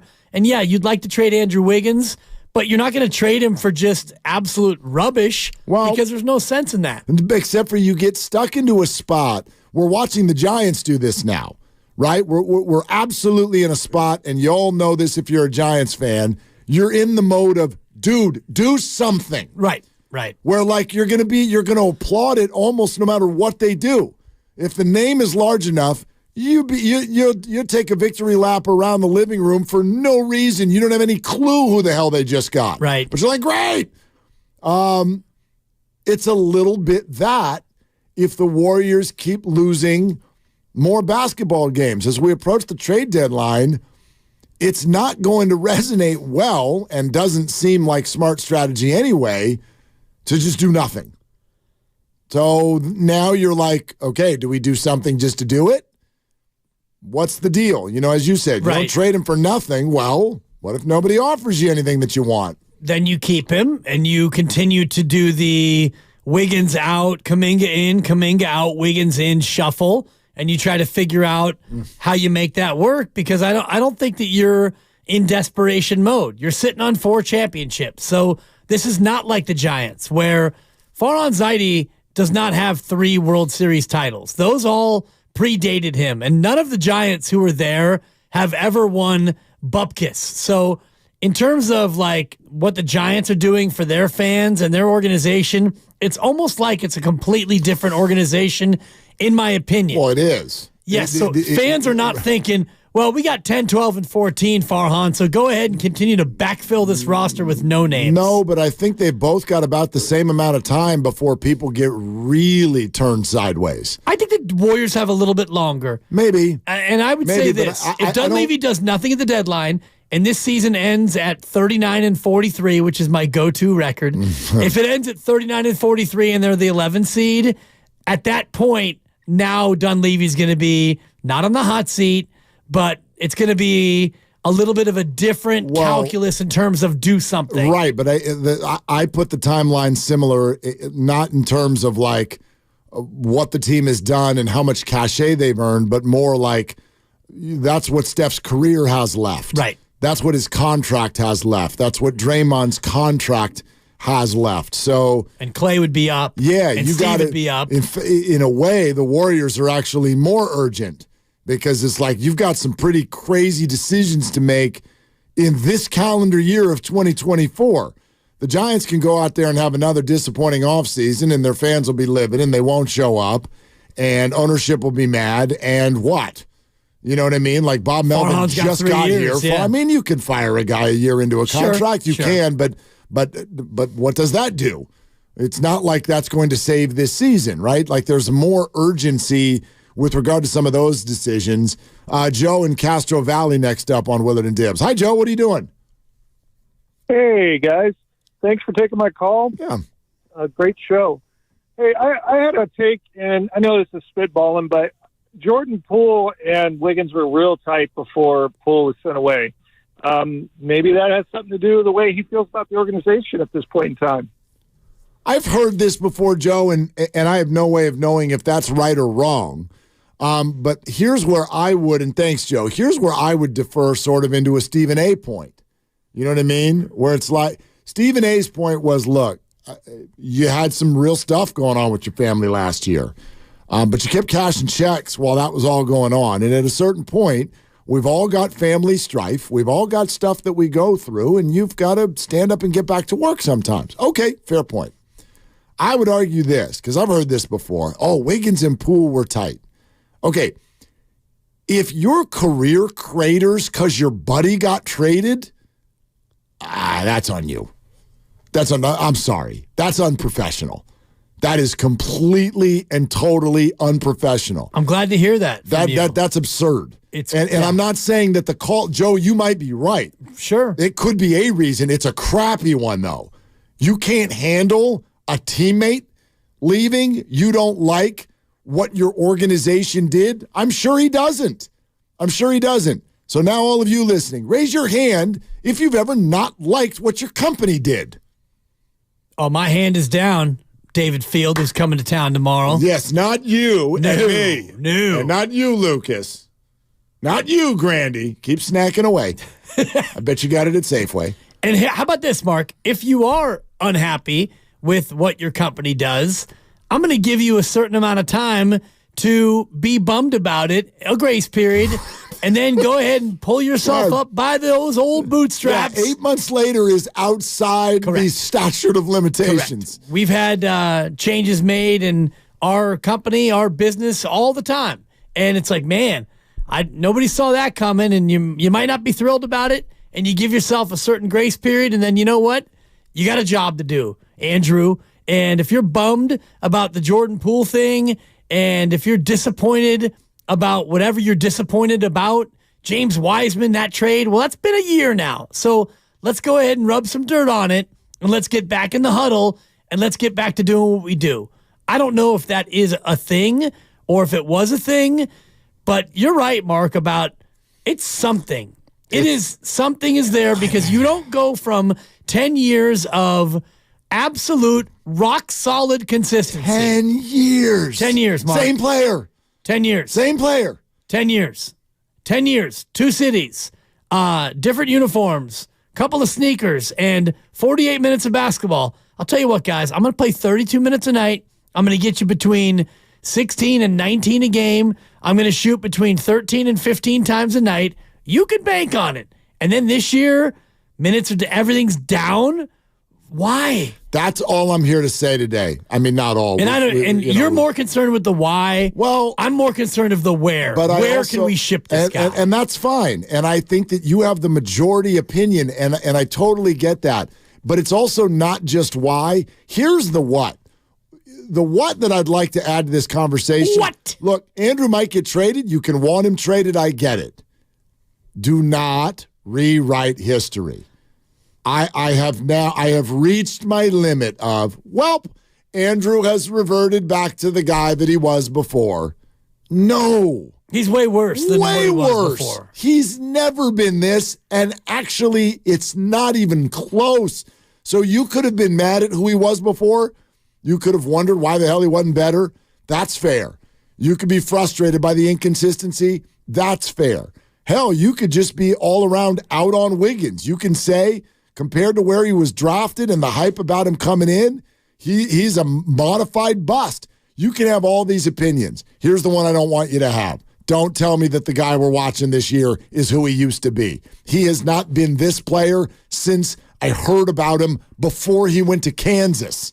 Okay? He's never been this player. He's never been. Not once, not ever. Something is way worse. To me, it doesn't matter about the history of Andrew Wiggins. Maybe it's irrelevant, but you hear people say that all the time. That's fine. And it's an erroneous take. And I was the one who authored up the K-Wig bit, and it wasn't because he played this bad. It was because he would just flat out disappear, and he would have the quietest 15 points you've ever seen, a guy who would go 5 of 11 and drift on the weak side, and he'd be a non-factor in many games. But what we're seeing from this year, this Andrew Wiggins, is far worse than the K-Wigs that I talked about back in the pandemic. The K-Wigs thing is a bit that you could do because then it was kind of funny. And the reason it was really funny. The reason you're right, it was hysterical. Thank you. The reason it was funny, this is actually a great way to position what I'm saying. The reason it was funny is because you all weren't mad at Andrew. You liked him. But we could laugh a little bit at the fact it's like, oh gosh, the old disappearing act from Andrew. There's Dibs with the K-Wigs music, and it's funny. Guess what? This year, not funny. No. It's not funny. And the reason it's not funny is because this is not the same. This is not who he was pre-All-Star year. This is not who he was in Minnesota. He's never been this person. We watched him at Kansas with Embiid. I remember Clay's dad is the one who I remember him pulling me aside one day and go, this was pre-draft. He's like, wait, it was pre-Kansas. Next big thing is like, I heard more about it, Wiggins, because I never hear about, you got to be special. You got to be LeBron for me to hear about you in high school. But like, it was LeBron, and then a few years later, it's like, here comes the next one. That's the way, and they're like, he's from Canada. I'm looking at Basketball Reference, and here are his nicknames. Okay. Maple Jordan. Yep. Junior Jordan. Yep. The Prospect. Yep. Mr. Fantastic. Yep. Then you get to Wigs, two-way Wigs in Air Canada. Where's K-Wigs? Is that on? Did it make the list? Not yet. Okay. I'm still working on it. Keep plugging away. Maple Jordan, Junior Jordan, The Prospect, and Mr. Fantastic. He was the deal. Dude, if you're Maple Jordan, you cannot average 11.9 a game playing 26 minutes a night. Listen, and unless you're Maple Montel Jordan. Well, we get stuff like that wrong. You remember Baby Jordan? You remember Baby Jordan? Harold Miner.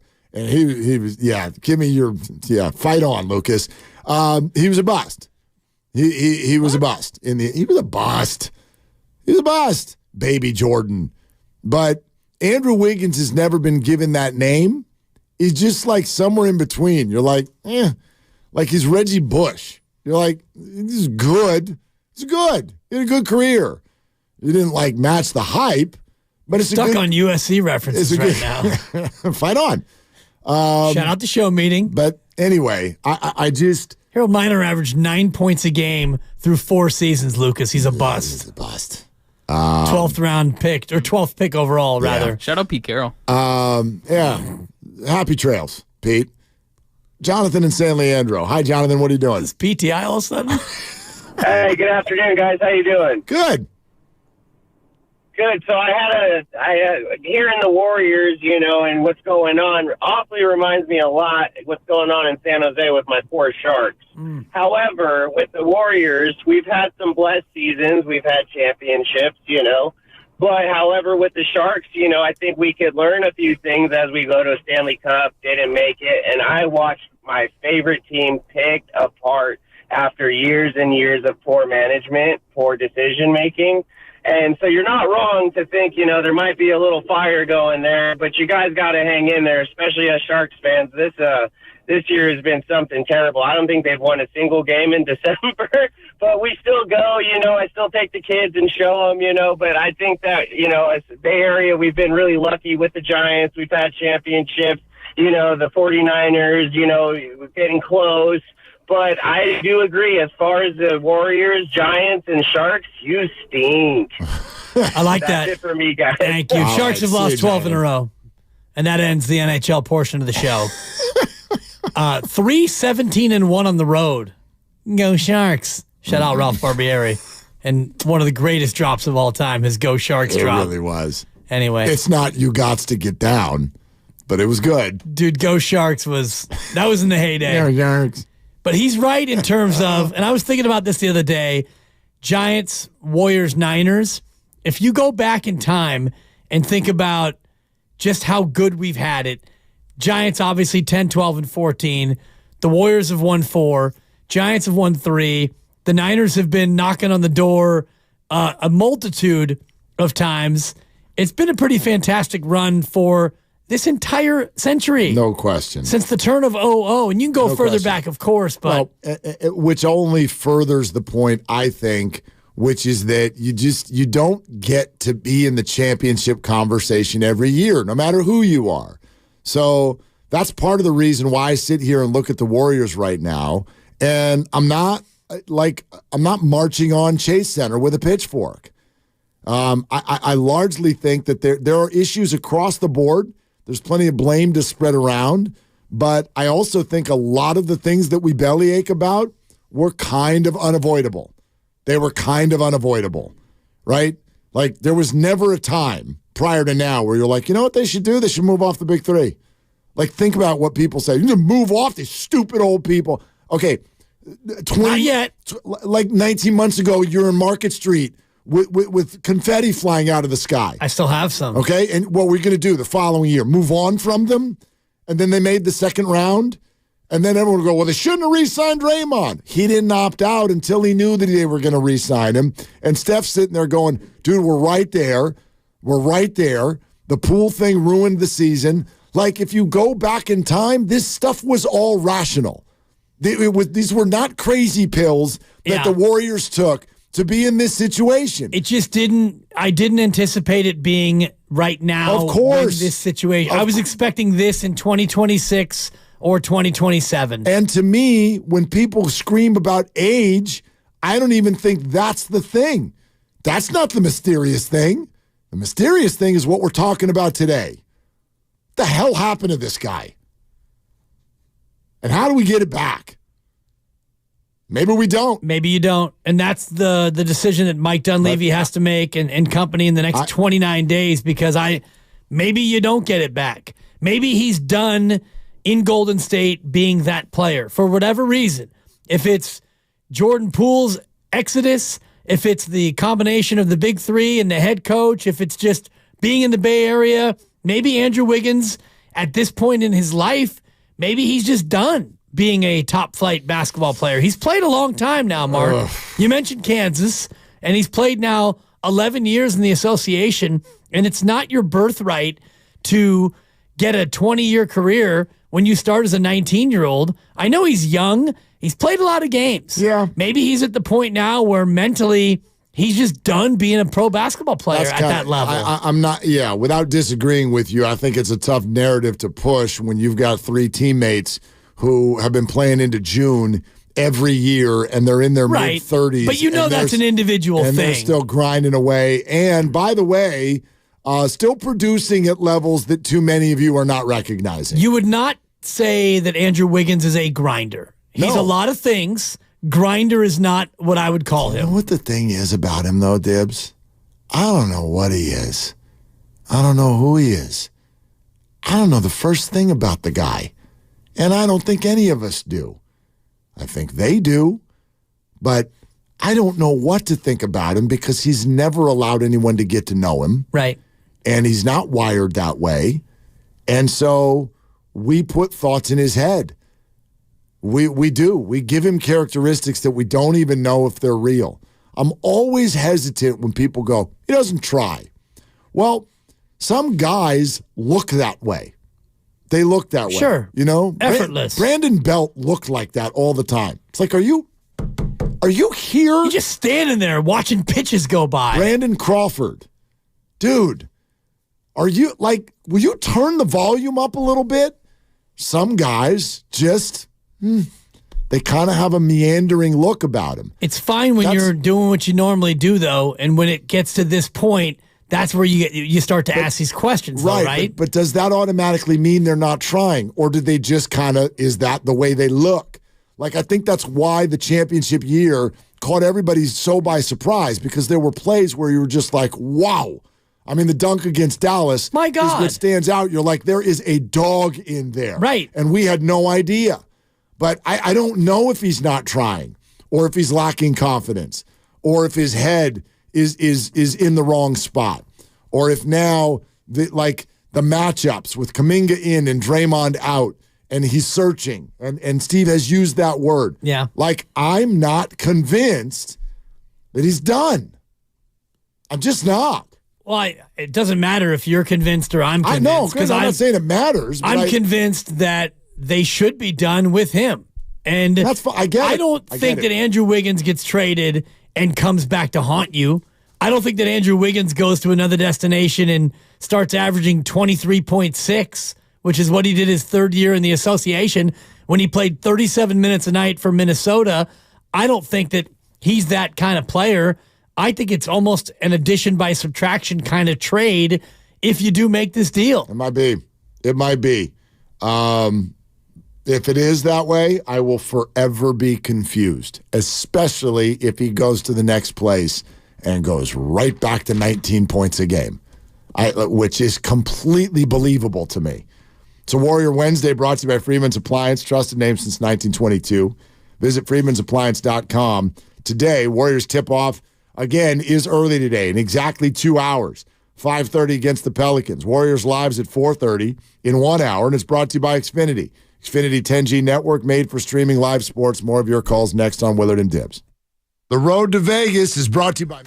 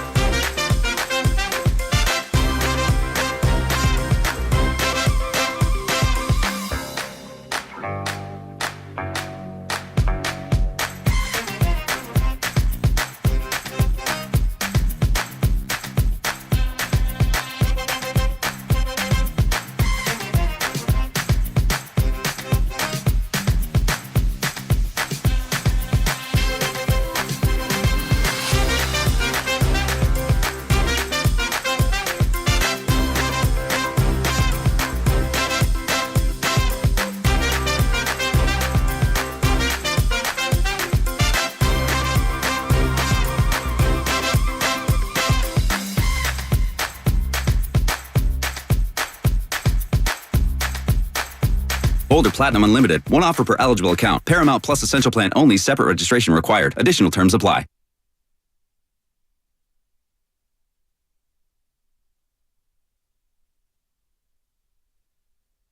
Now, back to Willard and Dibbs on 95.7 The Game. You know who's going to join us at 4? No, tell me. Stink.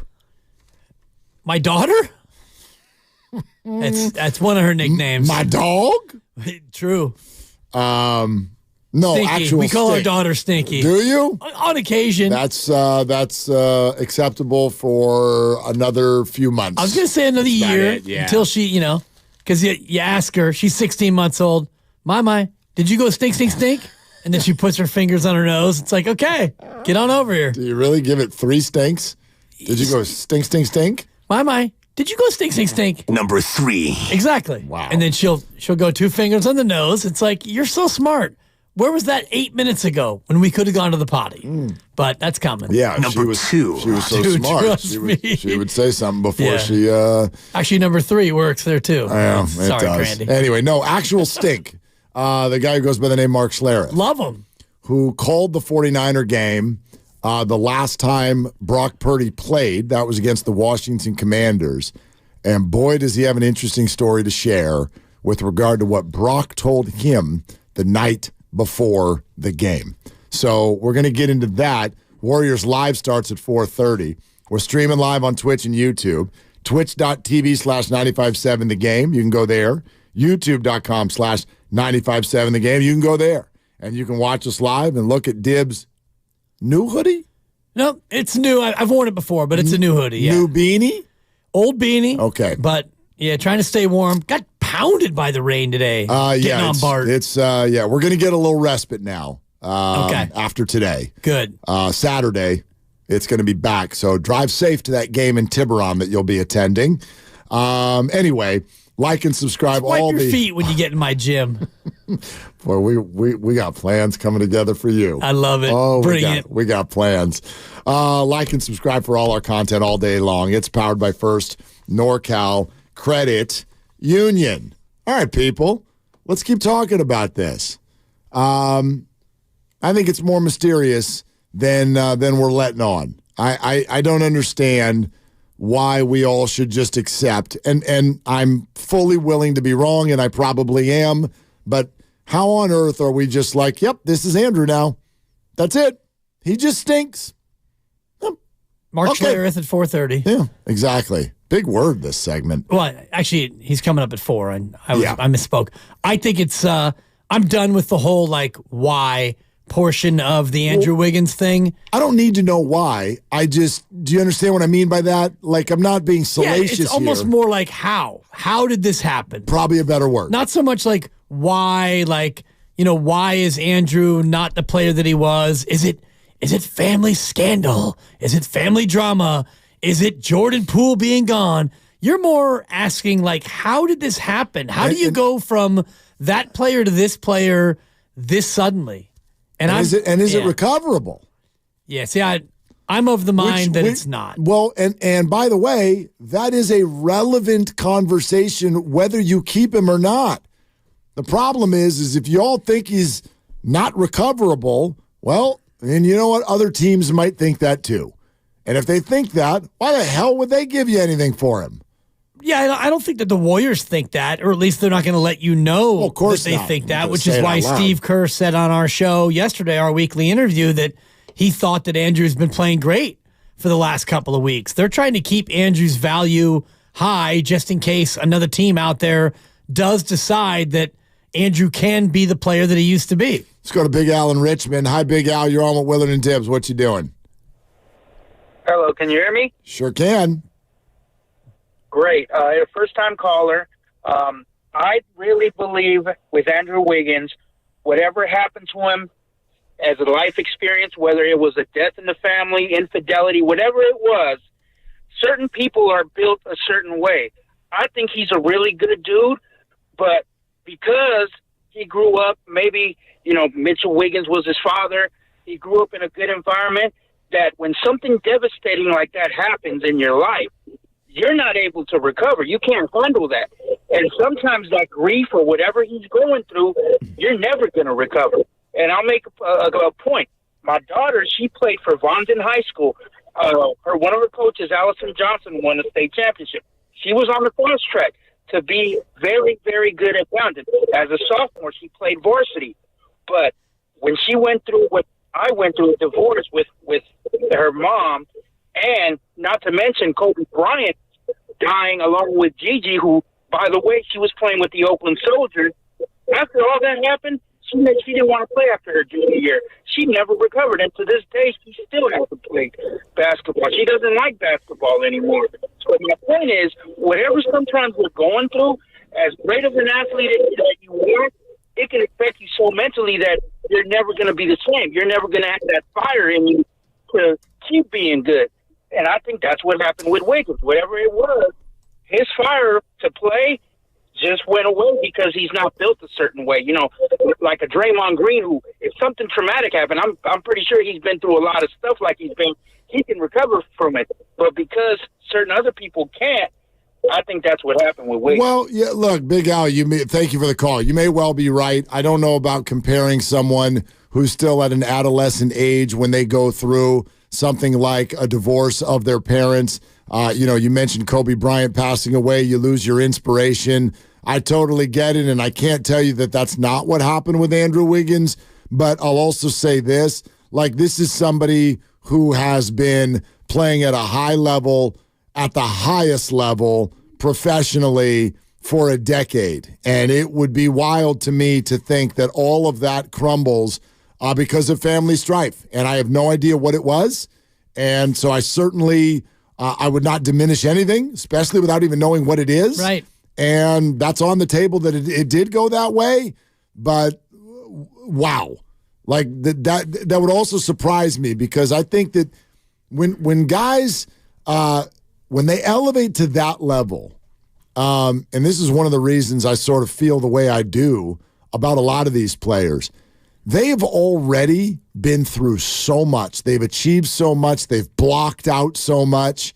And we sort of don't acknowledge that. We're just, they had great skill and they made it. Do you know how many people have incredible skill and don't make it? No doubt. Because they don't have the backing, the mental side, the maturity, whatever. To get to that point, to be the number one overall pick in the draft, and then do 10 years of 19 points a game in the NBA, you've got to block out untold stuff and totally have an unbelievable focus. To then have a family situation just make it to where you can't play anymore, That would surprise me. It's very possible. And you think about other athletes who have gone through mental challenges, mental difficulties. And I was thinking about Ricky Williams, who was, Heisman Trophy winner at Texas and great pro running back. And all of a sudden he got to a point where his own anxiety got the better of him and he was unable to really perform at that same level. And I think about Draymond Green and him going to the commissioner just a few weeks ago and saying, I'm out. I'm done. I want to retire. And that's based on a whole series of on-court and other things that have been troubling Draymond Green. And he got to a point where he was ready to break and he was ready to give it up. So I do think that what you're talking about, Mark, is accurate. The mental side of it, we will never know. Like you and I doing what we do, there's a certain amount of mental strain in anybody's job. And ours is unique because people can get to us on the YouTube feed, the Twitch feed, the text line. They can call in on X, on whatever. There are places where we can be criticized. In other jobs, you probably won't face the same level of backlash that we do. And ours is not the most criticized career, to be sure. But every job is unique in that way. I just look at Andrew Wiggins in terms of he's still playing. So if he was really that burdened like he was last year, whatever it was, family this or personal that, we don't really know officially what it was. He took time away. So now he's back. So you're back, play basketball. And he's playing basketball, but he's not playing as much or as well as he did. So to me, it's almost like you can't use that as a reason why you're not playing as well. Yeah, man. Because, he's here. He's here. He's healthy. He's playing. And there are moments where he looks like Andrew Wiggins. Right. There are still moments where he looks like Andrew Wiggins. But why aren't... A lot of them. Right. But it's not like...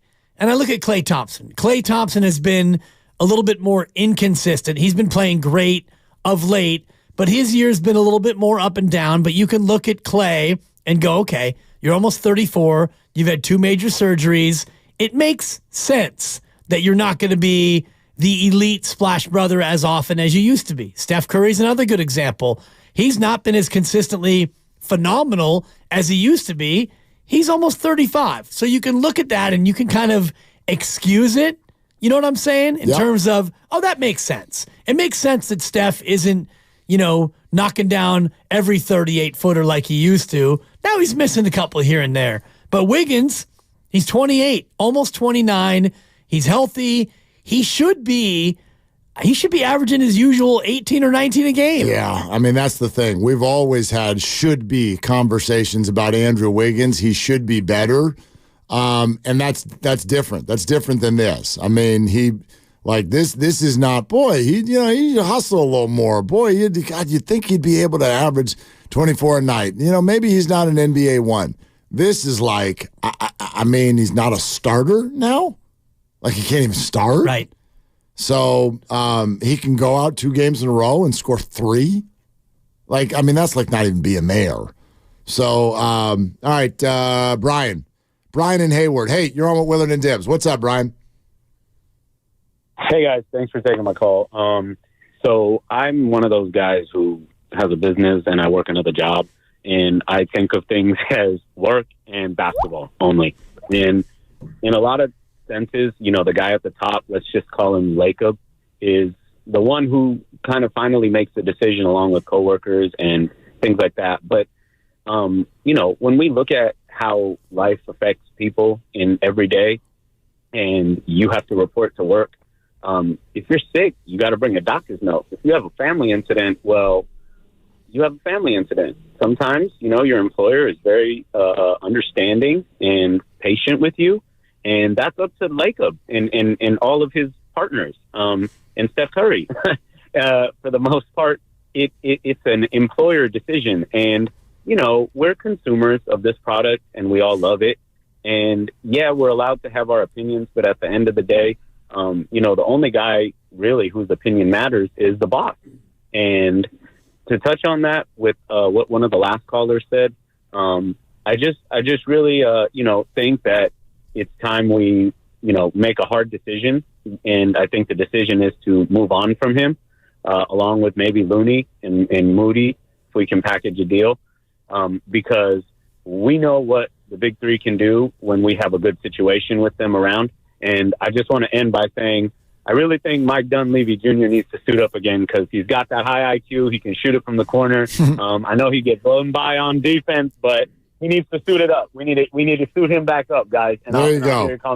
All right, Brian, thanks. Yeah, he'd play the same level of defense the current Warriors are playing. I know that. Here's my question, because so many of you are so dead set now. You're ready. Let's trade Andrew. What are you satisfied with as far as a return? Because everybody I'm listening to right now says, yes, it's time to move on from Andrew Wiggins. All right, what does that mean? Like, give me 5 seconds. Do you not even care what you get back? Because that's moving on. Moving on from a player is not like, hey, we're open to a transaction here. We're open to trade talk. We're going to try to make our team better. Moving on from a player is just like, it's like cutting him, which obviously they're not going to do that. But are y'all satisfied no matter what they get back? No, of course not. Okay. I want to get something back that can help me this year, even if it's expiring. And I think that Chris Paul would be a part of any trade that you're going to make, period. If you trade Wiggins, you want to attach Chris Paul to it. If you're going to trade Moody, you're going to attach Chris Paul to it. I think that any trade you make, Chris Paul is a part of it for two reasons. One, what you talked about before, financial flexibility, or as we now like to say in the business, optionality. The Warriors want to gain some optionality by getting rid of the Chris Paul contract, even though you're going to be out from underneath it at the end of this year. If you attach it and you get back an expiring from another team, then at least you have a guy for 2 months, or the last 2 months plus maybe the playoffs, who can help you now, and then that player comes off the books as well. Who wants that? What team? Like what team? Yeah, who wants that? Andrew Wiggins is a 28, maybe 29-year-old guy who can still be a very good part of your team at this level. Not this team. Best thing anybody said about him all day. Oh, you're welcome. But I mean, Steve Kerr thinks he's been playing great. Oh. And his body of work indicates that he is still a very good player. Okay, wait. But maybe it's this situation. Yeah, let's talk about that. You said he can still be a very good player on a good team, but not this team. Right. Why not? You tell me. Your answer is going to be because he can't play with Jonathan Kuminga. No, my answer is going to be I don't know. Okay. The answer is... Then you also don't know that he can be a good player on a good team. Well, I do know that if the answer is that he just can't play with Draymond, Steph, and Clay and Kuminga anymore, or maybe it's he doesn't like the current state of the downtown area in San Francisco. I don't know what the reason is, Mark, but there is a reason. Can you at least give me this? There is a reason why Andrew Wiggins has gone from a consistent player to this player. There's a reason for everything. So, of course. So the reason's one of 100 different things.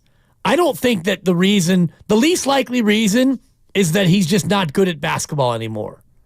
I think that's the least likely reason. So I think it's situational. Okay. It's operational, occupational. It is, whatever it is, maybe it has to do with this situation.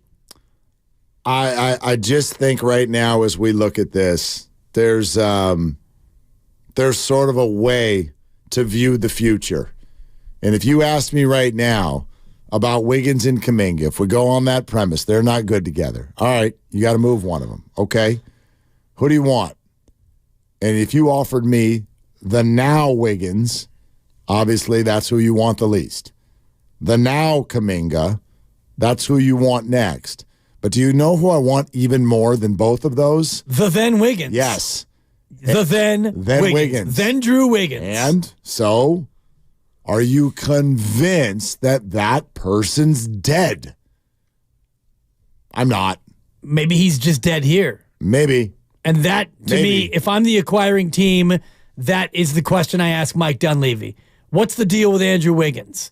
And if the answer from Dunleavy is, well, it's just situationally or whatever the reasons are, if it has to do with the Golden State Warriors, then you can sell to another team that the then Drew Wiggins, as I like to call him, he can be back if he's on Utah, Chicago, New Orleans, whatever team he ends up going to.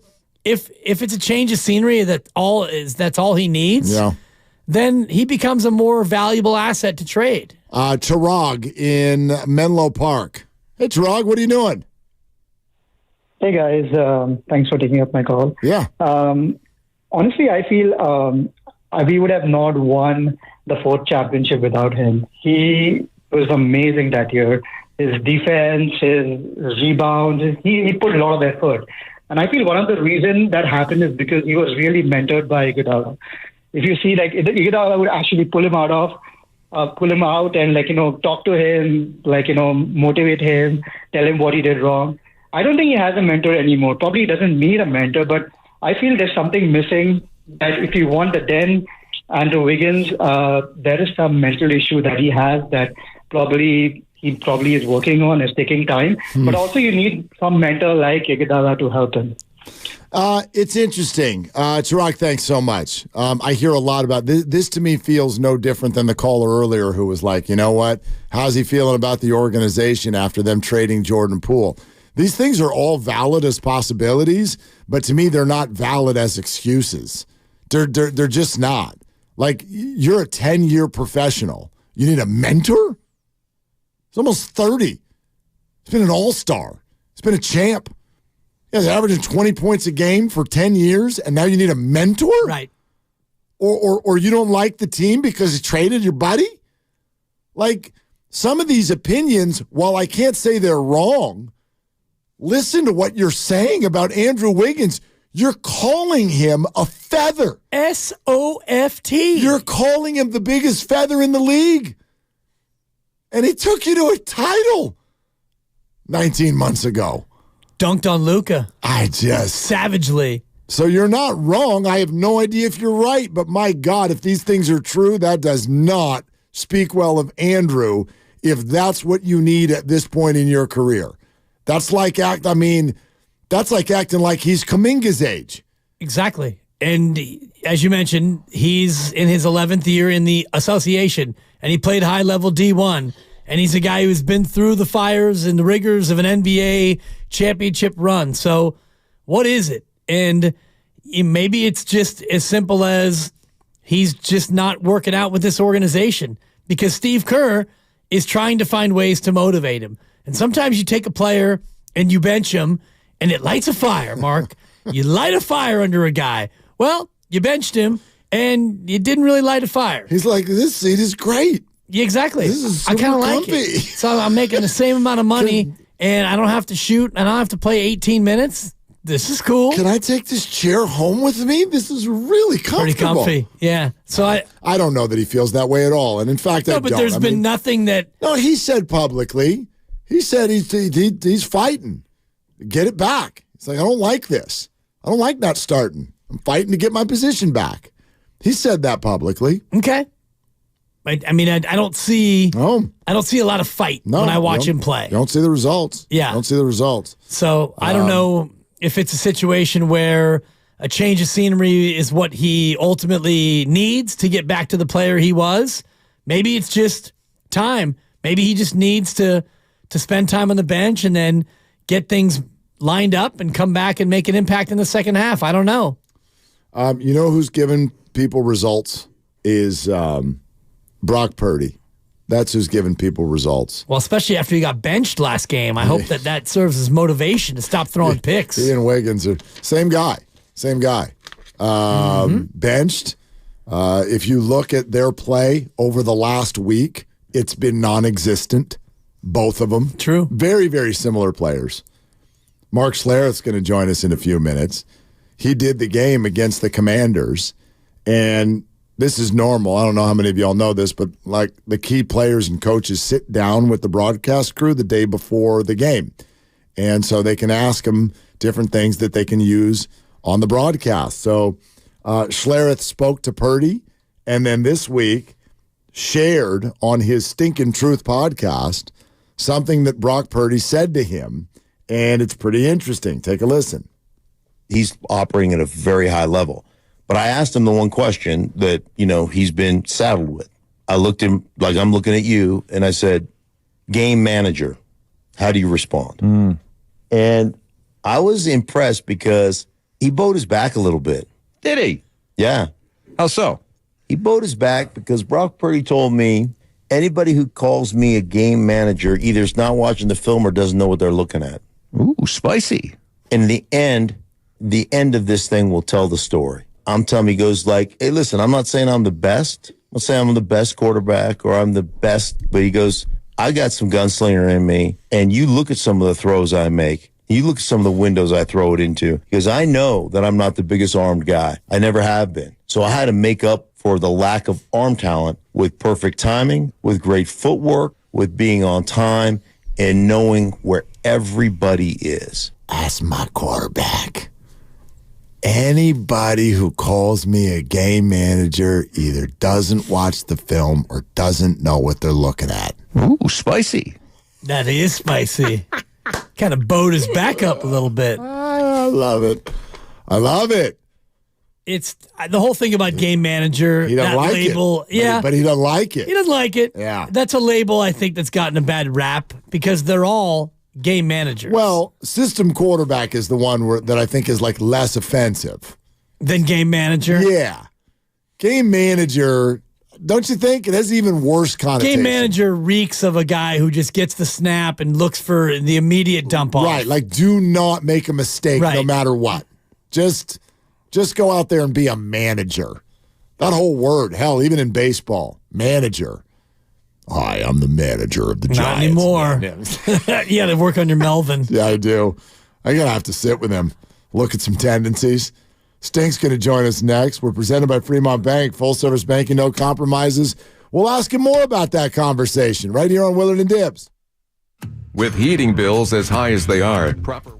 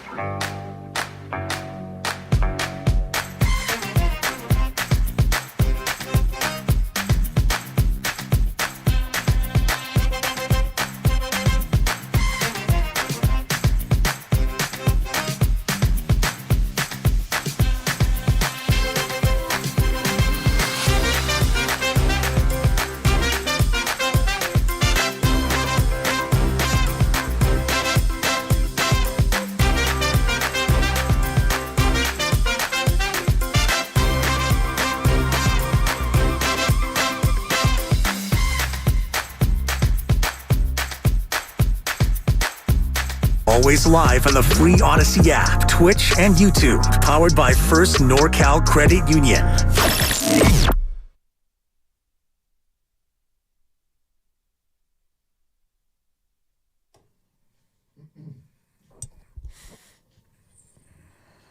Ooh, spicy. Now, back to Willard and Dibbs on 95.7 The Game. All right, Warriors Live, less than a half hour away. It is a Warrior Wednesday, brought to you by Freedman's Appliance, trusted name since 1922. Visit freedmansappliance.com today. And a reminder, if you're going to the Warrior game tonight, you late. You got to get going. Get going, okay? Tell the boss you got to leave.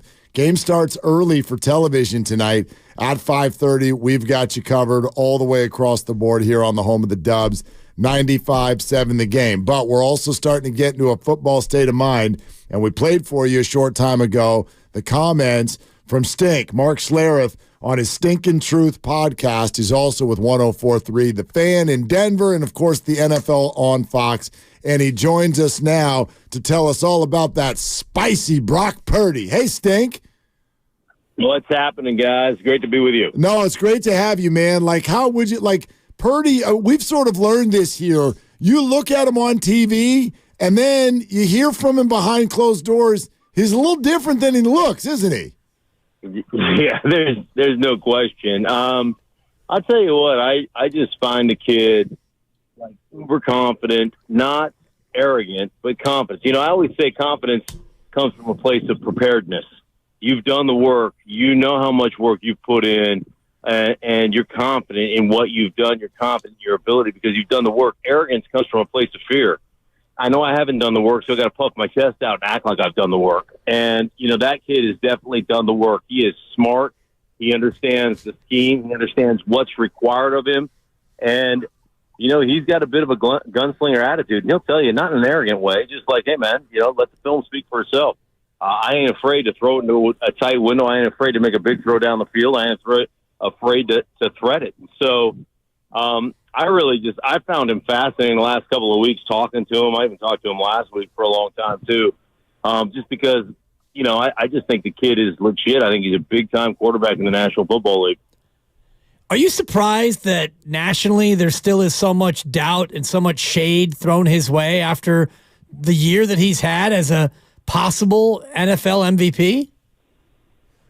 No, because I think that most people don't study the game. Most people look at what Kyle Shanahan has been able to accomplish in San Francisco over the course of his coaching career. And you know, people give him a ton of credit, and rightfully so. He deserves a ton of credit. But, you know, what he's asking Brock to do, the way he's asking Brock to play, you know, I've always looked at it like people will talk about, you know, being a game manager is a bad thing. That's your job as a quarterback, to manage the game and then to put your team in the best position possible to have success and to understand, you know, what they're doing defensively, what you're trying to accomplish offensively, and how to get through a progression, how to get through and get to the guy that needs the ball. You know, when you talk to Kittle and you talk to some of the other guys, they're like, hey, man, I don't care if I'm the fourth read in the progression.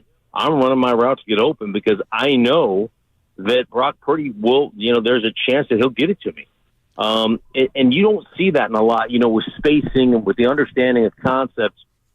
You don't often see that in other organizations because they just figure, hey, I'm never going to get the ball. I'm the fourth guy in the progression. And it's not that way with the San Francisco 49ers, and that's a testament to Brock Purdy and how good he is and his ability to get through, you know, to read it pre-snap, to confirm it post-snap, and to get the ball where it's supposed to go regardless of what position you are throughout the progression. Stink, where would you put him in the MVP race? I would probably put him, you know, it was the Christmas game obviously hurt. And, you know, and I think that probably Lamar has taken over based on what Lamar does. And listen, man, Lamar running around, Lamar making plays. Lamar's been so much better making plays that are off schedule, but doing it with his arm, you know, staying in the pocket and making those plays. So I probably would, if I had a vote, which I don't, I probably would vote for Lamar because I think he's so much a part of that offense. He's such a huge part of that offense. And then it would probably be Brock and then maybe Christian after that. But, you know, it would be Christian and Brock would be 1B and 1C, if you would. But I would probably vote Lamar. Do you think it should be a knock on Brock Purdy or a credit to Brock Purdy that he's able to do what he does in the Shanahan system surrounded by so much talent? No, I think probably people look at it as a knock. But you're managing it, and he doesn't worry about who he's going to throw it to or where he's going with the football, because that's Kyle Shanahan's job. Your job is to read the defense and go where the defense tells you to go with the football. And that's what he does exceptionally well. And then you're keeping all those guys fed. Everybody from Ayuk to Kittle to Debo to Christian McCaffrey. So all those guys are being fed, as you well know. So I just think the kid's an incredible player, and he's a great football player. So 6 of one, half dozen another. It really doesn't matter. They're not worried about individual accolades or Pro Bowls, or they're not worried about winning MVP over there. They're worried about winning a Super Bowl, and that's pretty much the way it should be. So I don't think anybody really cares who gets voted the MVP in that organization. They're looking for something bigger than that. Let's talk about that. Mark Schlereth is with us here on 95.7 The Game. Willard and Dibbs. I've been racking my brains looking at scenarios coming out of the playoffs, and Stink, I'm having a hard time sort of finding the team that I think could knock off either the Niners or the Ravens in their respective conferences. How likely of a Super Bowl matchup do you think that is? Well, I think it's fair. I think it's really likely. The team that I think in the NFC that a lot of teams don't want to play, Los Angeles. I think the Rams, being 7-1 down the stretch, I think what they've been able to do offensively, especially defensively, they have a superstar in Aaron Donald, as you guys know, and then they've got a bunch of rising players, and their defense is good enough. They're not great, but they're good enough. And special teams, they've got a problem, but they're playing a Super Bowl style of offense right now. Sean McVay in this offseason, Les Snead did a really good job. Les Snead did a really good job of rebuilding an offensive line, getting some dominant players up there on the offensive line. They really started to run the ball after the bye week. They started the season 3-6. They finished 7-1. Really started running the ball exceptionally well. Williams has been great, and they're built. It's interesting to watch. Their same offense, the same. If you opened up the playbook, terminology would be the same. You would see the same formations, and there's always going to be a few nuances based from staff to staff, but everything would be the same. But when you look at them on film, San Francisco led the league in two-back offense at 49.5% of the time. They had two backs in their system. The LA Rams, 0% of the time did they run two-back. They ran it all out of three wides, and yet it's the same offense. So they're just using, in San Francisco, they're using a fullback in use check, where in LA they're using the wide receiver in Puka Nacua, or they're using a wide receiver to play tight end in Cooper Kupp. And so it's really interesting to see these two offenses that are the same but look so different on film and the way they get to things. But the one thing that's constant is they both dominate the running game, and that creates the play action, creates the opportunities in the passing game for both these offenses. Is the Niners' reliance on 21 personnel with the two backs, as you mentioned, nearly half the time they have two backs, does that limit their ability to come back from a deficit in the second half because they don't have as much three wides in their arsenal? Yeah, I still think they have plenty of three wides. I just don't think that's what they work on a lot. They work on creating a system and orchestrating that system and running the football and then setting up their big play action stuff off of that. It's not let's just run, X individual, F individual, and Z individual routes. It's not just, hey, let's go deep or let's do it this way. They run their system, and their run game is so good, and everything comes off that run game. So what's the thing I saw? I think 38-0 when they trail in the fourth quarter. Or 0-38, I should say, or something of that nature. Some crazy statistic about them trailing going into the fourth quarter and not being able to come back from that. I think it's a lot because they are so reliant on what they do from a system standpoint, and that has to do, to me, more. It's more about being on the schedule that you want to be on and not playing off schedule. They just don't play a lot off schedule, so I think that's probably one of the issues, and would be the one Achilles heel, I guess, if you will, of the Niners going forward. Mark Slater with us here on Willard and Dibbs 95.7 The Game. Mark, if Brock Purdy does play the Ravens again, what does he need to do differently? Not get the ball tipped. I mean, listen, I went through that film with a fine-tooth comb. I went and looked at all the coaches' tape, and I spent a lot of time doing that. And I honestly I thought San Francisco dominated that game. Now, you're not going to win any game you turn it over 5 times in. But I thought they were dominant. I thought they ran the ball any way they wanted to run the ball. I thought they set up their play action and had big plays in the passing game to, not only to Ayuk, but to George Kittle. I just thought they had big plays all over the place offensively. And I thought, defensively in that first quarter, they forced Lamar to stay in the pocket, and Lamar had a lot of errant throws, did not throw the ball particularly well in that scenario. So to me, there's 2 things. I mean, offensively, just do what you do, and ultimately, you can't get the ball tipped on some of their blitzes and things of that nature. And then defensively, you got to cage rush Lamar. You just cannot let him. I mean, they had probably 4 or 5 free runners on Lamar that none of them got home. They all got there, but he made every one of them miss, and then it was just a big play afterwards. And so to me, it's just like, hey, man, we're going to sit back. We're going to mush rush you or cage rush you and make you throw the football from the pocket. And I think I think if they would have done that in that first game, they would have beat them. And I'm just telling you, the confidence, and this is just me from a speculation standpoint, but the confidence that Kyle Shanahan had, the confidence that team had after that beatdown on Christmas Day, bodes well for San Francisco if they met again in the Super Bowl. And if they did, there's no question I would take San Francisco, and I mean, they'd probably get points. I would take San Francisco straight up. That is an interesting comment. Mark Slater, great stuff. Hey, also, just would love your perspective on what feels like a very memorable day and very memorable time for the entire sport. Pete Carroll on his way out, Nick Saban on his way out, Bill Belichick might be on his way out. Are we seeing a little bit of a changing of the guard, you think?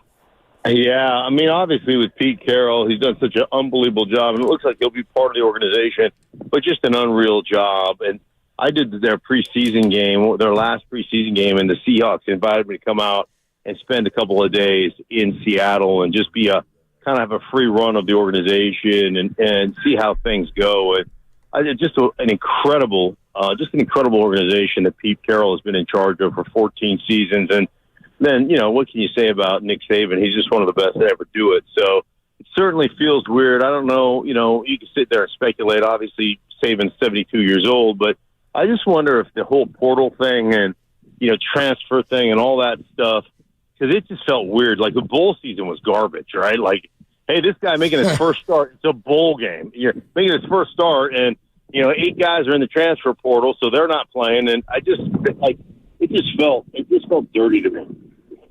Mark, great stuff, man. Wonderful to have your perspective, and that's really great insight on the conversations with Purdy, man. Thank you for coming on. You got it. Take care. All right, there you go. Stink with us here on Willard and Dibbs 95.7 The Game. We got Warriors Live starting in just over 10 minutes. What'd you take from that? I'll tell you what, that certainly stood out. That this was not people's perspective, and turnovers will do this to you. And I know people will say, well, turnovers part of the game. Yeah. But at the same time, tipped balls, sometimes they land here, sometimes they land there. And he's not the first person, because I haven't done this, but he's not the first person I've heard say, I really went over the tape. And, dude, the Niners were crushing them. Yeah. The Niners were moving the ball up and down the field on them. Yeah. So that's interesting that he says if they play again, he'd be all over the Niners. Yeah, and it's easy to say when you're talking to the 49er city and, Niner fans. But he's not being disingenuous. I don't think so either. Yeah. But, 1 tip pass is one thing. 2 tip passes, 3 tip passes, 4 interceptions. The red zone pick was pretty bad. That one was bad. And, the referees basically gave you a couple of points by tackling Lamar Jackson for you. So there are other ways to look at it. And, to think that the Niners had so many plays out there that they didn't execute makes you wonder why they didn't execute those plays. And, yeah, they were tip passes that found their way into Ravens' hands, but that was interesting. I do agree with him. If the two teams meet again in Vegas in February, the Niners would be favored. I agree with him there. I am efforting on that number. My double secret guy who told us why the Niners were so favored against the Eagles on the road on December 3rd. And boy, was he right when he sort of texted me. He's just like, look, they're just better. They're just better at every part of the ball. And he was right.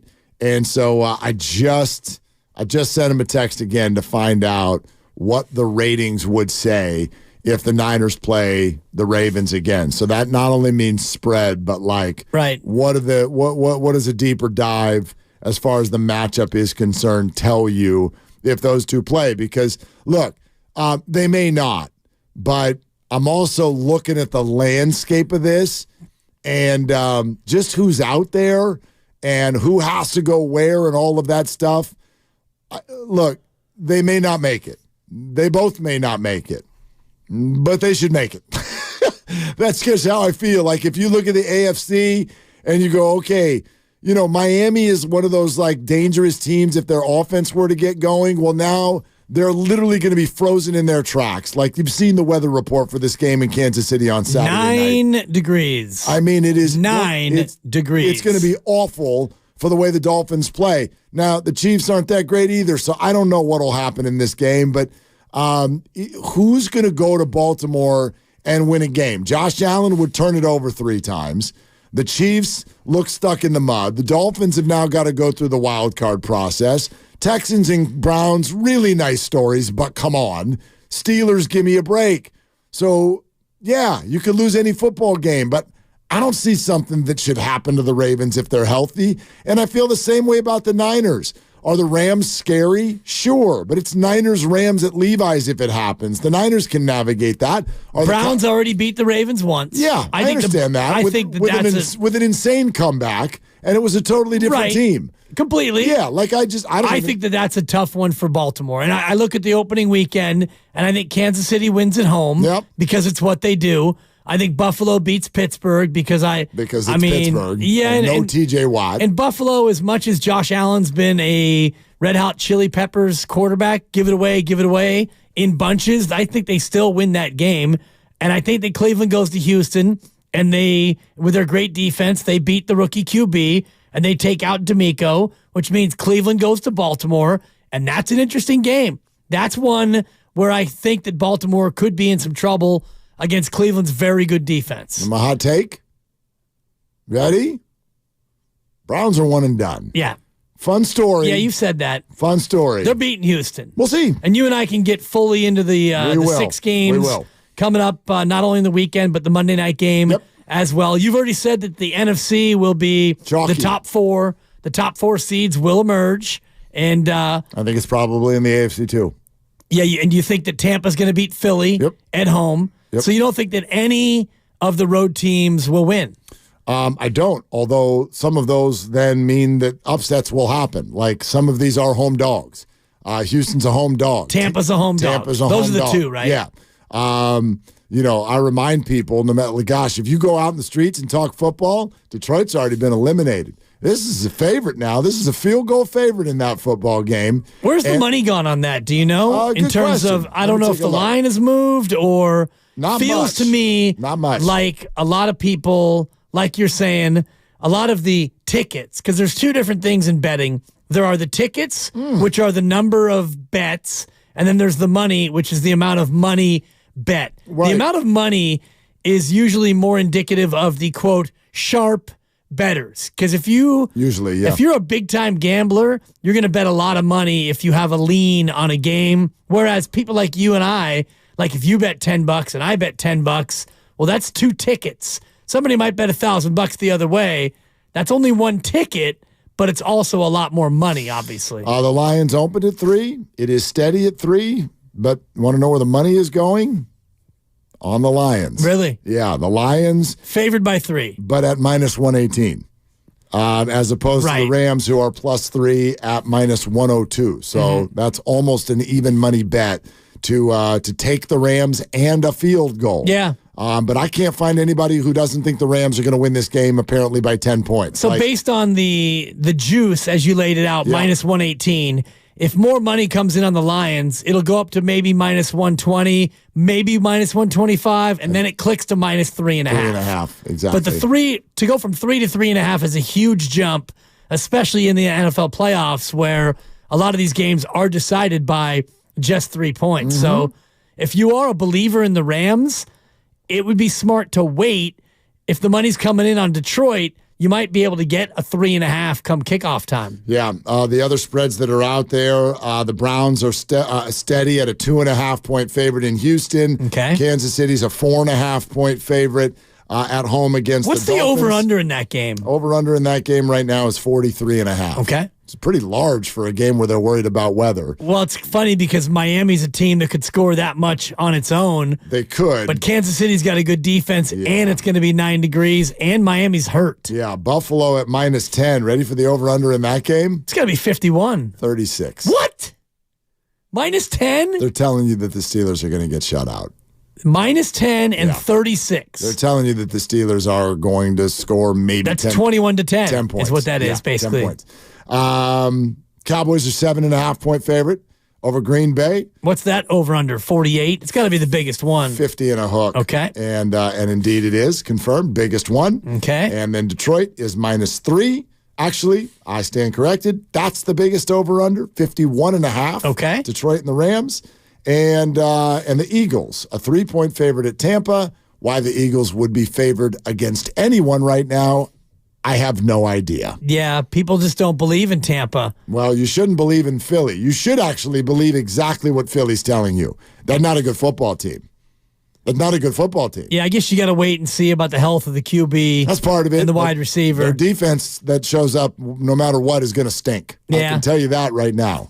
I mean, they've lost at home and they've lost on the road. They have turned into exactly the team that you said they were about 8 weeks ago. They're worse than I thought.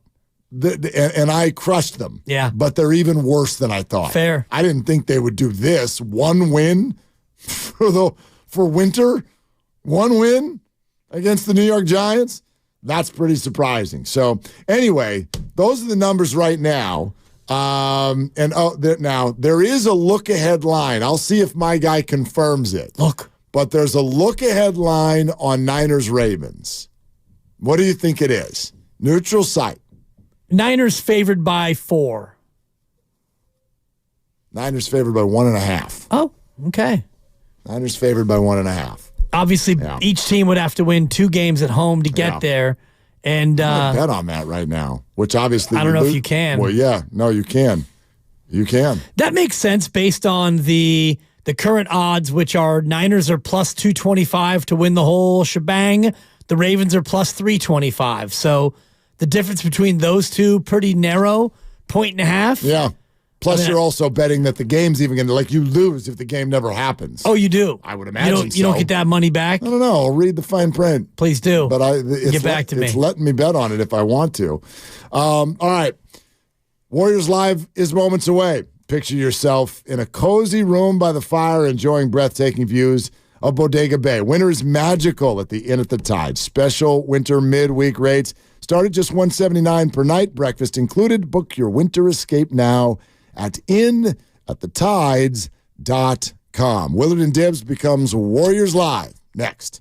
The Road to Vegas is brought to you by Zenni, the official eyewear of the San Francisco 49ers. Shop from over 3,000 styles at 80% off retail prices exclusively at Zenni.com. My little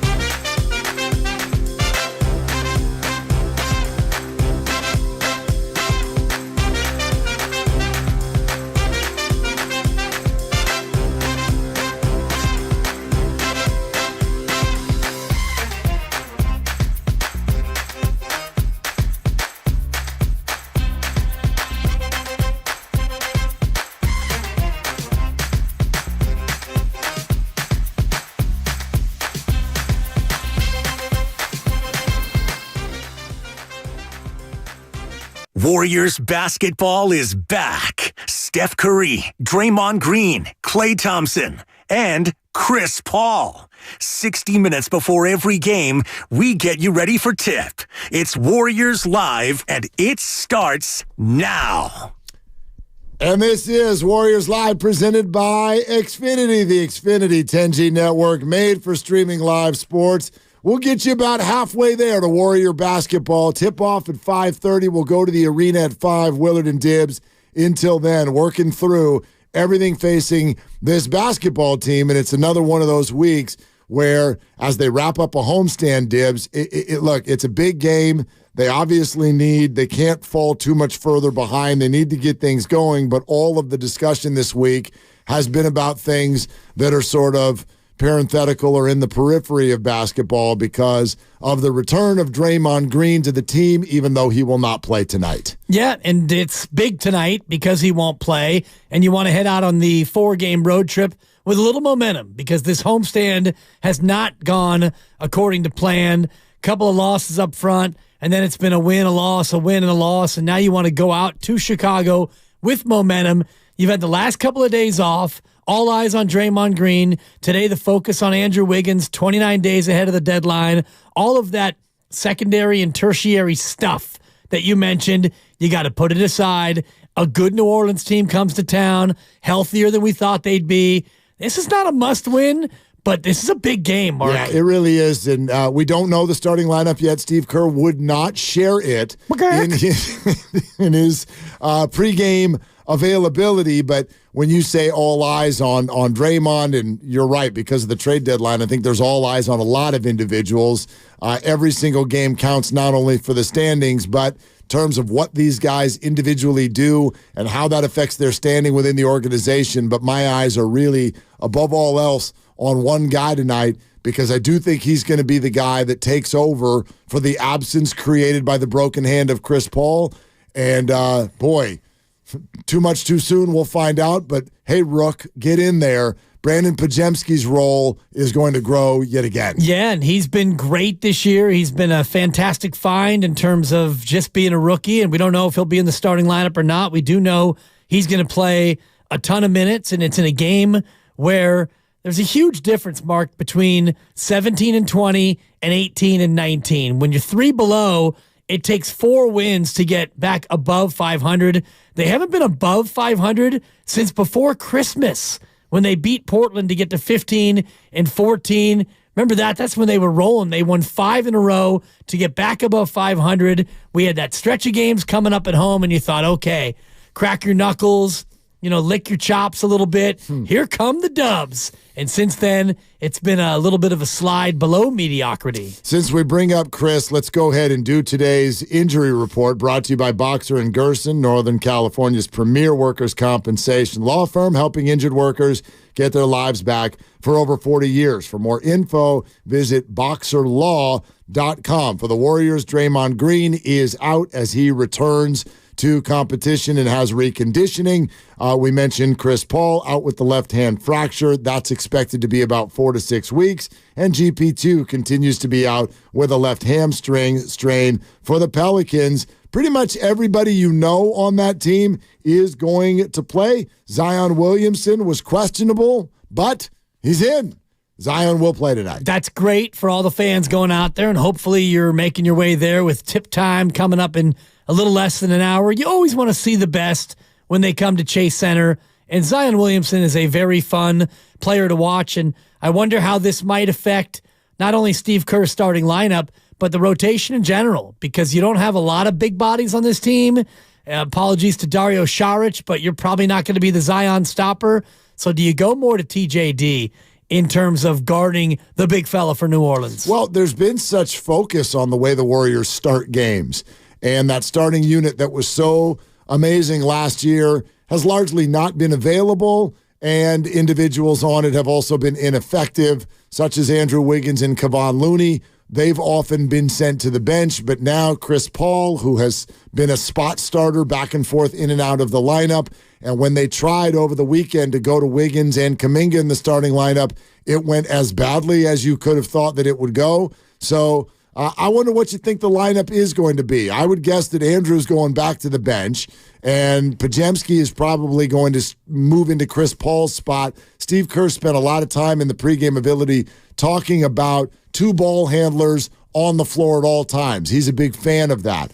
I don't think you consider Klay Thompson a ball handler. So I do think that Pods is going to be in there with Steph Curry and Klay Thompson. Kuminga reassumes his role. The biggest question for me, and again, this is just guessing, I don't know this, but do you go with TJD in that starting lineup and trust that there are enough bodies on the floor for Zion Williamson, or do you get some veteran experience on that end of the floor and go with Looney? Well, also you have to keep in mind that they have Jonas Valanciunas as well, who is as big, maybe not in total width and girth as Zion Williamson, but he's a good big man now, and he's going to be in the starting lineup, and he's, averaging 9.9 rebounds a game for an NBA team in New Orleans that's very good on the glass. So you might want to go with Kevon Looney in the starting lineup. I think you're right about Steph, Klay, and Pods, and then you go on the other side. Maybe you go with Kuminga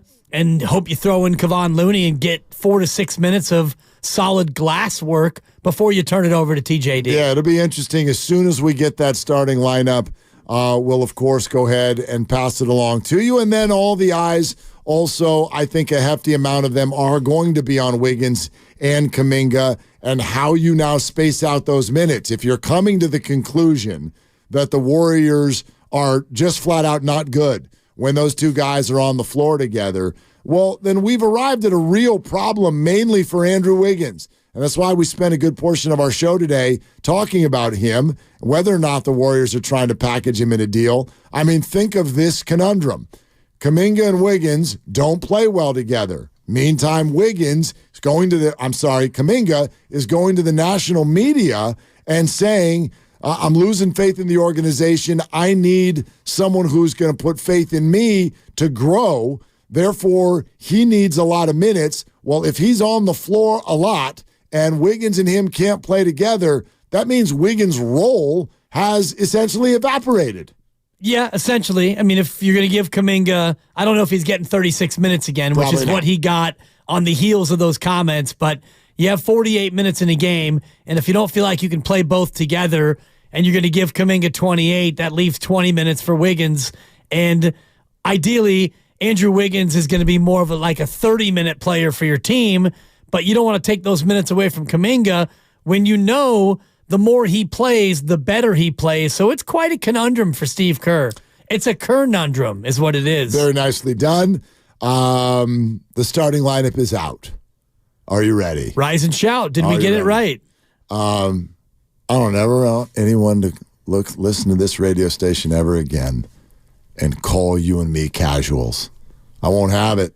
Did we go 5 for 5? Steph Curry, Klay Thompson, Brandon Podziemski, Jonathan Kuminga, Kevon Looney. There you go. There's your starting lineup. We walked ourselves into the solution, yeah. Yep. Looney back in on the defensive side because of those big bodies that the Pelicans will provide.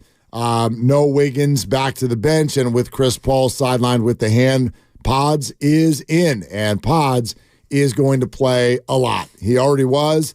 I think he's going to now play even more, and I would not be surprised if he is part of the closing lineups on most nights now while Chris Paul is out. It makes sense, especially when you've got that kind of grit that he plays with. He can ball handle, good three-point shooter, and he's a guy who, even though he's a rookie, doesn't seem to play like he's a rookie. He's got that moxie and that confidence. And if you're the Warriors, you're hoping for a repeat of the last time you played New Orleans in New Orleans, which was way back In the end of October, 130 to 102. Man, it feels like that was completely a different season, doesn't it? It sure does. Absolutely. Warriors got to 3-1 behind 42 from the chef. Yeah, just bizarre, although obviously a very, very wounded Pelicans team at that time. Take it to the bank. Prediction is brought to you by Fremont Bank. Full service banking, no compromises. Give me something, anything. Prediction on tonight's basketball game. Steph Curry snaps his streak of one game without hitting a three. Boom! Wow. Mark that tape. Wow. No. Kevon Looney, double-digit rebounds. Kevon, like Stella, gets his groove back. Interesting. He's getting a start, and I think that he's in there for that purpose. New Orleans is a very good rebounding team. Yeah. Kevon's going to get in there and get gritty, not do the gritty. He's going to get gritty on the glass. I got Looney for double-digit glass. I'm taking Andrew Wiggins over 3 points. Okay. How about that? More bold than my Steph prediction, but no, I'm actually going to give you something on Moses Moody. I got at least 2 triples tonight for Moses Moody. I think with what's going on between Wiggins and Kuminga, Steve Kerr loves to have, as he would put it, his most athletic wings on the floor together at the same time. Well, if you can't do that, then who's your next most athletic wing? I realize Klay Thompson's going to get a lot of those minutes, but I really do think, and the fan base has been clamoring for it, which is a little bit of an expanded role for Moses Moody, and there's urgency there with him as well. Let's not forget that the Jason Dumas report, his representatives have been behind the scenes and uncomfortable as well with regard to a plan for Moses' future and what is his role and these DNPs that he's been getting of late.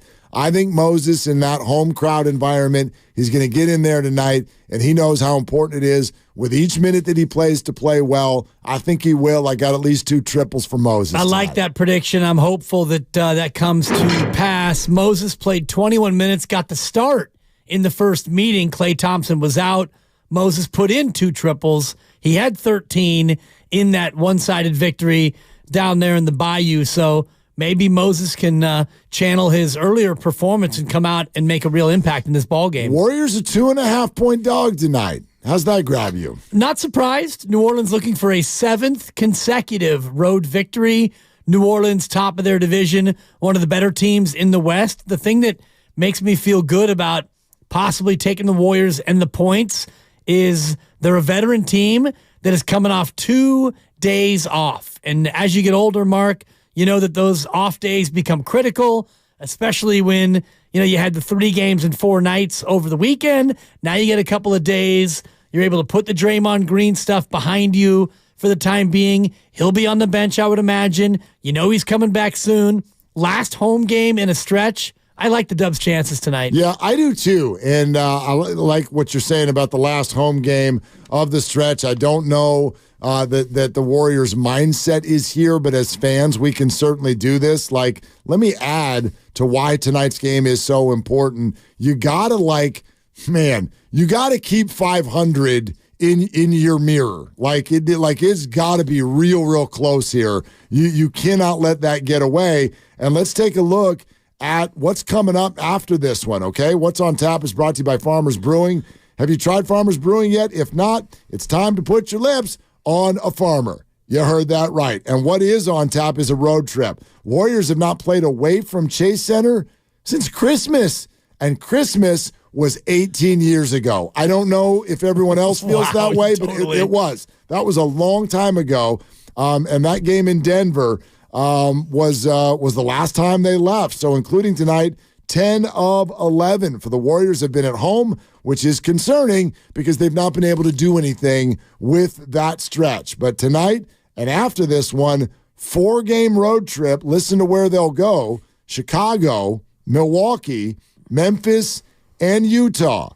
Tough road trip. They all are, emphasizing the importance of tonight's game. Then again, I could also look at those teams. Milwaukee is struggling right now, although they're good. Chicago, okay. Memphis, no Ja. And Utah is not a powerhouse either. So winnable road games, although all games seem to be losable for the Warriors right now. the opportunity is there if they can get something going in the right direction tonight. And then, in theory, you get Draymond back sometime soon. Maybe as soon as Friday at Chicago. Likely, if it's not Friday at Chicago or Saturday at Milwaukee, it'll be Monday at Memphis. He's playing on this road trip for sure. I don't know if he'll play starting in Chicago. That's for Rick Celebrini to decide. I would bet that he plays before next Monday at Memphis. But you mentioned it, Mark, that 4-game road trip. 3 of those 4 pretty winnable. Chicago, Utah, and a jawless Memphis. So if you get tonight and you go out on the road trip and you're able to, even if you split them, then you come back home against Dallas. You're just a game below. You take 3 of 4. You beat New Orleans. That means you would have won 4 of 5. Now you're 21-20 halfway through the season, and you feel like you got some momentum before that 5-game homestand. It's a very interesting homestand. You mentioned Dallas coming in.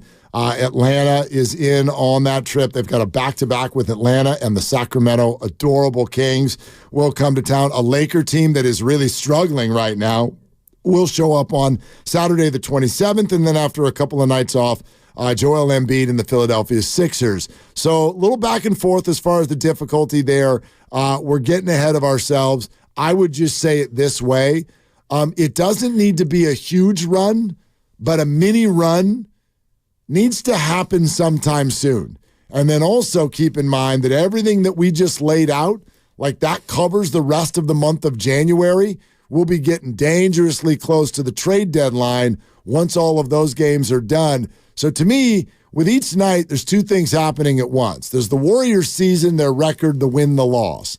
And then there's the individual performances that are going on, how guys are playing with one another, what does Draymond's return look like, and therefore, what's the trade talk that goes on surrounding each player based on those performances? 14 games till the deadline. The deadline's the 8th. You play on the 8th, but I'm counting the games prior to that. You got Philadelphia twice, Atlanta twice. You've got a host of winnable games. Some games will be tougher than others. If you can go 8-6 over the next 14, then you're sitting at 25-25, 500. Dead 500. I do think the next 14 will go a long way to determine exactly what the front office does at the trade deadline. Yeah, I don't know that anything is going to happen here in the next couple of weeks that's suddenly going to reinvigorate everybody's ideas about the Warriors and a championship this year. That's so far off, right? In terms of believability, quite frankly, it's so far off even in terms of the thought process. Imagine that being at the top of the staircase, and the Warriors are at least 6 or 7 steps down the staircase. You got to crawl before you can walk, and that's kind of what I mean. The Warriors have got to string together some good performances. The Warriors have got to string together some good finishes. I have no doubt they're going to be in this game tonight. None. After what they did against Toronto, they will be in this game tonight. Hell, they might even be leading most of the way. Right. But nothing is comfortable. No lead is comfortable with this basketball team because of what they've looked like in the final 7 minutes of games this year. And they've lost so many close games, not only games in which they've blown 20-point leads, which I think is 4 times they've blown a lead of 20 or more, but so many of these clutch games, as we now call them, games that are, within 5 points with 4 minutes to go, and they've been in so many of these games, and they've come up on the short end. I do think that beyond the result, and obviously you want to get the win, and it's important that they get the win and avoid falling to 3 games below 500. They've actually been 4 games below 500 this year. They were 10-14. Yep. You don't want to continue this cycle, though, of being below 500. I think it's more about what you said before, and that is finding out your identity. Who are your guys? Who are your combinations? What's your rotation ahead of Draymond returning? You need to start finding some continuity with who you have. Well, and I also think of Draymond's comments the other day when he's like, look, it's not urgent yet. We're not even at the halfway point. There's a lot of time left to go. Sure, that's one way to look at it. The other way to look at it is y'all got off to a hot start. You're 6-2. And look at what you are now. So another way to look at this is since that 6-2 start, you're 11-17. Yikes. That's just a bad basketball team. And for a somewhat extended period. And you can look at who was absent and who was not there. And so sure, that's a piece of the puzzle. but pretty quickly here, I don't want to just dismiss him, but forget the Chris Paul situation, the GP2, those matter, but you've got a key starter who's out, and it's been for a well-discussed reason. Draymond's about to be back, and this thing has got to turn around in the other direction very soon. And the league weeps for no team. So no one out there is feeling bad for you because you've lost starters and Hall of Famers and significant pieces. And here you are 2 games below 500, and you're getting one piece back. And GP2 hopefully in a few weeks, and CP3 maybe a couple weeks after that. There will be a time when you are whole again, but it's up to you when that happens that you're still a factor in the playoff race. Well, what's crazy, too, is we talk about 11 and 17 in their last 28. Remember, there was also tucked in there a 5-game win streak. That is crazy, They won 5 in a row during that stretch, which means outside of that week and a half, this has been one of the worst teams in the NBA. That's a good point. Yeah, and since that 5-game win streak, you have gone 2 and 5. So that's where, no worse way to squander a 5-game win streak than by going 2 and 5, especially when almost all those games were at home. There's no way around how damaging and how frustrating this homestand has been. The very poor performances against Miami and Dallas, followed by the total choke job of the game against Denver, and then the not even showing up against Toronto. All of that has been on this homestand alone. And the GAC job with me and my wife, the lovely supper in the house against Miami. All that aside, that's to me what makes this game such a big one. National TV, early start, chance to get within 1 game of 500 or dip to 3 below. It's not a must-win, Mark, but this is a big hump day game tonight. What do you got? One. What do you got? What do you got tonight? Warriors win, Mark. By 4. I'll go 5. They're going to win by 6. No, I wasn't Price is Righting you. Okay, sorry. I actually, before you said it, I'm like, I'm going to go Warriors by 5 tonight. Yeah, I got it by 4, Mark. All right, great stuff. Warriors Live is presented by the Xfinity 10G network, the best way to stream live sports. We've got an early basketball game at Chase Center, and we're headed there next. Come into Friedman's Appliance in Pleasant Hill and see an amazing selection of Sub-Zero, Wolf, and Cove appliances live and